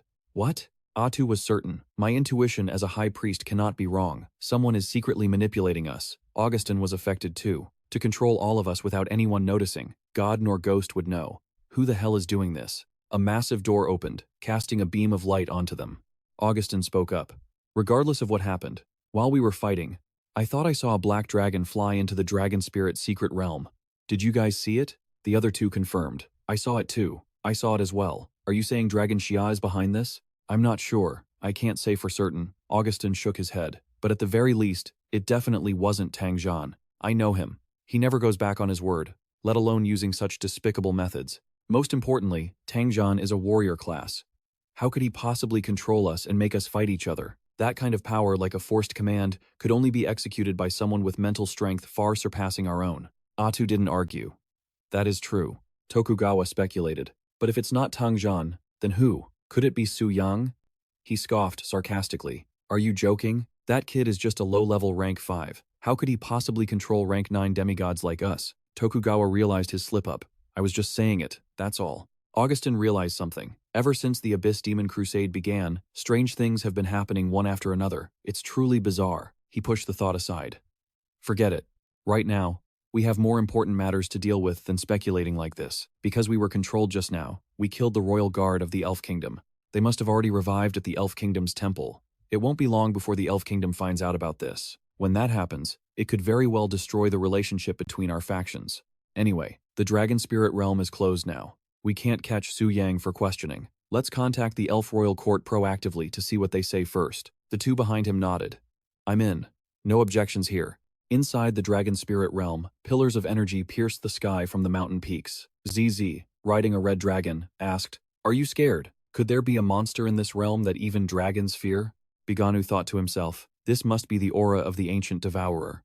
Even after countless years, that terror still lingers in the blood and soul of every dragon. Eric flew up beside her. Hey there, little lady. Looks like you're struggling. Why don't you hop on and ride with me? She shut him down cold.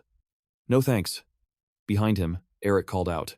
Alan, is that really you? Planning to seal the deal right on the dragon's back? He clutched a dragon fang. Only an ancient dragon fang can suppress the terror of the devourer in their bloodline. Humans don't possess such a treasure. Can a beastmaster really control a dragon without one? The small stone stele in Baganu's hand began to glow. You're celebrating too soon. Once I use this stele to seize control of your dragons, I'll wipe you all out in one fell swoop. A bone-shaking vibration rippled through the air, startling Li Ya. A dragon roar? Is the boss here? CZ shook her head. No, this roar is. She screamed in shock. It's him! There's another black dragon! Why the shock? Su Yang was calmly counting. 1, 2, 3, 4, 5, 6. Looks like we're having a feast tonight. Biganu felt the terror trembling through his mount. Why is the green dragon terrified again? Even the stone stele isn't working. Is this black dragon really that cursed? Eric shouted. What the hell is going on? Didn't we agree black dragons were banned from the realm? Alan gritted his teeth. Humans are truly a treacherous species. Shameless scum. A rider flew up to report, Your Highness, the dragons are in a panic. They can't fight, he snapped. Scared of what? The tamer of that black dragon is just some class 5 trash. You lot take him out, I'll handle the beast. The Dragon Knight obeyed instantly. Understood. They launched their attack. By Prince Eric's command, go to hell. That black dragon brat. A tornado engulfed them. Su Yang's voice cut through. Then die. He slashed once. The only ones dying are you. The system chimed. You have slain level 152 Elf Knight, Agas. You have slain level 147 Elf Knight, Karen. You have slain level 148 Elf Mage, Bem. You have slain level 150 Elf Archer, Havoc. Experience gained, 5,210. Alan gasped. Impossible. He slaughtered 4 of our elites in the blink of an eye? Eric stammered. I didn't even see him move. How can a class 5 human possess such power? A treasure materialized in his hand. This human is a catastrophic threat. I have to use my trump card to kill him. Suddenly, a massive maw clamped down. Eric was trapped inside, struggling violently. Damn it. What is this thing? Let me go. Bastard. Let me go. Alan realized he was outmatched. Even Eric is helpless. I have to run. Flames blasted his back, sending him crashing into the dirt. Su Yang loomed over him, expression dark, grinding his boot into Alan's face. Alan shrieked. Do you have any idea what you're doing? Su Yang stared down coldly. I am Su Yang. Offend me, and I return the favor 100-fold. I don't care who you are. Even if you were a god, I'd still slaughter you. A voice screamed, Stop! But blood had already painted the ground. A squadron of giant dragons descended. The leader sneered, Don't get cocky, brat. We were just careless before. This time, we're taking your worthless life. Su Yang scoffed. Fresh from the grave and already eager to die again, he glared. Drop dead. A torrent of fire erupted from his dragon's maw. Was that gloating idiot burned to ash already? Li Ya watched, curious. Why are the elves' dragons so energetic all of a sudden? They looked barely alive a moment ago. CZ pointed it out. Look at their eyes. Li Ya realized the dragon's eye color had completely changed. They must have used some dark magic to hijack the dragon's minds. That kind of spell has devastating side effects. And they used it anyway? These elves are desperate to kill Su Yang. Alan flew in from behind, cackling. Kill him! Yes, let's see you act tough now. Alan peered into the smoke below. Suddenly, a beam of raw power blasted upwards. He gasped. What? The giant dragon swerved. Impossible. Stay back. But the flames consumed them. The black dragon emerged from the inferno. A beast shot into the sky, screaming, Where are you taking me? The black dragon soared higher, to eliminate the threat, permanently. Shizi looks up, but he has already vanished into thin air. Li Ya assesses the situation. Facing that kind of attack, he didn't just take 0 damage, he countered effortlessly. Looks like those folks from the Elf Kingdom are in for some serious bad luck. The 2 dragons stand frozen in place. Someone thinks, scared me half to death. Meanwhile, Biganu's green dragon is cowering behind a tree. He thinks to himself, the Elf Kingdom's squad got wiped out in the blink of an eye. Is this Su Yang guy even human? In a head-on fight, there's 0 chance of winning. My only shot is to find an opening for a sneak attack. Over on Alan's side, he is fuming. How is this happening? Am I seriously going to die again? That brat isn't human. After dying twice, our levels have dropped too much. There is no way we can beat him now. He pulls out a scroll. We are out of options. The dungeon entrance is closed. Just use the return scroll to get back to the city. Suddenly, a blast of energy shoots past, shredding the scroll. Alan freezes. What? Su Yang is chasing us? Did you ask for my permission first? Standing atop the black dragon, he slashes his sword at the guy. Eric, falling from the monster's belly, screams for help. Get me out of here. Hurry up. Su Yang remarks coldly. Don't waste your energy. Even he is a 7th job advancement, and he can't escape. So what exactly can you guys do? Alan forces a smile, trying to negotiate. What do you actually want? We can work this out, he pleads. Whatever you want, I will agree to it. Su Yang replies calmly. Is that so? Well then, I want your life. Seeing the guy's face go pale with terror, he repeats. Scared now? Weren't you trying to kill me just a moment ago? You were so arrogant, forcing Longxia to hand me over. Why were you acting so high and mighty before? Why so humble all of a sudden? Alan admits his fault. It is because we were blind. We didn't recognize a true master. We really know we messed up now. Please, big boss, have mercy and let us go. Su Yang replies. Too late. I have already experienced the true face of you people back in Arca. Do you really think I would let you survive and go back? The guy realizes the truth. What? You are the one who handed me the excuse. I declare that I will keep killing. I will kill and kill you all until your levels hit 0 and you can never respawn again. Su Yang's insane intention terrifies Alan to his core. Another sword slash strikes out, splattering fresh blood everywhere. The other Dragon Knights beg. Stop! Aren't you humans supposed to form an alliance with us elves? Countless voices cry out. If we don't make it out, you humans are doomed. The alliance will be completely impossible. You won't be able to kill the world boss, or advance the world quest, or unlock the god-tier job transfer. Do you seriously not care about the consequences at all? Su Yang raises his dragonbone sword high. Is that so? That means nothing to me. He slashes, tearing the very space in half. System notification. You have completely killed level 1 Elf Knight Aegis. You have completely killed level 1 Elf Warrior Karen. You have completely killed level 1 Elf Mage Bem. You have completely killed level 1 Elf Archer Havoc. He glances at Eric, who was just spat out by the monster. You are the only one left. Even at death's door, the guy is still stubborn. You shameless scumbag. You only know how to use dirty tricks. Dare to let me go, and fight me fair and square to decide the winner? A fair fight, huh? Su Yang waves his hand, beckoning Eric over. Fine. I will let you die with clarity. He pulls out an enchanted weapon. Storm. You chose this yourself. Gale Slash strikes down. Die, you human. The storm gathers like a raging hurricane around Eric, accompanied by an ultimate tornado technique, Destructive Storm Slash. He starts off smug. Can you survive this? Seeing Su Yang's silhouette emerge, Eric freezes. What? How are you still alive? The info pops up. Su Yang, HP 90%. He praises, an attack from a 7th job advancement isn't bad at all. Definitely way stronger than the Silver Dragon. Eric cannot accept it. My full power attack only took 10% of his HP? Impossible. How can this be happening? Aren't you just a 5th job advancement? You are not even human. You are a boss monster in human skin. Su Yang delivers another slash. Congratulations. You got the right answer. A string of notifications repeats continuously. You have killed level 220 Elf Dragon Knight Eric. Biganu, hiding behind the tree, turns pale with fear. No way. This guy is terrifying. Even a surprise attack couldn't hurt him at all. I have to go back and tell Uncle and Dad. I need to get them to handle this personally. Just as he prepares to leave, he sees Su Yang standing right in front of him. System notification. You have completely killed level 1 Beast Tamer. Shizi runs down with Li Ya. She is shocked. The dungeon notification was real. They are all actually dead. Li Ya questions him. I get killing those elf scumbags, but why did you have to kill Biganu too? He explains. Because the Shiva Kingdom has been secretly planning to kill all of us here. I just killed him before he could make a move.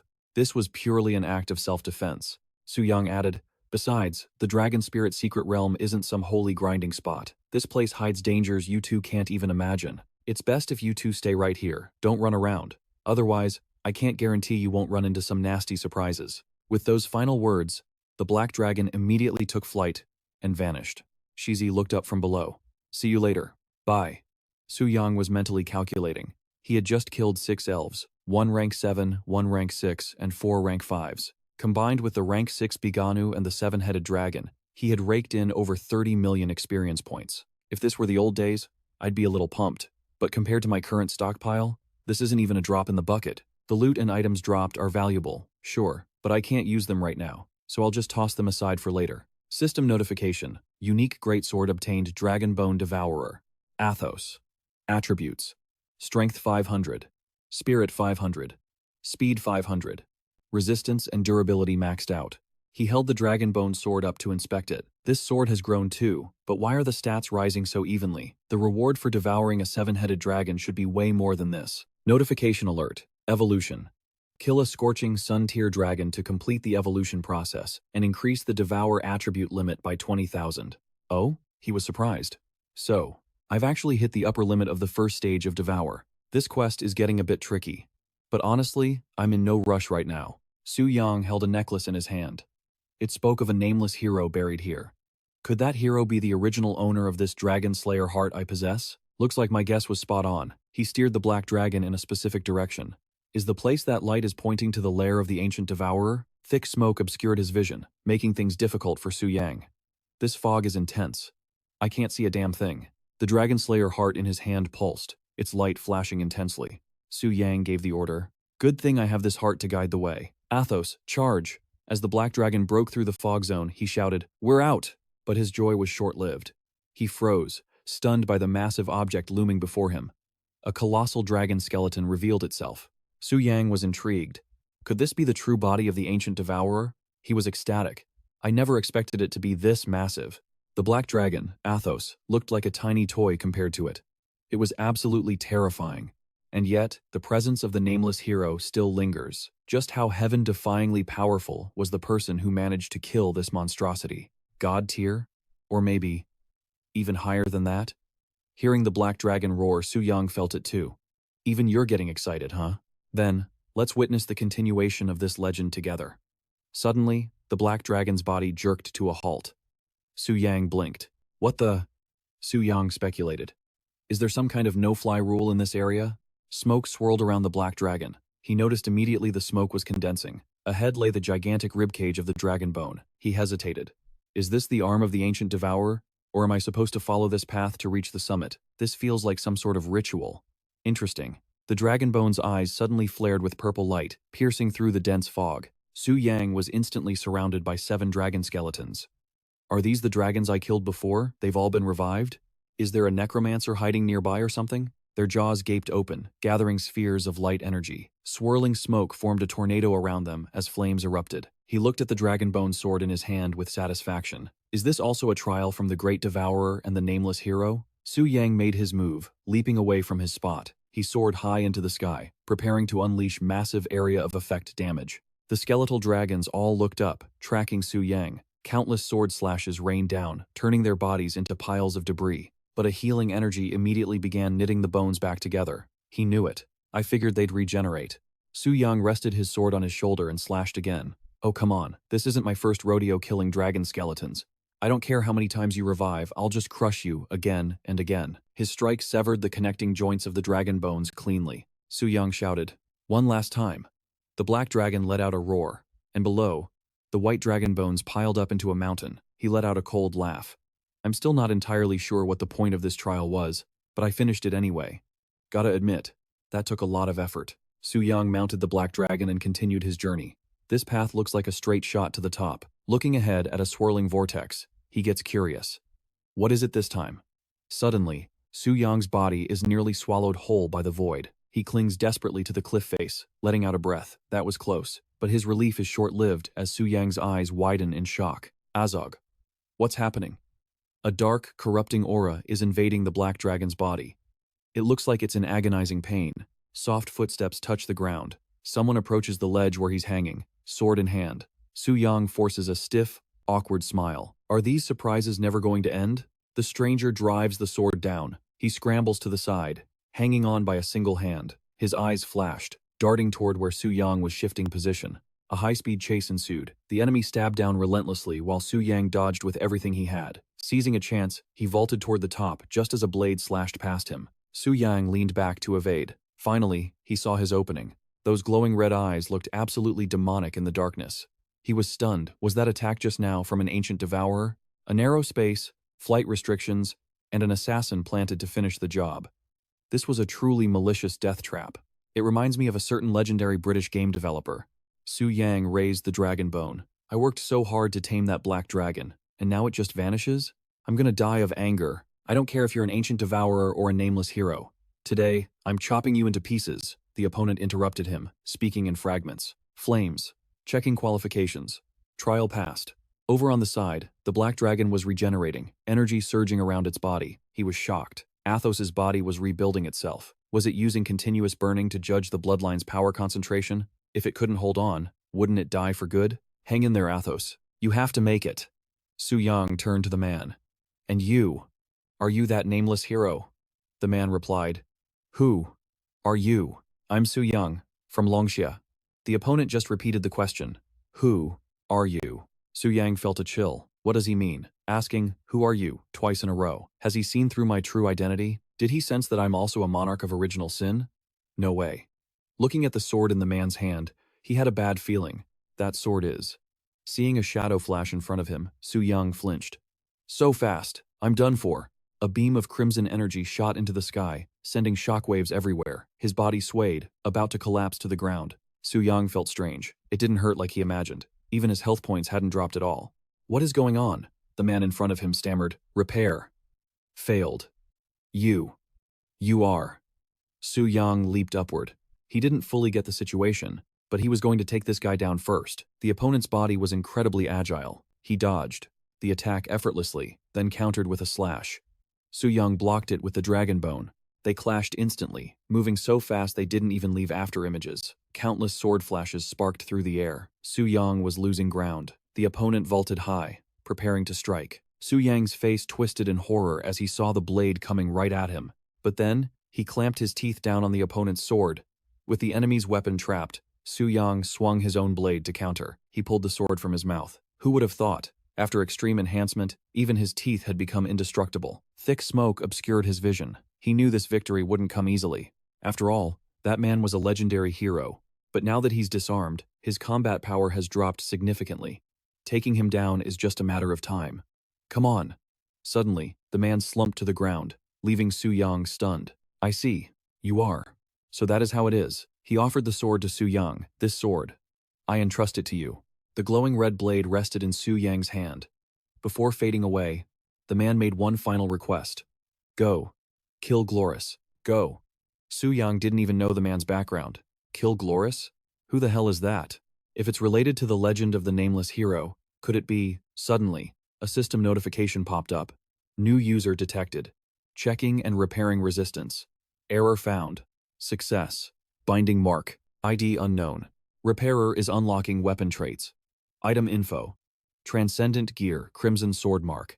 Mark damaged, ownerless. He looked at the crimson sword curiously. Why is everything unknown? And what rank is transcendent anyway? Is there a rank even higher than divine artifacts? And what the hell is a repairer resistance check? New information appeared. Transcendent crimson sword repair. Consumes red moon core. Activate repair attack. Replenish energy. Su Yang was shocked. Consumes a red moon core to activate a repair attack? A red crystal core appeared in his hand. Su Yang pressed the button on the screen. Let's just try it and see. Threads of light from the crimson sword wrapped around the core. A notification flashed. Energy replenished. 1 red moon core. Su Yang was surprised. It only counts as 1 energy point? Suddenly, a ground-shaking roar echoed out. He lit up. That's Athos! Seeing the dragon in front of him, Su Yang understood. Looks like you finished inheriting your legacy. But where did those dim flames go? A notification popped up. Monster Death Spirit Flame has been swallowed and incinerated by Black Dragon Athos. Unless Athos's power runs dry, these undead creatures are immortal. He paused. This trait, it reminds me of a necromancer. If that's the case, my Black Dragon has basically turned into a necromancer. Nah, Dracolich sounds way more accurate. Su Yang glances at the piles of bones nearby. The skeletal dragons have all been resurrected. Looks like they've all become Athos's minions now. The Black Dragon takes to the sky, leading the swarm of bone dragons away. Just imagining the possibilities. If he lets Athos devour enough elite boss monsters, he'll have an invincible undead army in no time. This isn't just some standard necromancer class. This is straight-up Lich King territory. This legacy is seriously overpowered. Suddenly, numbers start popping up over the bone dragons. 43, 53, 54. Su Yang blinks in confusion. Huh? Since when were those there? They definitely weren't visible before. Wait a second. Does this have something to do with the Crimson Sword? Energy flares around Bone Dragon number 42, and Su Yang swings the blade. Let's test this out. Activate repair. The Bone Dragon instantly disintegrates, leaving nothing but a blinding halo of light. He stares, dumbfounded. A system notification pops up. Warning, this repair will increase the level of crimson contamination. Current repair increases crimson contamination by 0%. Energy replenished, 111. Su Yang looks at the Crimson Sword in pure shock. Is this thing literally erasing the laws of reality? Even undead creatures that were just revived got insta-killed? That is absolutely broken. But why did the notification trigger twice? And why is the cost still 0%? Does that mean I don't have to pay the price until it hits 100%? The nameless hero tried using repair on himself before, but it didn't work. Is there something special about my body? Or does this have something to do with the system? He asks the system, hey, you got any ideas? Silence. Su Yang shrugs and pushes the thought aside. No reaction, as usual. Whatever, I'll figure it out later. Athos got his inheritance, and I scored this heaven-defying artifact. Even though I didn't get a single point of XP from this Dragon Spirit Secret Realm run, the harvest has gone way beyond my expectations. However, Crimson Moon cores are way too rare. The only way to get them is through random Crimson Moon invasion events. The class transfer temple might be able to provide me with more clues. I need to find someone who has access to the temple's intelligence network, but for now, I need to get out of here. The formation gate is opening, flanked by 2 massive guardian dragons. Shizi stares blankly at the distant pillar of energy. The exit is open? Li Ya looks concerned. Why is CZ suddenly pointing that out? Sister Li Ya, you go ahead. I'm going to wait here. Li Ya blinks. Wait here? For Su Yang? Suddenly, the 2 guardian dragons start trembling violently. Li Ya is confused. What's going on? But Shizi knows. It's him. He's back. The black dragon descends from the distance, radiating terrifying pressure. Su Yang orders them to settle down. Athos lands in front of the guardians and lets out a low growl. Quiet. They go silent instantly. Li Ya watches the dragons freeze up. Why? Why aren't they moving? Shizi notices the black dragon's size has increased massively. Did it gain new power inside the secret realm? Su Yang steps down and speaks politely. Sorry for the trouble, ladies. The secret realm is open now, so you 2 can head out. And naturally, I hope you won't mention a word to anyone about what happened here. Keeping quiet is best for me. And for your safety, too. Li Ya hesitates, but Shizi steps forward. Don't worry. We promise we won't breathe a word about what happened in this place. She looks at him with admiration. Because I can tell from your eyes, you're a good person. I actually wanted to talk to you more.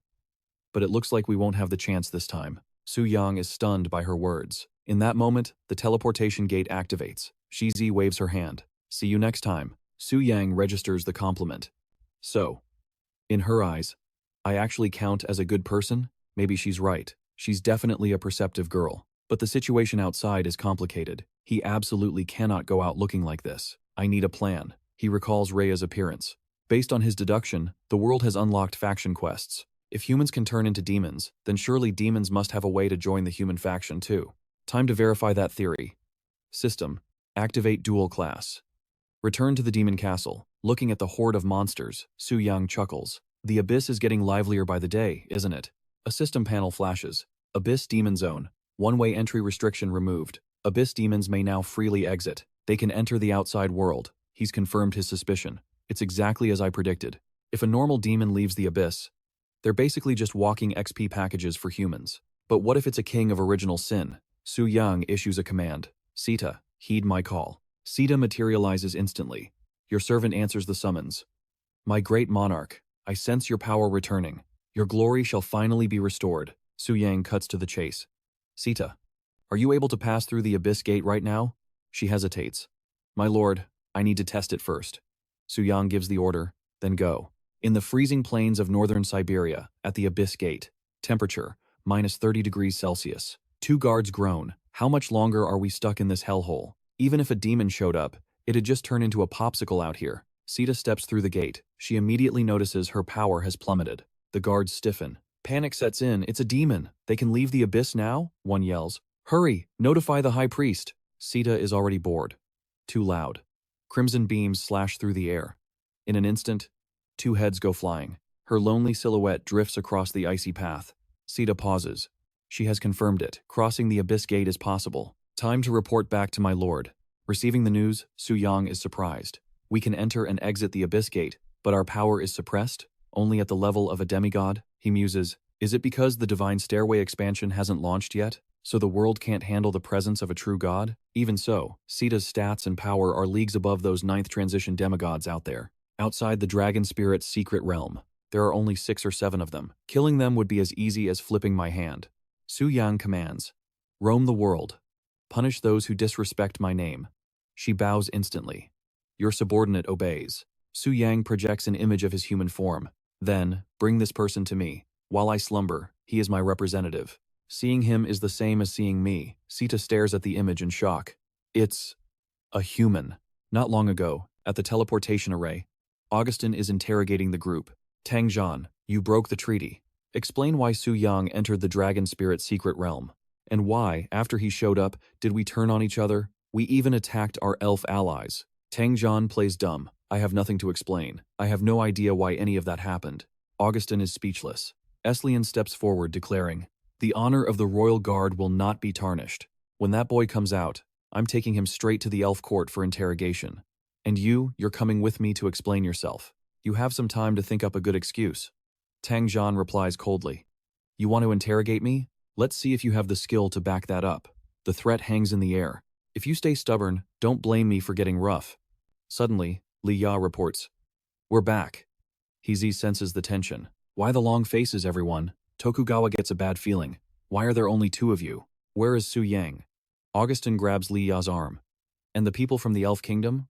Where did they go? They stammer, we. Hizi jumps in. We got separated the moment we entered. Only Sister Li Ya and I were teleported to the same spot, but we got lost immediately. She lies without blinking. We didn't find any treasure, we almost died. We didn't even know what was happening before a light flashed. Next thing we knew, we were back at the entrance. The gate was open. So we just walked out. Maybe the others will come out later? She lies as naturally as breathing. Tokugawa stammers, Is that so? What a pity. Eslian thinks to himself, if she's telling the truth, someone must have successfully inherited the legacy. That means the others should have been teleported to the entrance just like them. But why haven't they come out yet? Did something go wrong? He grabs both girls. You 2 are coming back to the Elf Kingdom with me for questioning. Tokugawa blocks him. Stop! What do you think you're doing? Augustin steps in to protect them. These girls are our people. You have no right to touch them. Eslian points a finger at them, threatening. If you keep blocking me, You can forget about ever forming an alliance with us. If anything has happened to the third prince and the eldest son of the Lauren family, you just wait. Lord Augustin, Lord Tokugawa, please consider the big picture. Compared to those immature geniuses, we are the true hope for the future. We're the ones who need to complete the world quest and unlock the divine tier classes. Just imagine the consequences if we lose our elven allies. When the monarch of original sin descends upon this world, who among you could possibly stop him? The two of them hesitated. Eslian looked satisfied with the man's performance. It seems you are the one truly ready to form an alliance. I will report your sincerity to the Queen of the Shiva Kingdom. Is that right? Azu confirmed. Exactly. You two are on the same wavelength. That treacherous scumbag really has thick skin. A tiny, pitch-black fissure cracks open the sky. The rift begins to widen. Augustin senses a familiar aura. It's Sita stepping out of the spatial tier. Augustin is stunned. Sita, the king of pride. Eslian is baffled. How in the world did she escape the abyssal demon realm? She sneers, looking down at them. I wondered who it was. Turns out it's just you motley trash. Augustin launches a preemptive strike, realizing her aura is significantly weaker. He activates a forbidden tier investigation spell. True record. Her stats flash up. Demigod. King of Pride. Sita. Level. Health points. Attack power. Defense and speed are all hidden. He deduces that while her abilities remain obscure, there is no doubt her power has degraded to the level of a mere demigod. Augustin shouts, "Let's put aside our petty squabbles and take her down together. This is a once-in-a-lifetime opportunity. Struggle all you want. It's useless," Sita announces. "Come at me all at once." Augustin barks orders. Tang Jian, you take the vanguard. Everyone else, support Tang Jian and me. This boss has a unique trait. Unless we kill the primal sin manifestations, we can't inflict any real damage on her. Got it? All units, attack, he roars. Someone thinks, so that's how it works, huh? Well, I'm counting on you guys. Ao calculates his moves, help them first. But if things go south, he's bolting. A notification pops up. Righteous Warrior. Nearby allies gain 20% physical attack and regenerate 1% health per second. Duration, 30 seconds. Spirit Beast Encouragement active. Increases magic attack and defense of nearby allies by 15%, and boosts max health by 10%. Augustin slams his staff down, unleashing Universal Thunder Calamity.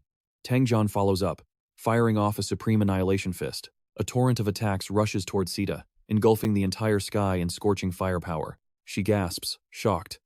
I'm actually wounded? Augustin cheers from the back. Excellent, it's working. She's not invincible. Push harder, kill her, Sita scoffs. Truly a pathetic swarm of ants. You managed to surprise me, I'll admit. But do you really think this meager damage is enough to defeat me? A black hole manifests. She screams, "Get in there, all of you!" System alert. Dark domain activated. Sita's exclusive skill pulls all enemies within a 500-meter radius into the barrier, reducing overall stats by 50%. Those caught in the suction scream in terror. Ah, what the hell is this? We're getting sucked in. Augustin is baffled. Why aren't those three being affected? What is going on? Li Ya and CZ run over, shouting, "Lord Tokugawa, Master Augustin, look behind you, Tang Jian is perfectly fine." An attack lands right behind Li Ya and Tang Jian. Su Yang steps out from the shadows, activating Soul Imprint. "I command you." Tang Jian is stunned seeing this. Confused at first, he suddenly grabs the other two and flies off. "Follow me!" Shizi is still in shock. Huh? Watching them vanish into a spatial rift, Su Yang exhales. That should buy us some time. Tang the war god, eh? Take care, I won't see you off. Su Yang shifts his gaze towards Sita. Looks like she's about ready too. She suspects him. Is this human the proxy that the monarch mentioned? But why is he so weak? Sita lands gracefully on the ground. She speaks.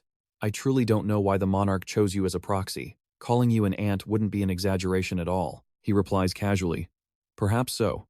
Su Yang walks past her, dropping a reminder. Now, Sita, drop your arrogance. I need you to help me pick someone up. Understood. Sita obeys, her heart trembling. Just then, for a split second, I felt the monarch's presence. No, it must have been an illusion. Su Yang returns to his villa, which remains safe. Lilith is watering plants in the garden when a strong gust blows. A black shadow zooms past, heading straight for the villa. The watering can slips from her hands and hits the ground with a thud. Lilith falls to the patio, gasping in terror. Ah, what is? Black mist materializes into a claw, snatching her up. Come with me! Lilith screams. Let me go! Who are you? Why are you doing this? The black mist retracts rapidly. Standing right next to it is Su Yang, watching calmly. The spatial gate closes, restoring peace to the villa. Meanwhile, Augustin sits on the ground, defeated. Failed again. Tokugawa speaks pessimistically. The gap is too wide. We simply cannot win. Suddenly, Augustin remembers a crucial detail from before the suction. He asks urgently, "Did any of you see Tangjan?" "I didn't," Tokugawa replies. Ao reveals. "Right before I was sucked into that dark void, I saw Tangjan. That guy wasn't affected at all. It was as if Sita never considered him an enemy to begin with." Augustin is shocked. "Huh? What are you implying?" He slowly plants the seed of doubt. "Well, I have a rather unpleasant theory about that. Perhaps Tangjan and Longsha have already betrayed humanity and joined forces with the demons." Augustin didn't buy it. "What did you say?" "That's impossible. Tangjan isn't that kind of man. He would never betray humanity," Azu replied coldly. "Grandmaster Augustin, I know you and Tangjan have always been close friends. But look at the situation. Why are you still covering for him? I believe many people here witnessed the same thing I did, didn't you?" Someone by the tree spoke up. "It's true. I also noticed the West Tower showed absolutely no hostility toward him. That is incredibly suspicious." Someone speculated, "Could War God Tang really have betrayed us?" The man continued his manipulation. "Furthermore, think back to when we were waiting outside the Dragon Spirit dungeon. Didn't we start slaughtering each other for no apparent reason? That power was inexplicable. Who currently possesses the ability to control us without us even realizing it? That is certainly not something a human could do. Unless they had the help of a demon." And what was the final result? Su Yang, who was banned from entering, has now successfully infiltrated the Dragon Spirit dungeon. So, who benefits from this? It's Su Yang and Longsha. Augustin couldn't argue. It made sense. A power that could control me without my knowledge. That kind of power is definitely not something a ninth-turn demigod could possess. Tokugawa loudly refuted this. "That's not right," he reminded them. "It wasn't just Tangjan. There was also Hiko from my country and Lilia from the Eagle Federation. Are you suggesting they colluded with the demons too?" Azu cursed internally. "Damn it. Those two girls are so weak, I almost forgot about them." He quickly made up an excuse. It was Tangjan. He wanted to monopolize the Dragon Spirit dungeon, so he held them hostage. Tokugawa was easily fooled. That is indeed a possibility. Azu thought to himself, "I don't know what happened to Tangjan, but he's the only one who suffered fewer deaths than the rest of us. Plus, the gap in our strength is only getting wider. I have to find a way to deal with him. And with Biganu's fate unknown, only those two little girls know exactly what happened. Inside the Dragon Spirit dungeon. If I can just stir up conflict between them and Tangjan, I still have a chance to pocket the dungeon's secrets for myself. My plan to build the Shiva Kingdom cannot be ruined again." He emphasized aloud. "Think about it, everyone. Tangjan's behavior is extremely suspicious. He's definitely hiding something." Someone agreed. "It's hard to believe, but it is possible." He concluded, "The situation is urgent. We need to find Tangjan right now." No sooner had he spoken than someone teleported right behind him. Tangjan's fist slammed straight into his face, sending Azu flying backward. "If you dare slander me one more time, I won't hesitate to send you to the respawn point right here and now." Augustin intervened. "Tangjan, you owe us an explanation. Why weren't you sucked into the West Tower's barrier? And why did you suddenly disappear? Where exactly did you go just now?" Tangjan replied, "I have nothing to explain. If you truly suspect me, then let's go to the Holy City and let the High Priest pass judgment." Lilia stepped forward to testify. War God Tang took the two of us and ran straight to the lower boundary. Then he immediately turned back. Hiko added, "That uncle was acting very strange at the time. It was like he was being controlled by something." Augustin thought to himself, if Tangjan is willing to go to the Holy City, it's unlikely he's colluding with the abyssal demons. After all, everyone knows the High Priest can detect lies. Tokugawa speculated, could that kid Su Yang from Longsha be the one colluding with the abyssal demons? They both briefly considered him as the mastermind, but quickly dismissed the idea. They immediately felt ridiculous for even thinking it. He's just a newly advanced 4th turn class holder. Where would he get the strength or status to pull that off? Augustin made the decision. If that's the case, let's go to the Holy City. We'll let the High Priest decide, including the matter regarding the Elven Kingdom. Azu, his face bruised and battered, held a grudge. Tangjan, I will make you pay for this. They arrived at the Holy City. Upon hearing the news, Emiya asked, Gentlemen, are you absolutely certain that none of you have colluded with the abyssal demons? If that's true, then when you were being controlled, none of you realized it? The group confirmed this was the case. A light appeared beside Tangjan, and they finally believed. It turned out Tangjan was telling the truth. No wonder he was so confident. He didn't show even a hint of hesitation. She spoke up. If none of you have any further objections, then, regarding you two, regarding your testimony about the events in the Dragon Spirit's secret realm, are you absolutely certain you haven't spoken a single lie? Lights hovered over Liya and Shizi's heads. But then, those lights vanished. They groaned inwardly. We're screwed. I didn't think the Holy High Priestess still possessed this kind of power. Su Yang. It's not that I didn't want to cover for you. But the High Priestess is just too good. Augustin snapped. Liya! You actually dared to deceive me? Tokugawa roared at his own granddaughter. Shizi, what exactly are you hiding? If you don't spill the truth, I won't spare you even if your father gets on his knees and begs. Tang Jian fell into deep thought. Could all this really be connected to Su Yang? He'd already grilled everyone from Yu Yun and Bai Ling all the way to Shui Qian. He'd dug into the kid's background before, questioning every classmate, every guild he'd ever joined, and even the priests at his temple. Their evaluations of Su Yang were all over the place. A genius, a powerhouse, calm and collected. Definitely not some vicious villain. But, regardless of the reason, even if he is connected to the abyss, what does that have to do with me or those two girls? If it turns out Su Yang really is tied to the abyss, how the hell am I supposed to treat him? Do I just eliminate him? Or maybe Femia cut in, her voice sharp. If your lies have already been exposed, then hiding anything else is pointless. Even the things you think don't matter. It might even backfire on you. If you don't want to speak here, follow me to the confession room. I'll make my judgment there, Li Ya whispered to her friend. If the High Priestess could detect lies, then that secret might be exposed too. Shizi made a decision. Li Ya. Let's just tell her everything. She turned to beg. High Priestess, please. Let us go to the confession room. We'll tell you absolutely everything. Femia nodded, leading them inside. Very well. But before the two girls disappeared, they both turned to stare at Atul Han, leaving him completely baffled. 10 minutes later, Femia emerged from the confession room with the girls. She immediately pointed her staff straight at Atul Han. You plotted to incite Biganu of the Shiva Kingdom to slaughter every single participant in the secret realm. Is that true? Atul's heart slammed against his ribs. What? He stammered, terror flooding his veins.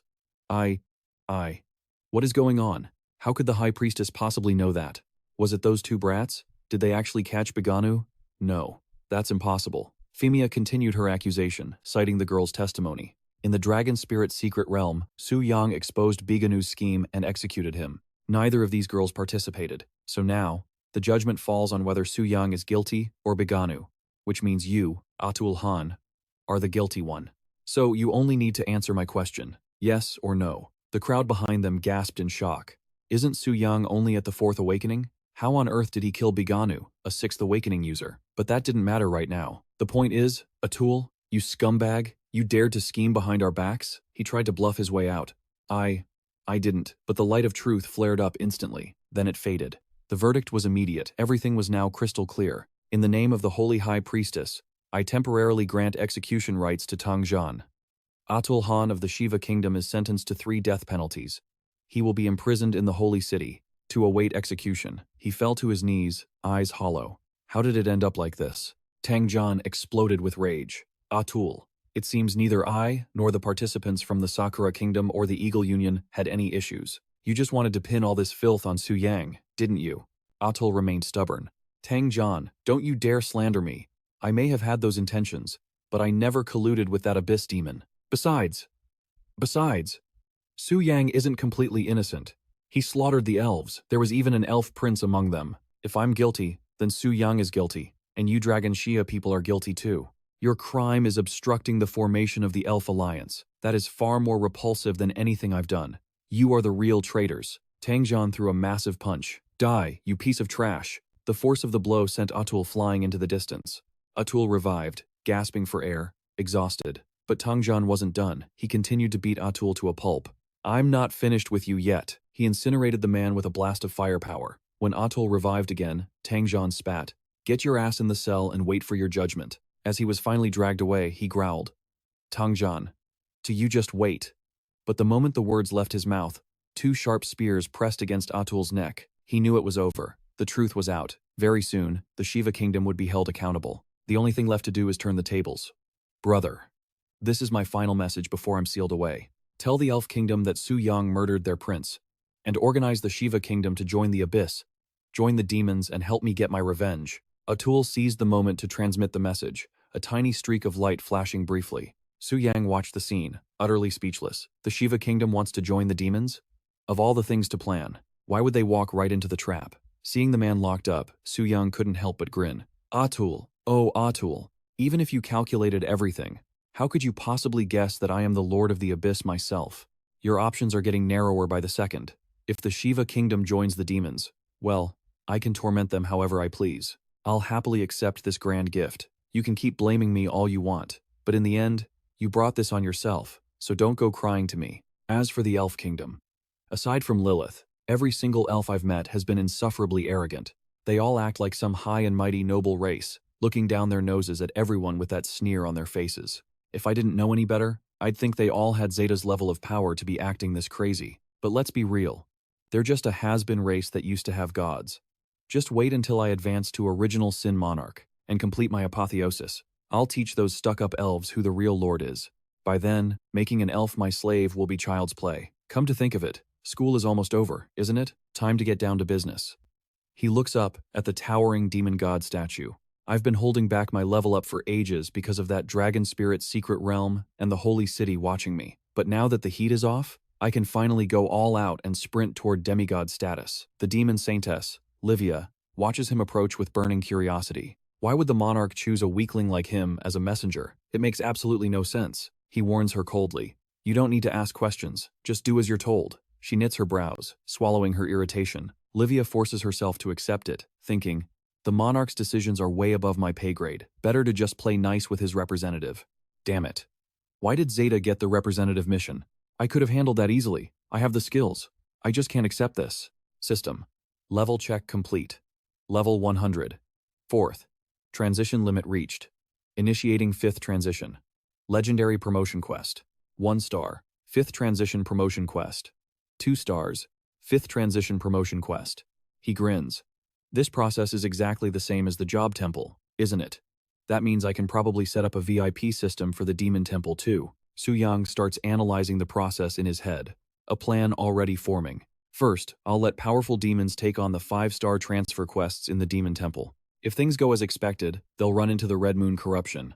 They'll have to kill the Crimson Spirit monsters, which drop Red Moon essence cores. Then, I'll use my identity as the original Sin Monarch to force them to hand those cores right over to me. Why are those cores so rare? Because barely anyone survives the 5-star quests. But if I can manipulate things to mass-produce 5-star transfers, I won't just get endless resources, I'll harvest a massive amount of Red Moon essence cores. That solves the charging issue for my Crimson Sword instantly. With that kind of power, I could slaughter gods and Buddhas alike. Perfect.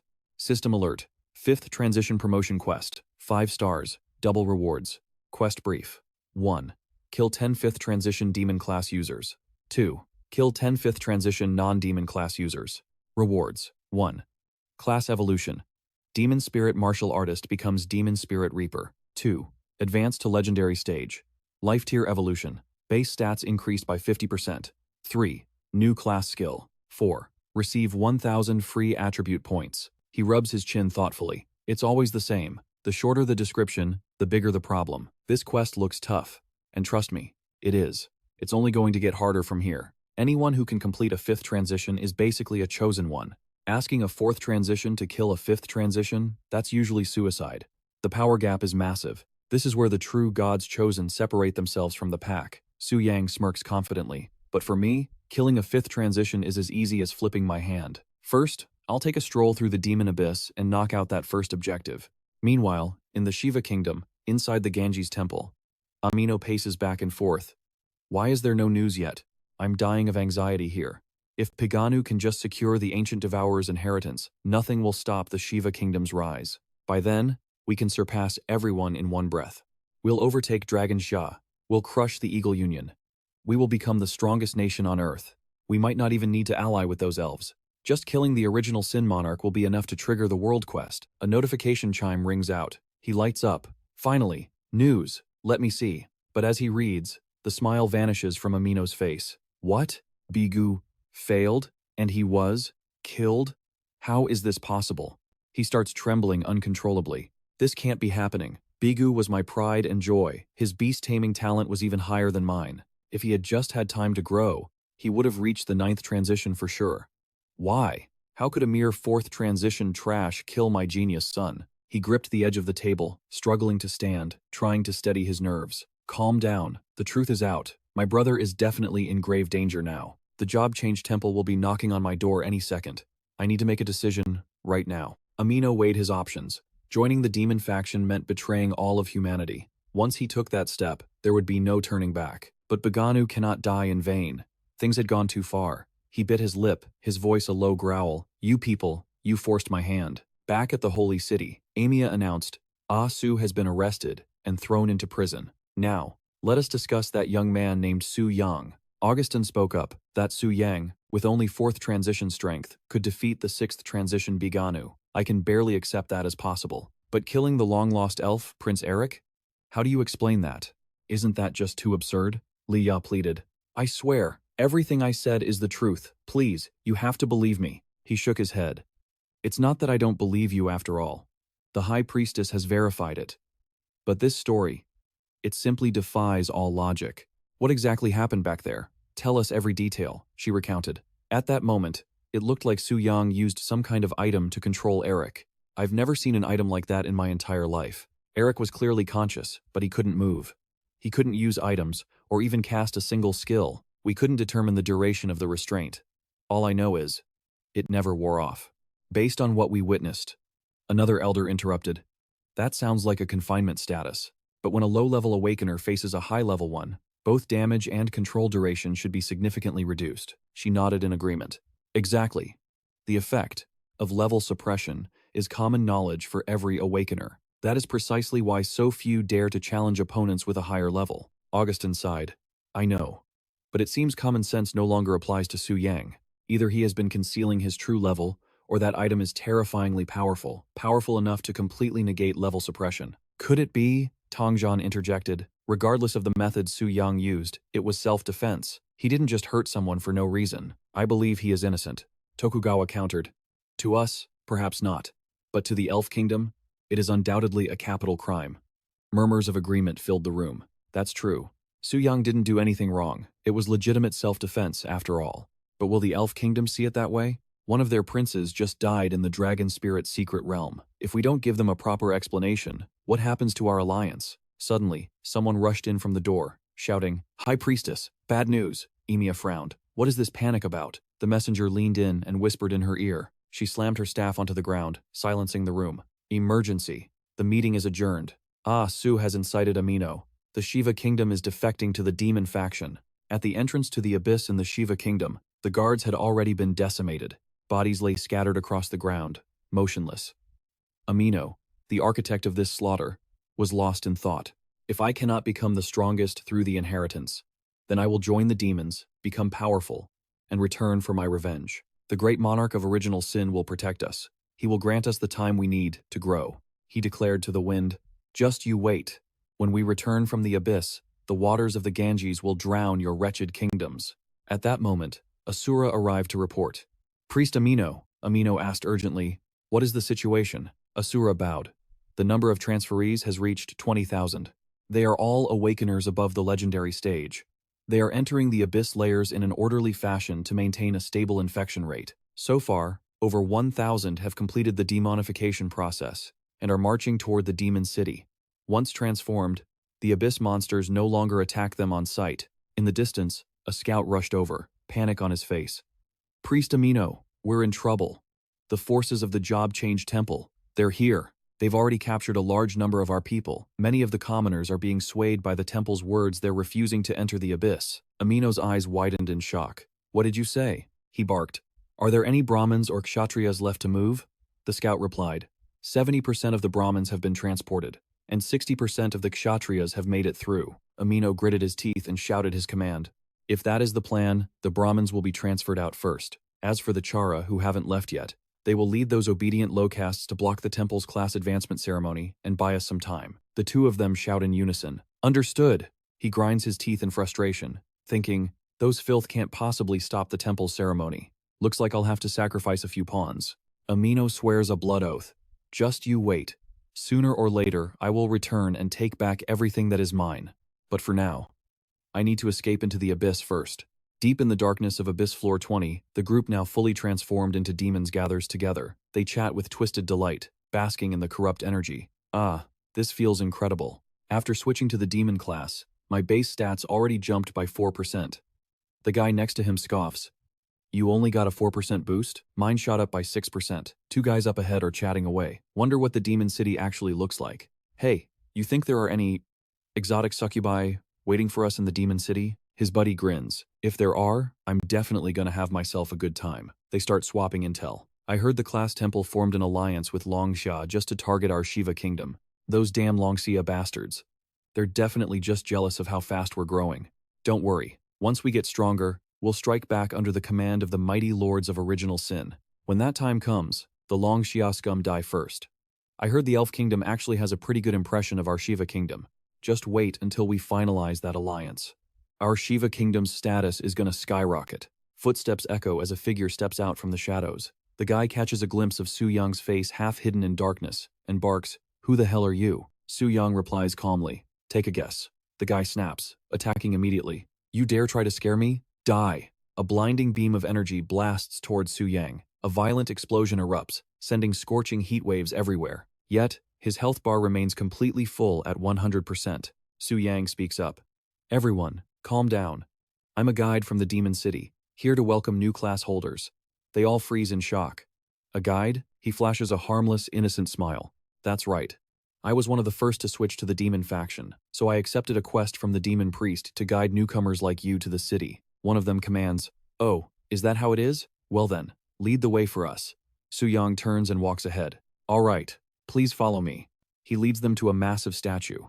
This is the Demon City. As the demon faction grows, more strongholds will be constructed around this area. Think of this place as the holy city of the class temple back in the real world. This demon statue is currently the only respawn point for demon class holders. If you die, you'll revive right here. The guy nods, impressed. Not bad. Not bad at all. This abyss demon stuff is way more interesting than I thought. Staring at Su Yang's back, he asks, "Hey kid, where are you from? Sakura, Goryeo, or Longxia?" He turns around. "Me? I'm from Longxia." The two behind him chime in. "Oh, so it's a friend from Longxia. Pleasure to meet you. By the way, are there any rules in the Demon City similar to the real world? Like, players can't attack each other, for example?" Su Yang pretends to think it over. "There is. If you attack each other inside the Demon City, you'll be punished by the High Demon Priest. I heard the penalty is absolutely terrifying." The guy looks worried. "What about outside the city limits? There aren't any restrictions like that out here in the Abyss, right?" He smiles, confirming it. "Exactly. There are no restrictions in the Abyss. Out here, the strong devour the weak." A sudden, crushing pressure freezes the group. One of them stammers, "What are you doing?" Su Yang calmly wipes his blade, just preparing to slaughter some dogs. They freeze, cold sweat pouring down their faces. Slash. A blade flashes past, taking one guy's head clean off. The survivors scream in rage. "You little punk, you played us? Kill him." Su Yang lets his actions speak for him. His sword glows with blinding light as he smiles, satisfied that everything is going exactly according to plan. Only one remains. He stammers, trying to threaten him. "You. Are you crazy? Aren't you afraid of the High Demon Priest's punishment?" Su Yang replies, "Attacking inside the Demon City is definitely a death sentence. Even the High Demon Priest has to strictly follow the rules." He raises his sword high, "But out here, I am the rules." He slashes down, blood spraying everywhere. The survivors scramble to escape. "Hurry, run, we have to report this to Lord Amino." Su Yang hovers in the air, looking down on them. "Since you're already here, you might as well stay forever." Terrified screams echo through the air. The system updates. Current quest progress. Kill 5 Tier 5 Demon Faction players. Kill non-demon class players. 0. Su Yang knows the Shiva Kingdom's numbers are enough to complete his advancement quest. Time to keep hunting. I need to finish this Tier 5 advancement quest within a single day. A sinister purple flame ignites in Su Yang's hand, and he casually tosses it behind him. The fire roars to life as Su Yang walks away. Keep hunting. I have to finish the Tier 5 advancement today. As the flames eventually die down, Livia steps into the clearing. She thinks to herself, the proxy, chosen by the monarch. He's not simple at all. He's only Tier 4, yet he managed to kill a Tier 6. But why did His Majesty choose him? Could he be the key to helping His Majesty awaken faster? But can a weakling like him actually pull this off? Amidst a jagged wasteland of sharp rocks and gloomy air, corpses littered the ground. The system chimed. 5th class advancement quest. Kill 10 5th class demon faction professionals. Complete. Su Yang sheathed his sword. Next step. Kill 10 5th class professionals from the non-demon faction. He pulled up the system interface, calculating silently. There should still be plenty of unconverted Brahmin nobles lingering in the shallow layers of the abyss. When they die, they'll respawn at the class change temple in the Shiva kingdom. If they run their mouths and spread rumors about me, it's going to be a huge headache. If I want to finish this quest cleanly, I'll have to camp their corpses. Sensing a presence, Su Yang whipped around. Livia, you're there, aren't you? She stepped out, shocked. He actually sensed me? Not bad skills. He smiled, noticing Livia's slightly softened attitude. What brings you here? Su Yang pointed his sword directly at her. As the representative, I order you, command the demon-class professionals in Demon City to descend to the shallow abyss. Their target? Kill 10 unconverted 5th-class Brahmin nobles. As the representative, I order you, command the demon-class professionals in Demon City to descend to the shallow abyss. Their target? Kill 10 unconverted 5th-class Brahmin nobles. The tip of his blade hovered just 1 centimeter from Livia's forehead. Terrified, she stammered, Livia obeys. But inside, she fumed. You're just a weak representative. How dare you order me around? But this is technically an order from the Lord. I'll listen to him just this once. Meanwhile, the demon professionals checked their notifications, buzzing with excitement. Look, a new quest. Seems our boss doesn't like those Brahmin newcomers much, huh? Let's go, boys. Time to teach those newbies a lesson. A demon chased down a terrified recruit. The man screamed, What are you doing? Didn't we already join the demon faction? The demon sneered. So sorry about that. But could you please just die for us? Across the temple roof, pillars of light shot into the sky. The respawn players raged at each other. Those demons are insane. Now we have to break through the class change temple's defense line just to get back into the abyss. It's definitely heavily guarded. How are we supposed to get through? A cunning noble smirked, proposing, Why don't we just use some sudras as human shields? Others chimed in immediately. Great idea. The temple guards won't dare slaughter innocent hostages. Those lowborns are just consumables anyway. They should feel honored to serve as sacrifices for our return to the abyss. Before they could finish, countless sword slashes cut through the air. Heads detached from bodies, blood spraying in fountains. Su Yang stepped from the shadows. Originally, I felt a little guilty. But now, killing you lot feels like a public service. He glanced at the distant respawn pillars. All right, time to repeat the process, like an assembly line. 1 hour later. The system chimed. 5th class advancement quest. Kill 10 5th class demon faction professionals. 10 out of 10. Kill 10 5th class non-demon faction professionals. 10 out of 10. Surrounded by corpses, he exhaled. Finally done. Su Yang scanned the panel. Advancement quest complete. Hidden class quest. Unlocked. Hidden quest. The 3rd verse. Song of Darkness. Quest description. Following the blood blessing ritual, a potent power offers a deadly temptation. Those who chase power will fall into the dark abyss in their pursuit of even greater strength. Objective 1. Reach the 60th floor of the abyss and solo kill the elite boss. Primal Demon. Abyss Roar. Objective 2. Retrieve the boss's essence core, containing a fragment of the Sin King of Wrath's power. Bring it to the demon statue to complete the fusion. He cheered, Jackpot. Finally, another hidden quest. Su Yang compared it to his previous hidden class quest. Last time, the requirement was the essence blood of the Rock Abyss Earth Dragon, which I swapped for Black Dragon blood. This time, it requires the power of Wrath. So, if I use the pure, primordial dark power of the original Sin Monarch for the fusion instead, just how game-breaking will the result be? Su Yang headed for the gate. Let's go. First, I need to pay a visit to this Abyss Roar. Behind him, the figures of the other players faded away. The scene shifted to a gloomy swamp dominated by a massive dragon skeleton. The black dragon descended. A demon spotted it and panicked. A giant dragon! That's bad news, run! The black dragon ignored them, tearing forward at breakneck speed. System notification. Elite grade. Boss. Primal Demon. Abyss Roar. Level 150. It sat looming in the distance. The primal demon looked down in surprise. Who are you? You dare challenge me alone? Su Yang hefts the dragonbone sword, stepping down. Skip the intro cutscene. I'm in a rush. Just come at me. The creature feels insulted. You know not your limits. You will pay for your ignorance and arrogance. A beam of sword light shoots upward. 5 minutes later, the primal demon collapses to the ground. Impossible. How could I lose? He speaks calmly. Compared to the silver dragon, you can tank damage a lot better. But that's all you've got. Su Yang approaches with his sword. Let's end this. Desperate, the creature unleashes a suicide attack. Die. The primal demon laughs triumphantly. Didn't expect that, did you? I saved my trump card for last. This is a true damage attack. It ignores defense. You're dead for sure. But as the smoke clears, Su Yang's silhouette emerges. Are you done being loud? The monster is shocked he survived the hit. His health points are still at 98%. He asks, "Don't you know the rule? If there's smoke, there's no damage. 98% HP. The primal demon bursts into tears. Damn it, who's the boss here? Me or you?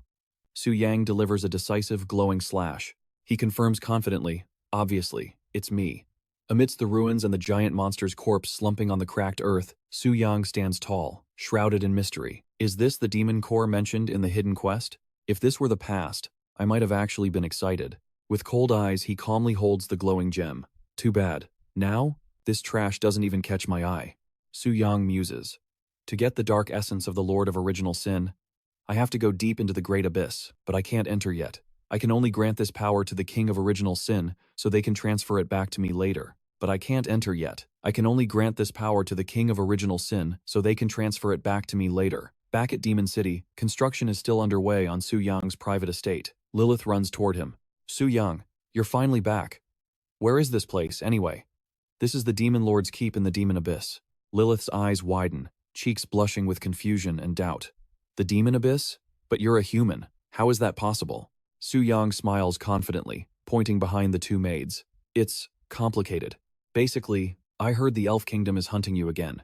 So, I decided to move you somewhere new. Don't worry, with me here, you're safe. They will handle your daily needs. Just tell them whatever you want. After a moment of internal struggle, she drops her hands and leans back against the chair, gazing at the floor. Fine. Since it's you, I trust you. In the quiet room, Lilith gently grips the hem of Su Yang's shirt. But sometimes I wonder, Su Yang, are you actually human? Everything you do is just too unbelievable. Her face turns bright red. Lilith bows her head to hide her embarrassment. I didn't mean anything by it. Human or demon, I don't care. Seeing Lilith's cuteness and anxiety, Su Yang smiles gently and places his hand on her head, patting it softly. Silly girl. Of course I'm human. I just have to do some things that non-humans usually do. Scene shifts to the Elf Royal Court. Knight Commander, didn't you go to the human realm to escort Prince Eric?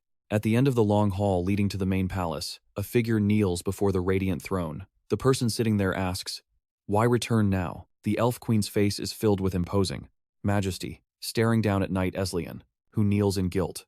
Sweat pours down his face, his body trembling uncontrollably. Your Majesty, Prince Eric. He could not return from the secret realm.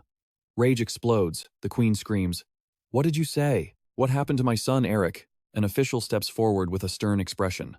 Commander, you better explain clearly. And what about Lord Alan? Eslian prostrates on the ground, recalling a terrifying figure with purple wings.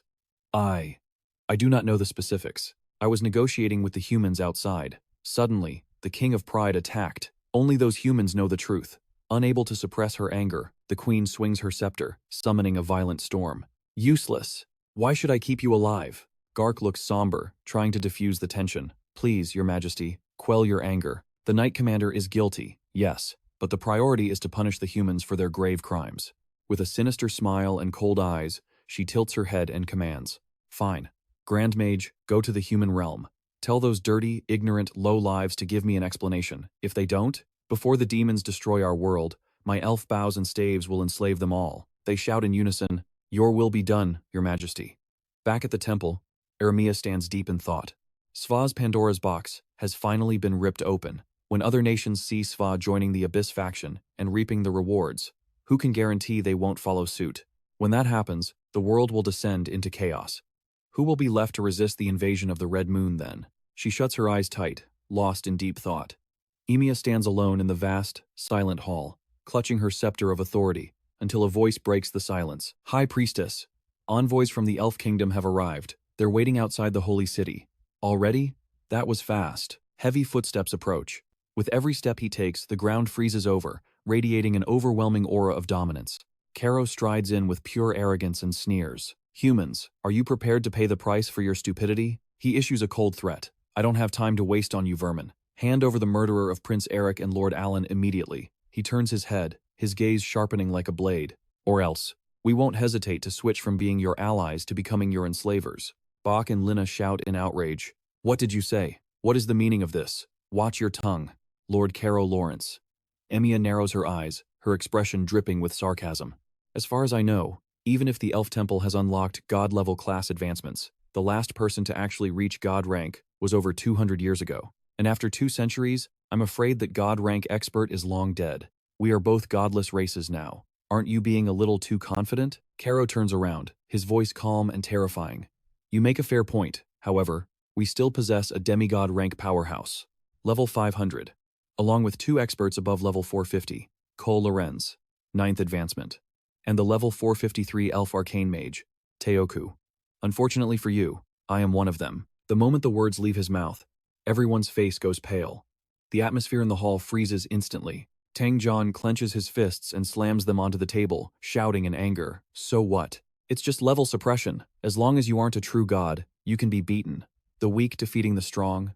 My dragon Shah has created countless miracles like that throughout history. If you don't want to ally with us to fight the abyss demons and want to invade the human realm instead, then go ahead and try it. Hearing this, Caro just chuckles, his face twisted in pure contempt. He narrows his eyes, his gaze sharp and dangerous. If it were merely a level gap, perhaps you could create a miracle. But what if I told you we possess 2 divine artifacts, and they are fully equipped?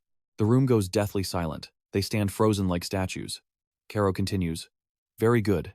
It seems you know your place after all. Caro continues his calculated negotiation. I heard from Knight Tashi that the kingdom of Sva has shown much more sincerity. Which one of you represents Sva? Emiya maintains her composure, analyzing the situation calmly. Sva is no longer part of the human realm.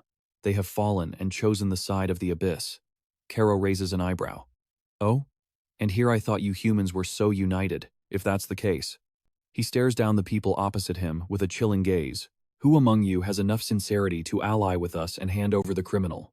In the tense silence, Tokugawa suddenly speaks up, bowing subserviently. Honorable Lord Caro, I know who the culprit is. It is Su Yang of Dragon Xia. Hearing this, Tangjian shoots up from his seat, grinding his teeth and glaring furiously at him. Tokugawa, you dare? But Tokugawa ignores him and continues his explanation. He is the representative of Dragon Xia and the highest-ranked person here.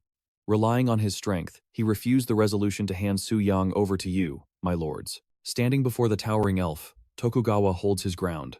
Caro commands, speak. I'm listening. I cannot reveal Su Yang's location. Feeling insulted by this stubbornness, Caro channels his magical power and roars, do you want to die? Tangjian turns his head, his eyes burning with determination, and challenges him directly. You can try and see what happens. Caro suddenly realizes something and spins around. He thinks to himself, damn it. I heard there were survivors from the secret realm. It's them. Tokugawa points a finger straight at the others with a triumphant look. Ask them. They know all about Su Yang's crimes. Hearing these baseless accusations, CZ freezes in the middle of the hall, facing the looming shadow of that traitor, Lord Tokugawa. Lord Augustin clenches his fist on the table, his eyes casting downward in deep thought. Caro stands tall and declares clearly, since no one knows where Su Yang is, I will take these 2 who entered the secret realm back for interrogation. That won't be a problem, will it? Shizi glances at High Priestess Emiya, her eyes flickering with worry and hesitation. Once we are taken to the Elf Kingdom, anything could happen. Su Yang. What should I do? Right at that moment, directly above the sanctuary, a spatial gate bursts open amidst a swirling vortex of mystical dark purple energy. Livia slowly reveals herself. Her voice drips with sarcasm as she declares, so, this is the so-called holy city of the human realm, standing all high and mighty amidst the vast void? Humph. One moment killing, the next saving. That grand enforcer really knows how to jerk people around. Su Yang sits back in his chair, watching the entire scene unfold with his own eyes. Not long ago, he spoke with a cold indifference. So, the Elf Queen actually wants to enslave humanity? That is truly laughable. Su Yang stands with his back turned, radiating confidence. As the ruler of the Abyss, how could he possibly let something like that slide? Sitting majestically on his throne, he issues a command to Livia, who stands loyally at his side. Livia, teach that arrogant fool a lesson, and bring those 2 girls back here. Understood.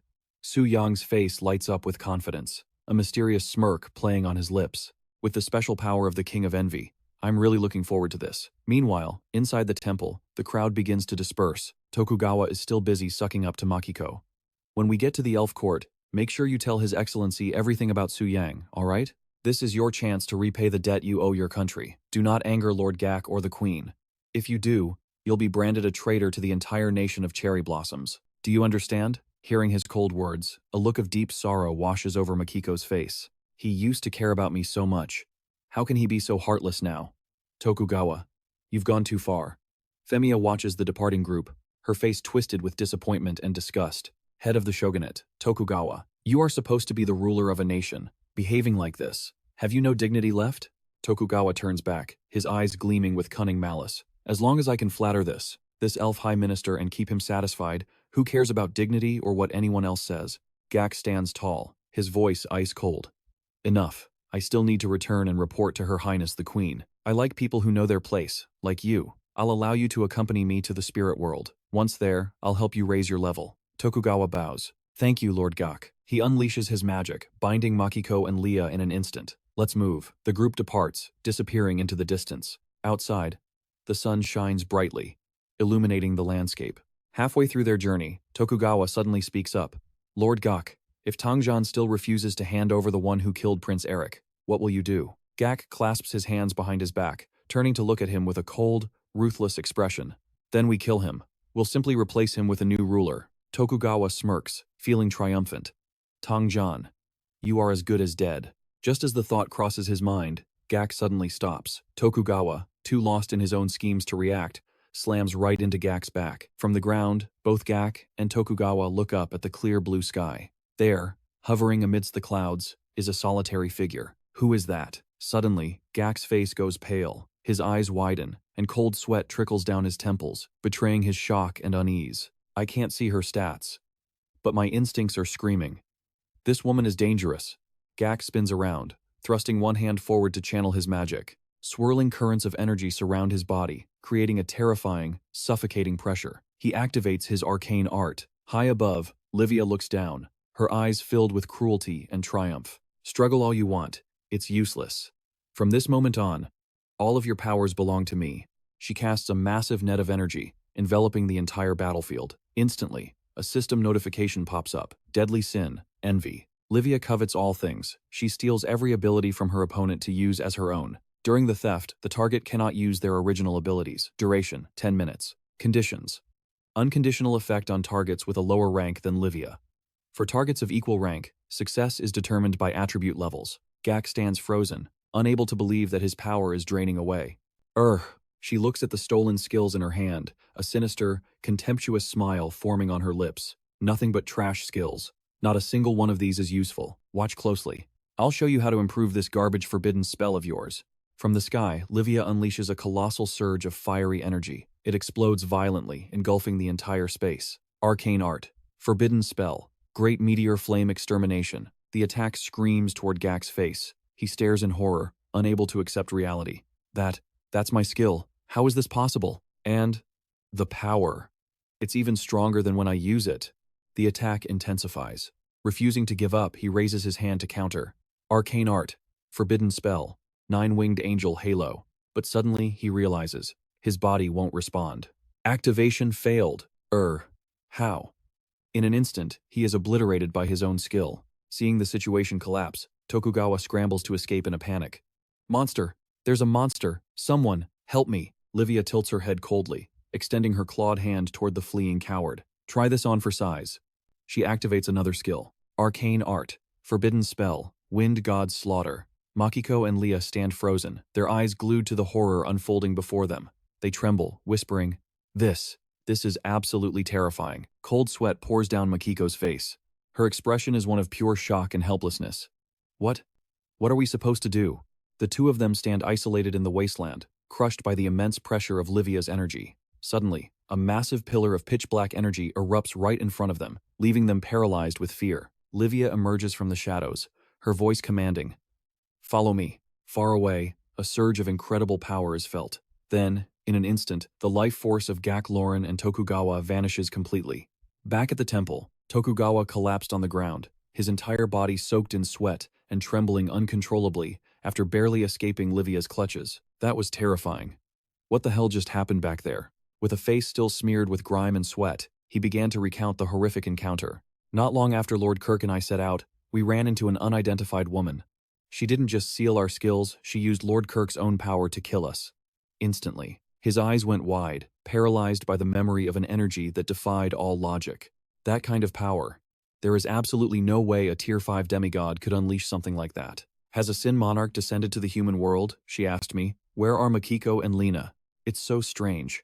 Why couldn't I see them? Lord Kirk and I were insta-killed on the spot. There's no way those girls could have survived. Emiya fell into deep thought, piecing together events from the past, her sharp gaze fixed on the distance. Wait a minute. The last time Makiko and Lena were outside the Dragon Soul realm, Seda didn't kill them either. Back then, we assumed it was his doing, thinking it was a plot to frame Longxia for colluding with the Abyss. But he is currently sealed in the Holy City prison, and now, once again, the Sin Monarch didn't kill them? Panic was written all over her face, beads of sweat forming on her forehead. Tokugawa asked, his voice wavering, "Are you suggesting?" Suddenly, the image of Su Yang flashed in everyone's mind. It could only be him. Su Yang is at the center of everything. Did the Sin Monarch act on his orders? Livia watched Makiko and Lena from behind, her expression thoughtful and perplexed. I really can't figure out what the Lord's representative is thinking. Why did he bring all these women here? Finally, they stood before the gates of the Devil City. Spiky towers pierced the sky, looming over them. Is this the Demon City? Why did she bring us here? What does she want? Suddenly, the massive doors creaked open, and a calm voice echoed out, soothing their nerves. No need to be so tense. From the shadows of the open gate, Su Yang walked out casually to welcome them. Long time no see. Facing their shock, he offered a gentle smile and a polite greeting.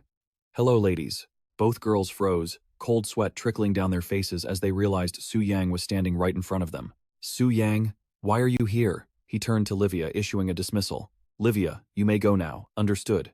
Standing between them, he spoke calmly. As for why I'm here, I can't explain that to you just yet. But I can promise you one thing, you are completely safe here. Makiko was still reeling, staring at Su Yang as if she couldn't believe her eyes. Su Yang, you. He turned back, unfazed. Is something wrong? Makiko lowered her head, her eyes filled with sadness and confusion, not knowing where to begin. No, it's nothing. Inside, her mind was racing with wild theories. This is the Devil City, deep in the Abyss, the headquarters of the demon race. They are the sworn enemies of humanity. If Su Yang is here, does that mean he's one of them? Is he a demon? Makiko stood there in stunned silence. Suddenly, Su Yang called out her name, breaking the heavy atmosphere. Miss Makiko. Su Yang smiled cryptically. The reason I saved you from that elf was because you chose to trust me back then. You even said that you could tell from my eyes that I was a good person. His expression suddenly turned serious, his eyes narrowing in thought. Behind him, the massive ancient castle loomed, its sharp spires piercing the gray sky, radiating loneliness and crushing pressure. What about now? Standing here in this place, do you still think I'm a good person? The air instantly went deadly silent. The girls looked anxious, stunned, stammering for words. Makiko bit her lip tightly, her heart pounding with tension and internal conflict.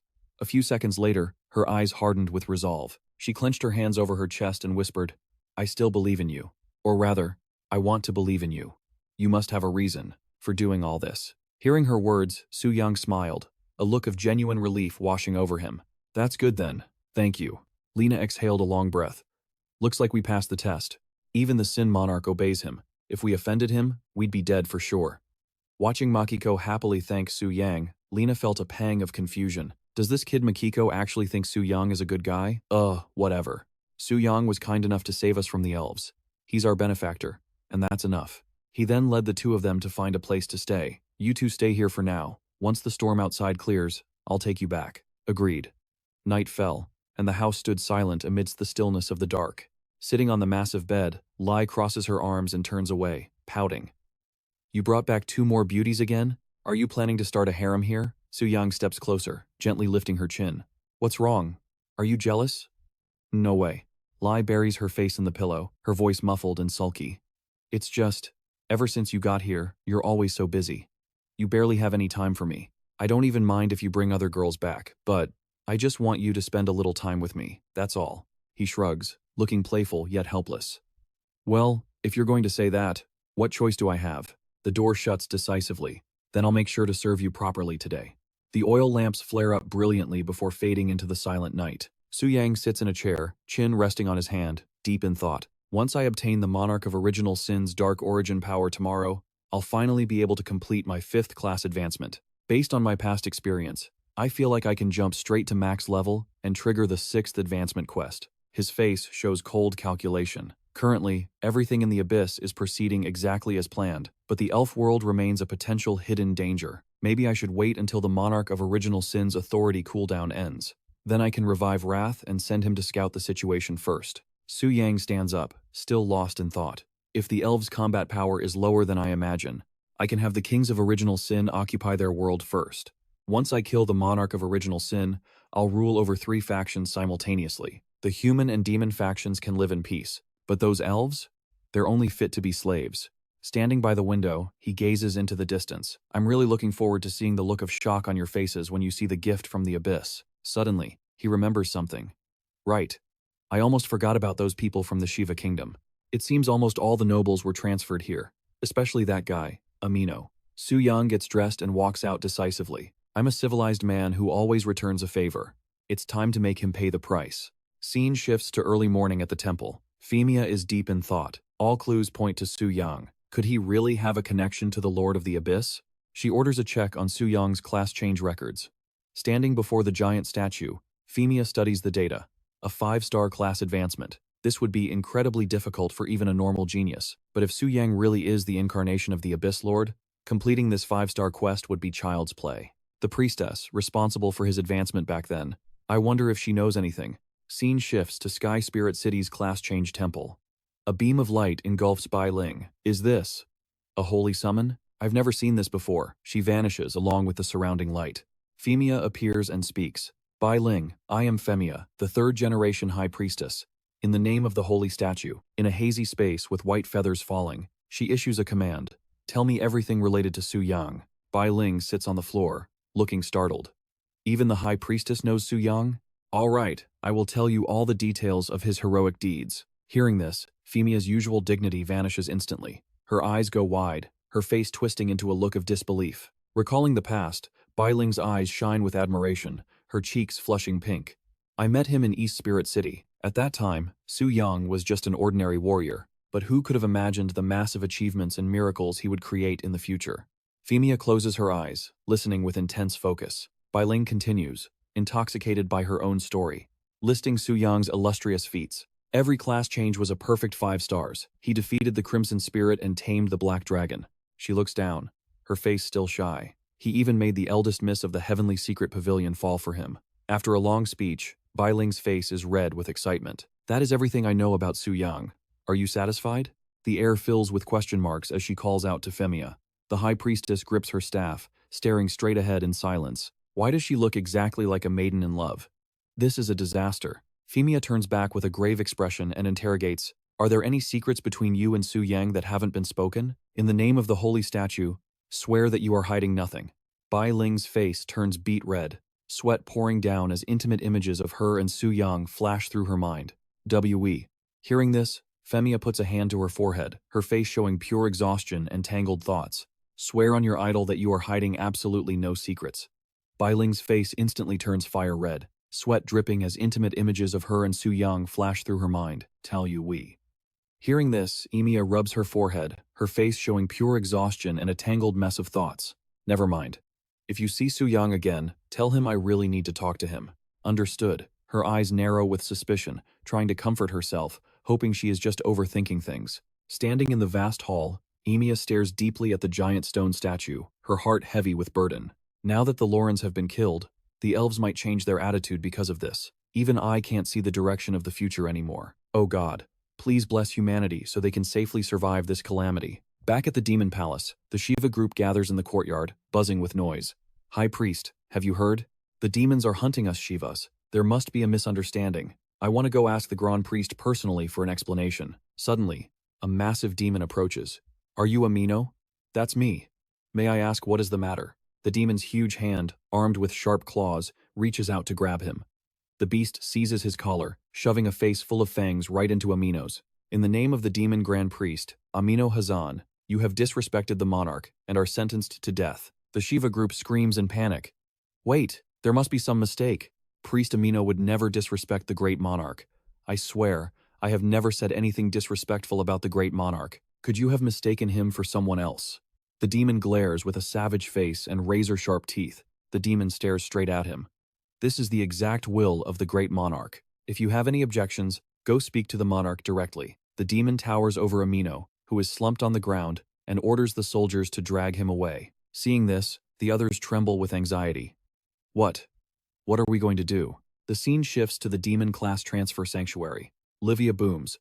Bring the one who disrespected the monarch up here. He is surrounded by giant demons. Amino continues begging in vain. I really didn't do it. Please believe me. I hate those damn humans the most. Please give us a chance. We will become the bravest demon warriors. Before he can finish, a demon slams him hard against the ground. The demon kneels on one knee, pressing Amino's head firmly into the floor. Lady Livia, the blasphemer Amino has been brought. Livia stands tall and proud, looking down at the trembling man at her feet with cold, contemptuous eyes. An ant like this dared to disrespect his majesty? Great high priest, I swear on my life I did nothing to blaspheme the monarch. She squints, eyes filled with murderous intent, her voice low and threatening. Do you think you are worthy to speak to me? Livia waves her hand, blasting Amino into the air. He smashes into the corner of the wall before finally stopping. Su Yang steps out from behind the throne. You must be very confused why you were sentenced to death for blasphemy, aren't you? Lift your head, and you will know the answer. His pale face reveals shock mixed with terror, sweat pouring down as he struggles to prop himself up to look. Amino's eyes widen in disbelief. Su Yang? Why is it you? How can this be? Su Yang stands calmly and introduces himself. Is this the first time we have officially met? Let me introduce myself. I am Su Yang from Longxia. My current identity is the agent of the Abyss Lord, the monarch of original sin. You can understand it as the Crown Prince of the Abyss. He grips Amino's chin tightly, forcing him to face his cold, piercing gaze directly. You and your brother Ada once planned to kill everyone in the Spirit Dragon's secret realm, didn't you, including me? Su Yang squats down to eye level with Amino, who is flattened on the floor, dropping a comment full of sarcasm. After the plan was exposed, your entire nation defected to the demon side. Truly a brilliant maneuver. Amino's face is filled with absolute horror, his pupils dilated in disbelief. How do you know these secrets? Have you been watching me this whole time? He turns around, continuing coldly. When you plot against others, did you ever think that one day you would face retribution? You should go meet your son first. Ada will be following you down to hell very quickly. His eyes fill with panic and fear. Then Amino turns furious, determined to launch a fatal strike at Su Yang. You are the devil. I'll take you down with me. 10,000 poison snakes. Facing the barrage, Livia unleashes a powerful backhand, cutting through the insolence. Daring to assassinate His Majesty's agent? Crime upon crime. This skill of yours is quite suitable for torture, so you can take your time enjoying it. Just like that, his screams echo endlessly as the snakes open their mouths, ready to swallow him whole. Moments later, Amino's body is utterly consumed, tormented by the gnawing snakes until nothing remains. Call it karma. You reap what you sow. Alright, that's enough. Drag him out and give him a quick death. Understood. Su Yang issues a cold command. The new batch of demon-class professionals from the Shiva Kingdom are to be branded as a lower caste. They will serve as slaves, obeying her every whim. Standing amidst the grandeur of the Great Hall, he falls into deep thought. The Shiva Kingdom has been dealt with. Now, it is time to turn his attention to the Spirit Kingdom. His eyes sharpen with suppressed rage as he glares into the distance. And then there is that clown, Tokugawa, still prancing around like a fool. Every single one of you will pay. Meanwhile, at the Spirit Royal Court, a soldier cries out in relief. Lord Garth has returned. He clutches his grievous wounds, gritting his teeth. That damned woman. Just who is she? How can she possess such overwhelming power? That level of strength. It is definitely not something a powerhouse from the human world could ever achieve. Thinking back on her appearance and her aura, could she be a demon from the abyss? Garth steps inside, muttering to himself. How am I going to explain this to the queen? She is going to fly into a rage. Beneath the canopy of a colossal tree sits a throne. The queen rests her chin on her hand, smirking. Grand Arcanist, so you have finally returned. Where is the murderer who killed Prince Eric? Garth instantly drops to his knees, pressing his forehead to the floor.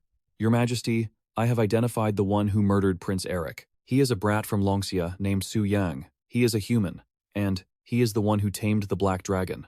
The nearby elves gasp in shock. Someone actually tamed a black dragon? How is that even possible? Another mutters. A black dragon is an omen of disaster. It must be destroyed. How will Her Majesty handle this? The queen's hand crushes the armrest of her throne into dust. She struggles to suppress her fury.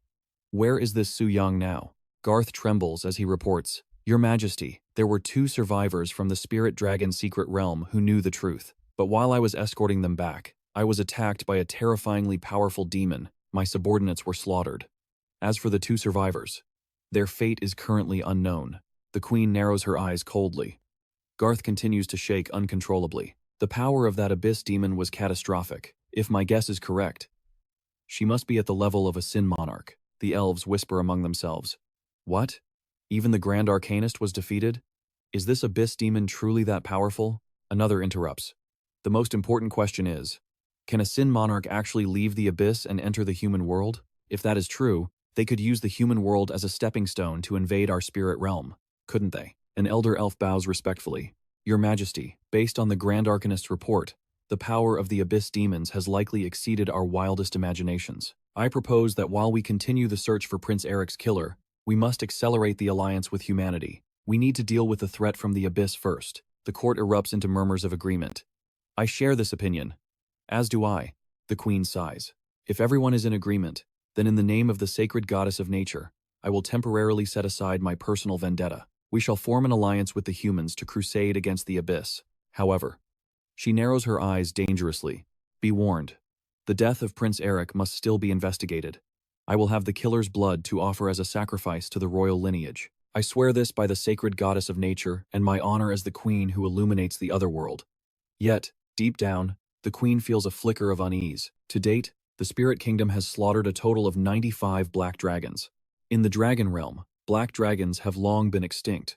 But never before has there been a black dragon possessing the bloodline of the ancient devourer. She smiles smugly, thinking of the human who tamed the black dragon. It cannot be a mere coincidence that he obtained the bloodline of the ancient devourer so easily. The scene shifts to Su Yang. His voice drips with satisfaction. Reconnecting feels incredible, regaining the power I lost for so long. I never expected it to put me in such a good mood. Just you wait. It won't be long now, until I become just as powerful. But ultimately, all power must belong to me alone. Otherwise, it is nothing but an illusion. Just wait. Soon, I will possess that kind of strength. A glowing orb manifests in his hand. With the appearance of Sita and Livia, both the humans and the elves will be on high alert. For the foreseeable future, neither side will dare to act rashly. This creates the perfect window of opportunity for me to rapidly increase my own strength. With this artifact, I should be able to bypass the quest restrictions and turn it into a weapon that serves me. The system displays the semi-divine artifact's data. Armor of the Raging King. Equipment restrictions. Restricted. Special achievement. Destroyer. Killed 100,000 diamond rank demons, 1,000 star rank demons, 100 moon rank demons, and 10 sun rank demons. Health plus 200,000. Strength plus 5,000. Physical resistance plus 5,000. Stamina plus 35%. Passive trait. Lust for destruction. In battle, for every 1,000 enemies eliminated, consecutive hits will boost all attributes by 1%, lasting until the battle ends. Active skill. Extreme Rage. When rage breaks the limit, the destroyer gains a 200% attribute boost. Duration. 10 minutes. Su Yang calculated silently. 100,000 diamond tier demons, 1,000 star tier, 100 moon tier, and 10 sun tier demons. That is no small number. Even for a demigod tier professional, hunting them down personally would drain an immense amount of time and energy. He raised his hand. However, with the power of the monarch of original sin, a mere blink is all it takes. Su Yang clenched his fist. Authority of the all-knowing monarch. The demons outside the castle looked up in ecstasy at his projection in the sky. It is the supreme monarch. The supreme monarch is watching over us. Su Yang tightened his grip. Now, sacrifice your lives for my sake. System alert. You have slain a level 143 star tier prime demon. Experience plus 1.92 million. You have slain a level 178 moon tier prime demon. Experience plus 18.32 million. You have slain a level 232 sun tier prime demon. Total experience gained 110 million. Total experience received is 5.3 billion. After deducting 40%, the current accumulated experience reserve is 13.28 billion. He looked incredibly satisfied. Now this is what you call efficiency. It feels absolutely exhilarating. Divine weapon. Perfect release. Ancient green runes wove together in the air. Su Yang sighed in admiration. Perfection. He issued a command. Sita, come to me. She bowed her head reverently. Monarch, I await your orders. He handed her a sphere of pitch-black magic. Deliver this to my agent. Sita replied. As you command. Su Yang narrowed his eyes, observing her. Sita, what is your impression of my agent? Sita kept her head low. The agent was chosen by your majesty. Your majesty's will is not something we have the right to judge. Su Yang thought to himself. Still the same as always. She dares not show even a hint of ego in front of me. Her attitude toward me versus others is truly night and day. At that moment, Livia's voice rang out. My monarch. I have an urgent matter to report. Please grant this subordinate an audience. He looked surprised. You said, resist the Red Moon invasion? Livia stepped inside. Yes, my liege. This information came so suddenly, even I was momentarily confused. Your Majesty, what exactly is this Red Moon? Su Yang looked at them in silence, his mind racing. It seems the Abyss demons have never faced a Red Moon invasion before. Otherwise, there is no way Sita and Livia would be completely ignorant of it. However, if the Divine Temple's class transfer system already has a complete defense mechanism against the Red Moon, then I can just copy it directly over here. He spoke up. The so-called Red Moon is actually... Suddenly he froze. Wait, is the scene shifting to another location? A blazing red gate materialized, leaving the demons staring in shock. What is this blinding crimson light? The scene shifted to the mortal realm. Hundreds of people were fleeing in panic. It's the Red Moon. The Red Moon has appeared. Back in the abyss, a light flashed before Livia and Sita. Sita looked bewildered. What is happening? A gate materialized right before their eyes. It was a portal burning with crimson fire. The crimson gate slowly opened. A demon stepped out. Crimson Withered Spirit, the Whisperer of Chaos, level 100. Sita raised her hand with a look of utter contempt. Filthy insect. She launched a magic strike. However, the attack passed harmlessly right through the demon's body. Sita gasped in shock. What? Livia shouted angrily. What the hell are you doing? You can't even handle a piece of trash like this. Move aside. Let me. She raised her hand, firing dozens of lightning beams at the demon. But immediately, Livia froze in disbelief. My attack was nullified? No. This guy isn't on the same plane of existence as us. There was absolutely no sensation of impact. Su Yang observed silently. Even the attacks of a god-tier boss have no effect. It seems the legend that the Crimson Withered Spirit can only be defeated by a hero is not a lie. But how do you deal with a hero possessed by a demon king? He extended his hand. A mass of red magic began to manifest. Power of darkness. The demon suddenly froze, then was violently sucked back into the blazing red gate. Sita exclaimed in awe, My king! As the light was swallowed by the gate, it suddenly detonated. Amidst the flashing rays, a giant eye began to emerge from the portal, the Crimson Eye. Su Yang faced it with absolute calm. Come on then. I am no longer the man I was back then. He suddenly realized he was standing in a dimension of blood-red light. Beneath his feet lay piles of bleached bones. Is this the world inside the gate? Or is this some kind of mental illusion? Su Yang immediately went on high alert, staring at the eye. This terrifying, oppressive power. It actually makes me, the king of the abyss, feel a twinge of tension. The eye suddenly flared, bathing the area in crimson light. Su Yang's knees buckled. He slammed his fist into the ground, furious. You think you can suppress me? He unleashed a blast of magic. It is nothing but a petty mental illusion. Break for me. The illusion shatters into a million pieces. Su Yang thinks to himself, it's finally over. This harvest. It exceeded all expectations. Who would have thought? There's an existence in this world even more terrifying than a monarch of original sin. Is this why the Class Change Temple is so terrified of the Crimson Moon? That door? That endless abyss? What kind of world lies waiting on the other side? Sita's voice trembles with panic. My king! Your soul just fluctuated violently. Even Livia is terrified. My lord. Have you been corrupted by the Crimson Power? Su Yang replies coldly. It's nothing. Keep moving forward. It's time I educated you all on the truth of the Crimson Moon. Eerie green flames flicker from the surrounding torches. Moments later, Sita rubs her chin, processing the data. Crimson Moon invasion. Crimson spirits. Red Moon cores. Livia clutches her face in shock. The sheer volume of information. It's too much. I can't process it all at once. Su Yang cuts in. Stop overthinking. Practical experience is the best teacher. I used my power to scan the entire abyss. That crimson energy. It's actually piercing through the abyss's eternal darkness, which means any demon class user who has completed their perfect class change can now trigger the Crimson Moon invasion event. Livia asks, My lord, what are you suggesting? Su Yang commands, Livia, you are the high priestess of the demons. You're the one who spreads the lore of the Red Moon. When those crimson gates open, slaughter every heretic that crawls out. Bring me their Crimson Moon cores. Anyone who offers 1,000 cores will be granted a sliver of my origin power. She bows deeply. I obey your command, my king. Internally, Su Yang realizes, this world is far vaster than I thought. It exceeds all my imagination. Becoming the true lord of original sin. That's not the finish line. One day, I will surpass even that crimson existence. I will uncover the ultimate mystery of this world. Elsewhere, Emiya paces back and forth, her face etched with anxiety. It hasn't even been half a month since the last Red Moon. And it's back already? World-class abyss bosses, the spirit world chaos. It's all happening at once. She drops to her knees before a colossal statue, clasping her hands in prayer. "O Lord, please tell your devout servants. When will the true Savior appear? When will he lead us out of this hopeless future?" Su Yang opens the door. "I'm home." Lilith rushes forward and buries herself in his arms, her body trembling. I had a nightmare. I saw a crimson moon. It opened a giant, bloody mouth and tried to swallow you whole. I was so scared. Su Yang gently strokes her hair. "Do you have so little faith in me? Why didn't you dream about me shattering that red moon instead?"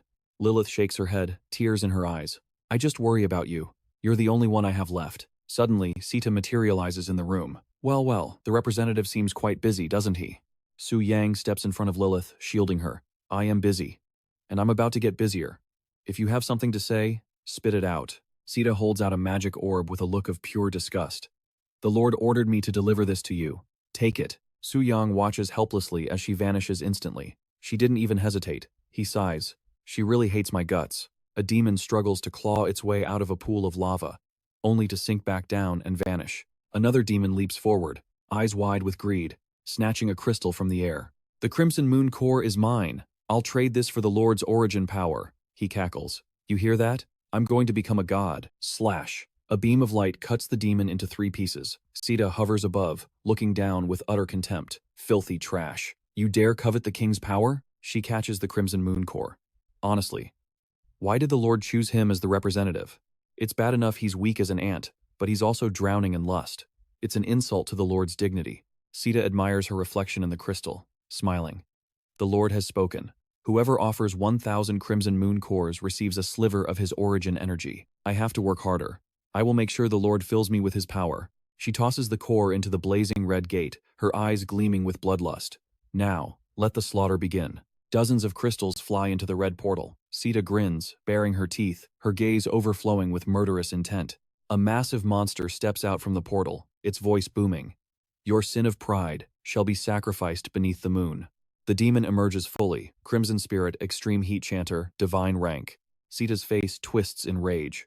"You spout nonsense, heretic. You dare judge an original sin? Before my pride, you are nothing but dust." A pitch-black arrow materializes in her hand. She launches it skyward. The arrow tears through the wind and pierces the demon's chest, but he just pulls it out, calm as a millpond. Such hollow pride. It's not even worth mentioning. The demon crushes the arrow in his grip, shattering it.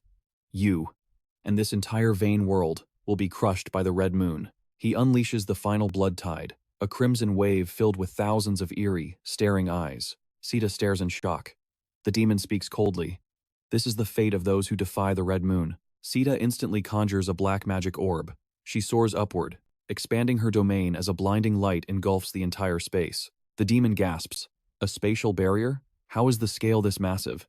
Sita sneers. "You self-righteous insect. Now, taste true horror." A magical blast strikes down, slicing through the demon's body. The sin of pride.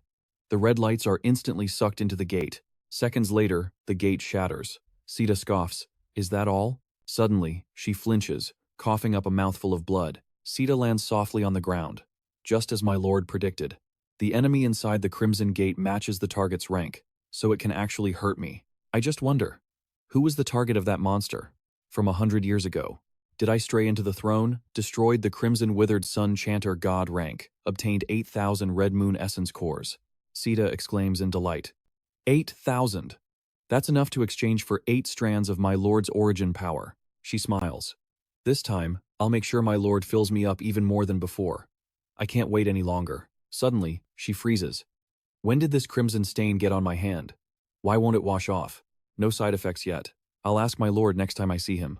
Scene shifts to Su Yang, holding up a red orb. Alright, proceeding with the class change quest completion. A red circle instantly surrounds him. System, checking quest status. Quest complete. Reward 1. Class promotion to Mystic Spirit Reaper. Passive skill efficiency increased by 150%. New passive. Endless Harvest. Killing targets grants harvest value. The higher the level gap, the more harvest value received. Consume harvest value to enter Reaper state. Increases Reaper stats by 20%. Warning. All attributes reduced by 80%. Mana consumption increased by 200%. Damage output consumes 1 point of harvest value per second. Promoted to legendary stage. Life tier breakthrough. Base attributes increased by 50%. Class skills updated. Added 1,000 free attribute points. Su Yang, levels up rapidly. I didn't realize I'd accumulated this much experience. Let's see. I can max out my level in one breath. System. Level cap raised to 150. Stored experience, 13.28 billion. Consuming 4.6 billion to level up from 100 to 150. Name, Su Yang. Race, human. Level, 150. Class, Mystic Spirit Reaper. Strength, 26,421. Speed, 13,644. Spirit, 14,766. Resistance and durability updated. Su Yang mutters, my spirit attribute has finally surpassed the requirements for the forbidden spellbook that Ojan gave me, but with my current power, a basic attack is enough to handle most enemies. System. Hidden quest. Song of Darkness completed. Confirming Dao integration. Fusion starting. A vortex of black magic instantly wraps around him. Su Yang stares at his hands in shock. The fusion is smoother than I expected. There's absolutely no pain, unlike the blood blessing ritual. Is it because I've connected with the original Sin Monarch so many times that my compatibility increased? Suddenly, he feels a terrifying burst of magical energy and malevolent aura. Scene shifts to Livia outside the castle. She gasps. This aura. Has the monarch descended? Hundreds of demons instantly drop to their knees in worship. Long live the king. An overwhelming pressure blankets the sky. Leah stares at the window, alert. Enemy attack? CZ replies. Not sure, but that pressure was insane. She looks toward the demon shrine. Leah frowns. Are the demons worshipping? Who on earth could make all these demons submit at once? Could the legendary original Sin Monarch have descended? Shizi looks anxiously at Leah, who is buckling to her knees. Sister, what's wrong? Quick, use your clairvoyance magic. Leah struggles. This can't be real. Let me check. Shizi gasps. Why is it? Him. Back in the tower, Su Yang stares at his hand. This is the ultimate power of darkness. System. Unlocked Mystic Spirit Reaper Fallen Form. Releasing darkness. Darkness fused. Power absorption active. Duration, 5 minutes. Currently integrating the original Sin Monarch's origin power. Powers include execution, deprivation, and the authority of the 7 deadly sins. He smiles with satisfaction. I was supposed to get this only after killing the original Sin Monarch, but I unlocked it early. 5 minutes is plenty to handle almost anything. Now this is a true reward for a perfect class change. Hidden missions really are satisfying. Sita's voice rang out from behind. Proxy, you certainly have some nerve. You are nothing but a proxy. How dare you impersonate the monarch's power and force the abyss to kneel? Don't forget, you are just a puppet. Su Yang turned his head, smiling faintly. A puppet, am I? It seems I need to adjust your perception a little. He quickly activated a newly acquired skill. Use your own bodies to feel this power. Magic orbs slammed into Livia and Sita. Instantly, both of them collapsed to the floor. Sita trembled, asking, I didn't expect you to dare abuse the monarch's power time and time again. Livia also ground her teeth in anger. We have to teach you a lesson. Suddenly, a pink light flew out from their bodies. Sita gasped in shock. My authority of pride. It's gone. Livia frowned deeply. My power too. How is this possible? Su Yang replied coldly. A proxy isn't just someone who executes the monarch's orders, but someone who wields the monarch's power. Do you understand now? Sita looked at him, thinking to herself, my soul is actually trembling. The presence I'm facing doesn't feel like a proxy, but the monarch himself. She quickly cut off the thought. No, that's impossible. If the monarch had truly descended, why would he care about a weak little elf maiden like that? Sita faced Su Yang and began to speak. I admit your strength, but a proxy is still just a proxy. We may obey your orders, but please mind your status. I will absolutely not tolerate any disrespect toward the monarch's value and dignity. Su Yang warned, remember this, whether you have authority or not, to me, you are still weak. Sita turned to leave, but glanced back at him one last time. I hope you are worthy of this power. Livia added, we will be watching you. Watching the two of them walk away, Su Yang chuckled softly. Oh Sita, my dear Sita, the more arrogant you are, the more entertained I become, he continued. After all, who could refuse a subordinate who is both beautiful and this loyal? Su Yang looked at the blue system screen. Dark Origin Fusion is currently enough to sustain the fallen state 4 times, 3 times left. With my 5th transfer body strength, absorbing 1 Dark Origin is already the limit. After the 6th transfer, I might be able to improve a step further. He smirked. Let's check the 5-star mission for the 6th transfer. The system displayed the 6th transfer mission. 5-star difficulty. Trial of the Abyss Lord. Floor 90 of the Abyss is the territory of Demon Lord Lovik. In the Abyss, the big fish eats the small fish. Only the strong can possess territory. Solo kill the moon rank boss, Demon Lord Lovik, to prove your capability. Su Yang laughed lightly. A 5th transfer soloing a moon rank boss? For anyone else, this mission would be impossible, but for me, I'm long used to it. He looked at the blue magic flickering on his left hand. I'm very curious. If I use the authority of gluttony to devour him, I wonder how much my attributes will grow. Might as well test out the power of the new authority. Scene shift to Abyss Floor 90. Su Yang, in black dragon form, flew rapidly. He landed before the stairs where a demon was grinning. According to the Abyss rules Lady Livia just enacted, the last 10 floors of every 100 floors are allocated for the development of demon nobles. Demon Lord Lovik. Level 195. Moon rank. Whose subordinate are you to dare break the rules? Aren't you afraid of Lady Livia's punishment? Su Yang walked coldly up the steps. Livia enacted this rule, planning to expand her faction after the demon city appears? Quite ambitious. The demon laughed loudly. Regardless of whose subordinate you are, the fundamental rule of the Abyss is survival of the fittest. The strong live, the weak die. Dozens of sharp spikes shot toward Su Yang. Instantly, he shifted into his half-demon state. Su Yang spoke coldly. Excellent. Then prepare yourself to die. System notification. Sin of pride. Those judged as weak cannot inflict damage on the user. Su Yang mocked. A weakling like you doesn't even have the right to challenge me. The demon stammered, collapsing onto the floor. You are the Grand Proxy? I was blind. Please, spare my life. Su Yang pointed his sword at him. I want to use you to test some new power I got recently. I speak, you act. Do not disobey. Lovik hurriedly replied. Yes, I will follow whatever you say. I will die before I refuse. Su Yang commanded. I've tested pride. Next, let's try greed. The system flashes a grave notification. Great sin, greed. Effect. To activate, you must sacrifice one of your own equipped items. In exchange, you seize an item of equal rank directly from your target. Bottomless greed. Insatiable hunger. It's like staring into an endless abyss that can never be filled. Su Yang looks at the demon trembling before him. Tell me, do you have any stellar rank gear on you? The demon stammers frantically.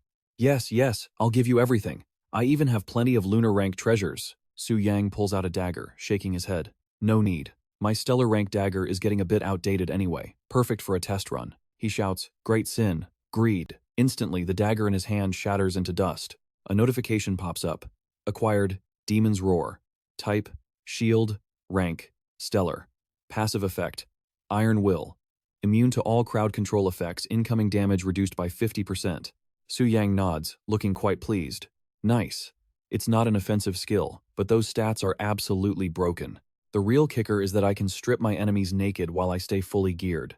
It's basically me versus a nudist. He chuckles softly. Next up, Great Sin. Sloth. Great Sin. Sloth activates, generating a distortion field around him. Within this zone, all items and skills are nullified. Sloth is absolute stagnation. A shimmering pink barrier envelops both him and the demon. Su Yang floats up and tosses an item down to Lovik. Use your skills and fire that magic scroll at me. The demon nods frantically. Yes. Lovik catches the item and prepares the spell. This is a forbidden spell, my lord. Please be careful. Su Yang watches silently. The artifact and the spell hurl toward him, but the moment they enter his personal space, they simply vanish. Lovik gasps in shock. Disappeared? Just like that? Su Yang frowns slightly. Excellent. But the mana cost is insane, he thinks. Just 1 second nearly drained me dry. Even with Reaper mode active, I could maintain this for 3 minutes tops. He glances at the screen. There's one authority left. Su Yang immediately turns his head away, blushing. Authority of Lust. Yeah, let's not test that one right now. Future problem. Lovik drops to his knees, fawning over him. Oh great walker, are you pleased with my service? Su Yang's voice turns cold. You did well. But there's one last thing left to do. The demon looks up obediently. Please, command me. Su Yang swings his blade violently, unleashing a blast of magic. I need your head. Blood splatters across the floor. Scene shift. The elf castle. The elf queen furrows her brow. Are you telling me Lilith is in Su Yang's hands? Garth bows low. Yes, your majesty. Our spies in the human realm confirmed it. Princess Lilith was seen entering Su Yang's estate. However, she has since vanished. It is highly likely Su Yang has hidden her away. The queen explodes with rage. That human, Su Yang, he dared to tame the black dragon, a harbinger of disaster. He brutally murdered my son, Eric, and now he abducts my beloved daughter, Lilith. His audacity knows no bounds. She stands up, her voice booming. For these 3 unforgivable sins, in the name of the nature goddess and the royal elf lineage, I order the execution of Su Yang. Kill him on sight, leave nothing behind but ash. Dozens of elves raise their fists, chanting, "Kill, kill." The queen turns to her advisor, Grand Mage of Secret Arts, return to the human world, negotiate the alliance again, set the date for the Abyss Crusade. This time, I entrust you with the royal artifact, the branch of the world tree, under the goddess's protection. Use it to strike fear into those ignorant humans. Show them that our power is far beyond their pathetic imagination. Secondly, if that king of original sin from the abyss attacks, use it to slaughter him on the spot. Garth accepts the scepter with reverence. Rest assured, Your Majesty. I will spread the brilliance of the nature goddess and our royal glory throughout the foolish human world and that filthy abyss. I will teach those frail humans that submission to us is their only salvation. The queen waves her hand. Dismissed. Grand Mage, follow me. Yes. The scene shifts as they approach a secluded mystic pool. The queen pricks her finger, dripping a substance onto a withered branch. Garth's eyes widen. Your Majesty, you're using your own royal blood as a catalyst to track the cursed princess? Is that waste of a girl really worth such a sacrifice? The scepter erupts with blinding light. The queen glares at it. Only those of royal blood can wield this artifact. I have used my primordial blood to activate it for you. Now, you can unleash its true power. Garth kneels, trembling as he takes the staff. Just holding it. Garth, the mana is overwhelming. I nearly lost control. The power of a divine artifact is absolute. The queen condenses a golden drop of magic and presses it into his forehead. One last task. Find Lilith. Follow the guidance of the primordial blood, and you will find her. Yes, Your Majesty. As Garth leaves, the queen turns back to the scrying pool. Marita, what did you really discover? Why are you so obsessed with finding my cursed daughter, even at the cost of your precious primordial blood? The girl lies down on a sturdy branch. Big sis, this is a directive from God. You'll understand soon enough. Marita Sevalea, High Priestess of the Spirits. This is the top priority regarding the royal court's continued survival. The scene shifts back inside the spirit hall. A figure bows and reports, My lords, the kill order for Su Yang has been conveyed. We can strike at any moment. He replies, Good. This is our chance to redeem ourselves with merit. No screw-ups like last time. Understood. Su Yang watches them through a magic circle, looking irritated by the kill order. Talk about hunting someone down to the bitter end. Do they have any idea how many red moon crystal cores it costs to wipe out a demigod using the flying god sword? Su Yang is concerned, but this time they specifically mentioned Lilith. Could they have found her location? Or do they have another way to track us? He's curious. If the spirit race leaks my location, I wonder what kind of reaction that would trigger. Faces of those people flash through Su Yang's mind. He gloomily wonders if he'll be branded a human traitor colluding with abyss demons. However, he dismisses the thought. It doesn't matter. History only judges heroes by victory or defeat. Once I kill the monarch of original sin, all suspicion will vanish. The system chimes as he stands before the statue, checking the 6th turn quest. 6th turn class advancement quest. Demon Lord trial completed. Su Yang sighs in admiration. From 4th turn to 6th turn in just 2 days. At this speed, the system should give me a Supreme Grinder award. The notification pops up. 6th turn quest complete. Level cap raised to 200. Current stored experience, 8.13 billion. Consuming 8.13 billion experience points. Level increased to 173. Received 6th turn class reward, 2,000 free attribute points. Passive skill drawbacks removed. Passive skills enhanced. Acquired Tier 2 Fire Forbidden spell. Hell of Azure Flames. Acquired Tier 2 Intermediate skill. 9-fold instant kill slash. Su Yang's data updates. Strength, 43,551. Speed, 21,386. Spirit, 31,109. Resistance and endurance. He feels his stats are nearly catching up to the King of Gluttony. King of Gluttony. I'm really becoming more like a true boss every day. Sensing someone spying on him, Su Yang frowns and glances over. He calls out, You really like peeping, don't you? What's the matter, Livia? She peeks out from behind a pillar. Nothing. She thinks to herself, how did his power improve so quickly? I don't feel like he's an ant anymore. Su Yang is amused. Even the King of Original Sin is terrified? This feeling isn't bad at all. He walks away. Well then, It's time to move to the next phase. A giant hand reaches out from the darkness. Belia is summoned. I have received the king's call. May I ask what your orders are? Her detailed status panel appears. King of Original Sin, Sloth Belia. Rank, Demigod. Health points, 300 million. Strength, 332,271. Spirit, 315,632. Speed, 94,313. Resistance. Talent trait. Great Sin of Sloth. Belia activates her authority to create a sloth domain around herself. Skills and items within the domain are rendered ineffective. Sloth Servant Belia strips 2% of the target's resistance upon killing them, offering it as a tribute to the monarch.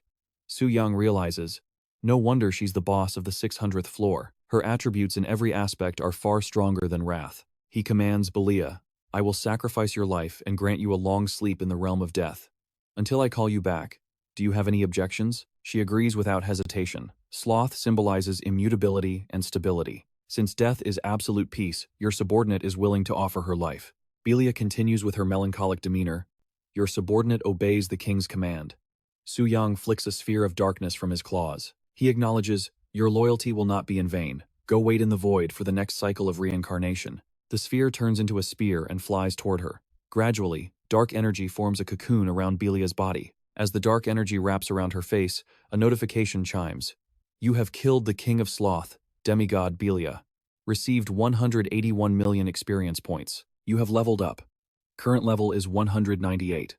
A series of notifications explode. Demon's Authority, King of Sloth. Grants immunity to the abyss erosion on the 600th floor. Belia's immutable nature, King of Sloth. Increases health points by 50 million. Increases physical resistance by 50,000. Increases magic resistance by 50,000. Platinum Body of Belia, King of Sloth. In the hands of a craftsman of corresponding level, this can be used to create God-tier armor. Eternal Wall. Demigod tier forbidden spell. Grants immunity to all damage for 1 minute, but skills cannot be released during this time. Su Yang mutters, if I'm not mistaken, these items were originally provided to those who killed the kings of Original Sin to strengthen their bodies, preparing them to kill the monarch of Original Sin. So, this is how it ends. Every single reward from the Abyss Crusade's core forces has been funneled directly into me alone. Staring at the unique drop on the system screen, he is shook.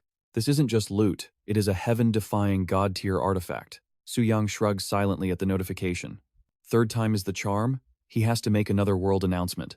Hopefully, the rest of the world does not have a mental breakdown over this. System display. God weapon. Counter sin. The Sin of Sloth. Description. A unique special artifact dropped after killing the monarch of Original Sin. Sloth Belia. Corresponds to the sloth of the 7 deadly sins. A reversal of evil. Weapon type. Monarch Slayer. Part of the Counter Sin series. Restrictions. Semi-God rank. Unique limit. Soul binding. Binds to the soul of the Slayer. Upon killing the monarch of Original Sin, Sloth Belia cannot be dropped, traded, or granted to others. It can only be wielded by the soul-bound user. Combat attributes. Temporarily strips the target of 30% resistance. Temporarily strips 20% of health points. Trait. Great Sin of Sloth. Creates a domain of sloth around the user, nullifying all equipment skills and items until mana is depleted. Counter Sin Punishment. Sloth. Steals the sloth authority from the monarch of Original Sin. Creates a debuff, reducing all attributes by 10%. Judgment. Upon killing the monarch, the weapon returns to the void. The soulbound user will then permanently inherit the authority of sloth. Su Yang returns to his original form. Looking at the army before him, he muses. The characteristics of the 7 Counter Sin artifacts are basically the same. The essence is to form a crusade army with similar powers. If I collect all 7 of these Counter Sin items, it means I will become a one-man army. He then reconnects with the Abyss Demon Link to transmit an order. Sita, Livia, heed my call. Report on the progress of the Red Moon Crystal Collection. The two of them teleport in instantly. Livia bows respectfully.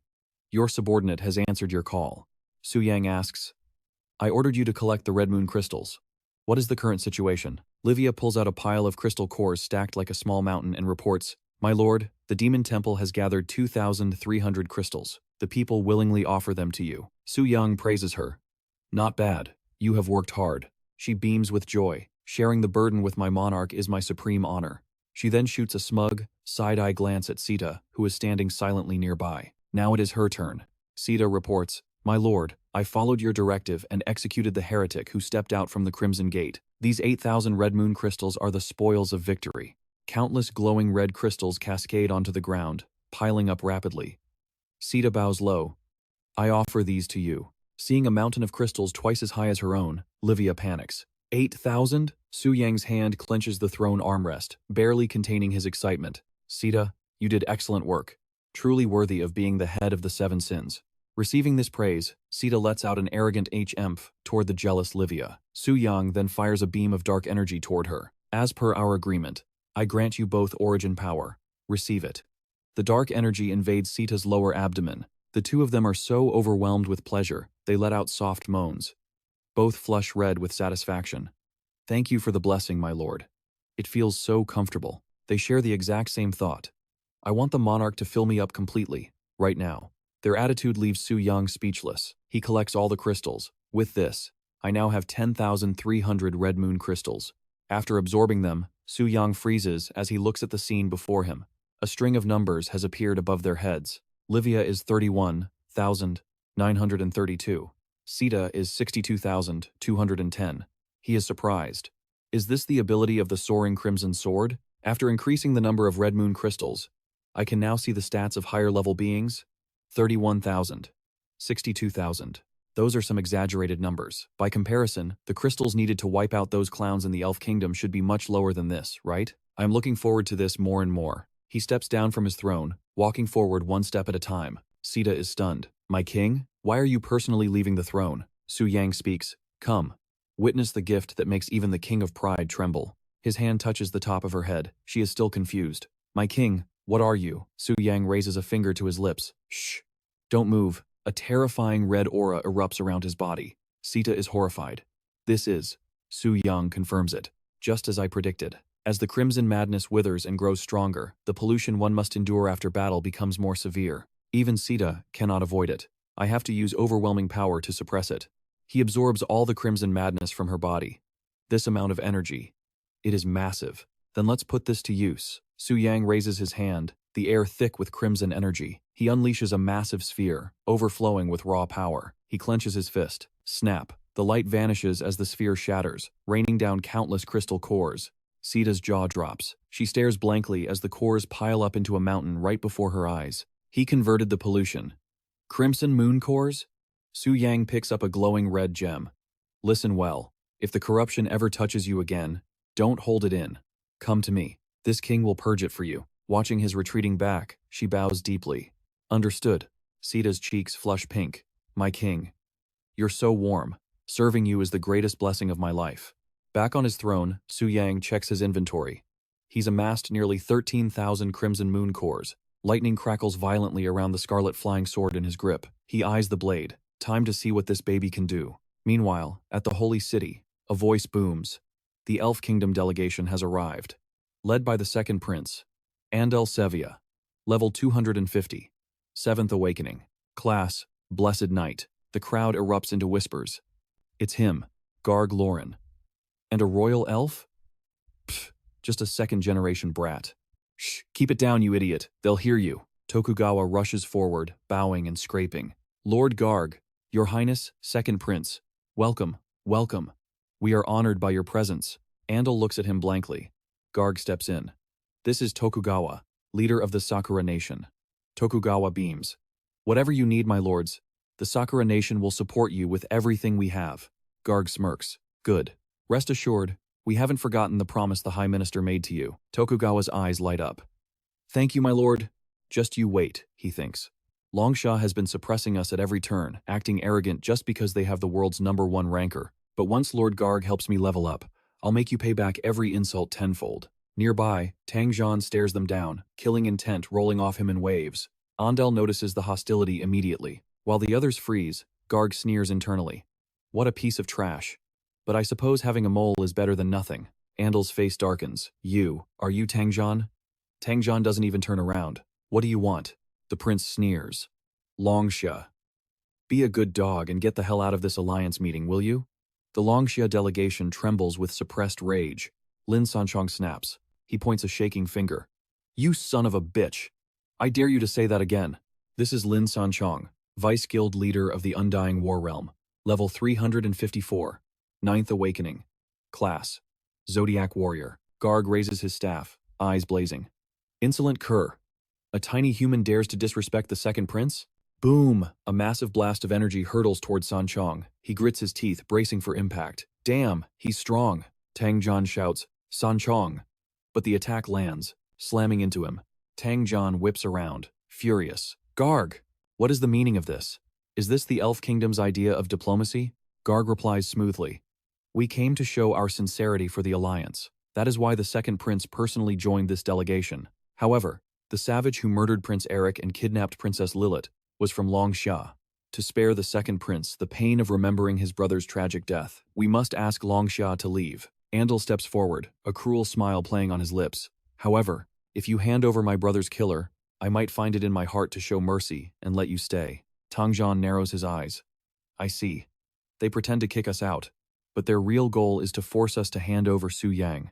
But all this effort, just for a kid who only recently reached his fourth awakening? Garg lays down the ultimatum. The elf delegation will not enter the Holy Temple until every single member of Longxia is expelled from the city. Meanwhile, deep within the Holy Temple, High Priestess Eremia approaches the sacred statue, the vast hall falling into a heavy silence. She looks up, her face etched with worry.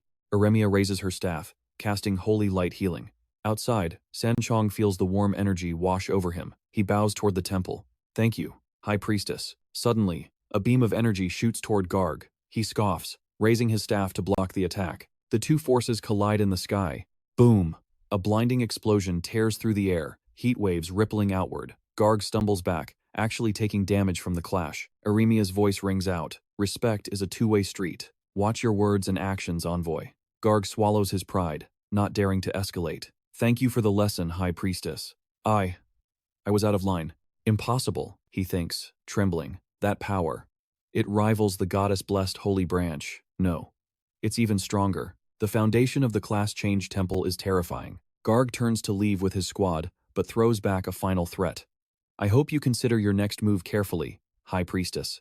Otherwise, the poor second prince might just refuse to sign the alliance treaty. Inside the meeting room, Eremia turns to the Longxia leader, Lord Tang Jian, regarding the elves' demand. What is your decision? The old man replies, I believe the crux of the issue lies with Su Yang. The importance the elves place on him is truly massive. Tang Jian senses it too. It is at a level beyond comprehension. The death of a single elf prince isn't enough to mobilize an army of this magnitude. Euphemia nods in agreement. I share your suspicion. There was a prevailing theory about Su Yang. A guess that just then, a world announcement flashed across the screens. The third Sina-Slayer artifact had been claimed. The current progress on the original Sin Monarch Crusade, 3 out of 7. Tang Jian shot up from his chair, completely shocked. What? Who the hell claimed it? Euphemia's eyes lit up with realization. So that's how it is. Tang Jian looked at her, confused. High Priestess. Did you see this coming? She revealed the truth with a grave expression. Because the one who took it is most likely Su Yang. Tang Jian tensed up, unable to believe his ears. What did you say? Euphemia opened a holographic screen, replaying a sequence of past events. She began to piece together all the intelligence they had gathered, connecting the dots from the very beginning. From the mysterious mental control to the sudden appearance of the Sin Monarch, and even the survival of those two girls. Su Yang's shadow looms behind every single one of these events. During my visit to Atu, I initially thought he was the one pulling the strings. But even after he was sealed, things continued to spiral out of control. Furthermore, ever since the battle at the Dragon Spirit Secret Realm, Su Yang has gone completely silent. Now, Asumi Hiko and Lin Na are missing too. Do you really think there's no connection between them? In short, it's impossible not to be suspicious. Tang Jian confessed, I've had my doubts too. But Su Yang is only at the 4th tier. How could he possibly pull off something of this magnitude? What if? Euphemia posed a chilling question. What if Su Yang is the Lord of the Abyss? Tang Jian slammed his hand on the table, standing abruptly. That's impossible. She smiled calmly. I thought so too, at first. But after investigating, I've basically ruled that out. Tang Jian was clearly struggling to process the information. Please, don't joke about things like that.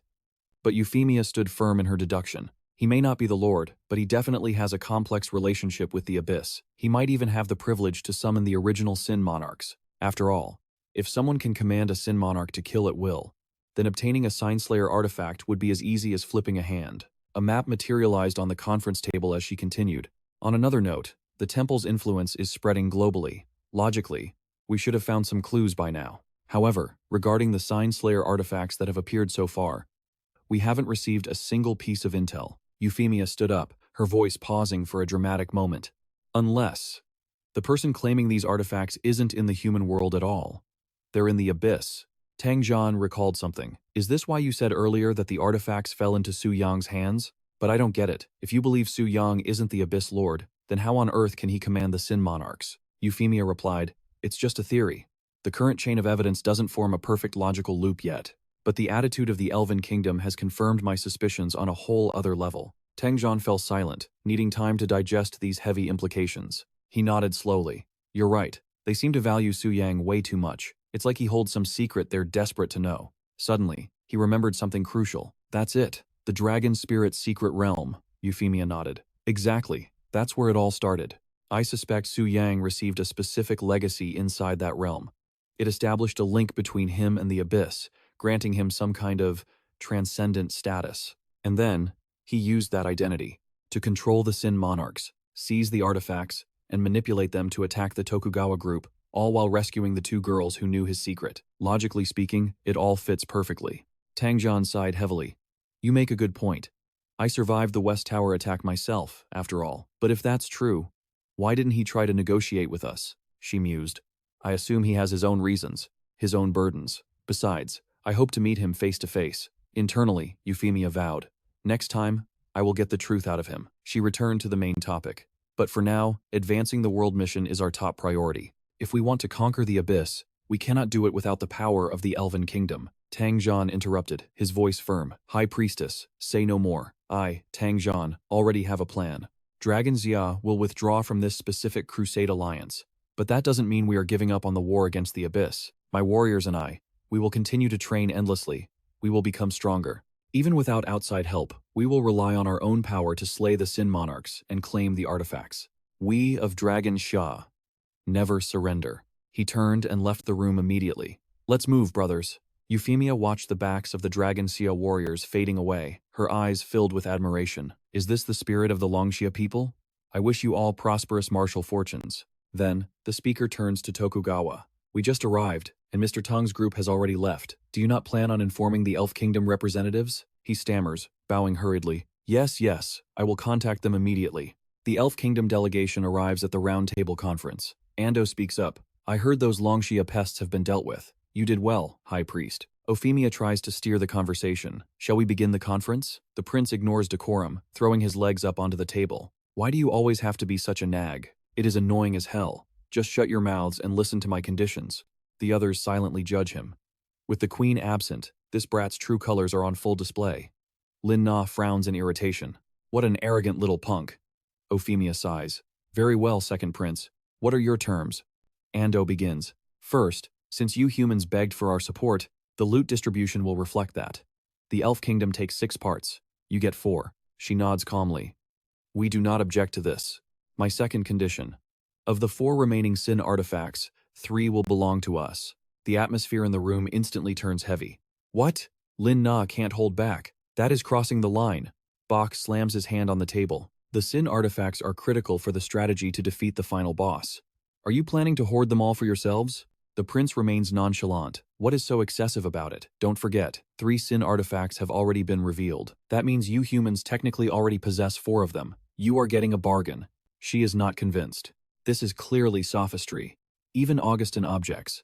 We don't even know where those 3 artifacts are. How can you call that a bargain? Ando shrugs dismissively. That is not my problem. Regardless of who has them, they are humans. So, go find them yourselves. His attitude infuriates them, but they are rendered speechless. You! The gallery erupts in whispers. They can't let the elves take such an advantage, but if they refuse, they lose the support. Even our strongest teams have failed. If we rely solely on ourselves, we cannot possibly conquer the Abyss. If the world mission fails, we are all doomed. After a heated debate, the human side finally capitulates to the Elf Kingdom's demands. The alliance between humanity and elves is officially established. The first joint operation is scheduled to launch in exactly 1 month. The Abyss Crusade begins at the Longxia capital, Longdu. The city is bustling with life and activity. In the center of the plaza, a gate activates. Figures step out. It is the delegation from the Elf Kingdom. Ando covers his nose, looking disgusted. This is the capital of Longxia? It is so noisy, it's irritating. A child points at them. Mommy, look, it's the elves. The little girl runs over innocently. Hello, big brother elf. Ando shoots a cold glare at the girl. Unleashing a burst of energy, he blasts her away. She coughs up blood as she crashes to the ground. The mother rushes to her child in a panic. My baby, are you okay? She looks up, terrified. What do you think you are doing? A guard steps forward, his voice icy. I heard Longxia was a nation of etiquette. How dare a lowly commoner look directly at His Highness, the second prince? Ando looms over the mother and child. Filthy peasant. Kneel. Su Yang witnesses the scene, his expression turning deadly silent. His face darkens as he commands, let's go, Sita. Sita looks at him curiously. Where are we going, master? Su Yang rests his crimson sword on his shoulder. To Longdu, to slaughter some dogs. Meanwhile, Ando's actions spark outrage among the crowd.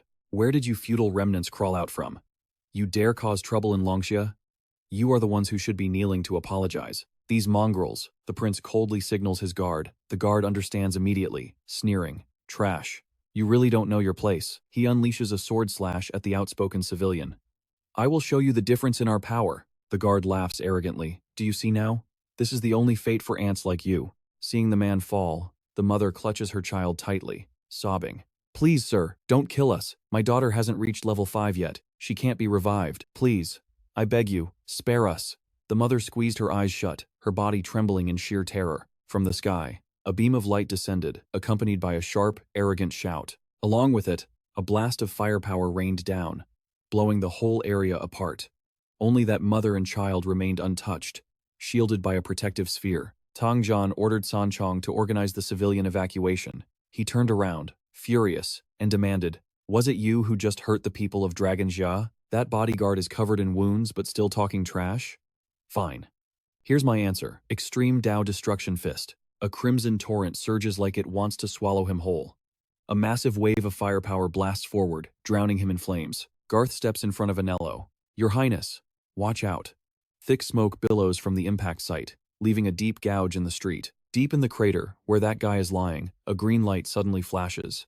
Anello demands furiously, Tang Zhan, is this how you Longxia people treat your guests? Tang Zhan retorts, respect is earned, not given. Did your little stunt just now show any respect for Longxia? The guy scoffs, looking down on them. Etiquette is for nobles like us to communicate. You lot are just common filth. Tang Zhan, do we really need to make a scene? He reminds him. In Longxia, everyone is equal. There are no commoners or nobles here. You people targeted us in the holy city, and now you barge into Longxia without cause. What exactly is your goal? Garth sneers, listing the charges.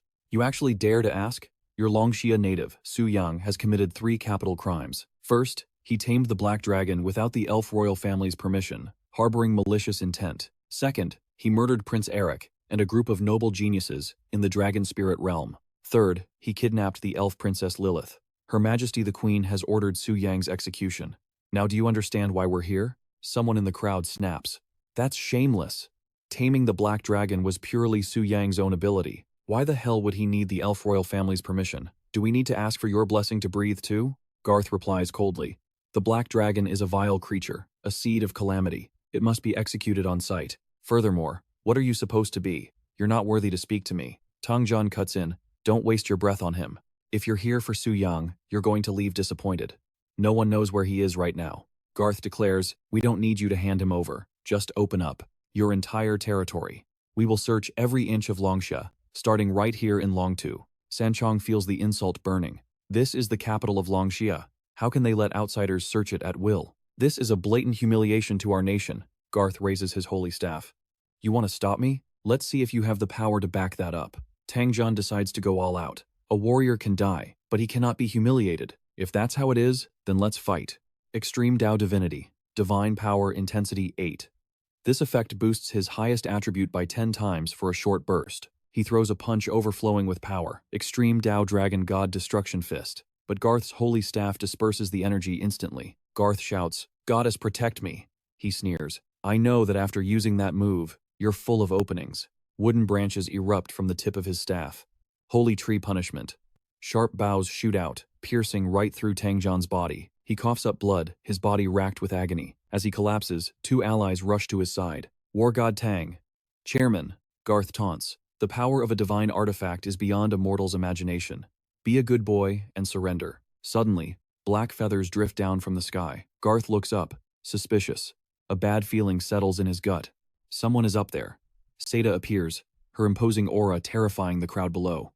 That's Seda, the king of pride. Anello cowers behind Garth, the grand mystic minister. Garth reassures him. Don't worry, Prince Anello. We have the divine artifact. There is no need to fear her. He calculates silently. Intel says that when a king of sin manifests in the human world, their power drops from god tier to demigod. We are both demigods now.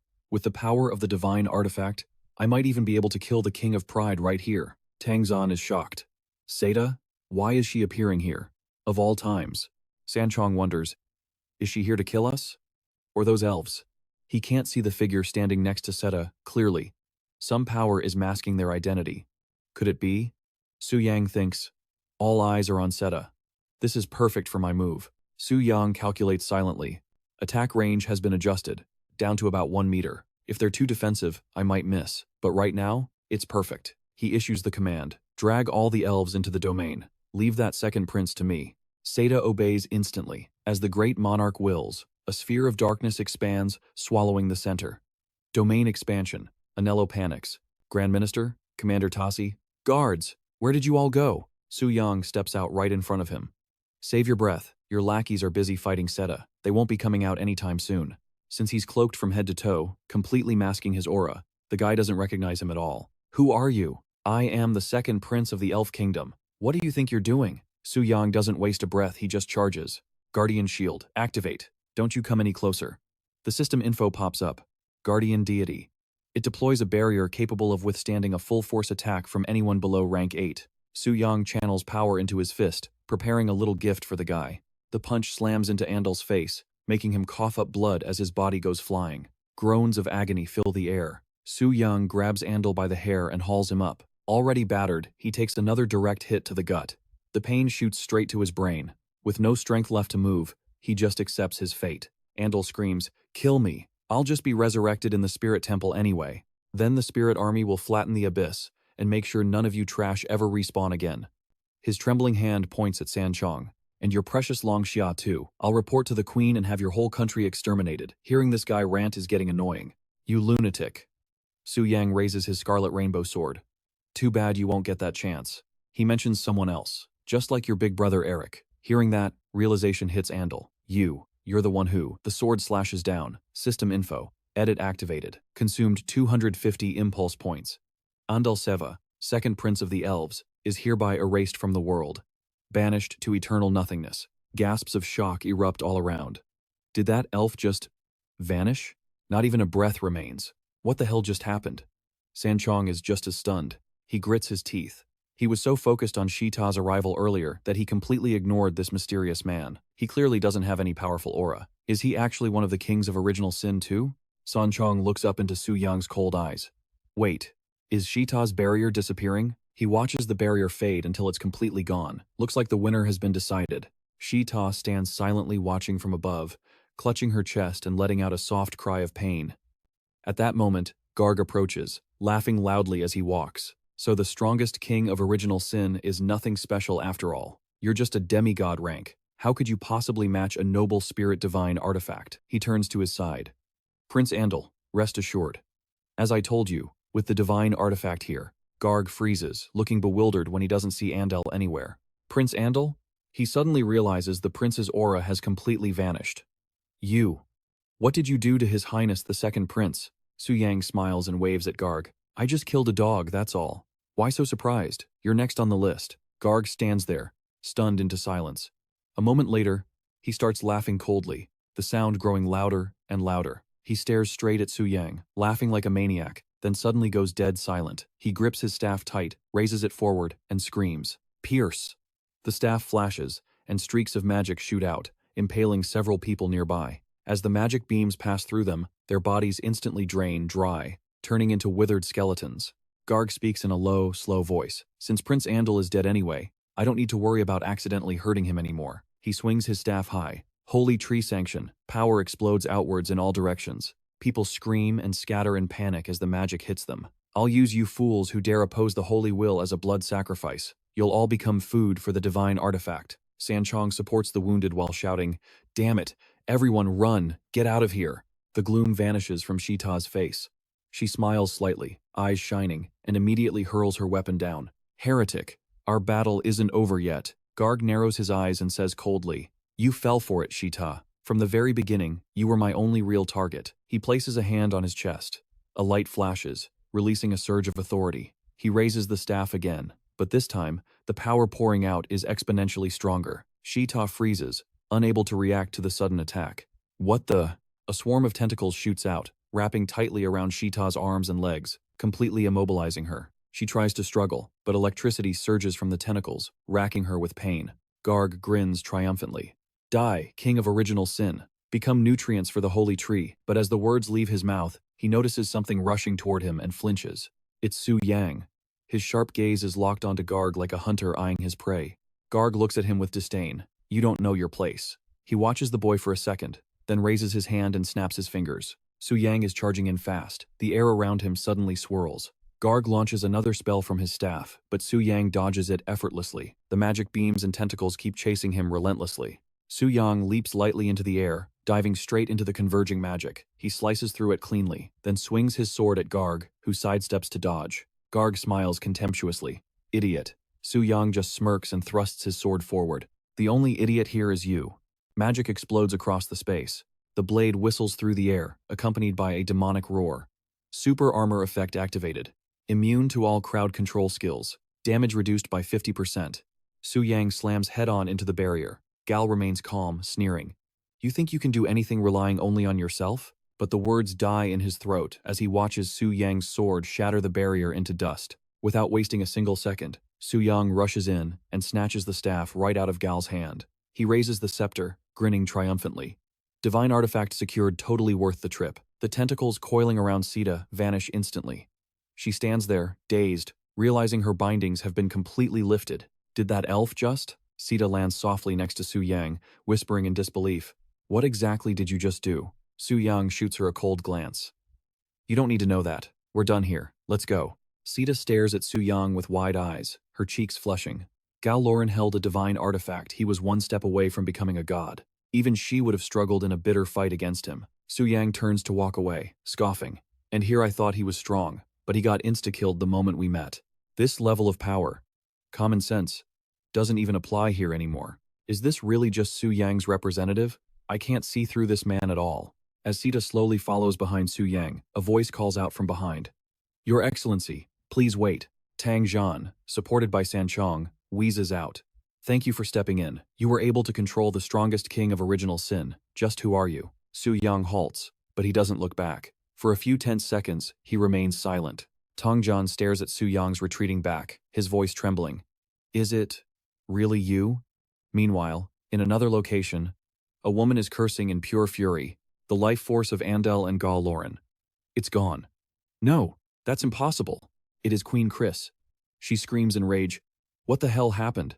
She collapses onto her throne, muttering frantically. Why haven't they resurrected at the Divine Temple? What is going on with the temple? And where are the others from the envoy mission? A subordinate standing nearby stammers in fear. I will go check immediately, Your Majesty." Queen Chris glares at him, hissing. "Trash." Queen Chris rests her chin on her hand, anxious thoughts racing. Could it be like last time? Did that bastard Su Yang slaughter them all again? Impossible.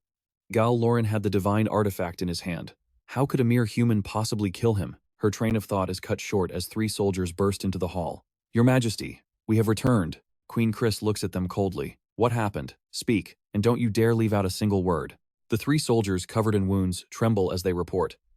"After the Holy Alliance meeting, we went to the human kingdom of Long Sha and encountered Sita and a mysterious figure. Although Lord Gal successfully suppressed Sita, that mysterious figure killed the second prince.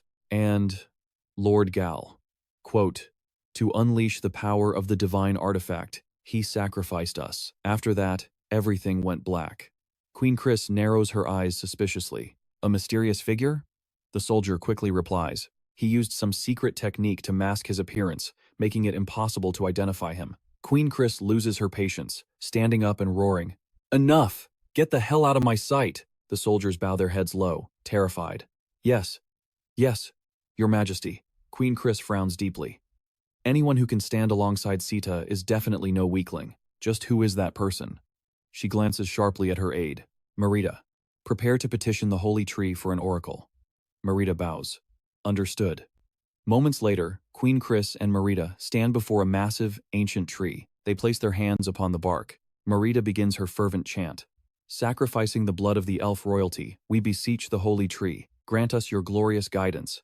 Reveal the scene before Gal Lauren's death. The massive tree suddenly shudders violently. The holy tree is trembling? What exactly did the ancient spirit see? A deafening boom echoes, followed by a blinding light erupting from the trunk of the holy tree. The light spreads to the canopy, forming a symbol that illuminates the entire vast temple. Both women shield their eyes, squinting to see the oracle. They are stunned to see a tall, indistinct figure defeating Gal. Before the image fades away, Queen Chris whispers, "That was the holy tree's oracle?" Marita nods slowly.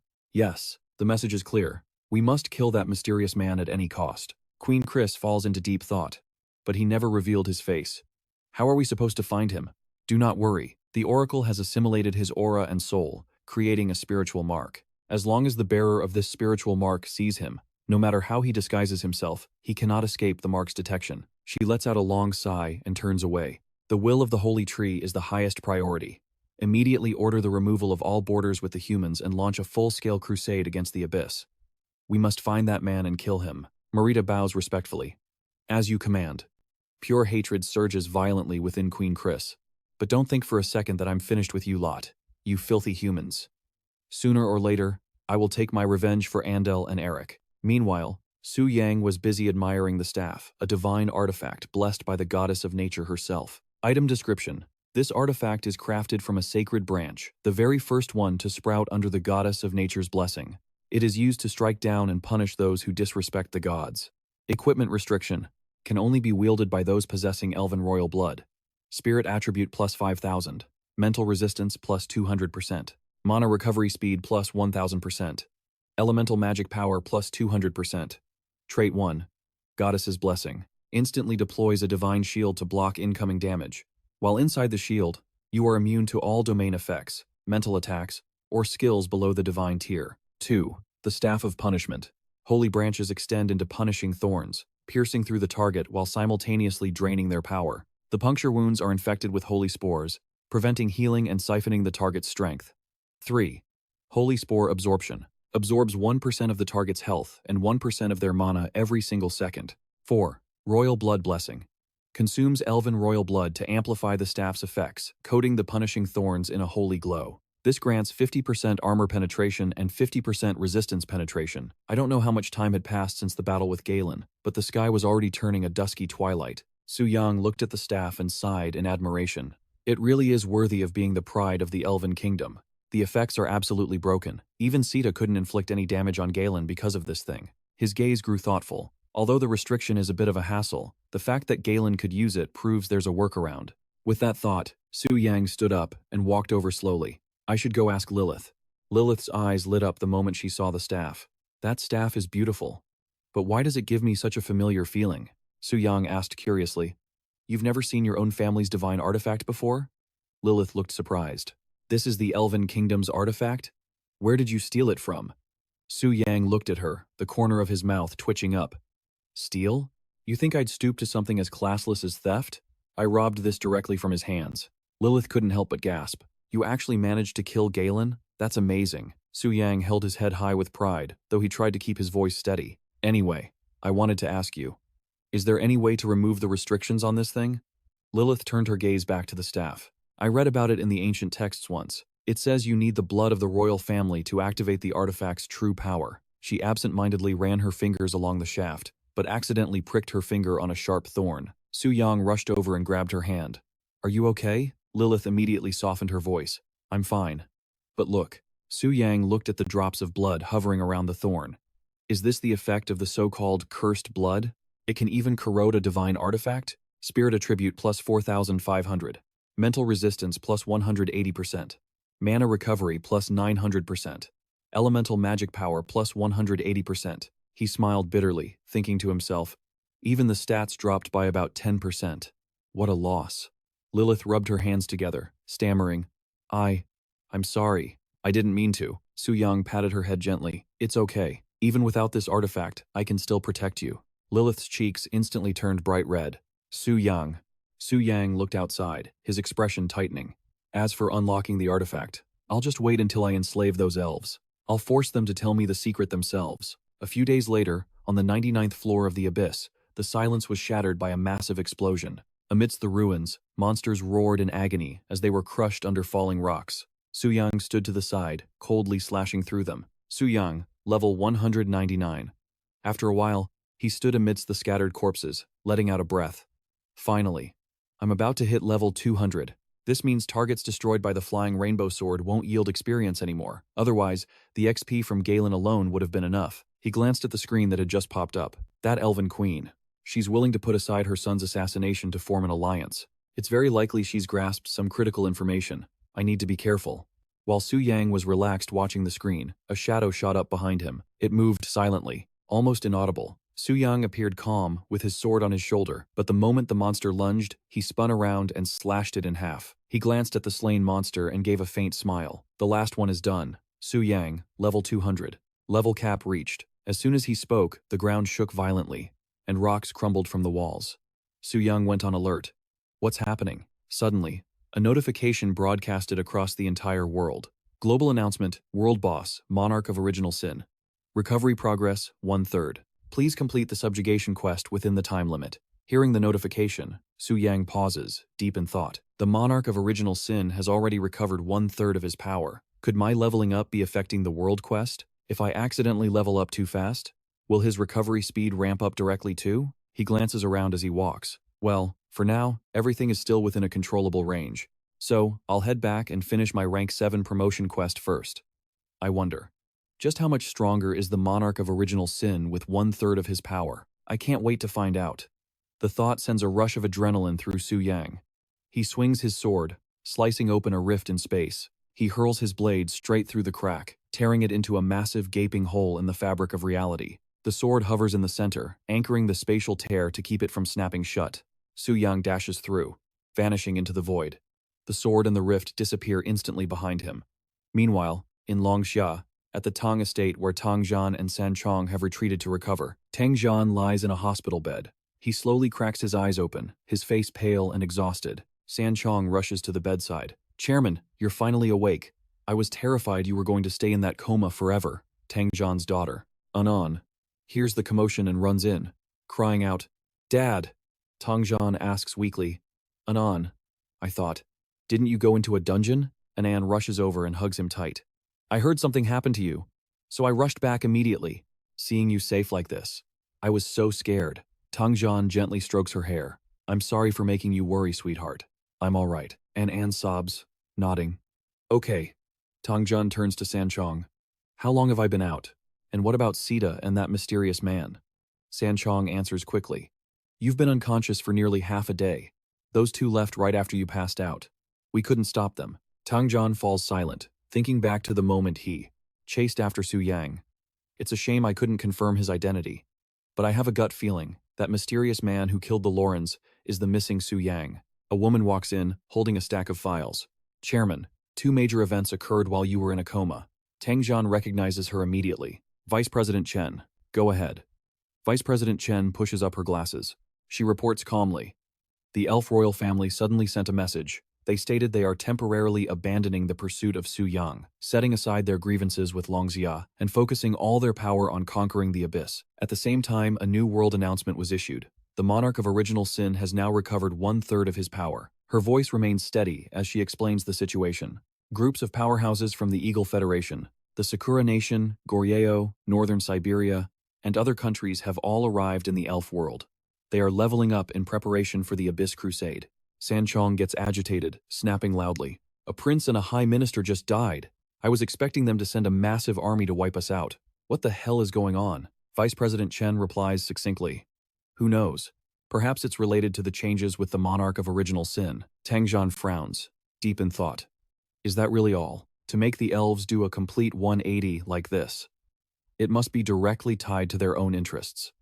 Seeing his silence, Vice President Chen speaks up again. "Chairman, to demonstrate their sincerity, the Elf royal family has specially prepared 3 high-tier demigod-class secret realms for us. That is 1 more than they gave the Eagle Union. How do you wish to proceed? With this offer?"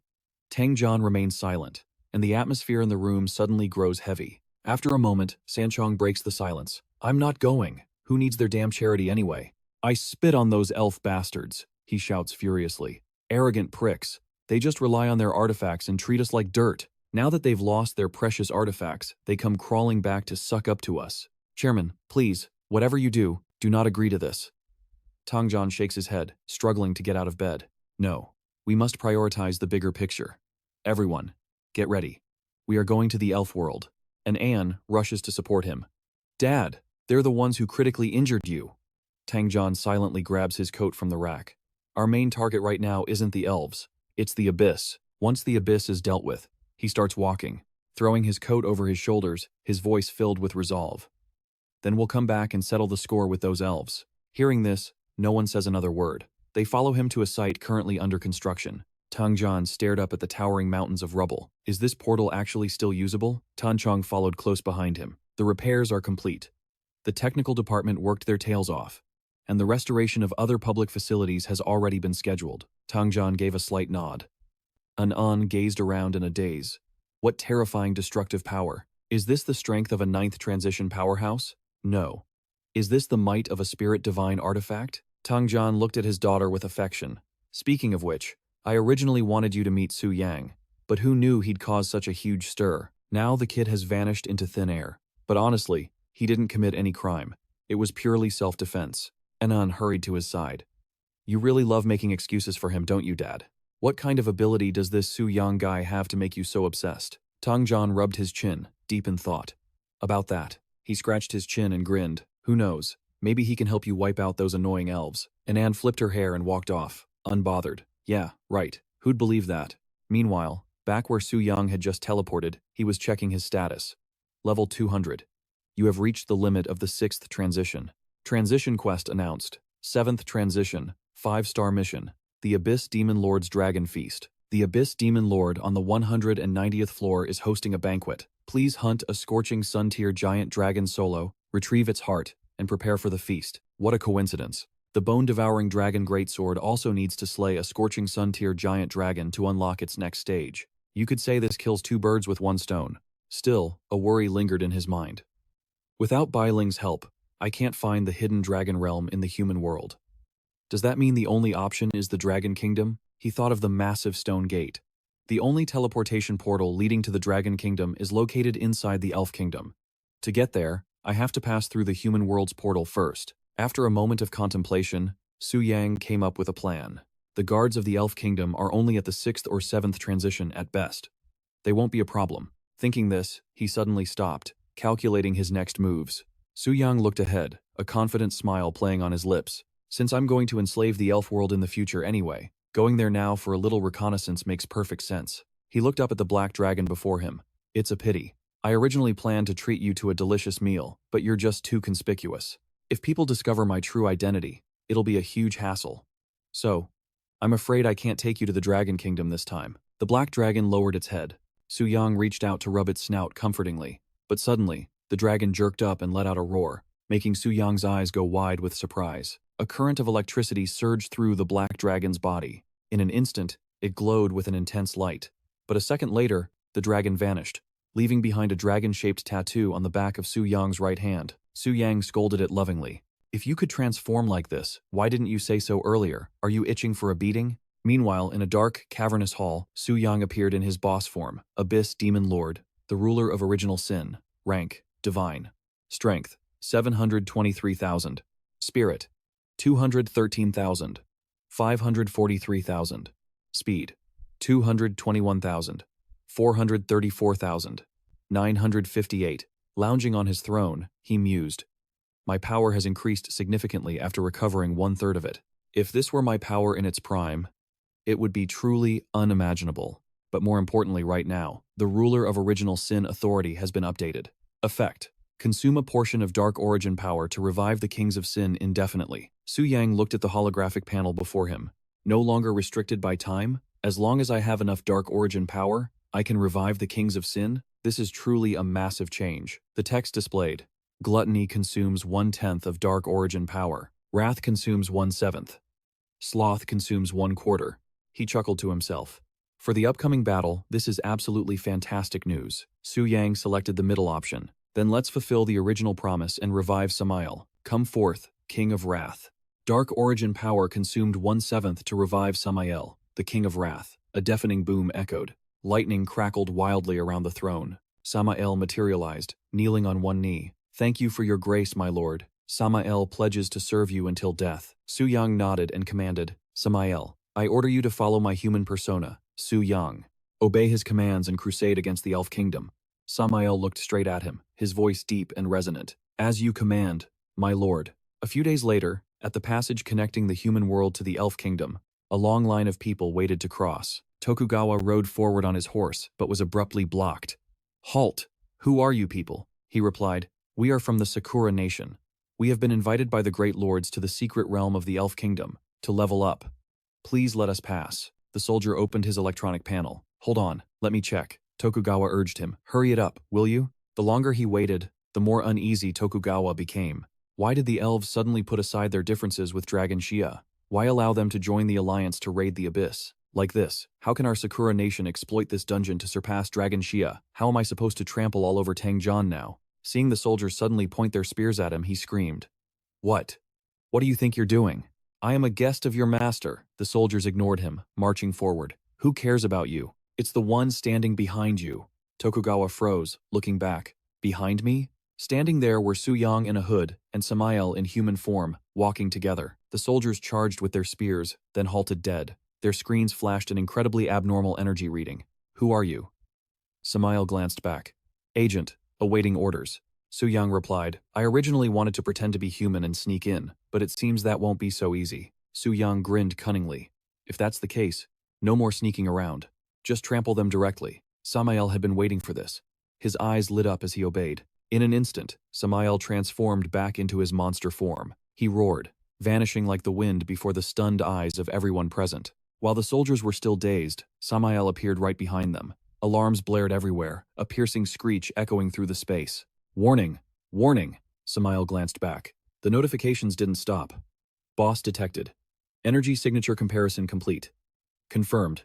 Sin Monarch class boss. Tokugawa spurred his horse. Forward, warning everyone. It's a Sin King. Let's go. Hearing this, the others started running in panic. Run! Why is an abyss boss here? But before they could get far, an invisible force sliced through them, blood sprayed everywhere. Choked screams of agony rang out. Something was moving fast, slicing right through them. It was Samael. Despite his massive size, his speed was unstoppable. Too fast to see. Tokugawa and his men ran for their lives. Boss, aren't we going to help those people? Tokugawa shouted. Rubbish. They're just low-class trash here to grind levels. How can they compare to people of our status? Su Yang watched him from afar, disgusted. Abandoning teammates to save your own skin. Truly shameless. Samael, chase them down. Samael immediately obeyed, ignoring the others and charging straight for Tokugawa. They shouted in unison. What the? Samael said nothing. He lunged, slamming the soldier's head into the ground before he could react.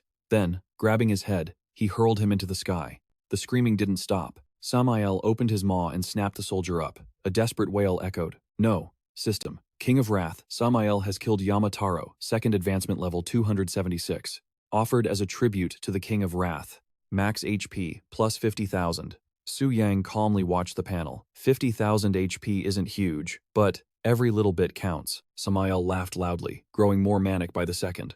Kill, kill, kill. Samael conjured a spear in his hand and hurled it at Tokugawa. Blood wrath. Tokugawa had no choice. He raised his hand. Risk it all. Amaterasu shield. The incoming spear slammed into Tokugawa's barrier, stopped dead. The Amaterasu shield created a barrier capable of absorbing 100,000 damage points. The two forces collided. The sound of cracking glass came from the shield. A second later, it shattered into 100 pieces. Samael's spear pierced right through. Seizing the chance, Tokugawa slipped behind Samael. Divine power, Shadow Divinity, allows short-range jumps between shadows. Next attack after emerging from shadow deals 400% damage. His eyes locked onto Samael. He slowly drew his sword. Secret art, withered Sakura moon. Tokugawa lunged, slashing a clean arc around Samael. I did it! Samael roared, not in pain, but in pure fury. Tokugawa broke into a cold sweat, trembling as he looked up. What? Samael didn't hesitate. He reached out and grabbed Tokugawa, making him scream in agony. Samael squeezed his fist tighter. Blood burst from Tokugawa's eyes and nose, then from his entire body. Samael grabbed Tokugawa by the leg, smashing him back and forth against the ground like a rag doll. Kill! Kill! Su Young stepped up beside him, speaking softly. Stop, Samael. He issued a cold command. We still have business to attend to. Don't waste time here. Although slightly disappointed, Samael obeyed instantly. Understood, my liege. He tossed Tokugawa into the air, tearing the old man's body into 100 bloody fragments. The King of Wrath, Samael, has slain Tokugawa Muneno, a level 302, 9th Transition Awakener, offering him as a sacrifice. Max health increased by 230,000. Su Yang looked at the electronic panel with satisfaction. Counting the trash mobs he just slaughtered, his health had surged to nearly 600,000. 700,000 HP. That's honestly a bit overkill, isn't it? He steps forward, pointing straight at the dimensional gate. Someone in the royal city dares slander your king. Go handle it. Samael obeys instantly, shooting into the portal like a bullet. On the other side, deep within the spirit kingdom, a crowd is already gathering around the exit. The crowd starts buzzing with gossip. Weren't the humans supposed to enter the secret realm today? What's taking them so long? Who knows? But if you ask me, those filthy lowlives don't even deserve to be here. As the words leave his mouth, the gate suddenly ripples with movement. Look, speak of the devil. But contrary to their expectations, it's Samael who bursts forth, letting out a deafening roar. Traitors to the monarch. He slaughters the stunned soldiers in an instant. What the hell? Su Yang doesn't follow Samael through the gate. Instead, he hangs back, watching. I hope you elves enjoy this little housewarming gift. He smirks with satisfaction. My soul brand is just enough to let me watch the whole show from here. Meanwhile, inside the palace, the high officials are huddled in a strategy meeting. Your Majesty, I have a proposal. Why don't we send the humans to the dragon realm to hunt the giant dragons? That way, they can level up without draining a single ounce of our resources. Absolutely not.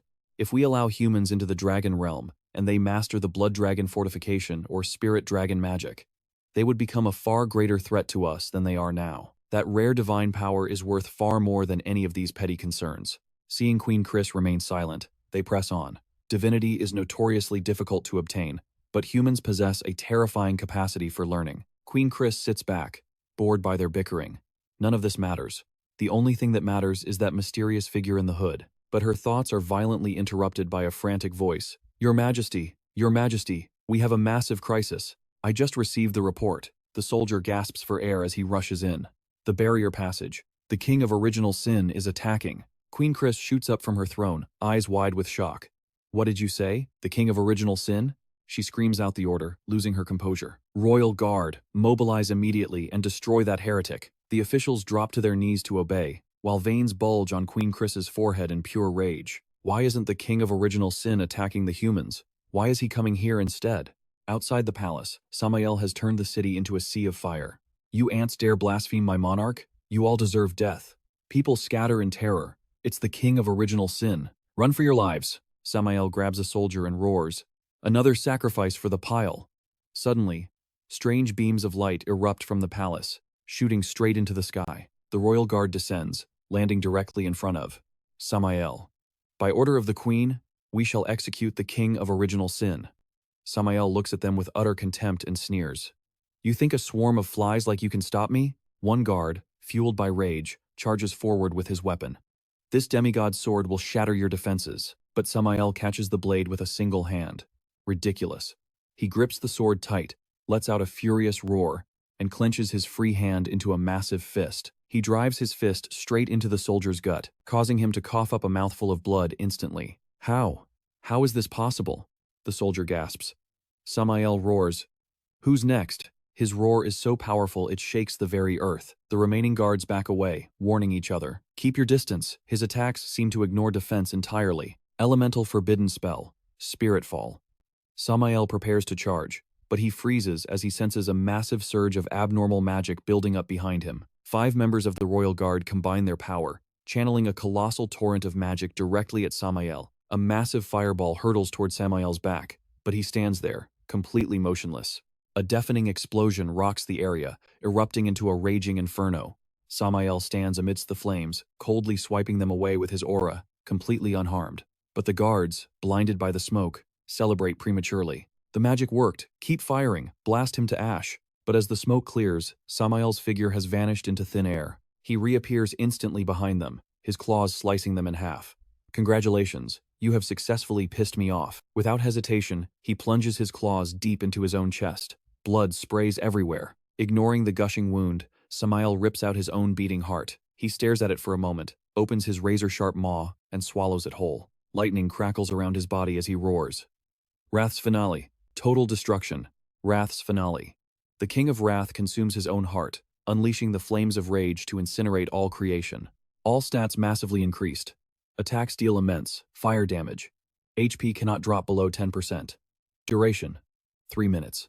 Samael launches himself into the air, tearing a soldier apart with his bare hands. Those who blaspheme the monarch shall face the judgment of wrath. The others watch in horror. What is he doing? Panic sets in as they scream orders. Stop him. Don't let him get near the palace. Samael moves like a cold wind of death, his claws reaping lives wherever he passes. In seconds, dozens are slaughtered or maimed.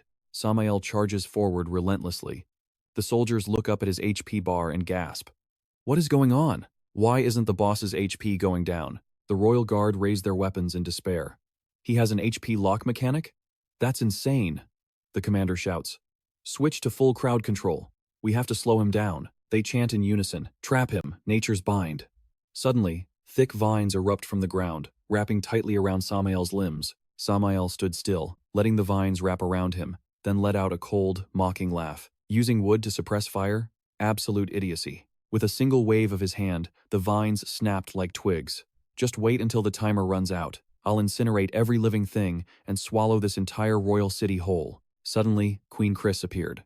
Causing chaos in my royal court? You're not even close to being qualified. She closed her eyes, summoning a colossal deity behind her that glared down at Samael with terrifying intensity. The deity raised a hand over Samael, instantly dispelling his magical barrier. Samael's eyes went wide in panic. What? What is this? Queen Chris stared him down coldly and spoke in a low voice. Be gone. As the overwhelming power engulfed him, Samael desperately tried to send a message to Su Yang. I couldn't finish the mission. Forgive me, my lord. Queen Chris's power slowly consumed Samael, leaving him completely helpless to resist. Moments later, the energy receded, and Samael vanished into the void, leaving absolutely no trace behind. The soldiers dropped to their knees in unison. We are incompetent. We failed to stop the King of Original Sin. Please punish us, Your Majesty. Queen Chris turned to leave. Rise. You are not to blame for this. Just clean up the mess. Yes, Your Majesty. A soldier handed Samael's book to Eslian. There's no sign-reversing artifact here. It's just some high-grade raw materials. Eslian fell into deep thought. Keep it safe. Do not throw it away. Anxiety was written all over his face. What was that King of Original Sin saying about slandering his lord? What did he mean? Our elf kingdom has never had any dealings with the abyss. Scene change. Deep in a mine within the elf kingdom, laborers were hard at work extracting resources. A guard shouted at them, cracking the whip. Hurry up, move it. Stop dragging your feet. Meanwhile, Ka sat on a balcony, swirling a glass of wine as he watched the scene unfold below. He sighed. That nearly scared me to death. Who would have thought the King of Original Sin would just pop up inside the royal city? The man sitting opposite him admired the intricate patterns on his glass. It's fortunate Her Majesty the Queen was there. If not, the consequences would have been unimaginable. Ka listened, his expression darkening as he fell into thought. It's all because of those incompetent guards. They sit around doing nothing all day. They couldn't even secure a simple teleportation gate. He glanced down at the commoners below, weeping as they clung to the coffins of their loved ones. Ka continued, his voice dripping with indifference. After all, they're just weak, lowly peasants. Being protected by a high-class establishment like the royal city is already a huge honor for them. It's just a shame that most of my assets were incinerated in the chaos. His companion raised his glass in a toast. But tell me, have you heard the rumors?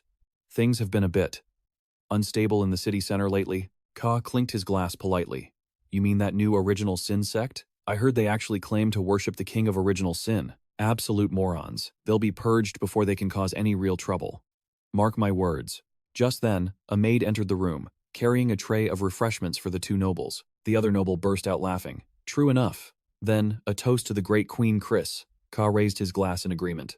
To the Queen. The maid heard every word. She remained silent, but her brow furrowed slightly, and her lips pressed into a thin line. Scene change. In a dilapidated district of the Elf Kingdom, a group of people huddled around a fire inside a ruined house, trying to keep warm. One of them stood up, spitting on the ground. Those nobles are despicable. They don't even look at us as human beings. Another man reached out toward the fire, nodding in agreement. We fight just to survive another day. Why do they get to enjoy everything without paying a price? As they argued, the maid from the balcony returned. She stepped into the light and spoke firmly. You're not wrong. She walked into the center of the group. The royal nobility has committed the 7 deadly sins, yet they feel absolutely no guilt. They hide behind the protection of the gods, drowning themselves in cruelty, oppression, and hedonism. She pulled off her wig, revealing a cascade of stark white hair. Her name was Gloris. She removed her contact lenses, revealing her true eyes heterochromatic, one blue and one red. Gloris scratched her head casually. If the gods protect such evil people, then those gods are nothing but evil deities themselves. A male elf stepped forward, his voice shaking. We can't live like this anymore. Another approached Gloris, desperation in his eyes. But how? How can we possibly punish the nobility? Gloris stood in the center of the circle, raising her hands as she addressed the crowd. Those wicked nobles are shielded by evil deities, far beyond the reach of commoners like us. Hearing this, one of the rebels had an idea. Then we must find a power that rivals theirs. We need to call upon a god of equal standing to pass judgment and bring down divine sin upon them. Gloris frowns as she processes the words, then voices her agreement. Exactly. Only the Abyss Monarch, the master of original sin, can deliver their punishment. The elves erupt into chaos at her words. What? The monarch of original sin? But the king of original sin destroyed our homeland. That makes the monarch who wields that power evil too. Even if we destroy the evil king and the evil god, what do we actually gain? Hearing their doubts, Gloris's voice turns ice cold. Trials always come with suffering. If you can't overcome pain, how do you expect to change your destiny? Furthermore, the monarch is original sin itself. The world condemns him as evil for bearing all sins, but in truth, he is a benevolent god. A benevolent god. The monarch of original sin is good? So, it was all just a test. Gloris draws a sharp dagger, raising it high. Watching the blood drip down, she chants, "The blood of the king leads to sin." She clenches her fist, eyes burning with resolve. "And the evil god shall face judgment for his grave transgressions." Inspired by her words, the crowd rises as one, raising their hands high. They chant in unison, "The blood of the king leads to sin. The evil god shall face judgment for his grave transgressions." The crowd disperses, and Gloris steps away. She places both hands over her heart, closes her eyes, and tilts her head up. Oh, monarch who holds original sin. Her entire body begins to emit a soft, radiant glow. "I pray you bring us salvation." Her shadow distorts. It no longer looks like her, but resembles a figure wearing a crown. Meanwhile, at the teleportation gate to the elf kingdom, the surroundings lie in absolute ruin. A cloaked figure sits high above, observing the desolation. Just like the intel from that Knight Commander's memories, the passage between the elf world and the dragon kingdom isn't sealed. But the defense is tight. It's Su Yang. He frowns, scanning the area below while calculating in his mind. 6, 7, 8. No. There are 2 more scouts hiding in the shadows. That makes 9 Tier 6 elves in total. I'm not afraid of a head-on clash, but if they sound the alarm, it'll be a pain in the ass. Decision made, Su Yang stands up. Well, no point waiting. I'll just insta-kill them all. Dark energy erupts around Su Yang, shrouding everything but his glowing eyes. He has entered his fallen form. In a flash, Su Yang vanishes, leaving only a streak of light. A guard gasps. What the? Where did he come from? The streak of light tears through the guards, sending blood spraying into the air. Su Yang reappears, now clad in crimson armor, a pair of jagged red horns protruding from his head. With the guards slaughtered, Su Yang calmly strolls into the teleportation gate. Soul marks consumed. Automatic respawn at original positions. Memories of death erased. Stepping into the dragon realm, Su Yang removes his helmet. So, this is the kingdom of giant dragons? A majestic landscape stretches out before him, a vast ocean meeting the horizon, with dragons soaring freely across the azure sky. Even Su Yang is impressed. Now that is spectacular. The black dragon emerges from the seal on Su Yang's hand, appearing in its miniature form. He looks down at the little creature and grins. You're excited, aren't you? Smell the familiar scent of home? The black dragon chirps in agreement, looking thoroughly satisfied. Su Yang raises his arm. Come on out, Athos. Hearing the command, the black dragon shoots into the air, letting out an excited roar. As the dragon dances through the skies of its homeland, Su Yang calls out, Go scout ahead, see if we can find any lucky loot nearby. Down below, Su Yang draws his sword and instantly subdues a red dragon. He steps onto the beast's head, then hops down as the red dragon lies submissively on the ground. Suddenly, bone dragons emerge, their skeletal frames wreathed in eerie purple flames. As the dragons stare down, Su Yang erupts in blue flames. A bolt of lightning crashes into the ground, triggering a massive explosion that tears a trench through the earth. Sparks crackle over Su Yang's body. Whoa, that shock left me tingling all over. That magic combo wasn't bad. But look at my hair, it's a total mess now. How do you plan to compensate me for this? Standing before him is a massive black dragon, crackling with blue lightning. It glares at him. Why is a human in this realm? Before it can finish, Su Yang grips his sword and charges straight at the beast. Mid-sprint, he shouts back. There is no why, it's just a mission, buddy. Right at that moment, a razor-sharp black claw tears through the air. The black dragon has returned, swinging its talons with ferocious speed. With a single strike, it pins the gray dragon to the ground, forcing a pained shriek from the beast. Seeing the black dragon's betrayal, the gray dragon roars. Why would a mighty black dragon bow down to a human? Have you forgotten the pride of the dragon race? Dust clouds the air, but Su Yang seizes the opening. He charges in, his voice cutting through the chaos. There is no such thing as glory. Isn't your dragon kind all about the strong devouring the weak anyway? Instantly, he drives his sword straight into the dragon's chest. Blood sprays everywhere as the beast howls in agony. A moment later, the massive gray dragon collapses.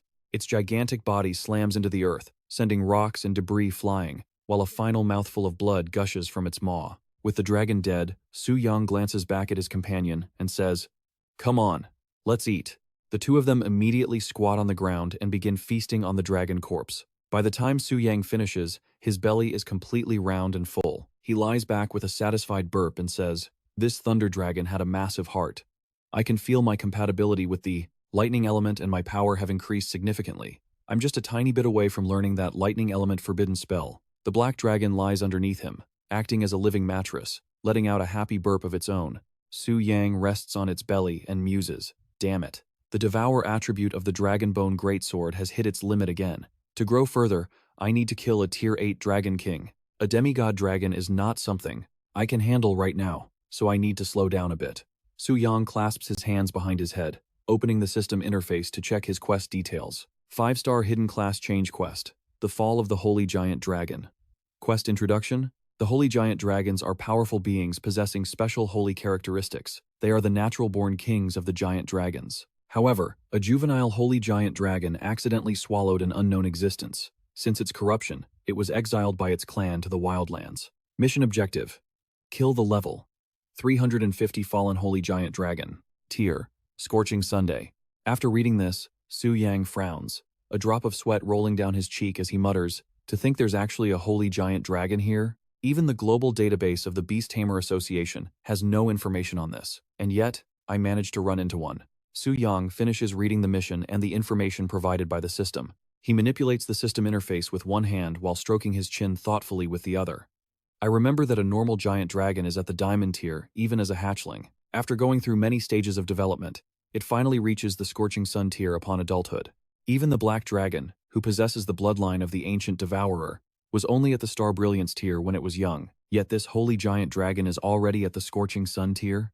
That is 2 whole stages higher than Atos. Hearing Su Yang speak, the black dragon standing before him looks down and lets out a low growl. Seeing its reaction, Su Yang stuffs his hands into his pockets, looks up at the beast, and asks, "You're not jealous, are you?" The black dragon lowers its massive head toward him. Su Yang reaches out, patting its head to comfort it. "Don't worry, I'm not the type to love the new and loathe the old. Besides, this mission requires me to kill it." As Su Yang strokes the black dragon's head, he furrows his brows, his eyes turning slightly somber. He purses his lips and thinks, this holy giant dragon fell after swallowing something strange. Could it be that piece of rotten flesh? If that thing can also fall from the sky. After comforting the black dragon, Su Yang steps forward and commands, "Let's go. Let's head to that wasteland and take a look." Hearing this, the black dragon excitedly soars into the sky. Su Yang and the black dragon soon arrive before a valley, a place shrouded in thick smoke. Su Yang sits atop the dragon, looking down. Grass doesn't even grow here. This is truly a forbidden zone for life. He squints, spotting something behind the dense curtain of fog, and adds, "Looks like we've been spotted." The black dragon lowers its head toward the ground to observe, then suddenly lets out a roar. Su Yang, who is kneeling to get a better look, asks, "What's wrong? This is the first time I've seen you act like this." He touches his lips, his expression deep in thought. Su Yang thinks to himself, if I want to fight a max-level Scorching Sun giant dragon, the black dragon's help might be limited. It might even alert the enemy unnecessarily. Thinking this, Su Yang recalls the black dragon, turning it back into a mark on his hand. He doesn't forget to tell it, "You go back first. I'll handle this dragon personally." As soon as Su Yang finishes speaking, a dragon with dozens of horns on its head and glowing red eyes emerges from the thick smoke. It is the level 350, Scorching Sun Tier Fallen Holy Giant Dragon. Attribute: Health points 14 million. Strength: 68,210. Spirit: 82,201. Agility: 15,043. Seeing the dragon before him and its stats, Su Yang frowns. He mutters to himself, "Huge. It's easily more than twice the size of the black dragon. With these stats, is this even going to be a fight?" Su Yang pulls up his own status window to double-check. Glancing at the numbers, a smirk tugs at his lips. Looking at this, why do I feel like I'm the final boss here? I mean, I have nearly 5 times more HP than the actual monster. His status screen glows. Su Yang. Class: Spirit Harvester. Level: 200. HP: 74,320,000. Strength: 101,342. Spirit: 67,324. Agility: 41,386. Physical resistance: 68,243. Magic resistance: 64,432. Durability is off the charts. He closes the window, eyeing the dragon. Still, a guy like me always plays it safe. Purple energy swirls into existence, wrapping around his back and coiling down his left arm. At the same time, a brilliant golden aura ignites around his right hand. He's entered the Harvester state. All stats increased by 20%. Mana consumption reduced by 80%. Damage output boosted by 200%. Cost: 1 harvest point per second. Current harvest points: 781. This is the fallen form, the authority of the 7 deadly sins. Su Yang looks down at his glowing arms. If we're fighting at this level, I'd better go full firepower. Blitzkrieg tactics. End it fast. These twin forces are known as the Extreme Dao Dual Cultivation. For every 10 points of base strength, physical damage rises by 1.5%.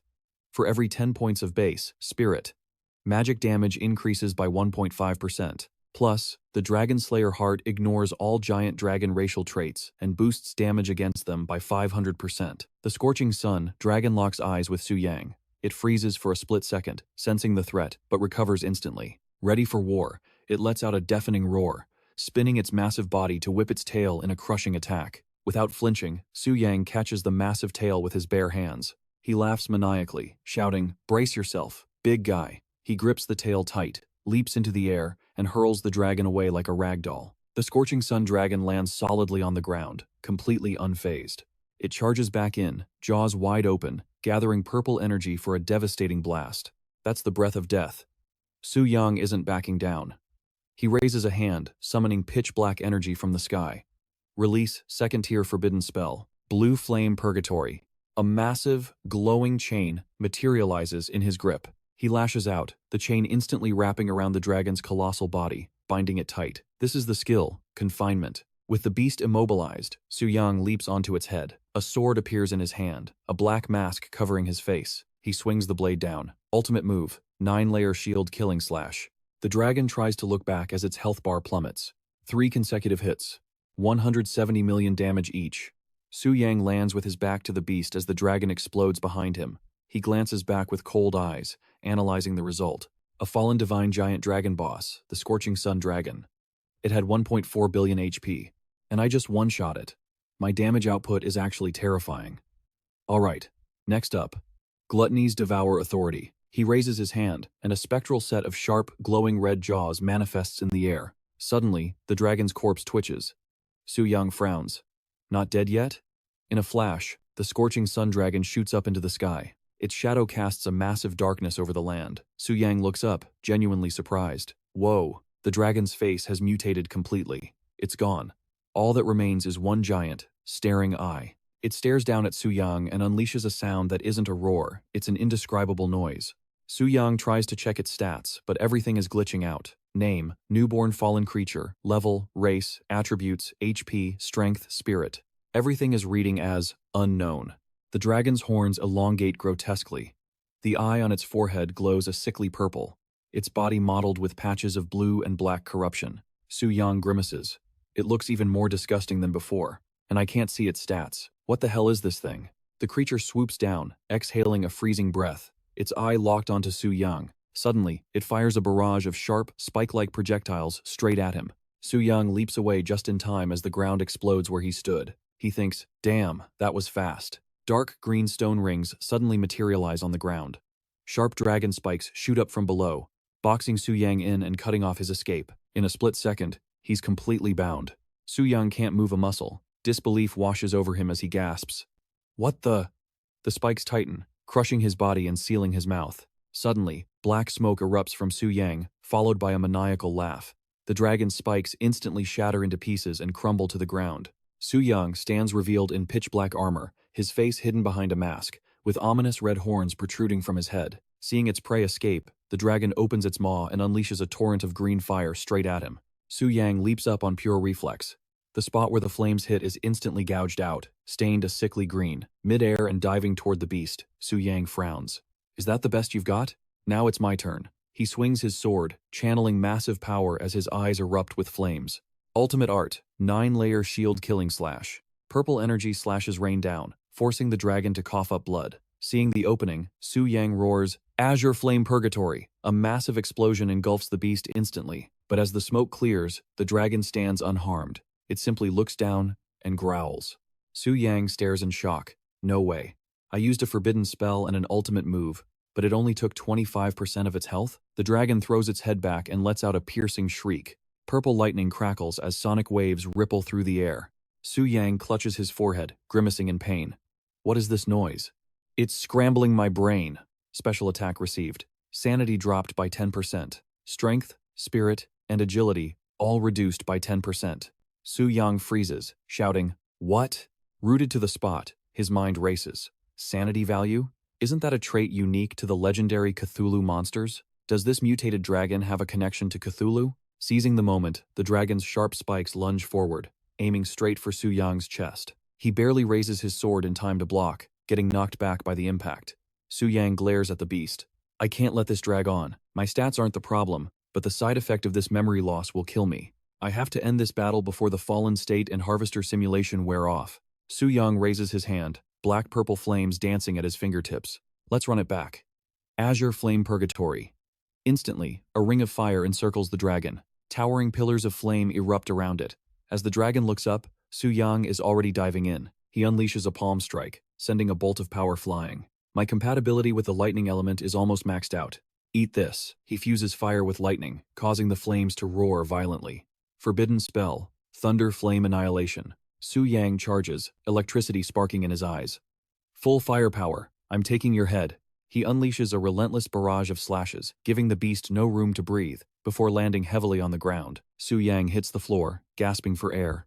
The Fallen and Harvester states deactivate, but the dragon is still standing. The system flashes. Newborn fallen creature. Rank. Unknown. HP. 15%. Su Yang grits his teeth, hyping himself up. Just a little more. Only a little bit left. The dragon charges, mouth wide open. Su Yang points his sword straight at the beast. A surge of orange energy wraps around his blade. Looks like you want to settle this in one go, huh? Fine by me. Athos, release the bone power. The black dragon is unleashed, flanked by skeletal dragons and a swarm of wailing souls. Su Yang rests his sword on his shoulder, radiating pure confidence. The tamed bone dragons open their jaws, gathering energy into a massive blue fireball, before blasting it toward the enemy with earth-shattering force. The dragon interlocks its horns, creating a shield to block the incoming devastation. Seeing this, Su Yang pops the cork off a vial. It's over. This is a high-tier mana recovery potion. Instantly restores 50% MP. Cooldown, 60 seconds. Downing it, Su Yang raises his sword and charges. He delivers a flurry of slashes, sending dragon blood spraying everywhere. After the brutal assault, the dragon finally collapses to the ground. The system pings. Newborn fallen creature slain. Received 130 million XP. Received 15 million gold. Item drop. Mysterious rotten meat. Su Yang touched down after the dragon fight. Finally, a victory, he remarked. It's been a long time since I've had such a bitter struggle. Suddenly, a chunk of rotten meat dropped, making him freeze. Why is this thing here? He grabbed the meat with one hand while rummaging through his inventory with the other. He stared at the chunk of flesh in his hand. The rotten meat, the black dragon devoured. It dropped again after he was killed. Is there any difference between them? Suddenly, both chunks glowed and fused together. Su Yang gasped. What on earth? The rotten flesh seemed to be resonating. They immediately merged into a larger lump. Su Yang sighed, disappointed. Doesn't look like anything changed. Wait. What is that? Su Yang looked up. A massive aura was gathering around him. He wondered. A powerful presence is approaching at high speed. Did the battle attract a true powerhouse of the Dragon Clan? He immediately issued a command. Athos, retreat. Now. Hearing this, the black dragon spread its wings and vanished. Moments later, a massive claw landed, a golden dragon. Seeing no one, it growled, one step too late. It eyed the dragon corpse Su Yang had destroyed. Disgusting. Who killed this abomination? The golden dragon mused. To take this down, they must be strong. It scanned the area. No. This lingering aura. It's him. It refused to believe it, shaking the thought away. No. How could it be? Scene shift. A cloaked figure stepped out of a portal. Su Yang. A guard barked. Who goes there? He raised his arm, revealing the dragon seal. The black dragon's nature is sensitive in the elf kingdom. You rest for now. Athos. As he spoke, blue flames erupted behind him. The black dragon materialized. Su Yang commanded, release the bone dragons. Target. The elf capital. The black dragon obeyed, unleashing a swarm of skeletal beasts. They roared as lightning tore through the sky, diving straight for the city. The elves screamed in terror, scrambling to escape. Help! Run for your lives! An elf commander, hiding behind a boulder, barked orders to his troops. Guards, stop them! Thunderstrike! The soldiers yelled back. This power. We can't stop it. The commander cursed. You useless trash. Charge. An elf collapsed among corpses, foaming at the mouth. Arg, the pain. Poison. It's poison. Another soldier's eyes rolled back in his head. Gritting his teeth, he shouted, clear the poison zone. Mages, purify the air. Now. Suddenly, a figure plummeted from the sky, slicing a bone dragon into ribbons. It was Eslian, but the moment he struck, the skeletal pieces snapped back together. Regeneration, Eslian growled. Damn it. These undead freaks just won't die. He glanced back. He signaled his men. There must be a necromancer nearby, summoning them. Scouts, sweep the area. Find that bastard. His subordinate shouted. Yes, sir. Su Yang watched the chaos from a distance, calm and calculating. Not a bad reaction speed. Worthy of the royal elf elites. He checked the fading mark on his hand. The dragon sigil is dimming. Athos is running out of power. I guess this little gift ends here. Next time, the destruction will be permanent. Suddenly, he sensed a presence. His eyes narrowed, sharp with hostility. He spun around. Who's there? Gloris stepped forward, raising a hand. Relax. I mean you no harm. Su Yang stared at her. Who are you? Gloris frowned, studying him. Su Yang tensed. I can't sense her presence at all, he thought. Ignoring his question, she asked, You're from the abyss, aren't you? Su Yang's eyes widened slightly. My cover is blown? He glared at her. Finally, he replied, guarded. So what if I am? Gloris revealed a glowing object in her hand. Can you do me a favor? She stepped closer, her voice pleading. Please. Deliver this letter to the abyss. Su Yang eyed the glowing object, his voice cold as ice. And why exactly should I help you? If this is the weapon you elves use against the abyss demons, wouldn't that make me an accomplice? Hearing this, Gloris reached out a hand to explain to Su Yang. I can't be sure if you'll help me or not. But if you refuse, I'll just have to wait for the next demon to arrive. Hearing her words, he spoke up. Who exactly are you waiting for? Gloris answered him frankly. The monarch of original sin. The supreme, high-intellect ruler of the abyss demons. As she spoke, a colossal shadow materialized behind Gloris's back. Su Yang narrowed his eyes the moment he saw it. He raised a hand defensively, thinking, this looks almost identical to the giant shadow behind the elf queen earlier. That kind of power. It definitely surpasses the demigod rank. It might even be god rank. Just what is her relationship with the queen? With the massive shadow looming behind her, Gloris asked, Well, do you still have doubts? Su Yang responded immediately. If you're that powerful, why don't you go to the abyss yourself? With your strength, you could definitely make it. Hearing this, Gloris clasped her hands behind her back. She twitched her ears playfully and said, I don't have any strength at all. I'm just an ordinary elf. Seeing her act innocent, Su Yang twitched his lips in a dry smile. He thought, if you call this no strength and ordinary, then Sita, Livia, and the others must be pretty average too. Su Yang didn't say a word. He just turned and started walking away. Gloris stood there, watching his retreating back, and called out, and for some reason, I can't leave this place. That's why I have to rely on others for anything involving the outside world. It was like that before, and it's still like that now. Su Yang stopped in his tracks, frowning in thought. Can't leave? That's strange. The world passage is completely open now. Even God-rank entities can pass through, unless she's being restrained by some kind of power. But what kind of force could do that? Su Yang finished his thought, closed his eyes, and replied, Fine. I hope I can actually help you, and I hope you aren't tricking me. Hearing him agree, Gloris bowed her head to Su Yang. She held up the item she wanted to send with both hands and said, Thank you so much. Suddenly, voices echoed from the distance, accompanied by approaching auras. Hurry up! Hearing this, Gloris immediately told Su Yang, You need to leave. Now. He glanced back and asked, What about you? Gloris smiled gently at his concern. Don't worry about me, sir. Please, return to the demon realm quickly. Su Yang left one final sentence before vanishing. All right then, farewell. The bone dragon immediately soared into the sky. Watching it go, Gloris muttered to herself, A bone dragon, huh? It brings back so many distant memories. By the time the pursuers and their subordinates arrived, the place was empty. Seeing no one there, the group spoke up. It was right here. Where did they go? The aura was definitely coming from this spot. Scene change. Inside the Elf Kingdom's palace, Marita was walking alongside the queen and spoke up. Your Majesty. Gripping her staff, Chris asked, Marita, do you know what the appearance of those bone dragons signifies? Marita bowed respectfully and answered, The only one who can control a bone dragon is the entity that brought disaster and fear to both the elf world and the dragon kingdom. Its true name was lost long ago. Both elves and dragons call it the Ancient Devourer. Hearing this, Chris gritted her teeth in fury. Has that legendary existence really returned? Scene change, Queen Chris and Marita arrived in front of the sacred tree. Stepping forward, Chris frowned and glanced at Marita. How long until the birth of the god? Following her up the steps, Marita replied instantly, 3 more months, Your Majesty. Hearing this, the queen stood before the sacred tree, her brow furrowed deep in thought. Chris recalled that earlier, in order to find out why the Lorens and the divine artifact had disappeared, Marita had connected with the sacred tree. Aside from receiving an oracle about a frenzied slaughter, she had also received news regarding the god's birthday. The queen reached one hand toward the sacred tree while placing the other over her own chest. Resonating with the tree, Chris declared, The god shall be born and resurrected from the sacred tree. They will lead the elf world to purge the sins of the abyss demons. The queen curled her lips into a smile and continued, For hundreds of years, the god never vanished. They have been sleeping peacefully within the sacred tree. Once the god awakens, the elves will become the masters of the 3 realms. Both the dragon kingdom and the human world are godless. In the end, they will have no choice but to submit. As she spoke, a twisted smile distorted her face.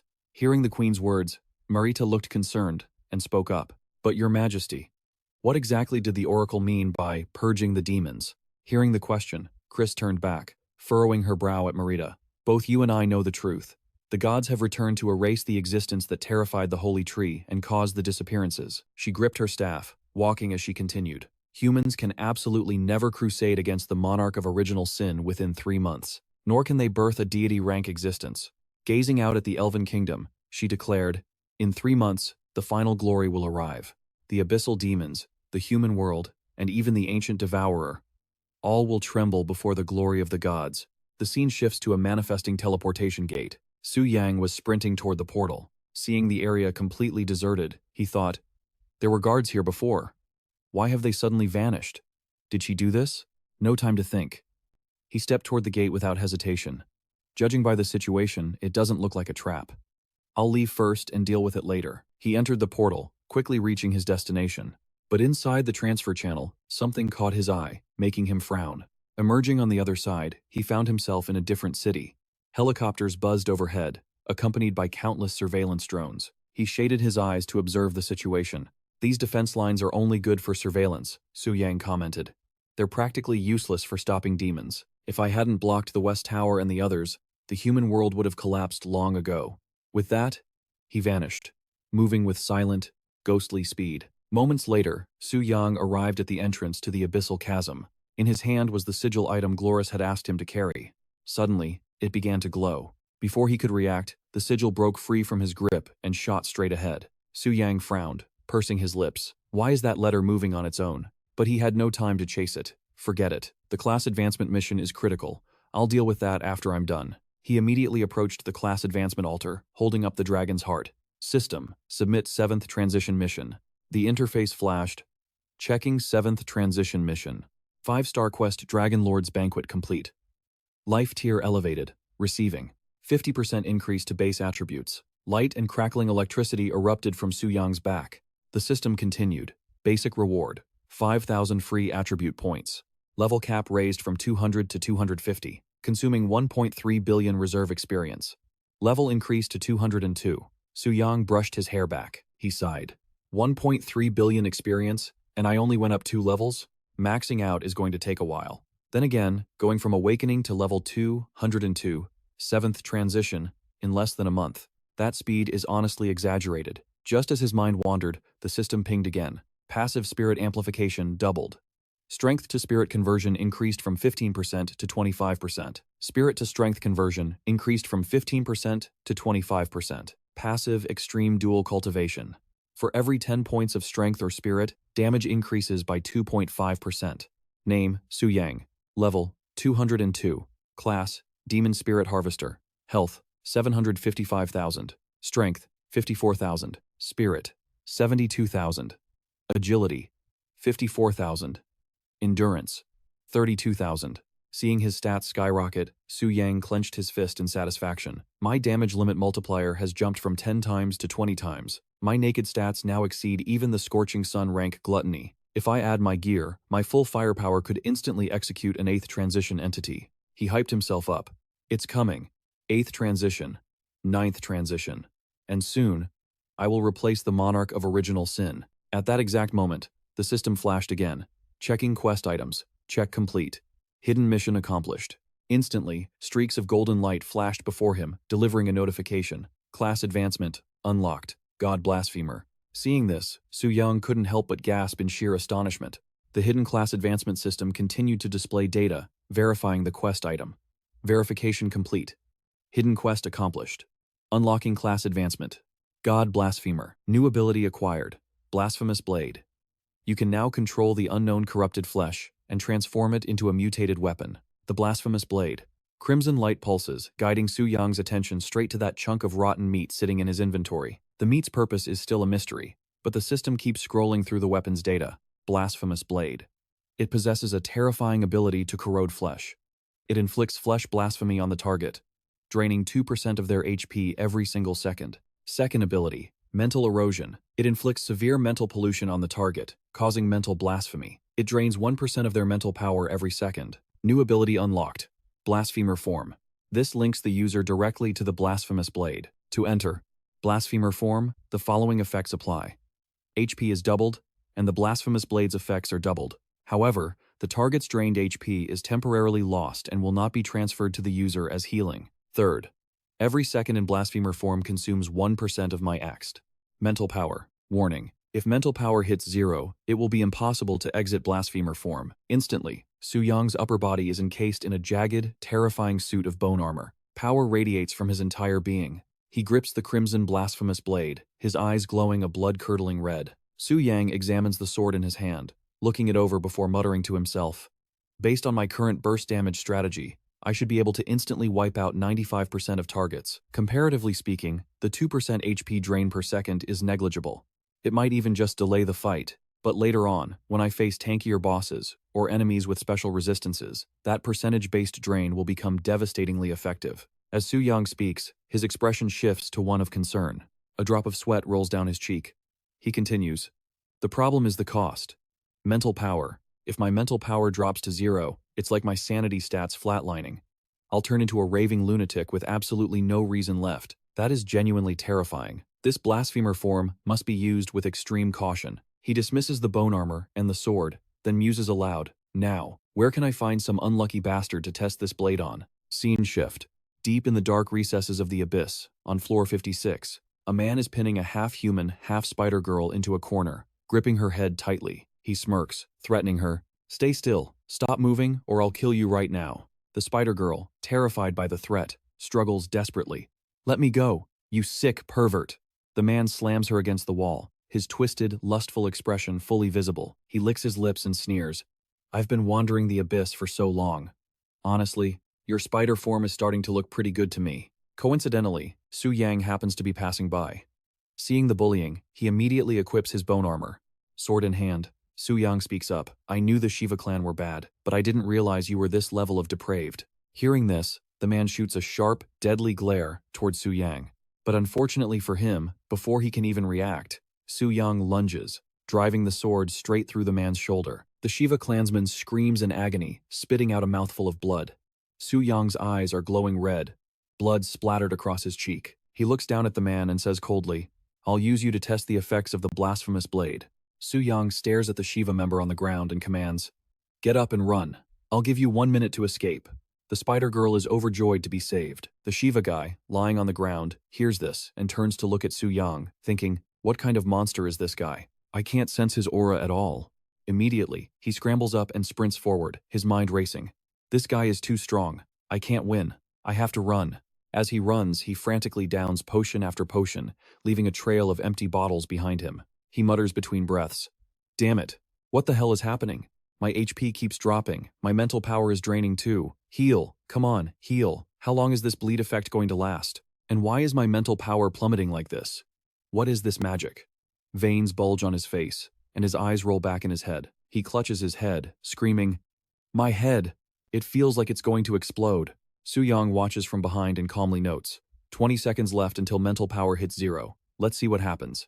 Instantly, the Shiva man collapses to the ground. Suddenly, grotesque red tentacles burst out from his wound. The tentacles grow at a terrifying rate, wriggling from his flesh. Moments later, the Shiva man stands up again. His body is now covered in countless dark red tentacles. Su Yang and the spider girl watch from a distance. Su Yang walks up behind the creature, observing and evaluating. As expected, aside from losing their mind and going insane, they physically mutate into a monster like this. That's a bit disgusting.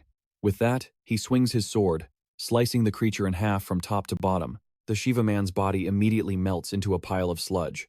Su Yang frowns, muttering to himself, What is this? After being killed, a demon-class player should respawn at the demon statue. Did the blasphemy effect strip him of his right to resurrect entirely? Su Yang knows well that in this game world, death is usually not the end of life. Usually, when an awakened dies, they're teleported back to the temple for resurrection. The price? A chunk of XP and a drop in levels.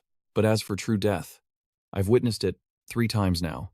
The 2 incinerated by the black dragon, Athos's dragon breath, were confirmed dead, gone forever, erased by the system's correction. After leaving the black dragon fortress, I sealed away the black dragon's powers. On one hand, it stops the dragon from permanently wiping out enemies. On the other, it saves me from unnecessary headaches. After all, I'm the only one who's tamed a black dragon. The black dragon carries him soaring into the sky, leaving the scene behind. Su Yang stares at the blade in his hand. The power of this blasphemous blade alters the very structure of life through spiritual curses. It severs the target's link to the system, meaning they can be killed for real. It's not exactly a simple effect, or as crude as the correction, but that red moon core is incredibly precious regardless. If I face an enemy I can't fight normally, this blade is a solid option. I might even get a chance to dual wield. He returns home. Lilith immediately rushes over, wrapping her arms around him in a tight hug. Welcome back. Where did you go this time? She asks. I went to the Dragon Kingdom, he replies, and swung by the Elf Kingdom too. She blinks in surprise. Huh? You weren't caught? That's way too dangerous. Su Yang smiles reassuringly. It's fine. I was extremely careful. Oh, right, he asks, curiosity piqued. In your elf world, are there many people with silver hair? Lilith pauses while pouring tea, surprised. Silver hair? I don't think I've ever seen anyone like that. Su Yang presses on. What about eye color? Like azure blue? Only elves with royal blood possess green eyes, she explains. The stronger the royal lineage, the more vivid the green. But that deep azure blue? Only the queen and the high priestess could possibly have eyes like that. Su Yang falls into thought. Royal blood. That girl's aura did feel incredibly noble. He glances at Lilith across the table. Speaking of nobility, Lilith is a genuine princess herself. Just look at the way she sips her tea, absolute perfection and elegance. But the moment Su Yang finishes that thought, she spits the tea right out. Hot. Too hot. Su Yang sighs. Well, from a 10 down to a 9. He waves goodbye and heads back to his room. He walks down the hallway, maids bowing respectfully as he passes. His solitary figure moves through the silent, empty corridor. He stops in front of an open gate and pulls out a scroll. Barrier set. Anyone with spirit power lower than mine is barred from entry. He activates the link, and his body begins to fade away. Su Yang connects to his avatar, the demon of the abyss, seated upon a dark throne. He looks at the item in his hand, burning with curiosity. Time to see what secrets this letter holds. Light gathers at a single point, slowly taking the shape of a person. Su Yang is startled. It condensed into a solid form? The elf bows reverently. Great Lord of the Abyss, monarch of original sin, just as I expected. You are indeed a true god. He addresses the elf, voice booming. I knew you would come. State your name and your purpose. A true god, huh?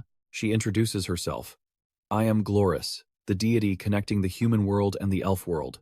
I govern growth and nature. Su Yang recognizes the name Sylvia, the surname of the elf royalty. But this name, Gloris. Suddenly she pleads, please, help me kill Gloris. Su Yang is intrigued. The phantom in the dragon spirit realm mentioned this too. According to that mysterious stone tablet. Arlie. Did this elf goddess Gloris betray him? He recalls the phantom and its final request before fading away. Meanwhile, she continues to beg. I came here to seek your aid. I beg for your immense power to help me kill my other self. Su Yang is stunned by the sudden request. Gloris explains, Supreme Monarch. As a true god who descended from another dimension to this world, you must know that outside of order, there is chaos. That is the domain of the evil gods, disaster, misfortune, and despair. And a vile entity known as the Mother Tree has descended into the holy tree of the elf world. It is nurturing another version of me, a version that worships the Mother Tree. Its goal is to replace me, take total control of the elf world, and then invade other realms. Its power grows by the day, and soon the holy tree will birth it. If left unchecked, both the human world and your abyss will be overrun by the evil gods of chaos. Please, lend me your hand. Su Yang facepalms, feeling helpless. I figured she might be related to the elf queen, but a literal goddess? And what's this nonsense about other worlds, evil gods, chaos, and a mother tree? I've never heard a whisper of this. How the hell am I supposed to answer her? You need to calm down, breathe. As long as I don't crack, nobody will spot the fake. Besides, she came to me for help. That puts me in the driver's seat. I can't let her lead me by the nose. Actually, this is a golden opportunity to gather intel. He puts on his most majestic poker face. Before I answer, I have a question. Su Yang cuts straight to the chase. Gloris, have you ever met the repairer? She freezes, completely stunned by the question. Seeing her reaction, he presses, never seen them? The air in the room instantly turns heavy. She looks terrified. Great monarch, I would never dare hide anything from you. But I truly cannot remember. The other, me, inside the holy tree, split from my body. She must have stolen that part of my memory. Su Yang thinks, amnesia? Really? That's a clumsy excuse. Is there some massive conspiracy hidden inside that giant tree? He lowers his voice. If I intervene, how will you repay me? Gloris offers a scroll with both hands. I wish to sign a divine pact. I will become your dependent, manage the elf world in your name, and offer you 70% of all faith power gathered. Su Yang is genuinely surprised. 70%? That's awfully generous. He stands up, voice booming. But once I recover, I could simply devour your world myself. Give me a reason to help you now. She bows her head low, trembling. As far as I know, you are currently in a weakened state, extremely weakened. You hold the godhood, but without the Mother Tree's blessing, you lack the power of a true god. She thinks I can't beat her evil twin. He leans in, face inches from hers. Are you threatening me? Gloris shrinks back. I wouldn't dare. I am simply stating objective facts. If you cannot defeat her, this entire swamp will become fertilizer for the Mother Tree. Please, consider this carefully. He's annoyed. Is this weakened state debuff really that bad? What does 1/3 recovery even mean then? This is getting tricky. Su Yang asks, how much power do you have left, and how exactly do I help you kill her? Gloris reports, she has drained almost everything. I only retain the authority of my godhood. I cannot use raw power, but I can adopt a new identity to establish the original sin sect within the elf world. Once we gather enough faith power, it should allow you to descend upon the elf world. When that happens, I beg you, crush her before she can even react. Su Yang smirks. Sounds simple enough. She continues, my power is fading fast. If you agree to save us, I offer this divine pact. He takes the scroll. Very well, I accept your request. Gloris beams with gratitude for the salvation he brings. As he unrolls it, Su Yang pauses. I've never seen this before, yet I can feel it. I can feel it clearly. This is a genuine contract between gods. There's no way to fake this. Is this the power of a law? The contract reads, I, Glory Seva, voluntarily become a dependent of the monarch of original sin, managing the elf world on your behalf. Every month, I shall offer 7 parts of the elf world's faith power to assist you in eradicating the evil god within the sacred tree. Su Yang scans every line. Matches what she said. He spots a clause. The superior god, monarch of original sin, may void this contract at any time. Well, that shows plenty of sincerity. Su Yang blinks. Wait, why is there no name in the signature slot?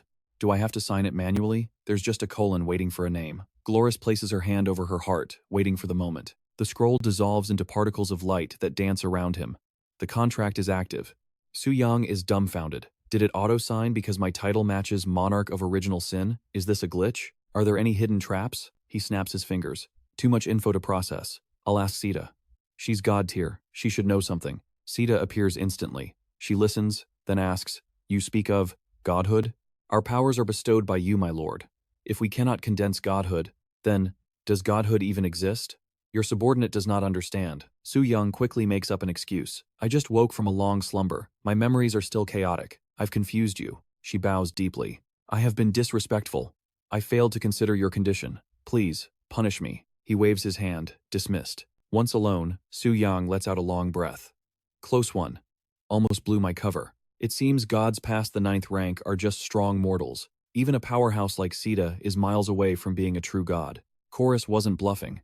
If I don't take this seriously, I could actually wipe out in the spirit world. Su Yang conjures a sphere of pure darkness. That's enough intel gathering. Time to accelerate the Sin God artifact's progression. Dark energy swirls around a subterranean throne, coalescing into a dense, black miasma. Su Yang commands, Resurrect, Sin Monarch of Greed Mammon. Dark energy begins to swirl and knit together. Mammon's form materializes. He gasps, I have returned? He bows frantically. Oh heavens! Praise be to you, my supreme, magnificent monarch. System alert. Sin Monarch of Greed. Mammon. Rank. Demigod. HP. 120 million. Strength. 152,271. Spirit. 295,000. Agility. 114,000. Resistance. Trait. Sin of Greed. Mammon's authority. Destroys an item in his treasury to plunder an item of equal rank from the target. Su Yang analyzes. He was the Sin Monarch of the 200th floor, weaker than Samael in raw power, but his spirit is impressive, nearly 300,000. However, that authority is the real key. Mammon asks humbly, Does the monarch have orders? This lowly servant will give his all to satisfy your needs. Su Yang commands, Mammon, open your treasury. The demon obeys instantly. As you command, a massive gate creaks open, blinding light spilling out. Mammon gestures. Welcome to Mammon's treasury. Please, choose freely. Inside, mountains of gold and artifacts glitter, casting a golden haze everywhere. Su Yang walks through the hoard. Mammon asks, What treasure does the monarch seek? Shall I offer a recommendation? No need, Su Yang replies curtly. I can judge for myself. Su Yang calculates, mostly solar and lunar rank gear. A huge collection, but at my stage, the boost is negligible. Suddenly, his gaze locks onto something beside him. A drawer is glowing. Su Yang suspects it's special. Mammon quickly retrieves the box and opens it. The monarch has sharp eyes. This is one of my favorite collectibles. Item info. Rank. Demigod. Name. Gift of the Void. Description. A gift from the void. Only a god's eyes can see it. Requirement. 50,000 spirit. Effects. Spirit plus 8,000. Passive. Void Walk. Before attacking, wearer is invisible and undetectable by any skill. Note. Nullified if observer's base. Spirit is 1.5 times higher than wearer's. Active. Void Concealment. Consumes 1,000 mana per second. Enters void state. Invisible, untargetable, immune to damage. Effective below god rank. Max output consumes 200,000 mana per second. Su Yang calculates. My base spirit is 54,000. Just enough to meet the requirement. With my mana, I can maintain Void Walk for 30 minutes, or force the absolute void state for 8 seconds. Top tier for assassination and survival. Absolutely perfect. Mammon flatters. Satisfying the monarch is my greatest honor. Anything else? Su Yang says, No. Su Yang glances back, eyes cold. Your value ends here. A blast of red energy surges out. Mammon freezes. Monarch? You just revived me. Why kill me again? Su Yang holds an orb. Don't talk. Become my power. Go back to the darkness and wait for the next summon. Mammon submits. I obey your will. The orb slams into him. System. Defeated Sin Monarch Mammon. Gained 11.4 billion XP. Level up. 202 to 217. Item. Flesh. Essence of Mammon. Consuming increases spirit by 10,000. Item. Origin of Greed. Immunity to abyssal erosion on the 200th floor. Item. Eye of Greed. Increases luck and rare drop rate.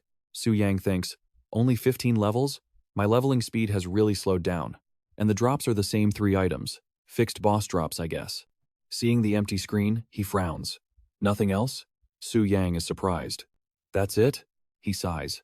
Lady Luck isn't with me. Still no sign reversal divine weapon. My dark origin power is 1/3 left. Su Yang turns to leave. I'll stop reviving Sin Monarchs for now. There are other ways to farm. He snaps his fingers. System. Consumed 1/6 dark origin power. Executed Tier 8 Great Demon in the Deep Abyss. Gained 10.6 billion XP. Level up. 217 to 227. Back in the room, Su Yang drinks a potion, then slowly stands up. Su Yang wipes his mouth. At this rate, my spiritual power has nearly reached 70,000. Combined with the boost from Harvester mode, even a 9th turn demigod mage like Augustin wouldn't necessarily be able to see through my stealth abilities. Tokugawa, let's see where you hide this time. AO and Amino have already gone one step ahead of you. Now, it's probably time for you to go join them. Tokugawa, for those who plot to harm and betray me, I will show absolutely no mercy. Back in the Sakura Nation, inside Tokugawa's building, he is so furious, he slams his hand violently onto the table. Damn it. Tokugawa squeezes the water glass until it cracks. That damn tyrant king, where the hell did he even crawl out from? Counting the previous deaths, this is the 4th time I've died. I've dropped over 100 levels now, that bastard. But on what grounds is Dragon Shah allowed to rejoin the Anti-Abyss Alliance? I tried so hard to suck up to those elves, just to make Dragon Shia a thorn in their side and borrow a knife to do the killing. The glass is completely crushed into fragments in his hand. Tokugawa recalls that, last time, when the Elven diplomatic mission was attacked by the Western Pagoda, in Dragon Shia, not only did they not pursue responsibility, but they also decided to bury the hatchet, and even provided them with more high-level secret realms. That guy Tang Zhan didn't die a single time, and now he's continuing to level up? On what grounds? Those bastards. Suddenly, there is a knock at the door from outside. Lord Shogun, this subordinate has an important matter to report. He orders, come in. The guard outside asks, Lord Shogun, are you all right? I heard a very loud noise from outside just now. Tokugawa snaps, get to the point. The guard obeys immediately, then reports, news has come from the border. At the border between our country and Dragon Shia, a new high-level secret realm has appeared. According to the preliminary investigation, it has been confirmed that there is a demigod-tier boss inside. Tokugawa gets impatient. So, is that secret realm located within our Sakura Nation, or on Dragon Shia's land? The guard replies.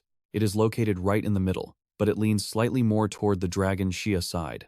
He asserts confidently, the powerhouses of Dragon Shia have all gone to the elf world. This secret realm belongs to us. At the border between Dragon Shah and the Sakura Nation, the barrier gate has opened. The bridge is packed with people from both sides, maintaining a distance, glaring at each other with sparks flying. Neither side willing to yield. Dongshan, level 306, 9th turn Feng Shui Grandmaster, directly affiliated with the Dragon Xia Undying Battlefield, asks the Sakura Nation crowd coldly, what is the meaning of this? Okita Kogoro, level 285, 8th turn Samurai General, directly affiliated with the Sakura Nation Tokugawa Shogunate, replies in annoyance. What meaning? We're here to farm the dungeon. You got a problem with that? Anne puts her hands on her hips and says, that's ridiculous. According to the World Guild regulations, this secret realm belongs to Dragon Shia, not your territory. One guy listens and sneers. Is there a place for you to speak here? A little brat dares to interrupt. From his palm, he launches a hidden projectile. Seeing the weapon flying toward her, she freezes in shock. Dongshan blocks it just in time, catching the weapon with 2 fingers. He looks with disdain at this action. Attacking a girl? You call yourself a powerhouse? The guy who attacked makes an annoyed tisk sound, not bothering to argue. He points his thumb downward, expressing his contempt, when suddenly, a force pierces straight through his head. What? Seeing this guy fall, the crowd shouts, you dare kill our people? Do you want to start a war with the Sakura Nation right here? The guy thinks to himself, an instant kill on an 8th turn in the blink of an eye. Is this old man a 9th turn powerhouse? Dongshan waves his hand, and a light flashes on the ground. A wall of energy barrier appears in front of them. He warns, I don't care about anything else, but if anyone dares to cross this line, I will take action. Tokugawa steps out to greet him. So it is Dongshan-kun. Long time no see. The person beside you must be the daughter of the war god Tangjan, Miss Tangan-an, correct? Dongshan asks coldly. Head Shogun Tokugawa, you are making such a big scene. What exactly do you want to do? His voice turns icy. My intention is... The aura around Tokugawa becomes overwhelmingly powerful. He commands, Scram. The shockwave hits, blowing the guards away. Someone is holding up a defense to protect an An inside. Miss, be careful. Tokugawa is confident. Tangjan is not here. No one in Dragon Xia can stop me. If you know what's good for you, take this brat and get the hell out of here. Otherwise, I will send you to meet the Reaper. Dongshan-kun, if you don't take Miss Tang and scram, I might be forced to send you off myself. Dongshan warns him. Tokugawa, with your current level, don't try to threaten me. Better let the ninth turns behind you step up instead. He declares, you're about to die and you still have a tough mouth. Today Tangjan is not here. I'd like to see who among you can stop me. From behind, a sharp branch pierces through Tokugawa's chest while he is mid-sentence. Kill them for me. Tokugawa looks blankly, quickly glancing back. Who is it? He swings his sword around wildly. Ultimate art, 99-layer tearing slash. The ground is covered in cracks, but Tokugawa is surprised. There is no one there. He clutches the wound on his chest, mind racing. From the moment he was hit to the moment he drew his blade, it was barely 0.5 seconds. No one can escape my sword formation in that window. Not even Tangjan stands a chance. Yet, why didn't I feel the blade actually connect? Tokugawa barks out, is this assassin one of your Longxia dogs? Dongshan denies it instantly. Not us. That assassin's stealth technique, even I couldn't detect it. He scoffs. Who knows if you're lying? Still, even if the stealth was top tier, the attack power felt pathetic. You think this scratch is enough to take the life of the great Tokugawa? Suddenly, Tokugawa's face goes deathly pale. What the hell? Why is his HP still plummeting? He frantically rips open a scroll, full recovery and purification. Tokugawa trembles violently. It didn't work. What is happening to me? Is this a forbidden curse? He screams at the healers behind him. Heal me, now. Cast every recovery and dispel skill you have. A wave of healing energy washes over Tokugawa amidst the chanting of spells. But it's useless. His health is still draining away. A pool of blood forms beneath his feet. He drops to his knees as a grotesque tentacle bursts from his chest. Why isn't anything working? What kind of hellish magic is this? The tentacle expands, coiling tightly around Tokugawa's body, terrifying the onlookers. Someone stumbles back, voice trembling. General, what's happening to you? Tokugawa howls in agony as tentacles erupt from his eyes, nose, and mouth. The tentacles lash out from his body, attacking his own subordinates. Tiny tentacles sprout all over his face, his body convulsing uncontrollably. Seeing a spike aiming for her, a female healer screams, "No, stay back." Suddenly, a massive blast slams into Tokugawa's waist. A violent explosion erupts, sending shockwaves rippling outward. Yanagi, level 300. Rank 9. Onmyoji steps forward, the source of the blast. This is a forbidden curse unlike anything I've ever seen. Even my highest tier dispel skills are useless. Our only option is to kill the general. Once he respawns, the status effect should be cleared. Tokugawa's mutated form stands rigid. Yanagi commands his squad. Do it! But the general's body retaliates, tentacles thrashing wildly towards them. Watch out! Someone yells. A fighter throws a magical binding cord, wrapping Tokugawa tight. Sit still, damn it! An looks over nervously. Elder Mo, what should we do? The old man remains calm. Let the Sakura dogs tear each other apart. We just watch and wait for an opening. Yanagi draws a talisman, activating a high-level summon. A massive golden war god materializes, towering over Tokugawa. Boom! Its fist slams down, shattering the earth. Debris flies and smoke billows. But Tokugawa is still standing. The mutated general stomps his foot, cracking the ground beneath him. His power is going critical. Suddenly, long chains shoot out from the distance, snagging him. Several hunters grab the ends, anchoring him down. Hold him down, someone roars. Now, a blade flashes, slicing through both the tentacles and the chains. Got him. A clean cut appears across his torso. As he screams, thick, viscous blood sprays out like a fountain. Tokugawa's body dissolves, melting into a puddle of disgusting slime on the ground. The crowd freezes, too shocked to speak. Okita breaks the silence. Why? Why did his corpse vanish? What is going on? Yanagi stammers. I don't know. Let me contact the Resurrection Temple. His face twists in horror at the response. What did you just say? The general hasn't respawned? That's impossible. Did he spawn at a different shrine? What do you mean there's no trace of him at any temple? They all look down at the puddle of slime, faces draining of color. A terrifying realization hits them. General Tokugawa is permanently dead. Slowly, every eye turns toward the man who ordered the kill. Yanagi panics. Why are you looking at me like that? I had no intention of harming the general. You all agreed to the plan. Who could have known he wouldn't be able to respawn? Desperate, he points a finger. Longjia. It was definitely the Longjia dogs. They must have used some evil art to permanently kill the general. Anne and snaps back. Furious. What kind of bullshit are you spewing? Did you see us touch him? We don't even know who that assassin was. Yanagi doubles down, desperate to shift the blame. If it wasn't you, then who? He died right here on the border, fighting you for the secret realm. Deny it all you want, but you're the only ones with a motive. Dongshan steps forward, his voice ice cold. So, what are you going to do about it? He sneered coldly. I have no obligation to explain anything to you lot, but you'll find out soon enough. He withdrew his men and departed, heading straight for Kyoto. Anne felt a knot of anxiety in her chest. Elder Mo, I have a really bad feeling about this. Elder Zhang nodded grimly.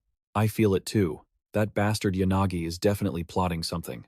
Meanwhile, Yanagi returned to his residence in central Kyoto. Okita approached him, asking, What exactly is your plan?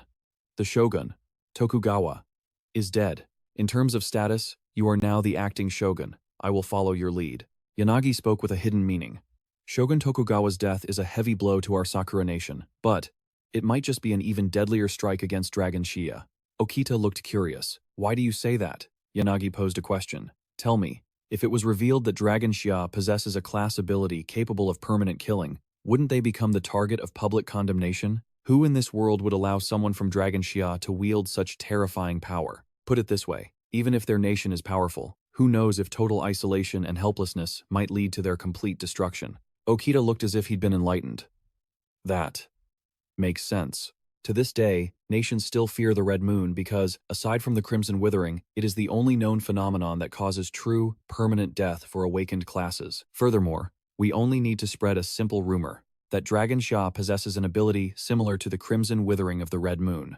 They will instantly become public enemy number one. Even if we can't prove they did it, the suspicion alone will weaken Dragon Shia and prevent them from ever regaining their former strength. He revealed the final step.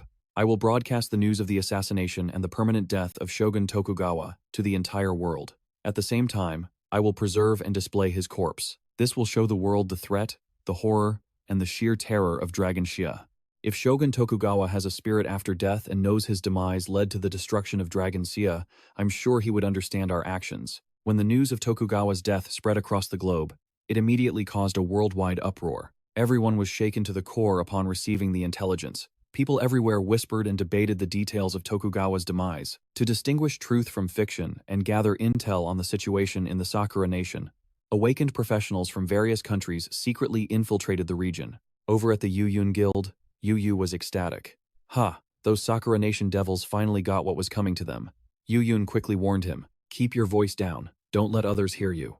Meanwhile, Anyu was busy stuffing his face. This Odin isn't bad at all. Rongshui looked annoyed. Eat. That's all you do all day. Keep it up and see if you don't end up obese.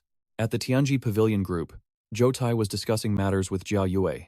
The atmosphere seemingly relaxed. General Manager, why did we have to bring them along? He replied calmly.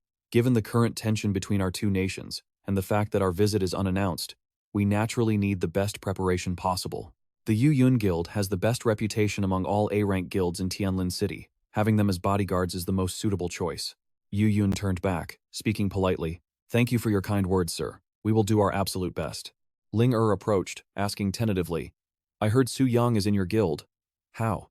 How is he doing now? The members of the Yu Guild froze at the question, and Yu spoke up. I haven't seen him since we bumped into each other at the dungeon entrance. No idea where that kid went. Yu added. His name on the guild list is always grayed out. We can't contact him at all. Seeing her look downcast, Yu teased, Oh, is that so? I thought, never mind. He handed a skewer of food to Ling I smell the scent of gossip. Tell me, is there something going on between you and Su Yang? She stammered, flustered. What? No, I don't. Seeing Ling run away, she chased after her. Come on. Come back and chat with Big Sister. She huffed, annoyed. So annoying. Who needs you to manage my business? Jia Yue thought to himself. Ever since her defeat by Su Yang, the young miss has poured everything into training her beast-taming arts. She even tamed several giant dragons, all in preparation for a rematch with Su Yang. However, Su Yang mysteriously vanished after the incident in the Elf Kingdom, leaving the young miss constantly restless. Su Yang, the rising star of Tianlin City, hailed as the peerless genius of Dragon Sha's new generation. Where on earth is he now? Rongshui pointed ahead. Look, we've arrived at the mourning hall. An Yu and Ling glanced over. A grand funeral was taking place, with his portrait looming in the center. They peered into the coffin. It was Tokugawa's body. Everyone gagged. Yu couldn't even look. It was too disgusting. Yun was baffled. Exposing this to the public, wasn't it too extreme? Ling Yu was shivering in terror. Zhou Tai was shaken. A death this grotesque. I've never seen it recorded anywhere. Jia Yue realized it. Is this their true objective? First, spread rumors. Then, use these shocking visuals to shape opinion, turning Longsha into the world's target. Zhou Tai doubted it. But world leaders aren't fools. Will they really buy Yinghua's one-sided story? If Longxia had the power to kill an eternal class, why would we hide it? Jia Yue warned. The truth? That doesn't matter anymore. The real challenge is convincing the other major powers that Longxia is actually capable of wielding such power. If Longxia cannot prove its innocence, even a 1% chance of guilt will breed suspicion, leading to suppression from every side. Pulling a stunt like this while War God Tang is away. What a cunning scheme. Late at night, the funeral home falls into a dead silence, the air inside cold and desolate. Yet in one corner, Yanagi and his crew are celebrating. Longxia has officially become the target of everyone's hatred. Before long, the entire world will condemn them, and the Sakura nation will rise to take their place. A lackey sits across from him, buttering him up. It is all thanks to your brilliant plan, Lord Yanagi. You are destined to become the supreme leader of the Sakura nation. He raises his glass and drains it in one gulp, destroying Longxia, while simultaneously wiping out the Tokugawa remnants, killing two birds with one stone. Only I could devise such a masterstroke. Once we slowly erode Longxia's territory, total domination will be within my grasp. Suddenly, a subordinate bursts in, panic written all over his face. Bad news, my lords, bad news. Yanagi shoots him a glare. What is it? Panicking like a headless chicken. Where is your dignity? The man bows his head to the floor, stammering. Demons. Demons have attacked the chamber holding the shogun's body. It's total chaos out there. Please, give us your orders. The entire table freezes. What? Yanagi shoots to his feet. How many demons are there? The subordinate stammers. Just 2. Yanagi kicks him to the ground. 2 demons? You're losing your mind over 2 demons? We have an army of guards. Are you all useless rice buckets? The man cowers. But those 2 are terrifyingly strong. The guards don't stand a chance. One of them has 6 black wings. Yanagi's face falls. 6 black wings? Could it be? Sita, the demon of pride? The others start to panic. Acting Shogun. This is a disaster. What are your orders? Yanagi thinks to himself. According to the Holy City's intel, demons lose power when they leave the abyss. They can't sustain themselves in this world for long. We just need to avoid engaging them. Sita will be forced to retreat soon enough. However, showing weakness now would be diplomatic suicide. The eyes of the world are already upon us. He barks an order. If those demons are after the shogun's body, let the Tokugawa Imperial Guard handle it. Let them die protecting their master's honor. The rest of you, follow me. As they scramble to leave, someone whispers. Using demons to wipe out the last of the Tokugawa line. How ruthless. Meanwhile, Su Yang teleports onto the scene. He instantly realizes their plan. The Sakura nation intends to turn the entire world against Longxia. They've got some nerve. But everyone has to pay the price for their actions. I won't let anyone else take credit for my work. And I certainly won't let Longxia take the fall. Giant dragons circle the sky above a landscape littered with corpses. Sita reports in. I don't sense any top-tier fighters from the Sakura nation here. They're hiding like turtles in their shells. Su Yang scoffs. That fits their cowardly nature perfectly. He looks down at a figure playing dead on the ground. Hey, get up. You really think playing dead is going to save you? The man trembles violently. No. Please don't kill me. Su Yang asks, where is your boss? Why did he send a bunch of small fry like you to die? The man spills everything. The acting shogun. That bastard Yanagi ran away. He ordered the Tokugawa guards to fight you. We're just sacrificial pawns, Su Yang thinks. This Yanagi seems to be cut from the same cloth as Tokugawa. Actually, he's even more sinister and shameless. How does the Sakura nation manage to produce such trash leaders? Su Yang turns to Sita. Can you track Yanagi's location? She shakes her head. I can't sense him at all. It is likely he never participated in the invasion of the abyss, so he has no trace. Su Yang sighs. Looks like I won't be meeting the main attraction today, but even if they're hiding, I still have a job to do. Seeing him raise his sword, the guard panics. Wait. What? What are you doing to my summoned beast? Blood splatters across the ground, Su Yang's only answer. A red tentacle bursts from the summoned beast's body as it lets out a pained howl. The beast thrashes wildly, blood dripping from its jaws. Su Yang says coldly, "You should be grateful. I don't like killing innocents, but that mercy only applies to humans." Tentacles erupt all over the giant dragon's body. He glances at his companion. "Let's go. We're done here." Sita looks confused. "That's it? I thought you were going to massacre them all." Su Yang shrugs. "These guys have no direct beef with me. No point in wasting energy." She presses on. "What about the rats hiding in the shadows, watching us? You're just going to ignore them?" Su Yang smirks, a plan already forming in his mind. He turns to leave. No need. It just feels nostalgic. It hasn't been that long, yet it feels like a lifetime ago. Nearby, hiding behind a wall, Yu Yun turns back to report to Jia Yue. They were finally gone. The others collapse to the ground, trembling with terror. Man, that scared the hell out of me. We were seconds away from being caught. Seriously. For a moment there, I swear I saw the light. And my dead grandma waving at me. Rongshui couldn't hide her curiosity. Why did those demons come all the way to the Sakura Nation just to cause a scene? What exactly are they after? Ling narrowed her eyes, analyzing the situation. This is just my theory, but those demons? Especially that masked one? His rage toward the Sakura Nation felt personal, like he had a vendetta. Look at the Earth Dragon. Its condition is identical to how Tokugawa ended up. It proves the demon killed Tokugawa, but the Sakura Nation tried to frame Longxia for it. That must have insulted the demon like they were stealing credit for his kill. That's why he showed up to teach these liars a lesson. She stepped forward, firmly blocking the dragon's path. The two men instantly moved to shield her. Zhoutai scoffed. Sounds crazy, but with demons, anything is possible. Jia Yue nodded in agreement. Either way, Longxia's suspicion has been cleared. That's what matters. That is good news. Now, Miss, please step back. Leave this monster to us. Ling began channeling her magic, sparks flying from her hands. Cut the chatter. A powerful enemy is right in front of us. You really think I'd run away? Her voice turned steely as she gave the order. We attack together. They nodded in unison. Understood.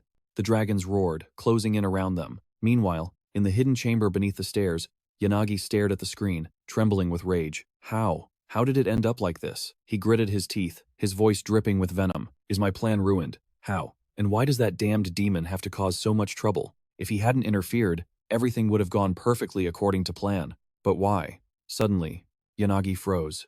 He felt the cold steel of a blade pressed against his neck. He snapped his head back. Okita? Have you lost your mind?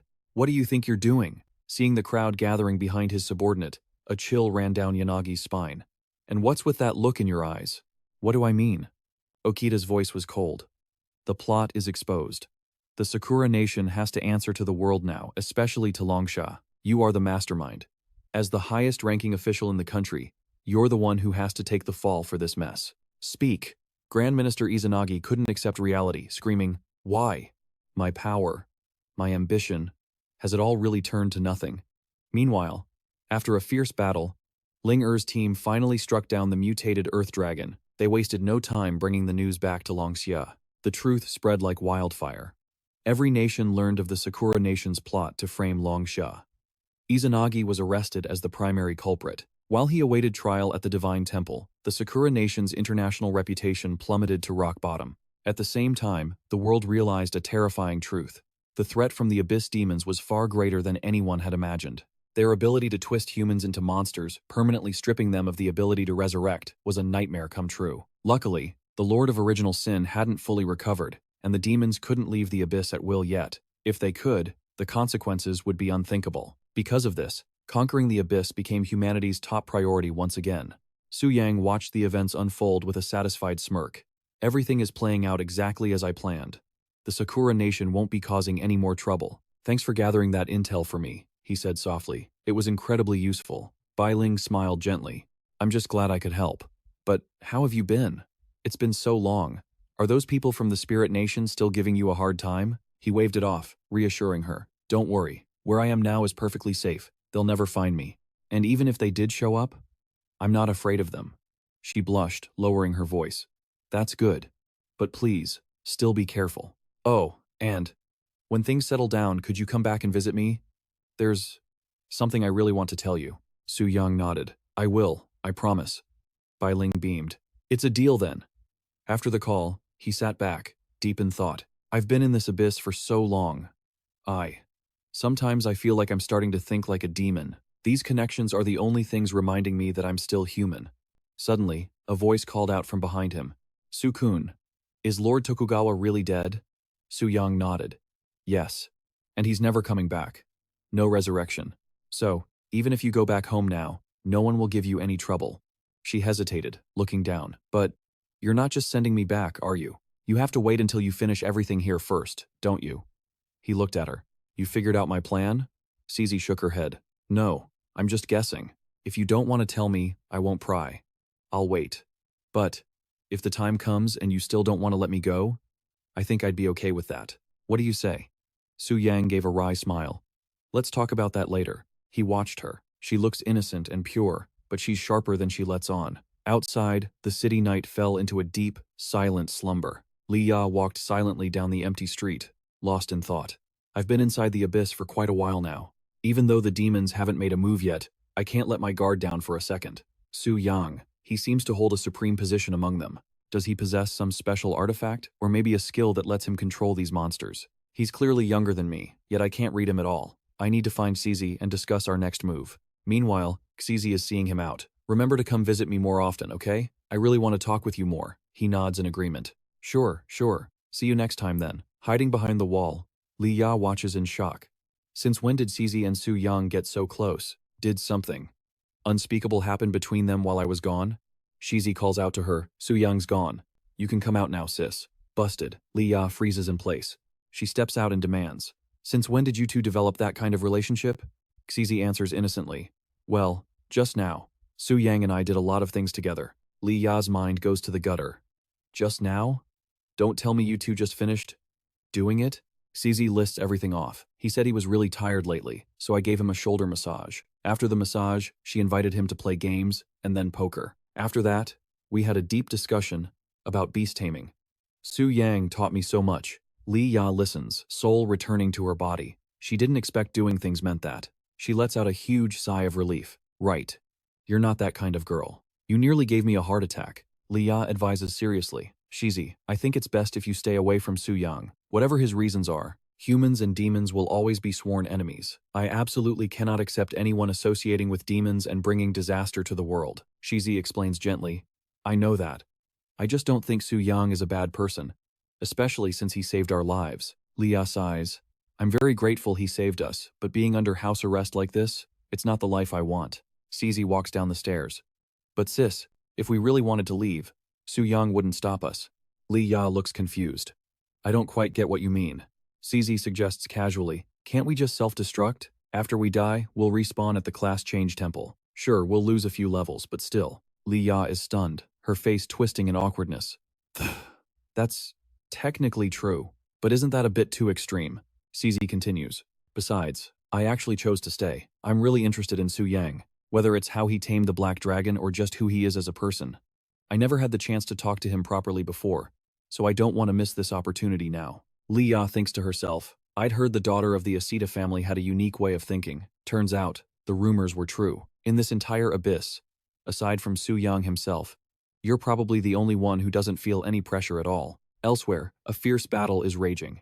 Every slash of power sends enemy bodies flying in all directions. That power comes from the perfect coordination between Su Yang and the Black Dragon. He decides that's enough leveling for today. Although mass farming mobs with the Monarch of Original Sin is satisfying, he needs to maintain his actual combat instincts. Su Yang has now reached level 245. Suddenly, he shudders, cold sweat breaking out. Su Yang is connecting to the Abyss demon body.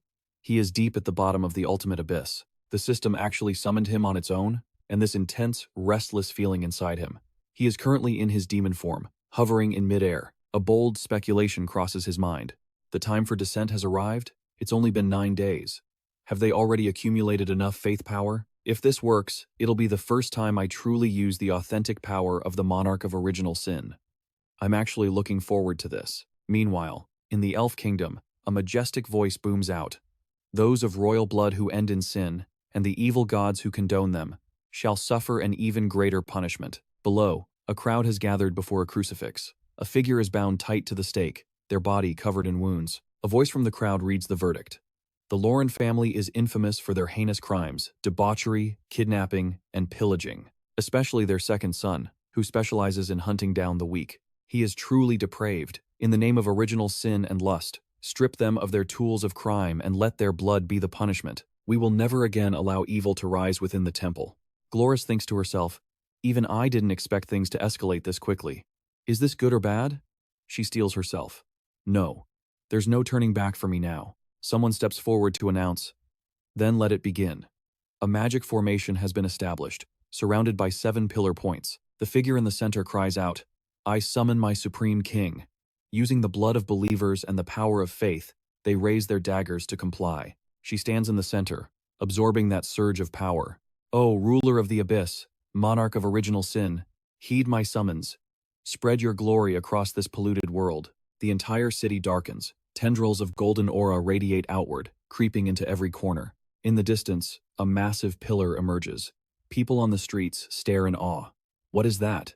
Others react with alarm. Quick, go report this to the queen. Another group on the streets is greedily inhaling these currents of energy. Finally, the divine is about to descend. The massive gate throws itself open, revealing an interior as black as ink. They drop to their knees in unison, chanting with reverence. We welcome the monarch of original sin. Long live the emperor. A crimson light flashes from within. A clawed hand grips a sphere and extends outward. Resting right in the palm of that hand is the demon of the abyss. Su Yang, the dark aura radiating from his body only deepens his air of mystery. Gloris bows her head, her mind racing. Last time, when I used the spirit clone, the pressure didn't feel this heavy. But now, even though this is just the shadow of a clone, it's suffocating. Is this aura the result of the world trying to suppress a divine being? She speaks up, voice trembling. Great monarch, I am deeply sorry. The gate of faith can only exist for 1 minute.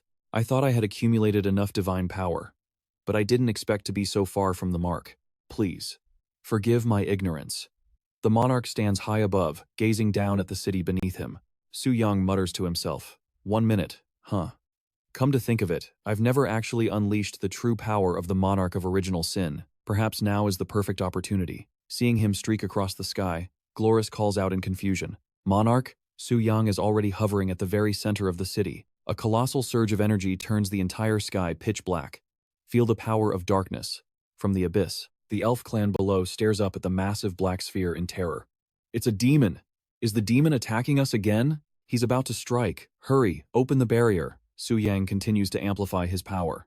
The barrier deploys the moment the sphere of dark energy crashes down. But in a split second, it is utterly destroyed. Notifications flash before his eyes. You have slain a noble elf, level 195. You have slain a noble elf, level 214. You have slain a noble elf, level 236. You have slain an elf guard, level 200. You have slain an elf guard, level 200. Su Yang summons his blade. The Fei Hong sword lands firmly in his grip. He raises it high. The monarch greatsword radiates an overwhelming aura. Su Yang swings his hand down, signaling the strike. The gigantic Fei Hong sword crashes onto the defensive barrier. This time, the shield shatters completely. Buildings collapse, the great tree is sliced in two, and the very earth splits in half. Su Yang thinks to himself, I expected some resistance, but I didn't think they'd be even weaker than I anticipated. If a mere clone can achieve this level of destruction, then what would my full power look like in my prime state? In the distance, pillars of light shoot into the sky, one after another. The other elves watch in confusion. What on earth is that thing? That was a top-tier divine barrier. How could it shatter at a mere touch? What kind of monster is this? They unleash their power in unison. Heretic! You dare destroy our royal city and harm our holy tree? You die today. Release the forbidden spell. Kill him. A sea of fire roars toward Su Yang. But a wild crimson aura explodes from his body. Su Yang calls upon his subordinate. Original sin. Sloth. The sphere of light in his hand flares up, illuminating the area. On the opposing side, everything is nullified. They stand frozen within a red barrier. The heretics are stunned. My forbidden spell. It's ineffective? My weapons aren't reacting.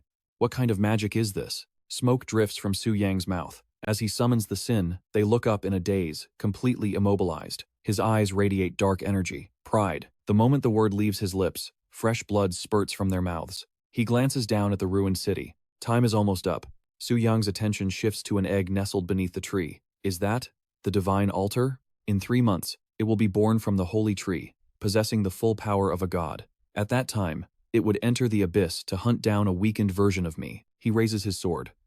I'll take your life while you're still in the cradle. The sword flies straight toward the tree with a deafening whistle. Elsewhere, someone is coughing up blood from overexertion. Seeing Gloris in such a state, the believers behind her cry out, "High Priestess." She struggles to speak. "I'm fine. Maintain the ritual." Then, Gloris stares in shock at the scene before her. Did we succeed? Su Yang speaks. And just like that, it is over. The sword pierces the egg, but suddenly, he realizes the dark origin power attached to the blade has vanished. What just happened? Su Yang is shocked to see a figure standing next to the egg. When did that person get there? Marita is embracing the egg, sneering. How pathetic. She flashes a savage smile. A weak true god. You just happen to be the perfect sacrifice for my mother god. She begins absorbing power from the egg, her entire body enveloped in green energy.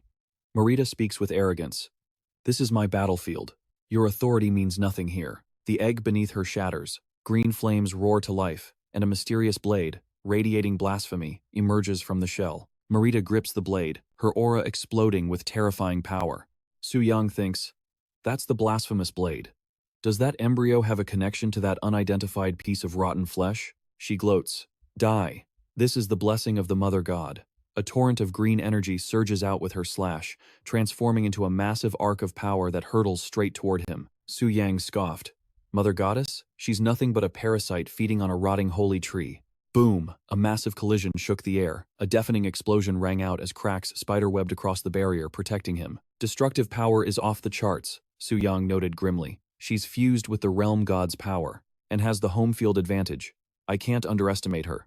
Marita raised her hand, a faint green aura glowing around her. She channeled the raw power of nature itself. Roots erupted from everywhere, forming the myriad wood prison to trap him. Marita sneered. I sensed your filthy presence the moment you descended. You might have been all-powerful once, but look at you now, pathetic and weak. You should have stayed rotting in the abyss.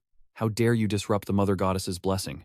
Once I destroy this shadow of yours, I'll march straight into the abyss and sacrifice your true body to the great Mother Goddess. Maybe then she'll grant me your divinity, allowing me to break free from this world's chains forever. Marita clenched her fist, and the wooden cage crushed inward, tightening around Su Yang as roots from the holy tree lashed out. What is this evil aura? Su Yang wondered. The holy tree. It's been completely corrupted by this so-called Mother Goddess faith from the inside out. But she wants to absorb my divinity? Talk about biting off more than you can chew. Su Yang unleashed deadly sin, wrath. Dark energy exploded outward, raining down like black meteors across the city. Marita froze, hastily raising her blade to block the encroaching darkness. But the black mist coalesced, forming a massive surge of power. Boom! The blast sent her plummeting. Bruised and battered, Marita realized the lingering power of a true god was no joke. A pity, Su Yang thought. But this is as far as I go today.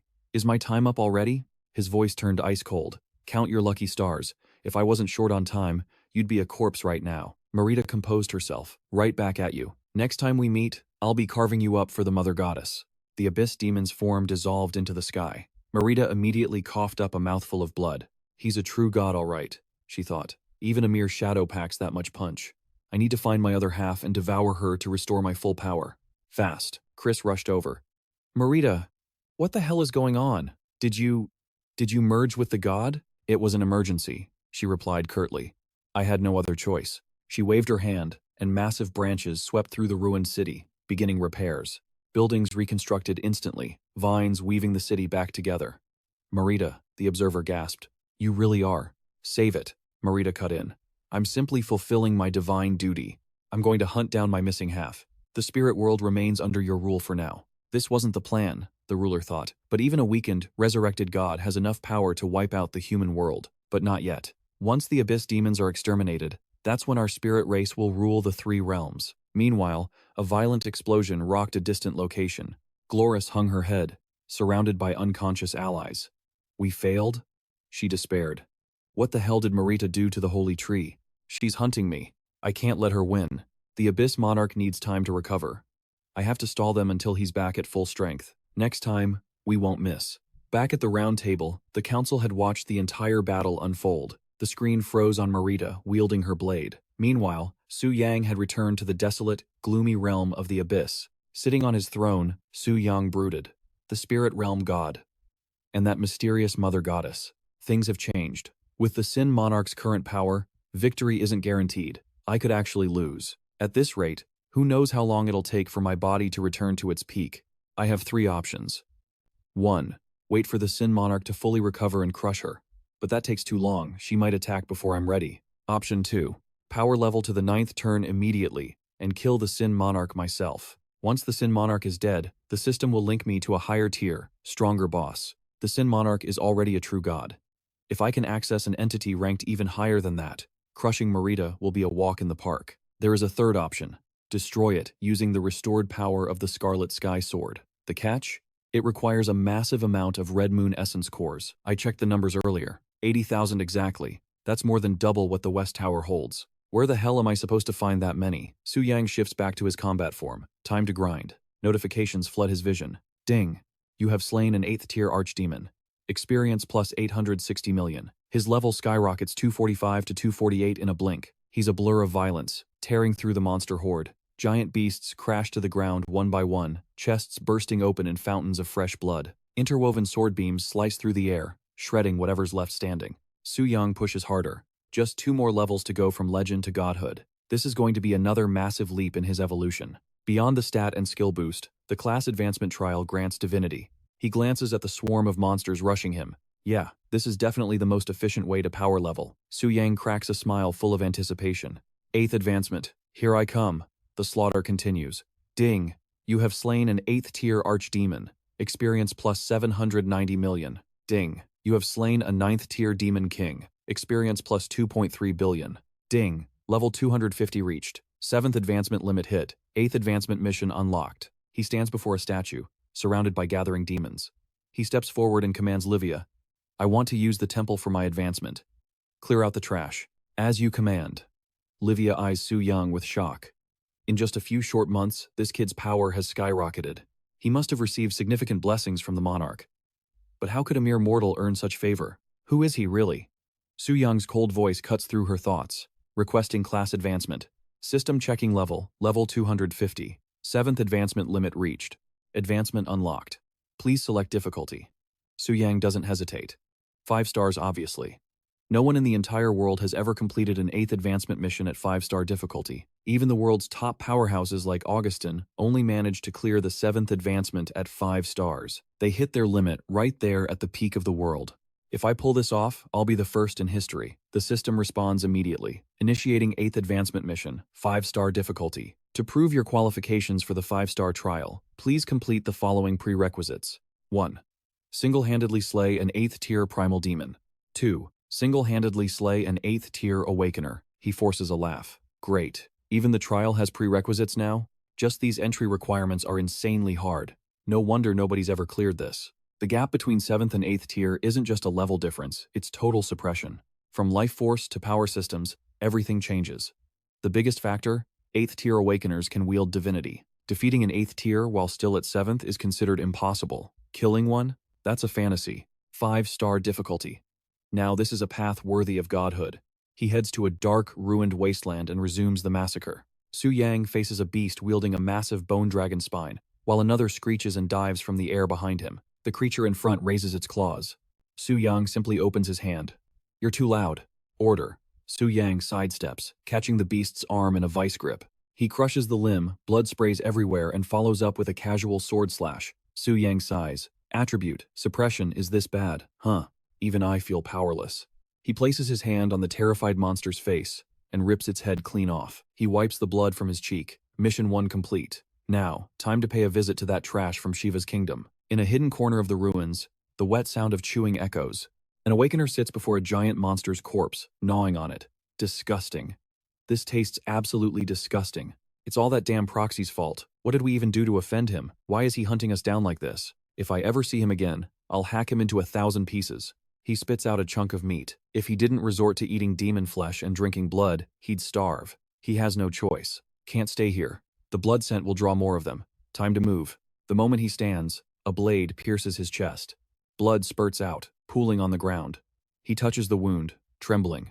You are. Su Yang draws his blade back. Aren't I the proxy you were just dreaming about? The man's head droops. Why? Why go this far? We have no grudge. Su Yang cuts him off coldly. This isn't my fault. If you want to blame someone, go blame Ao and Amino. Wait. I just realized something. I remember now. You're Su Yang, that dragon Zia bastard who slaughtered the Elf Kingdom's prince. Su Yang radiates a terrifying aura. So, you know who I am? Then I really can't let you live. Not that I plan to spare you anyway. The man scrambles to run away. Help, you monster. Someone save me. Su Yang snorts coldly. You've already been struck by my blasphemous blade. Let's see how far you can run. But seeing the guy sprint a considerable distance without dying, Su Yang feels a bit embarrassed. He watches until the figure becomes just a tiny dot on the horizon. Su Yang finally gives chase. The blasphemous blade didn't work instantly? Is this guy just lucky? Or is his spirit stat insanely high? Su Yang slams a fist into the man's face. Stop right there, you punk. The man stumbles and faceplants into the dirt. Su Yang plunges his sword into the guy's body, then wipes the sweat from his forehead. Just die already. How the hell did you manage to run that far? The man dies in a rather humiliating, speechless posture. System. Checking compatibility.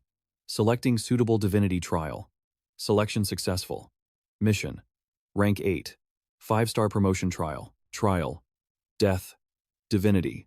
Mission brief. At the marked location, there is a secret realm called Death Paradise.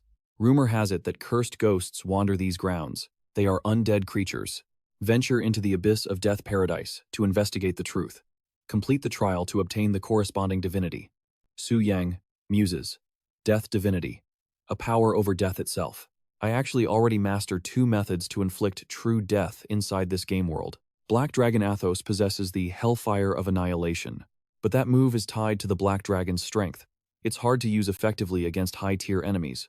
The other option is the effect of the Blasphemous Blade. It strips a player of their class, turning them into a jobless civilian, removing their right to respawn.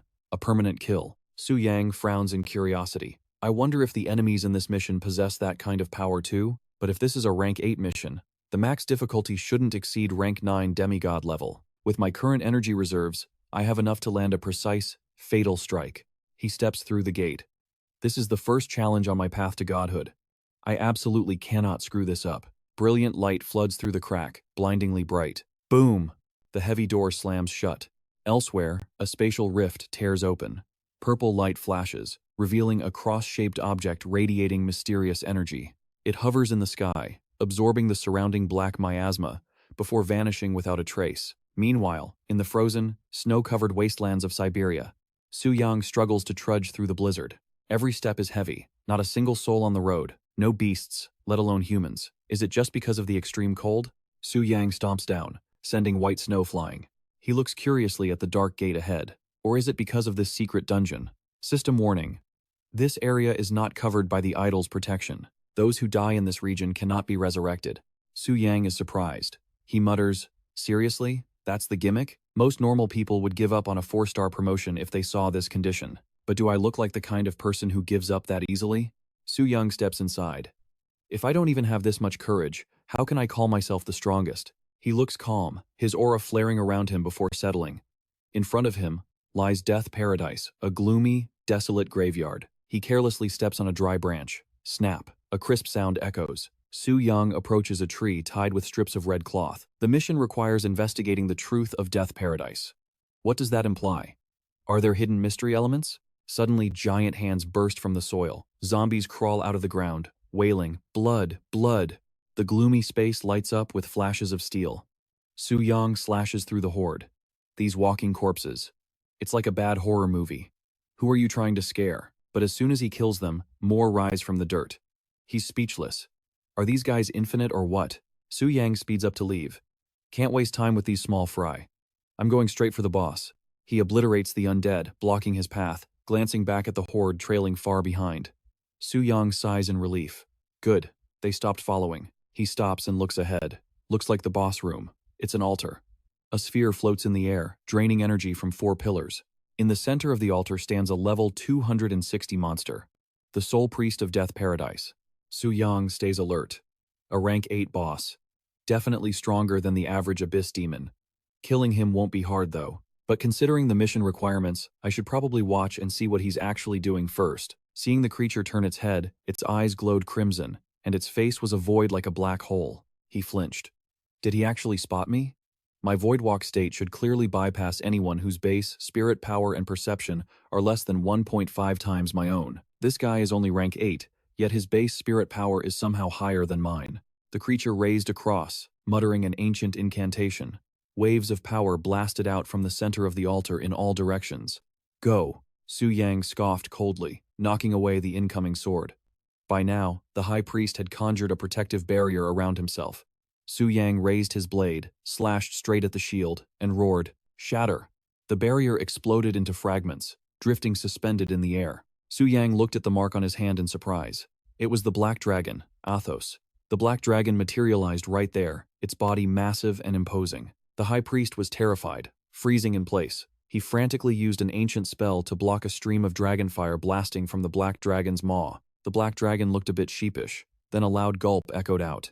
Su Yang realized this guy seemed to really like that flavor. Seeing the high priest suddenly drop to his knees, Su Yang started. "What is it now?" Confused, he asked, "Why the hell are you bowing to the black dragon, and what exactly is this gemstone?"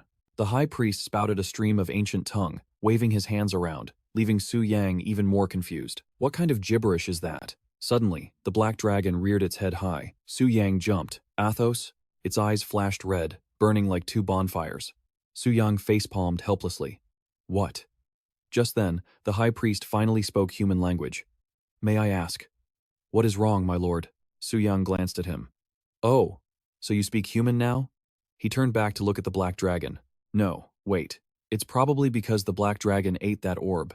It gained the ability to understand other languages, and through our soul contract, I gained the same power." He interrogated him. "What exactly is going on in this place? Tell me the truth." The priest replied, "Yes, yes, this lowly one will hide nothing from you." He explained that this place once belonged to the Dragon Kingdom. The Deadlands were separated from the main realm of death by a spatial anomaly, becoming a secret dimension in another plane. Furthermore, this specific Deadland was once the territory of the great ancient devourer. Your black dragon is a descendant of that very bloodline. I can feel a powerful aura radiating from him. There is absolutely no mistaking it. Su Yang realized the truth.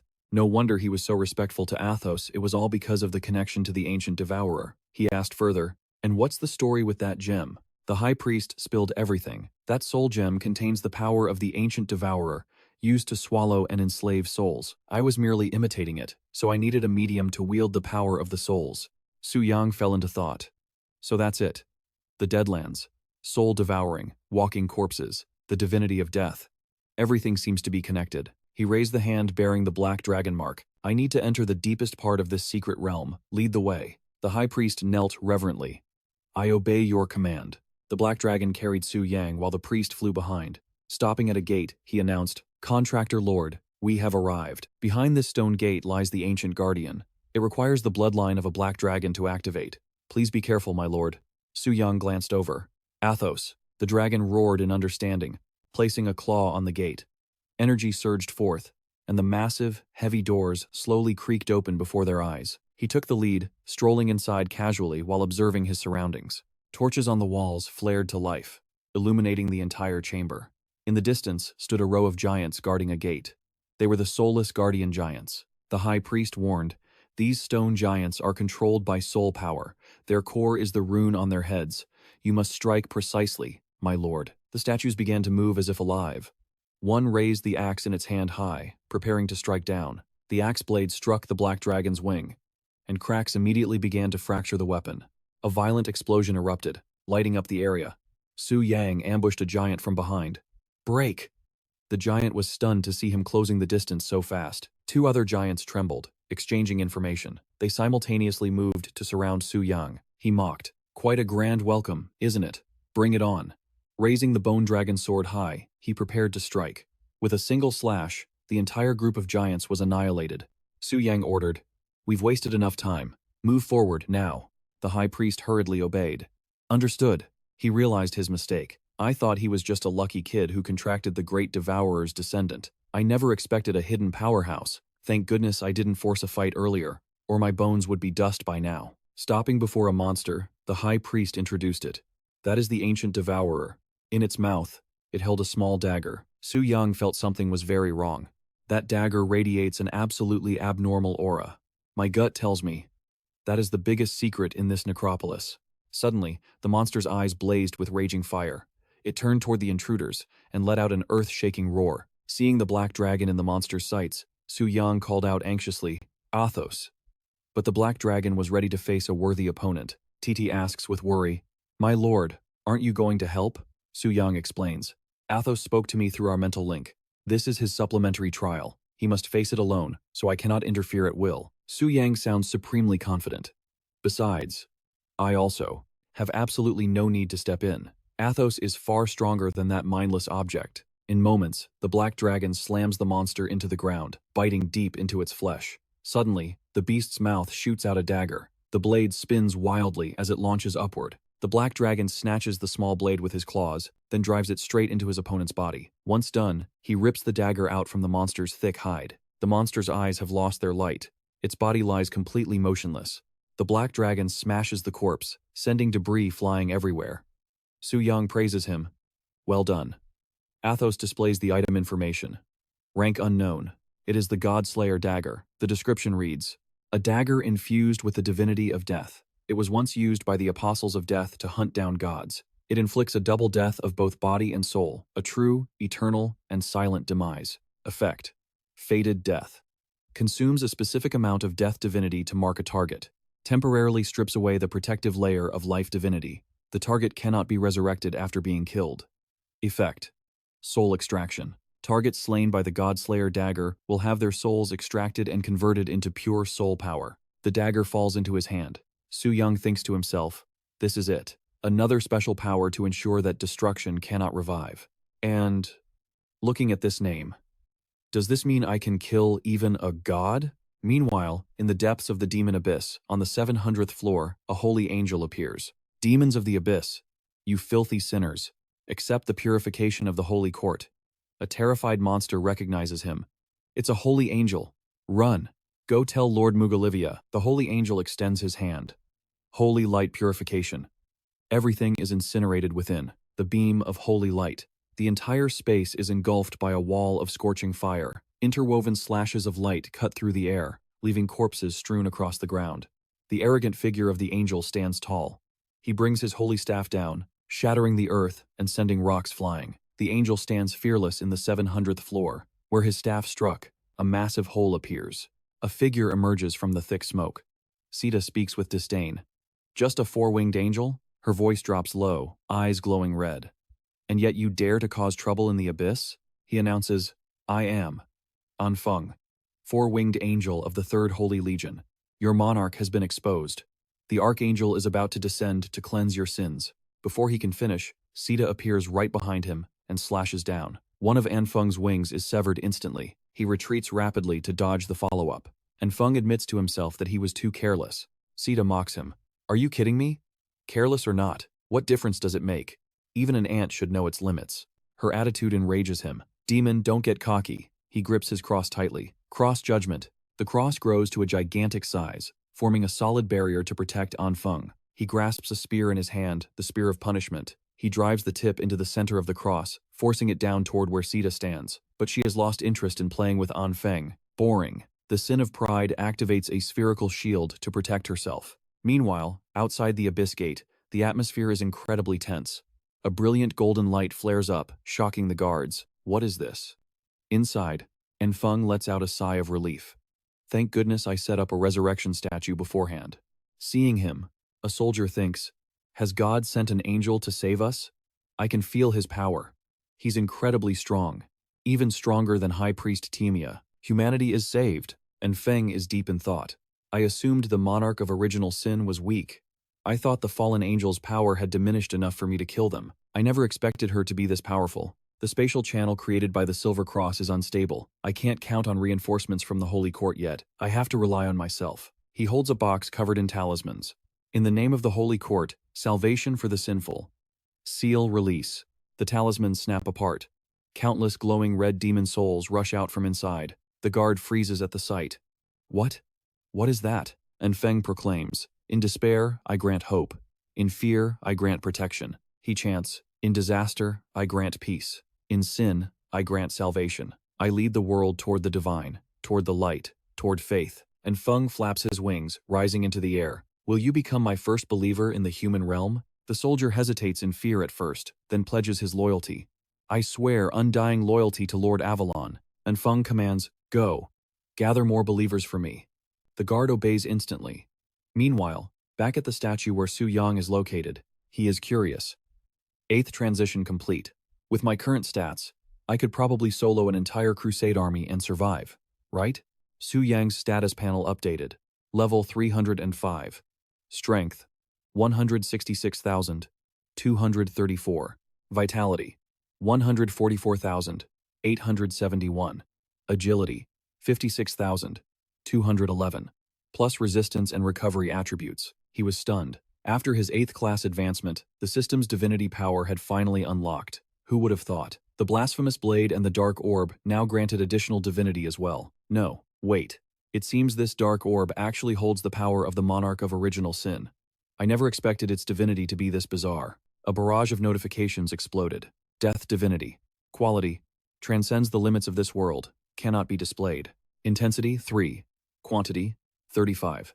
Source. The God-slaying dagger. Blasphemy divinity. Quality. Transcends the limits of this world. Cannot be displayed. Intensity 5. Quantity. Infinite. Source.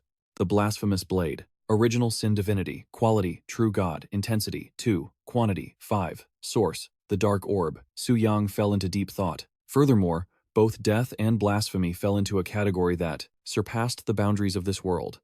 That meant he now held the absolute authority of death and blasphemy. It was even stronger than the true gods themselves. Just what kind of existence were they? Hearing someone call out Grand Executor, he turned around. "What do you want?" Sita reported the news. "A four-winged holy angel from the Holy Court." Explaining the details is a pain, but to put it in human terms, the Holy Court is heaven, and the Abyss demons are hell. Since ancient times, these two sides have been at war. That's the long and short of it. Su Yang nodded. That was certainly much easier to understand. Sita warned him, "I destroyed the passage between the Holy Court and the Abyss long ago, but this time, they must have used a divine artifact to tear open a spatial rift. I can handle the vanguard forces for now. But if the main army of the Holy Court descends, there's no telling what will happen." This helped Su Yang make up his mind. From his perspective, the Abyss demons getting wiped out was actually a wonderful thing. But there was one problem. The monarch of original sin absolutely could not be killed by anyone else. He had to die by Su Yang's hands. As the thought crossed his mind, he chuckled, the corners of his lips curling up. Sita looked at him, completely baffled. "What are you laughing at?" Su Yang gripped the small sword in his hand. "Nothing. My hands are just getting a little itchy. I want to find an angel to test my blade on." He was ready to draw blood. A weapon capable of slaughtering gods. Who was it, real or a lie? Well, he was about to use them.